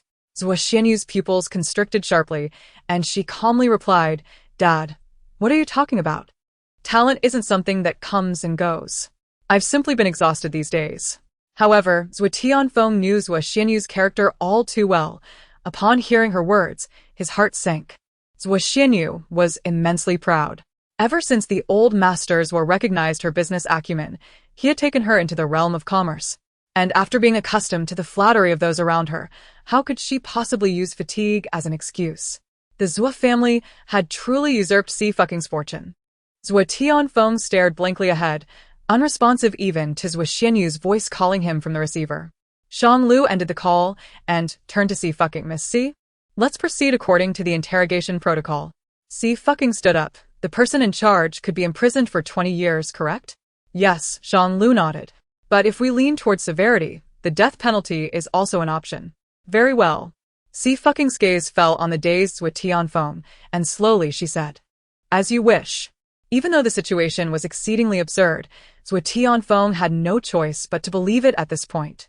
Ever since Xie arrived at the Xie family, their business had flourished increasingly, securing numerous substantial contracts and enjoying remarkable fortune. In contrast, Xi's condition fluctuated. One moment she was suddenly gaining weight, and the next, she was hospitalized. The more prosperous the Xie family became, the worse Xi's situation grew. It seems that the esteemed Lord Xie has employed some method to continuously transfer the fortune of Xie to the Xie family, a process that has persisted for 13 years. Be honest, Shang Lu asserted, administering a calming injection, declaring that once one enters, there is no escape. Xie Tianfeng's vision darkened, and he succumbed to unconsciousness once more. Outside, Xie received a call from Nian Tingchu. All right, please ensure you and Annie take proper rest and do not overexert yourselves. I am capable of earning. Once the call concluded, Xie glanced at the clock. It was 4 o'clock. Just in time for her to fulfill her work obligations for her employer. She sent a message to Yu Shihong inquiring about his whereabouts. Moments later, she received an address, a pedestrian street in the city. After applying some makeup, she donned sunglasses, a mask, and a hat before riding a shared bicycle to her destination. The pedestrian street was bustling with activity, lined with various small vendors on either side. Standing at the entrance, she could already catch the delightful aromas of pastries and grilled meat. Xie adjusted her hat's brim, surveying her surroundings. Excellent. No one had recognized her. She swiftly located Yu Shihong. Although he was dressed casually today, his physique was undeniable, coupled with his exceptional demeanor, making him stand out effortlessly in the crowd. How did you manage to bring out that mask? Xie approached him, pointing at his face. It's an antique. It should be cherished. Not at all. Yu Shihong replied in a calm tone. Many people are wearing them. Observing that at least 60 to 70% of the surrounding crowd was adorned with masks identical to Yu Shihong's, Xie remarked. Indeed. The Crown Prince is the true sensation, a sensation that has endured for 1,500 years. Yet this is indeed genuine. Xie couldn't help but reach out to touch the mask. Its texture was distinctly different. Suddenly, her wrist was grasped, and a soft sigh emerged from beneath the mask. Do not move. It might fall off soon. The two entered. Why are there so many people here today? Xie glanced around, wondering if there was an event. Typically, there are many visitors. Yu Shihong nodded, explaining that this was originally a tourist attraction. I see. Xie remarked, surveying the array of delicacies around her. I shall purchase some food first, and find a place to indulge. Yu Shihong lowered his eyelashes. Casting a brief glance at the snacks in her hand, a hint of amusement gleaming in his eyes. You are indeed easy to please. Indeed, Xie replied, leading him down a narrow path. Sir, over here. I shall buy some for you as well. I have yet to eat today. Yu Shihong followed her to the rear of a temple, where there were few people present. Xie removed her mask, her spirits high. At last, I can eat. Meanwhile, Yu Shihong did not partake. He simply sat quietly. Leaves drifted from above, landing softly upon his shoulders, accentuating his noble and ethereal demeanor. Xie ate earnestly until the sound of footsteps caught her attention. She quickly wiped her mouth, donned her mask, and looked up to find a monk before her. Benefactor. What a fortuitous encounter we have in such a remote place, the monk said, hands clasped together. It would be remiss not to acknowledge the divine presence of the Buddha for bringing us together here. Xie responded languidly. The Buddha would only send down a lightning bolt to smite you for using his name to deceive. The monk touched his nose and remarked, You jest, benefactor. The Buddha has yet to finish his discourse, when suddenly, a thunderous clap resonated above. The monk fell silent. Yu Shihong flicked her finger lightly against her forehead and chided, Do not be mischievous, my dear girl. Who would attempt to deceive us? Xie blinked and added, Those fortune-tellers at tourist attractions are nothing but charlatans. Yet. Yu Shihong extended her hand and declared, Then let us draw. Xie followed suit and also drew a fortune. Alas! The monk examined the fortune for a while before speaking. It was neither entirely good nor entirely bad. From adversity comes prosperity. Out of barren wood springs new life. All the suffering endured in the past shall lead to a future of great success. He glanced at Xie and then at Yu Shihong, finding it perplexing. Logically, both individuals bore the marks of early demise, yet they appeared so vibrant and full of life. He had never encountered such an unusual countenance. Could it be that they had died and come back to life? It seemed improbable, yet the possibility lingered. Xie fucking rose and said, "Boss, I am going to buy candied hawthorn. Would you like some?" Xie Suiying tilted her chin slightly and replied, "No need, you may go." "Very well. Then I shall wait for you here." After Xie fucking departed, Xie Suiying handed the fortune-telling fee to the monk and gazed into the distance, quietly gathering her thoughts. "Esteemed benefactor," the monk joined his palms together and called out to her, "It would be somewhat inappropriate to discuss your fate in front of others. I would prefer to speak to you privately." Xie Suiying suddenly turned her head. His phoenix-like eyes were profound, with distinct features, though a faint smile adorned the man's lips. In that moment, the monk felt as if a heavy weight pressed upon him, rendering his breath momentarily difficult to draw. However, soon, Xie Suiying lowered his gaze slightly and remarked, "How can one say otherwise?" The monk hesitated for a moment before whispering, "The Xie fate, a destiny of emperors. A true dragon's purple aura, benefactor. You were born in the wrong era. After all, we do not live under a feudal monarchy anymore. The concept of emperors is virtually obsolete." He had encountered a few individuals with the Xie destiny, and each had been a person of great capability, excelling in their respective fields. Yet, he had never truly witnessed someone with a genuine Xie fate. Moreover, even in ancient times, not every emperor possessed the Xie destiny. Otherwise, there would not have been foolish or fallen rulers. Xie Suiying did not respond to this statement, but gradually tilted his head and inquired, "What about her?" The monk gazed intently at Xie fucking, who was purchasing candied hawthorns in the distance, and ultimately uttered 4 words slowly. "Kings do not meet kings." Turning back, he found Xie Suiying smiling at him. Although his gaze was steady and gentle, it emanated a powerful aura. "Ah, the attraction between the sexes," the monk quickly added. "But I observe this female benefactor. She has closed off her romantic fortunes while her financial prospects are flourishing. Benefactor, the road ahead for you is indeed long and arduous." Xie Suiying responded with a faint indicating some genuine skill. The monk scratched his head and chuckled. "Boss, why are you still here? We should not engage with charlatans." Xie fucking approached, her expression serious. "Warning, he will deceive you for money." The monk replied, "Although he indeed engages in such practices, it feels entirely inappropriate for someone else to say so. He makes some valid points." Xie Suiying rested her head on her hand, contemplating the challenges of survival in the outside world. The monk questioned, why inflict such harm upon him? The boss had praised him, suggesting he must indeed possess commendable qualities. Xie fucking promptly shifted the topic, inquiring about the payment. The monk swiftly produced a QR code, asking, "For 2, will it be Alipay or WeChat?" Xie fucking retorted, "It's evident that he is nothing but a fraud." The following day, Xie fucking was roused from her slumber by the incessant barrage of calls from Sang Yanqing. Still bleary-eyed, she found that Sang Yanqing had already ushered in a makeup artist and stylist. Today, the editor of the magazine, who had honed her skills at Glen for several years, was known for her discerning eye. Sang Yanqing brewed a pot of coffee, declaring, "Your sole task is to make her see that you are indispensable." Xie fucking, still half asleep, replied, "My face alone suffices." Sang Yanqing sighed, "Must you be so self-absorbed? Nevertheless, you do possess the right to such vanity." The makeup artist chimed in, "Miss C truly requires no makeup. I have never encountered a star with skin as flawless as hers. Applying foundation would only detract from her natural beauty." Sang Yanqing felt a wave of exhaustion wash over her, then let us apply a primer and proceed directly to the color makeup. Turning around, she noticed the stylist wearing a troubled expression. Sang Yanqing approached. "What troubles you? Is there an issue with the styling?" The stylist shook his head, "Not at all. It seems Miss C can pull off any style, so I need to give it some thoughtful consideration." Sang Yanqing's fatigue deepened. After a morning of preparations, Xie fucking finally stepped out, her hair freshly dyed by the stylist.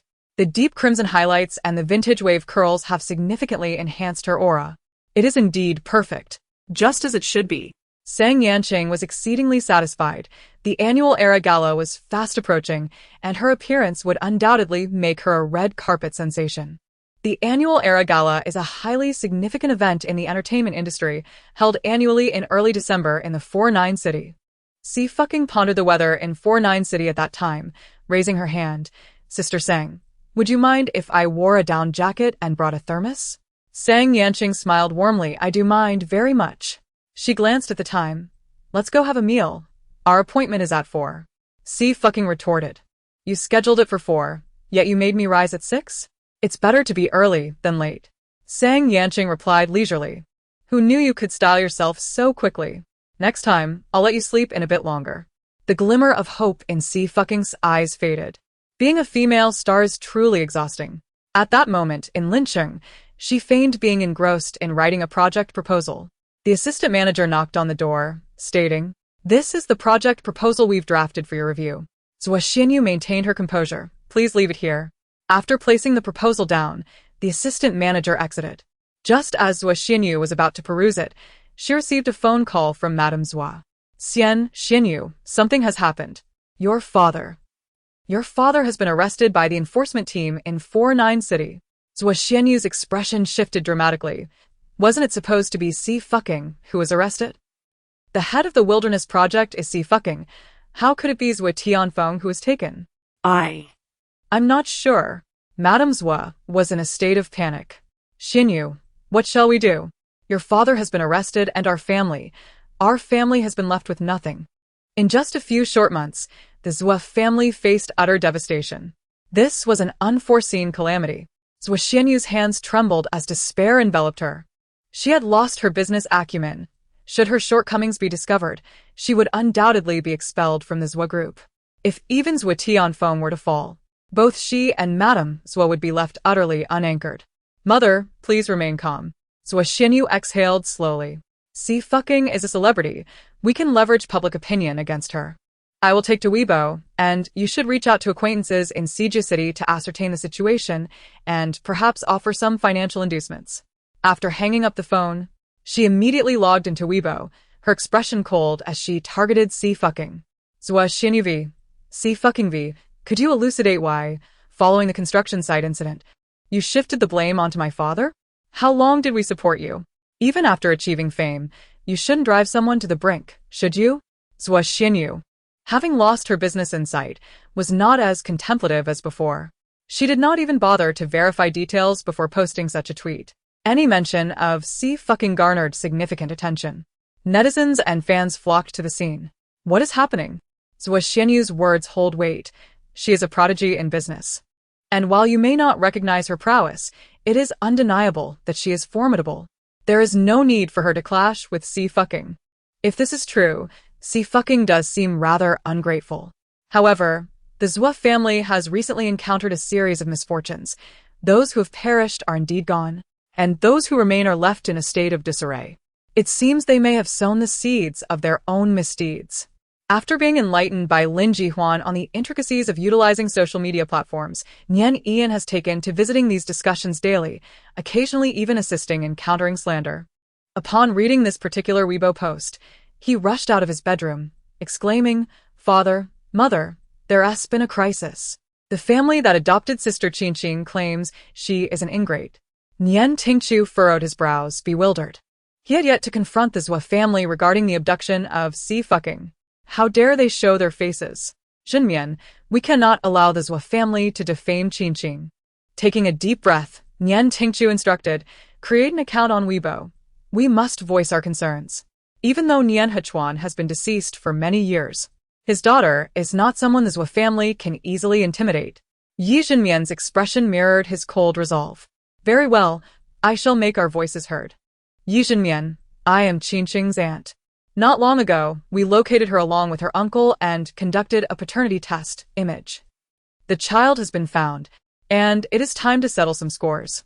We hereby file a legal lawsuit against the Xie family for their malicious abduction of a minor, and for deliberately fostering the illusion that she is an orphan while masquerading as benevolent philanthropists. Do you not have children of your own? Or is there a more sinister plot at play? Xie Suiying, please explain to the public why you abducted our child. The narrative unfolds as the illustrious uncle and aunt seek votes in a fervent plea.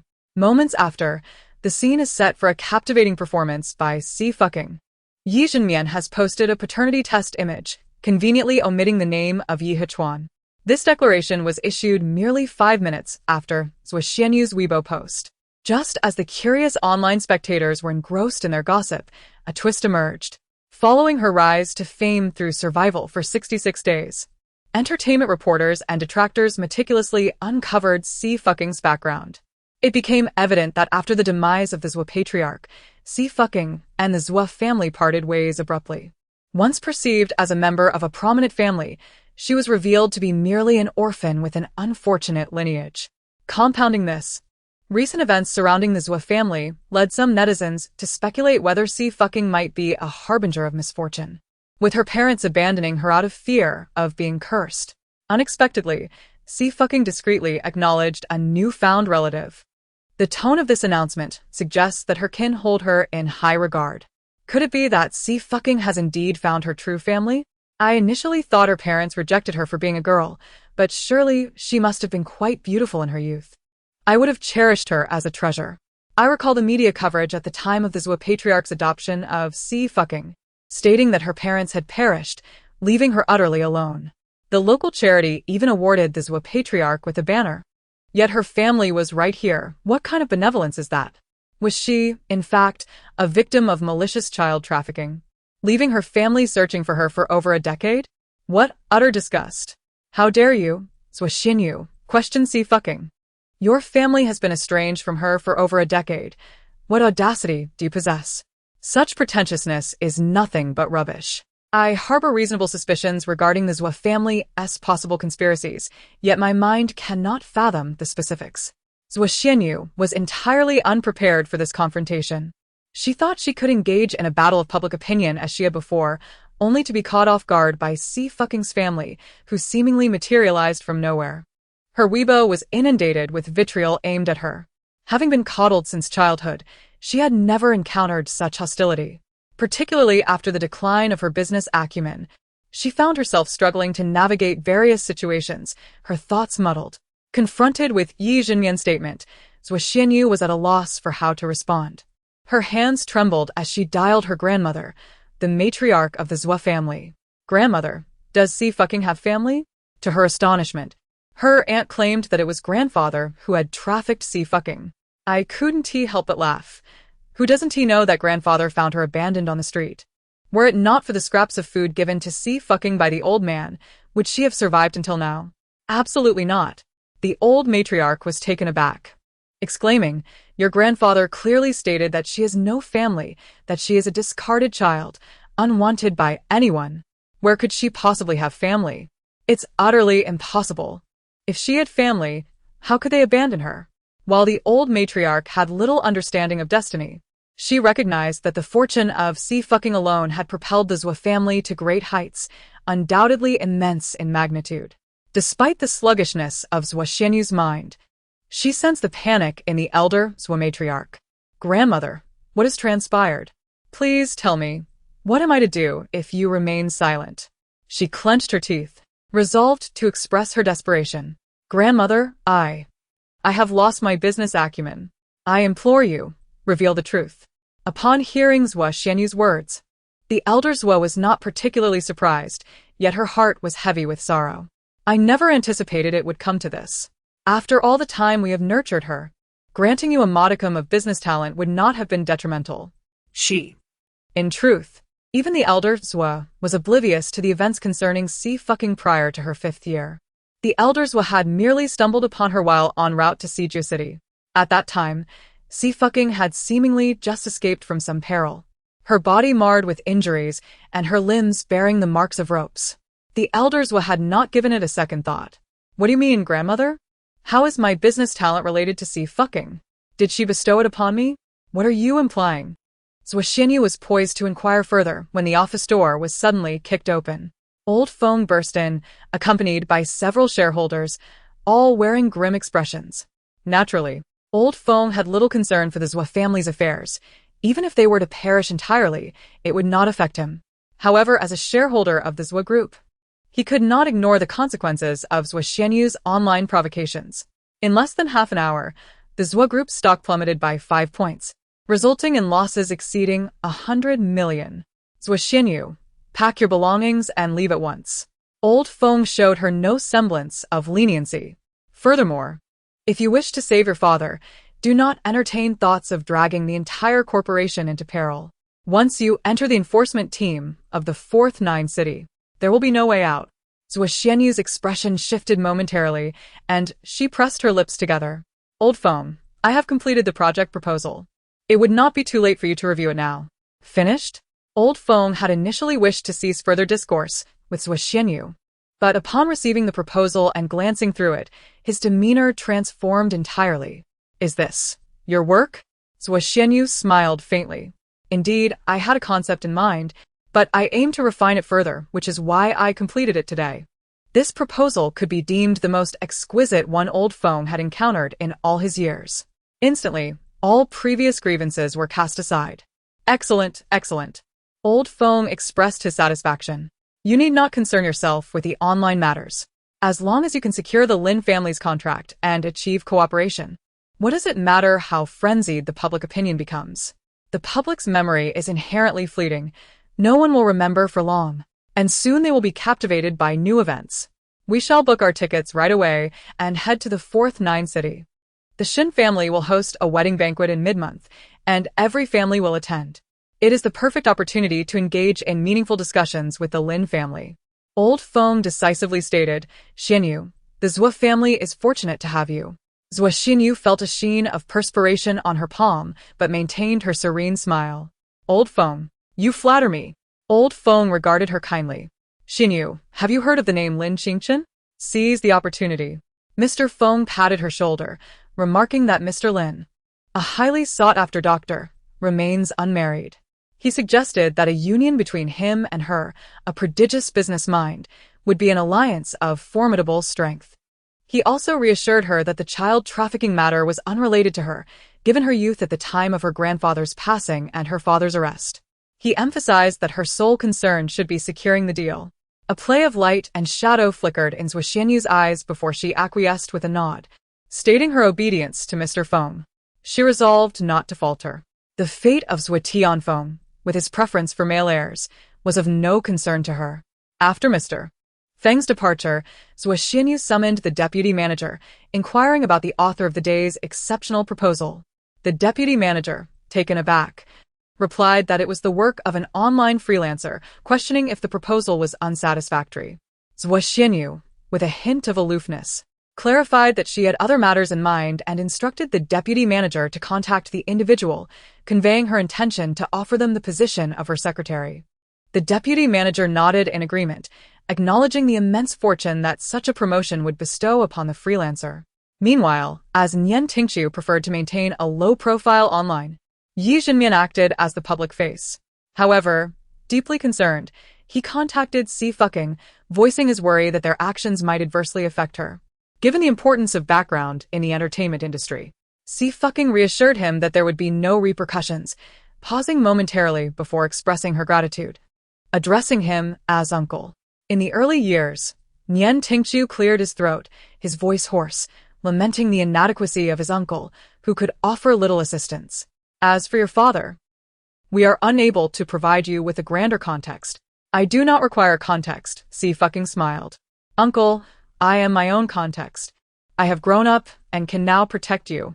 Xie Suiying paused for a moment. Very well. As for the matters online, neither your aunt nor I comprehend them fully. Nian Tingxiu hesitated. Please let me know if there is anything that requires elaboration. Thank you, uncle. You may freely utilize my team of lawyers. After perusing the heated debates on Weibo, Xie Suiying sighed, reflecting on how people become foolish after losing what was once taken from them.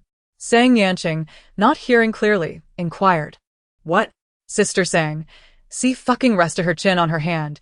It's quite rare to find someone as beautiful and intelligent as I am. You must cherish me. Sang Yanqing was momentarily taken in by Xie Suiying's charm. No. Xie Suiying succinctly recounted the situation, assuring her, but rest assured, I have completed my preparations and am ready to take action. To seize your fortune? Yu Jian's expression turned frigid, her gaze filled with murderous intent. I shall proceed to deal with her immediately. Stop, stop, stop, third senior sister. This is neither the free continent nor the Western lands. Xie fucking restrained her. The supernatural administration has arrived. I cannot take you on a reckless escape. Yu Jian replied. It would be better for me to perish than to be denied the thrill of such a ride. Such exaggeration is unwarranted, Xie fucking sighed. Since waking, I have not touched the steering wheel. I am uncertain whether my boss has done this on purpose, as he forbids me from driving. As she spoke, a message popped up on the computer screen. Lin Qingchen, Miss C, I have thoroughly reviewed your proposal. It is absolutely perfect. Thank you immensely. Yu Jian leaned in. What is this? A project proposal. Xie fucking raised an eyebrow, pondering whether she would continue her thievery after such a prolonged period. Without her fortune, Xie Suiying's intelligence was rather mediocre, even somewhat lacking. She was curious to see if this so-called business genius, Xie Suiying, could still uphold her reputation. Is there a chance? Yu Jian's crimson lips curled into a smile.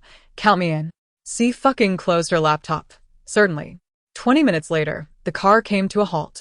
We have arrived, Sang Yanqing exclaimed, patting Xie fucking's shoulder. Quickly, let us go meet the editor-in-chief. Xie fucking looked up and beheld the emblem of the esteemed magazine. Within the great Xia Empire, the women's fashion magazine Elegant Lady dared to claim second place, while none would challenge its supremacy. In a mere phone call, Sang Yanqing had secured the magazine cover for Elegant Lady. Sang Yanqing led Xie fucking upstairs. We're here. Seated before the computer was a woman clad in a sharp suit, exuding professionalism. It was Tang Qiao, the editor-in-chief of Elegant Lady. Yanqing, it's been a while. Tang Qiao greeted, shaking hands with Sang Yanqing. How have you fared these past 6 years? Oh, the domestic affairs have been quite chaotic. It's far better to focus on one's career. Sang Yanqing continued, allow me to introduce you to my soul artist, Xie fucking. Isn't her name delightful? I am aware. Your comeback has been nothing short of spectacular. Tang Qiao's eyes sparkled with astonishment. She was truly stunning, far more beautiful in person than in photographs. Xie fucking chuckled, Sister Tang, I have always trusted your judgment. Tang Qiao nodded. The upcoming issue's inner and outer covers are both reserved for your artist. Isn't that quite loyal? Sang Yanqing appeared taken aback. Aren't you concerned about the sales plummeting? Fashion magazines heavily rely on their sales figures. Many celebrities even compete over magazine sales, especially those released in the same period. Coincidentally, both the fashion magazine and the women's clothing magazine are released on the 15th of each month. If the sales are too low, online ridicule is inevitable. Moreover, Charming Lady has consistently been at the forefront of fashion magazines, and others are eager to bring it down. Xie Suiying replié. You make a valid point. By the way, you reached out to the fashion women's magazine first? Tang Qiao suddenly interjected, and they ended up stealing it? It wasn't me who approached them. They contacted me, Sang Yanqing frowned. Such matters are not something I could disclose. How did you find out? Tang Qiao shrugged, handing over her phone. Here. Someone is attempting to undermine your artist. The press release has already surfaced. Gossip expert V. The next cover star of the fashion women's magazine is the rising star Lin Wansu. It is said that Xie fucking's team has been in contact, yet the editorial department still overlooked them. The traffic idol faced a crushing defeat against the film's starlet, Xie fucking. Side note, see you tomorrow. 242 Miss C's belongings. Do you dare to steal? In the realm of entertainment, it has become increasingly commonplace for celebrities to issue statements that undermine one another, particularly when entangled in matters of interests and resources. Brand representatives and production teams often scrutinize the online popularity and resources at the disposal of these stars. Although Xie fucking and Lin Wansu pursue entirely different paths, their proximity in age as emerging talents invites comparisons. Numerous press releases flood the media, with various marketing accounts disseminating information. These accounts are well aware that Xie fucking currently enjoys greater popularity than Lin Wansu, leading to the trending of the phrase Xie fucking. Lin Wansu on entertainment charts. It is evident that idols focused on digital fame cannot be compared to emerging actresses in the film industry, as they operate on distinct tiers. While Xie fucking is indeed venturing into the cinematic sphere, Lin Wansu has already spent a year filming, competing for magazine covers with established figures, an endeavor that seems rather self-defeating. The notion that not everyone can secure an engagement with Lin Wansu is a testament to her stature. Marketing accounts, in their attempts to incite discord, should not ensnare the fans of both parties. True success lies in mutual prosperity. I choose to remain silent and amused, as such provocations are unlikely to originate from Xie Suiying's team. Lin Wansu's strategy of undermining others appears calculated, yet she seems to be emulating the understated elegance of another celebrity. Notably, Xie Suiying has shed her image as a universally criticized idol from the era of youthful adolescence. Her fanbase is steadily growing. Apologies, but the notion of undermining your sister in the industry has seemingly vanished without a trace. Moreover, the orchestrated efforts of numerous marketing accounts to incite rivalry are indeed quite coincidental, suggesting a coordinated attempt to stir conflict. One should never speak too soon, lest they end up shooting themselves in the foot. Such lamenting over a narrow defeat reveals a lack of self-awareness. Sang Yin chuckled coldly. You have no idea. The other day, when I went to the film set to pick up our artist, I passed by Lin Wansu's crew. And director Su directly had Qingqing teach her how to act. If she cannot even portray a naive and sweet character, how dare she call herself a rising star? I felt embarrassed for her. Are you truly considering a cinematic path for your artist? Tang Qiao adjusted her glasses, surprised. To be honest, pursuing a purely fashionable route isn't without merit. Look at Qin Xiao. She only walks the red carpet and is already a top-tier celebrity. You underestimate me. Sang Yan patted Xie Suiying's shoulder. This young lady is a versatile talent, excelling in everything, so of course, I wish to support her comprehensive development. Very well. Tang Qiao opened a document. I have no time to manage women's fashion. Let me discuss our magazine's upcoming theme, the treasures of Daxia. Xie Suiying took a few images and browsed through them, intrigued. Tang Qiao continued. The theme revolves around ancient treasures and contemporary figures, a dialogue transcending a millennium. I have also seen Miss C's advertisement for Xi Jiangmoon. She is quite suited for summer attire, particularly in kipeos. That's impressive, Sang Yan remarked, surprised by the selection of such an original theme that hasn't been photographed by any magazine before. How do you plan to execute the shoot? The reason why Elegant Maiden has led the realm of women's fashion magazines for so long is not without justification, Tang Qiao replied. Both the photographer and the makeup artist are secured. However, regarding the antiques, I am in the process of contacting the deputy curator of the Tiandi Alliance Museum to see if we can borrow a couple of pieces. If borrowing proves impossible, we shall reluctantly seek the local museum instead. The Tiandi Alliance Museum. Sang Yanqing frowned, uncertain if they could indeed acquire the items. Yet the prospect of securing them would undoubtedly be a remarkable achievement. In this era of rapid technological advancement and the resurgence of traditional Chinese culture, numerous universities have introduced courses in classical studies. Particularly at Xie University, prominent figures from the Tiandi Alliance frequently visit to hold forums. Admission is free, yet obtaining a ticket is a challenge. Xie Suiying looked up. Are we borrowing antiques? Yes, you needn't worry. Just take photographs, Tang Qiao replied with a smile. Come. Let me familiarize you with this place. There may be further collaborations in the future. Xie Suiying nodded. All right, if any difficulties arise, please inform me directly, Sister Tang. Having spent 2 decades in the fashion industry, Tang Qiao regarded Xie Suiying's remark as mere politeness, yet her spirits were high. Certainly. I will let you know if any issues come up. Qiao, let us have Qingqing wear a qipao for a few photos today, Sang Yanqing suggested. And I will have the studio post a Weibo update. Of course, Tang Qiao responded with an okay gesture, fully aware of Sang Yanqing's intentions. Having known her for many years, she understood her character well. Anyone who dared to mistreat her artists would not fare well. Tang Qiao was unfamiliar with Lin Wansu and felt no obligation to sympathize with her.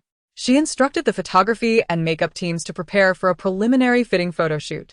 Meanwhile, at the film studio, Lin Wansu had just completed a scene and was resting. Susu, why engage in conflict with a popular idol for no reason? The agent, feeling helpless, remarked on the self-deprecating stance taken by the artist. Her rival was none other than Baiyangxi, a peer from the same graduating class, and the comparisons drawn between them were numerous. Should this drama air and her viewership fail to surpass that of Baiyangxi, she would indeed find it challenging to catch up. Among the graduates of the same cohort, Xiaoying, the comparisons were most pronounced. Many began their journeys on equal footing, yet their subsequent trajectories diverged significantly. The agent was quite troubled by this situation. The artist's actions had clearly lacked emotional intelligence. The agent, feeling displeased, noted that even if she wished to withdraw from the role, Director Su's insistence would bear little fruit. I understand the gravity of the situation, the agent conceded. If this information leaks, Lin Wansu will undoubtedly lose fans, while it may inadvertently bolster Xie Suiying's following. Furthermore, I am to attend the Shun family's wedding mid-month. Lin Wansu stated that the production team had granted her leave. Very well, the agent acknowledged, aware that connections within the elite circles were intricate, and a mere day would not incite much commentary from Director Su. Lin Wansu, anticipating her imminent meeting with Su Jianian, could not suppress her smile. Shosho. You aren't falling in love, are you? The agent inquired skeptically. You must refrain from romance. You're still in your developmental stage. And pursuing a relationship would be tantamount to courting disaster. You understand? Of course, Lin Wansu replied with a hint of impatience, waving her hand dismissively. I assure you, I am not involved with anyone, and frankly, I find none of the current heartthrobs appealing. The agent finally relaxed. Very well, focus on your acting. I shall handle the rest. After all, Lin Wansu is the daughter of the Lin family and deserves no less than diligent attention. That evening, at the Yu residence, preparations for dinner were underway. The servants set the dinner table, attending to the elder Mr. and Mrs. Yu as they took their seats. Mrs. Yu, feeling gratified, quickly made her selections. At that moment, the sound of a wheelchair echoed distinctly. Just as Mrs. Yu had settled down, she abruptly rose. Her expression shifting. I feel a bit unwell. I shall go upstairs. Please have my portion sent up. The butler, fully aware of Mrs. Yu's reluctance to meet Yu Shihong, responded respectfully. Of course, madam. No sooner had Mrs. Yu ascended the stairs than Yu Shihong arrived. Even in the summer, he donned a complete suit, meticulous and precise. The light accentuated his broad shoulders and narrow waist, casting shadows that rendered his features even more profound and three-dimensional. Mr. Yu's gaze fell upon Yu Shihong's legs. His expression, a mix of emotions. He lamented countless times the fact that Yu Shihong's legs were incapacitated, unable to uphold the Yu family's legacy. If Yu Shihong were not disabled, would he have allowed Yu Jiajing to take over the Yu family business? Regardless, Mr. Yu had to concede that his son possessed an innate composure and charisma that could neither be cultivated nor influenced. Yu Shihong replied nonchalantly, Yes. I will take a look and then go see the doctor. I know you wish to stand. Mr. Yu furrowed his brow, yet one must accept fate. You see, there are only 3 gaming accounts in the household, one of which is yours, yet you haven't encountered the miraculous healer like Yao. Sometimes luck plays a role. One cannot deny it. Upon hearing those last 4 words, Yu Shihong lifted his gaze, a subtle smile gracing his lips. Indeed. What do you mean by always saying indeed? Mr. Yu was somewhat incredulous, pondering how it was that Yu Shihong appeared to be in such good spirits. Yu Shihong brushed off the dust on his clothing, stating, I am about to see the doctor, which is indeed a positive matter. I shall not trouble you any further. He refrained from providing Mr. Yu with any additional explanations and turned his wheelchair to leave. Yu Yao's expression shifted. Uncle Jiao. Yu Shihong supported his head with his hand, his eyes gently closed, indulging in a moment of tranquility. The wheelchair, being automatic, continued its forward motion. Do not pay him any mind. Mr. Yu was quite irate. Yao. Go and keep your grandmother company. She is not feeling well. Yu Yao pursed his lips, replying, I will go at once, grandfather. Outside the Yu family residence, Feng San appeared silently. 9th brother. Yu Shihong slowly opened his eyes. Young Master Shen and the others have arrived, Feng San informed him. I will escort you there now. Miss C will arrive shortly. Yu Shihong nodded slightly. Very well. Shen Xingjuan, Shen Shi, and Lin Qingchen were dining at a star-rated restaurant in Sijio City. Once Yu Shihong arrived, Shen Xingjuan ordered several bottles of wine. Shi Yan, Miss C is truly remarkable, Lin Qingchen sincerely praised. You know my father has been troubled by the new project. I am not well versed in it. The other day, while discussing medical practices with Miss C, I casually mentioned it, and to my surprise, She provided me with a business proposal the very next day. Shen Xingjuan nearly spat out the wine he had just sipped. She can also engage in business? Feng San found it rather peculiar. Is there anything Miss Xie cannot do? Shen Xingjuan replied. My apologies, it was his defeat. Shen Xingjuan cast an envious glance at Yu Shihong. Why didn't I hire a personal bodyguard sooner? This is more than merely a protector. With such a companion, one could live a life free of worries. When I get married, everyone must come. Shen Shi distributed several red envelopes, commenting on Shi Yan, despite being of similar age. He holds a generation above us. Yet, even now, he has neither established a family nor found a partner. He must strive harder. Yu Shihong raised his gaze, his voice slow and deliberate. I am making efforts. These 4 words left the others momentarily taken aback. Shen Shi, astonished, inquired, Do you have someone? I am aware, but I shall not disclose it to you, replied Yu Shihong. Shen Xingjuan, for the first time, felt a sense of pride. You all can speculate. Shen Shi contemplated the prominent ladies of the 4-9 city, but could not arrive at a conclusion. I shall cease guessing. Eventually, Shi Yan will bring her around. And you, Xingjuan, you are not young anymore either, yet still lack a partner. I feel embarrassed for you, Shen Xingjuan retorted.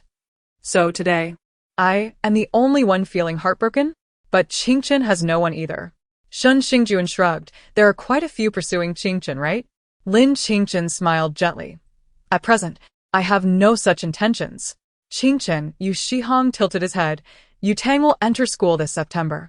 Please look after him. Lin Qingchen, who holds a nominal professorship at Summer University and occasionally teaches, nodded with a soft smile. No problem.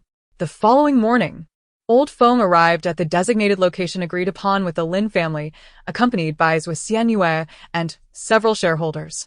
Numerous companies have entered this bidding process, yet Mr.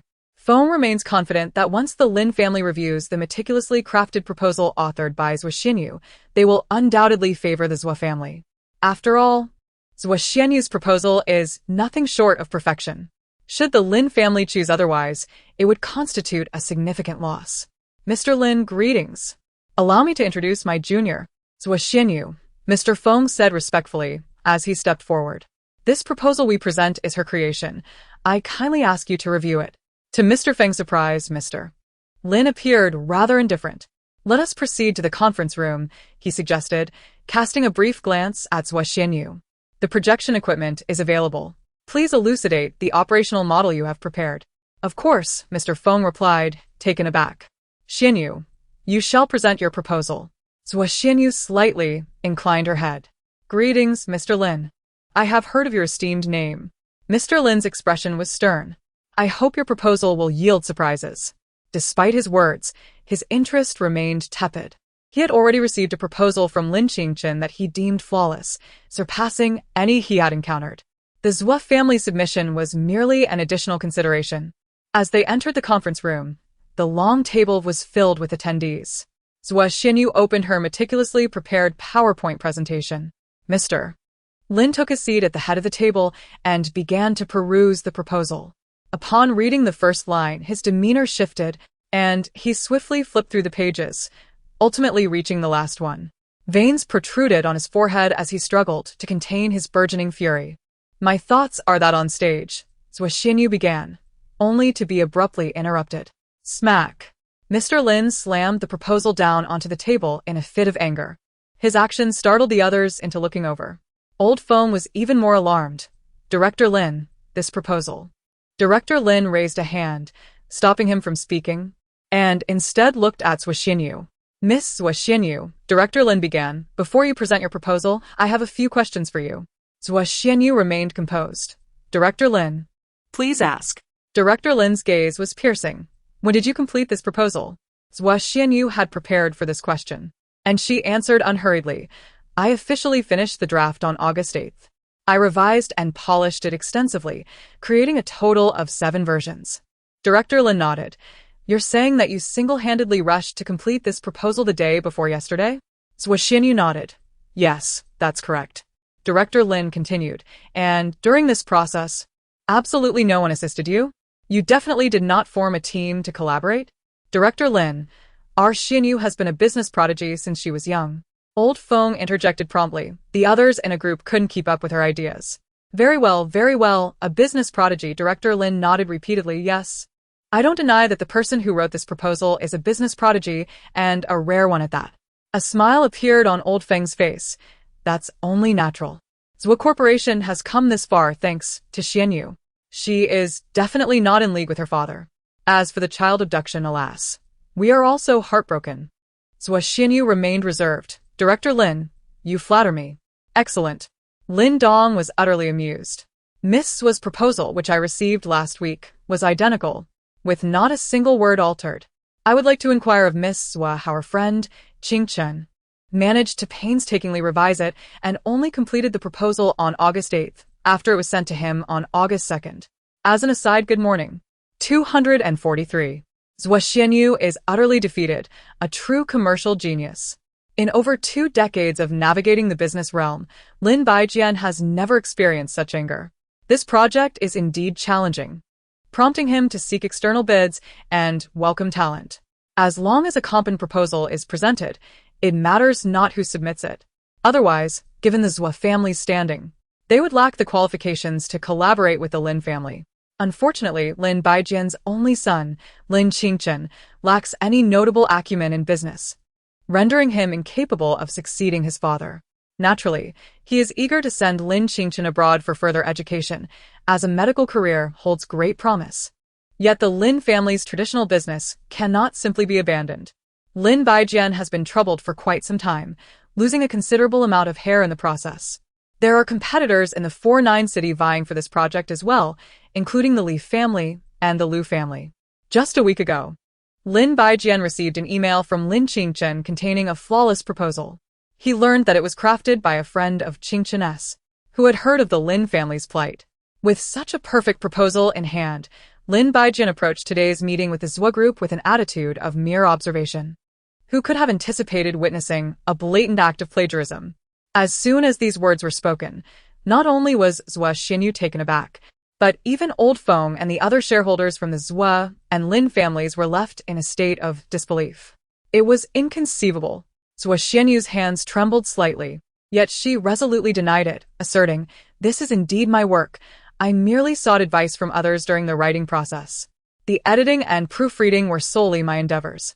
Old Feng hastily interjected, "Indeed, Chairman Lin, Xianyu is a commercial prodigy. It must be that someone has pilfered her idea."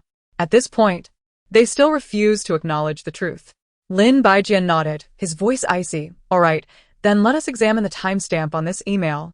He instructed his secretary to project the inbox page onto the large screen.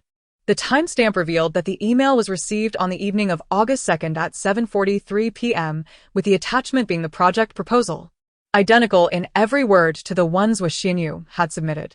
"Open your eyes and see." Lin Baijian slammed the table. "Is this your work?"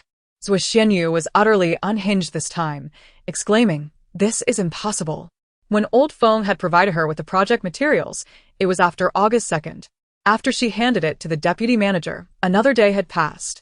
Moreover, this project proposal had been drafted by a temporary worker from the Xue family.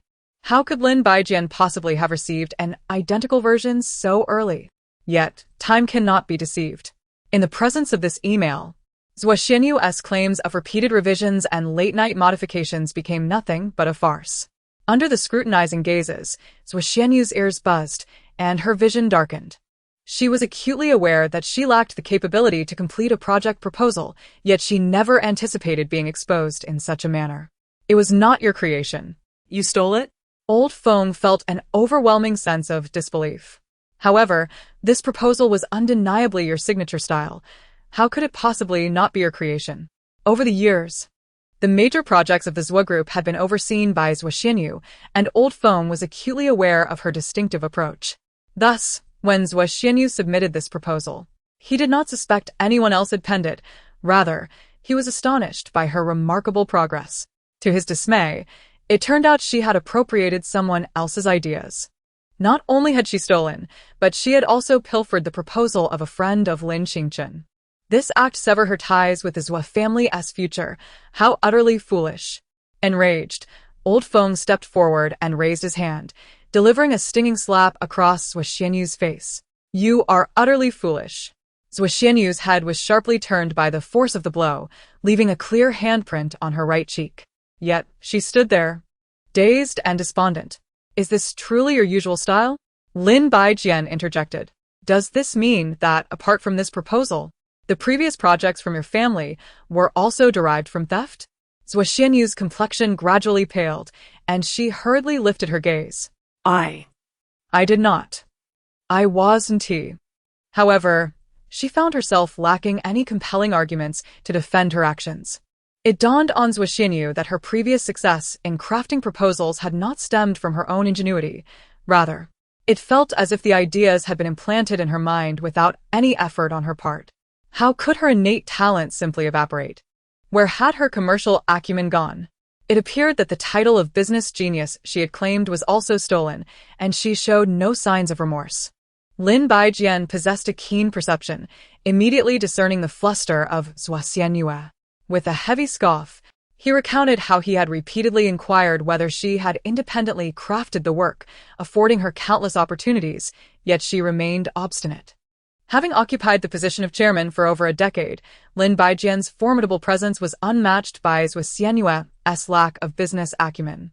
Her legs faltered, and she collapsed into a chair, drenched in cold sweat.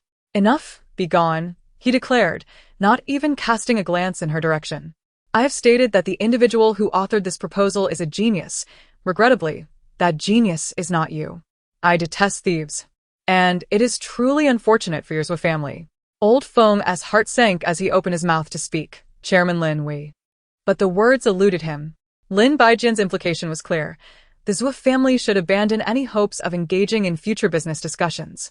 Although the Lin family lagged behind the Yu family in the 49 city, they still wielded considerable influence. Once Lin Baijian made his stance known, no family within the vast Xia Empire would dare to collaborate with the Xie group. Old Feng swayed, nearly losing his footing. Lin Baijian showed no mercy, instructing security to expel the Xie contingent without hesitation. Only then did the high-level meeting commence. "Review this proposal," Lin Baijian announced, presenting the original document. The shareholders, upon perusing the copies distributed by the secretary, were left in awe. "Chairman Lin, with this proposal in hand, we're certain to secure this project. Even Li Yenshin could not have produced such a work." Lin Baijian, with his hands clasped behind his back, rarely displayed a smile. "Let me tell you, the person behind this proposal is merely 18 years old." This revelation stirred a ripple of excitement. 18?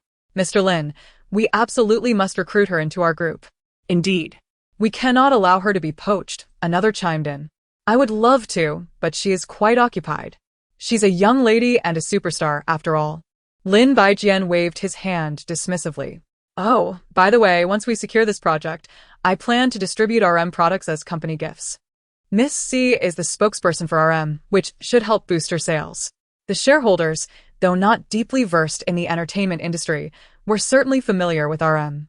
To become the global ambassador for RM Beauty, she must possess significant clout in the industry, one shareholder remarked in astonishment. "It seems that Xie Suiying has been pilfering Miss Xie's ideas all along?" Lin Baijian's expression turned grave. "The Xie family is truly despicable. Not only did they maliciously abduct Miss Xie, but they have also claimed her work as their own. I shall ensure this matter is brought to light." The shareholders nodded in agreement. While the Xie family was indeed the foremost clan in Lincheng, within the realm of Siju City, they were perceived as easily crushable. "Let us proceed with this proposal," Lin Baijian declared firmly. "Miss Xie has rendered a tremendous service to my family, and I must express my gratitude." Through the intermediary Lin Qingchen, Lin Baijian successfully arranged a meeting with Xie Suiying. "Miss Xie, greetings." Lin Baijian expressed his surprise, remarking on the youthful talent before him, stating that at his age, he could easily be the uncle of the young lady, feeling somewhat inadequate. Xie Suiying nodded slightly, replying, "Uncle Lin, you flatter me. Mr. Lin has also assisted me, and I believe in reciprocity." "Ah, Miss Xie, you are unaware of how notorious Xie Suiying from the Xie family in Lincheng is. The mere mention of her name ignites my anger. She has been pilfering your belongings, and yet you remain silent?" Lin Baijian's voice was laced with indignation. Xie fucking paused for a moment, her voice barely above a whisper. At that time, who would have believed me? Rest assured, Miss Xie.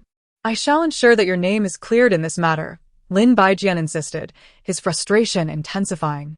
She has stolen a title that rightfully belongs to you, otherwise. The title of teenage business prodigy should undoubtedly be yours. She must be held accountable. Xie fucking fell silent, pondering the absurdity of the titles she had encountered, each more juvenile than the last, which she had no desire for. Politely, she replied, Uncle Lin, I prefer to maintain a low profile. How can one be low-key? When it is time to be assertive, we must rise to the occasion, Lin Baijian countered firmly. Do not worry, I will handle this, allowing you to focus on being the star you are meant to be. Lin Qingchen chuckled, adding, Miss Xie, my father has finally found his drive. He is quite unstoppable now. Lin Baijian shot him a disapproving glance. What kind of talk is that? Hurry and see Miss Xie off. No need, no need. Xie fucking interjected. My boss has just finished with his commitments and is on his way to pick me up. Uncle Lin, I must take my leave. Lin Baijian glanced out the window and noticed a black car idling outside, quite ordinary in appearance, and did not pay it much mind. Lin Qingchen fell into momentary silence, letting out a sigh. Father, isn't living well enough? He certainly did not wish to be assassinated. Lin Baijian was taken aback, puzzled. When had he ever expressed a desire for death? Lin Qingchen remained silent, merely gazing out the window. Lin Baijian followed his gaze and happened to see the car door swing open, revealing a tall and elegant figure. The man extended his long hand to shield the girl from bumping her head as she entered, then gently closed the door behind her. A rare display of tenderness, unprecedented in his experience. Lin Qingchen smiled quietly. He nodded. All right, I will inquire, but she should be preparing for the international joint examination, correct? Lin Baijian replied. I doubt she will pass. Lin Qingchen remained silent. If Lin Jihuan were to hear such words, his father would surely face repercussions. Meanwhile, at the Yu residence, with Yu Yao's company, the mood of the elderly matriarch improved significantly. She harbored a distinct dislike for Yu Shiheng. Had she not been an advanced maternal age patient during Yu Shiheng's birth, enduring considerable complications, she would not have been left with such serious, incurable ailments that necessitated her daily intake of nutritional supplements. Go on, the matriarch smiled. You must meet more people. Only with connections can you support the Yu family alongside your father. Yu Yao nodded and descended the stairs. Outside the old Yu residence, Xie Che was already waiting. Upon seeing Yu Yao emerge, he immediately exclaimed, Hey, I've been inundated with news about Xie fucking lately, did you know? Yu Yao paused. The situation with the Zhou family had become quite heated, especially since Wu Tianfeng had been imprisoned for violations, making it nearly impossible for the enforcement team to extricate themselves from the quagmire. Xie Che was browsing the news. Despite the online chatter labeling Xie fucking as the scourge of the Zhou family, I can't help but feel quite the opposite. Just look at how the Zhou family has suffered since her departure. Yu Yao is becoming increasingly irritated. Can we please refrain from mentioning her? Your reaction is rather unusual. I truly doubt you don't harbor any regrets. Xie Che clicked his tongue. After all, she's the woman who unified the aesthetic of Daxia. Just how exceptionally beautiful must your childhood sweetheart be to capture your heart? Yu Yao frowned. Qing Wei has assisted and saved me. She is remarkable. I am not one to judge solely by appearances. Indeed, you are not one to judge by appearances. Xie Che continued. So if Xie fucking possesses some merit, you would still find yourself regretting? Yu Yao was thoroughly disinterested in the conversation. Just as Xie Che was about to pursue him, a notification popped up on his phone. Multiple applications had pushed the same piece of news. Breaking. The genius business girl of the Zhou family has been revealed to be a product of false pretenses. All her accomplishments over the years were mere theft. Click to discover the true genius business girl, Xie fucking. Xie Che stared in disbelief for a few seconds before catching up to Yu Yao. Ah Yao, you must see this. Aside despite being initially released on Xiaoxiang, I am also keeping an eye on Shuqing and Hongxiu, as all 4 platforms are crucial. Monthly votes and recommendation votes are equally important. Thank you all for your support. Today features another 9,000 word chapter. See you tomorrow. 244 continues to be astonished. Has the Zhou family turned the tides of fortune? Yu Yao grew increasingly impatient. What's going on now? Please don't tell me this is yet another incident involving Xie Fuiying. He could not deny that he had been hearing that name with increasing frequency lately. Even Yu Yao had not anticipated that Xie Fuiying could truly rise from being vilified across the internet to her current standing. Although she still had many detractors, her potential for future development was boundless. Yu Yao was astonished by the magnitude of Xie Fuiying's transformation. It was her affair. Xie was agitated. But it was different. Look quickly. Yu Yao took a deep breath and turned to glance. In an instant, he was frozen in place. Yu Yao snatched the phone from Xie's hand, scrutinizing the text word by word. This was a piece of news disseminated across multiple platforms, and netizens on various social media sites were equally stunned. After years of secrecy, the thief still has to look at you, Xie Suiying. How disgusting. Who is Xie Fuiying? I don't follow the entertainment industry. I don't recognize any new stars. My memory is still stuck on Tong Luoyun's generation. Upon examining this news closely, even if she isn't mingling in the entertainment realm, her prospects in the business world are promising. I have a theory. Did the Xie family adopt Xie Fuiying because they recognized her business acumen? That can't be right. When the Xie family adopted her, she was only 5 years old. No matter how clever a 5-year-old may be, it wouldn't reveal significant business talent, just intelligence. Wow, I find this situation rather eerie. Look, I recall that Lingqing Daily first referred to Xie Suiying as a genius business girl when she was 10, meaning she was previously unremarkable and then suddenly exceptional at 10. It's chilling to ponder. The online discourse was fervent and varied. Nevertheless, the rigor of this news piece was undeniably strong. The news has revealed that Xie Suiying's project proposal has been discovered to be plagiarized from another's work. While netizens remain unaware, Yu Yao is acutely aware that the Xie family is currently in contact with the Lin family. The mentioned in the news refers to the Lin family. Just yesterday, the Xie group arrived in the capital, and today such news has emerged. Coupled with the fact that during Xue's last visit to Ling City, he encountered Lin Qingchen and Xie Fuiying engaged in lively conversation, it is not difficult to deduce the unfolding events. Yu Yao pursed his lips. The Xie family is quite audacious to exploit a young girl in such a manner. Xie's incessant chatter about the situation only reinforces the notion of coercion. Xie Fuiying has undoubtedly secured a prosperous future for the Xie family, making it evident why the Xie family faltered after her departure.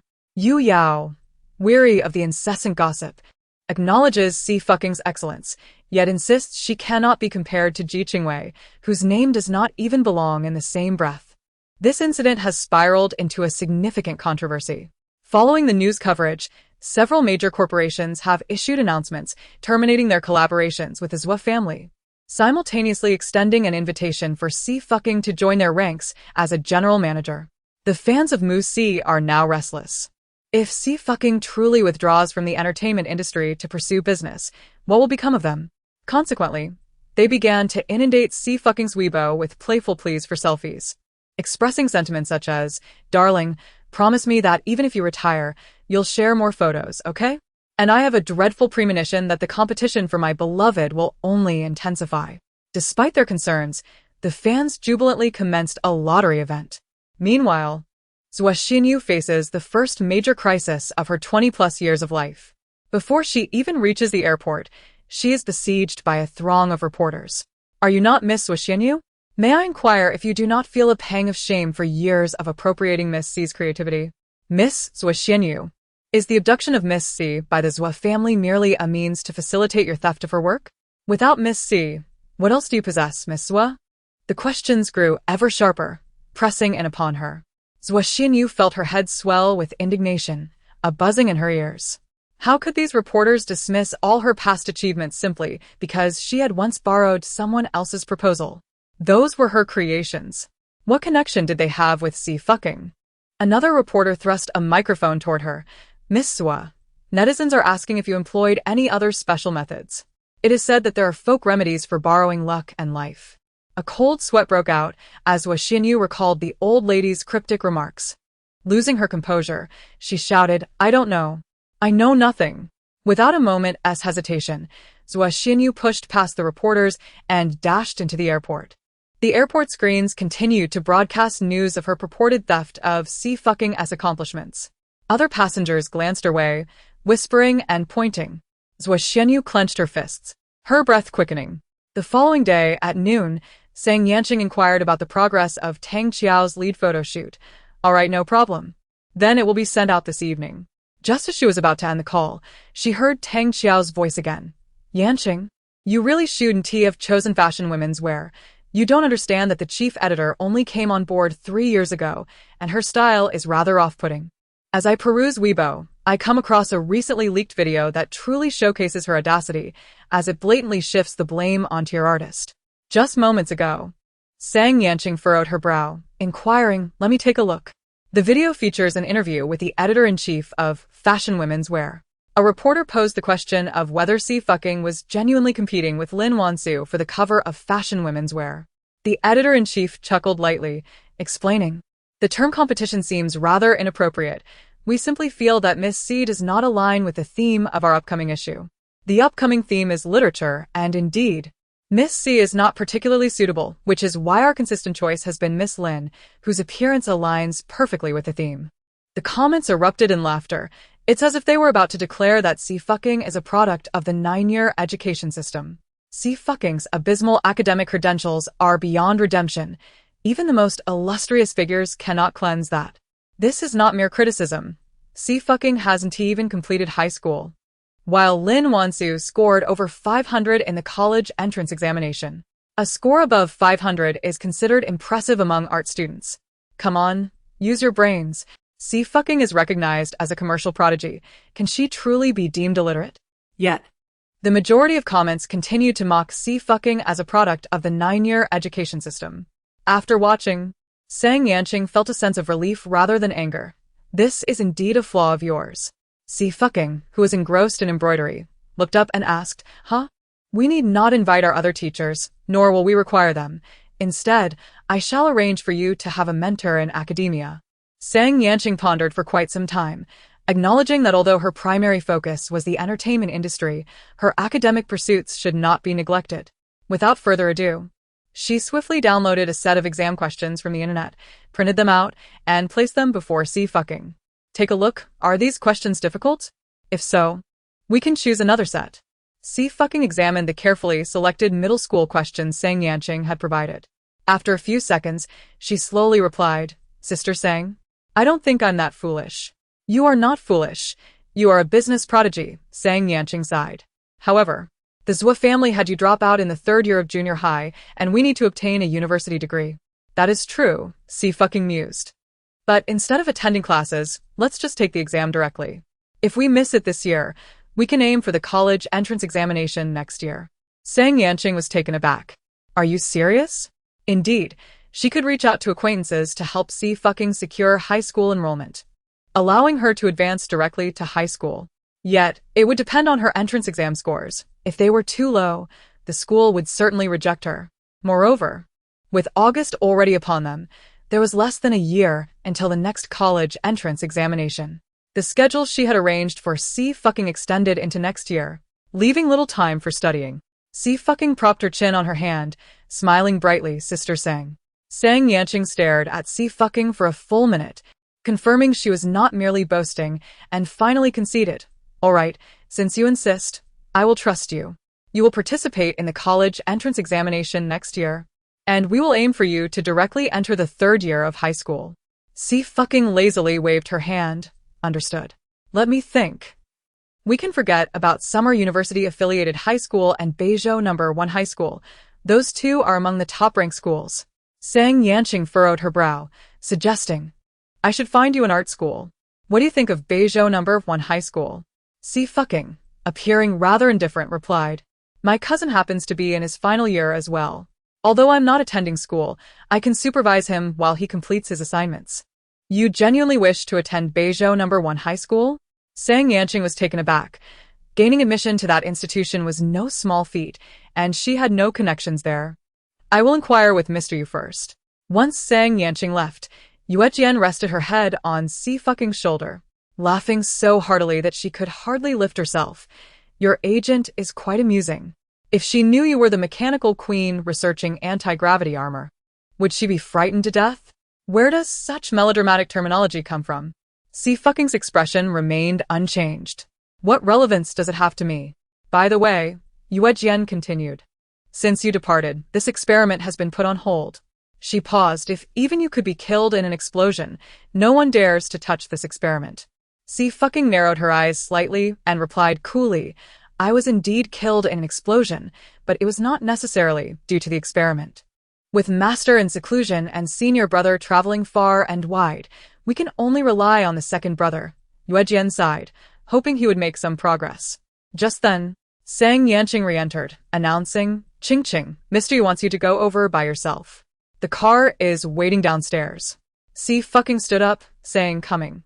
Yu Shiheng had a private residence in Xie City, separate from the Yu family, known only to Yu Tang and Yu Qishan. The driver halted in front of a villa by the lakeside, where sunlight bathed the area, accompanied by the melodious sounds of birds and fragrant blossoms. He seemed to have a fondness for such secluded spots. When Xie Fuiying arrived, Yu Shiheng was seated in the courtyard. Before him lay a stone table, adorned with a chessboard. Was he playing against himself? What was he doing standing there? Yu Shiheng placed a piece on the board, a faint smile gracing his lips. Come here, I have your favorite milk tea, he said. Upon hearing this, Xie Fuiying immediately stepped forward. Yu Shiheng turned his head slightly, his voice leisurely. I heard from Sang Yanqing that you plan to attend Beizhou, Yizhang? Yes, Xie Fuiying replied, cradling the milk tea. My cousin is there, and I happen to be filming in Beizhou as well. Yu Shiheng nodded. I wish to attend school, but only to maintain my student status. Xie Fuiying pressed her hands together, her eyes sparkling. Is that possible, boss? Please, I really want to go. He raised an eyebrow, leisurely placing his black piece down. Are you trying to act cute? Xie Fuiying blinked. Shouldn't I? When she needed something from Yue Jian or the old man of Gigu, she spoke in just this manner. They often acquiesced to her requests. Over time, she learned the art of leveraging her strengths to get things done. Surely, no one could resist her charms. Especially since even the old man with his fiery temper had been subdued by her. Xie Fuiying stood her ground. Yes, I am indeed acting cute.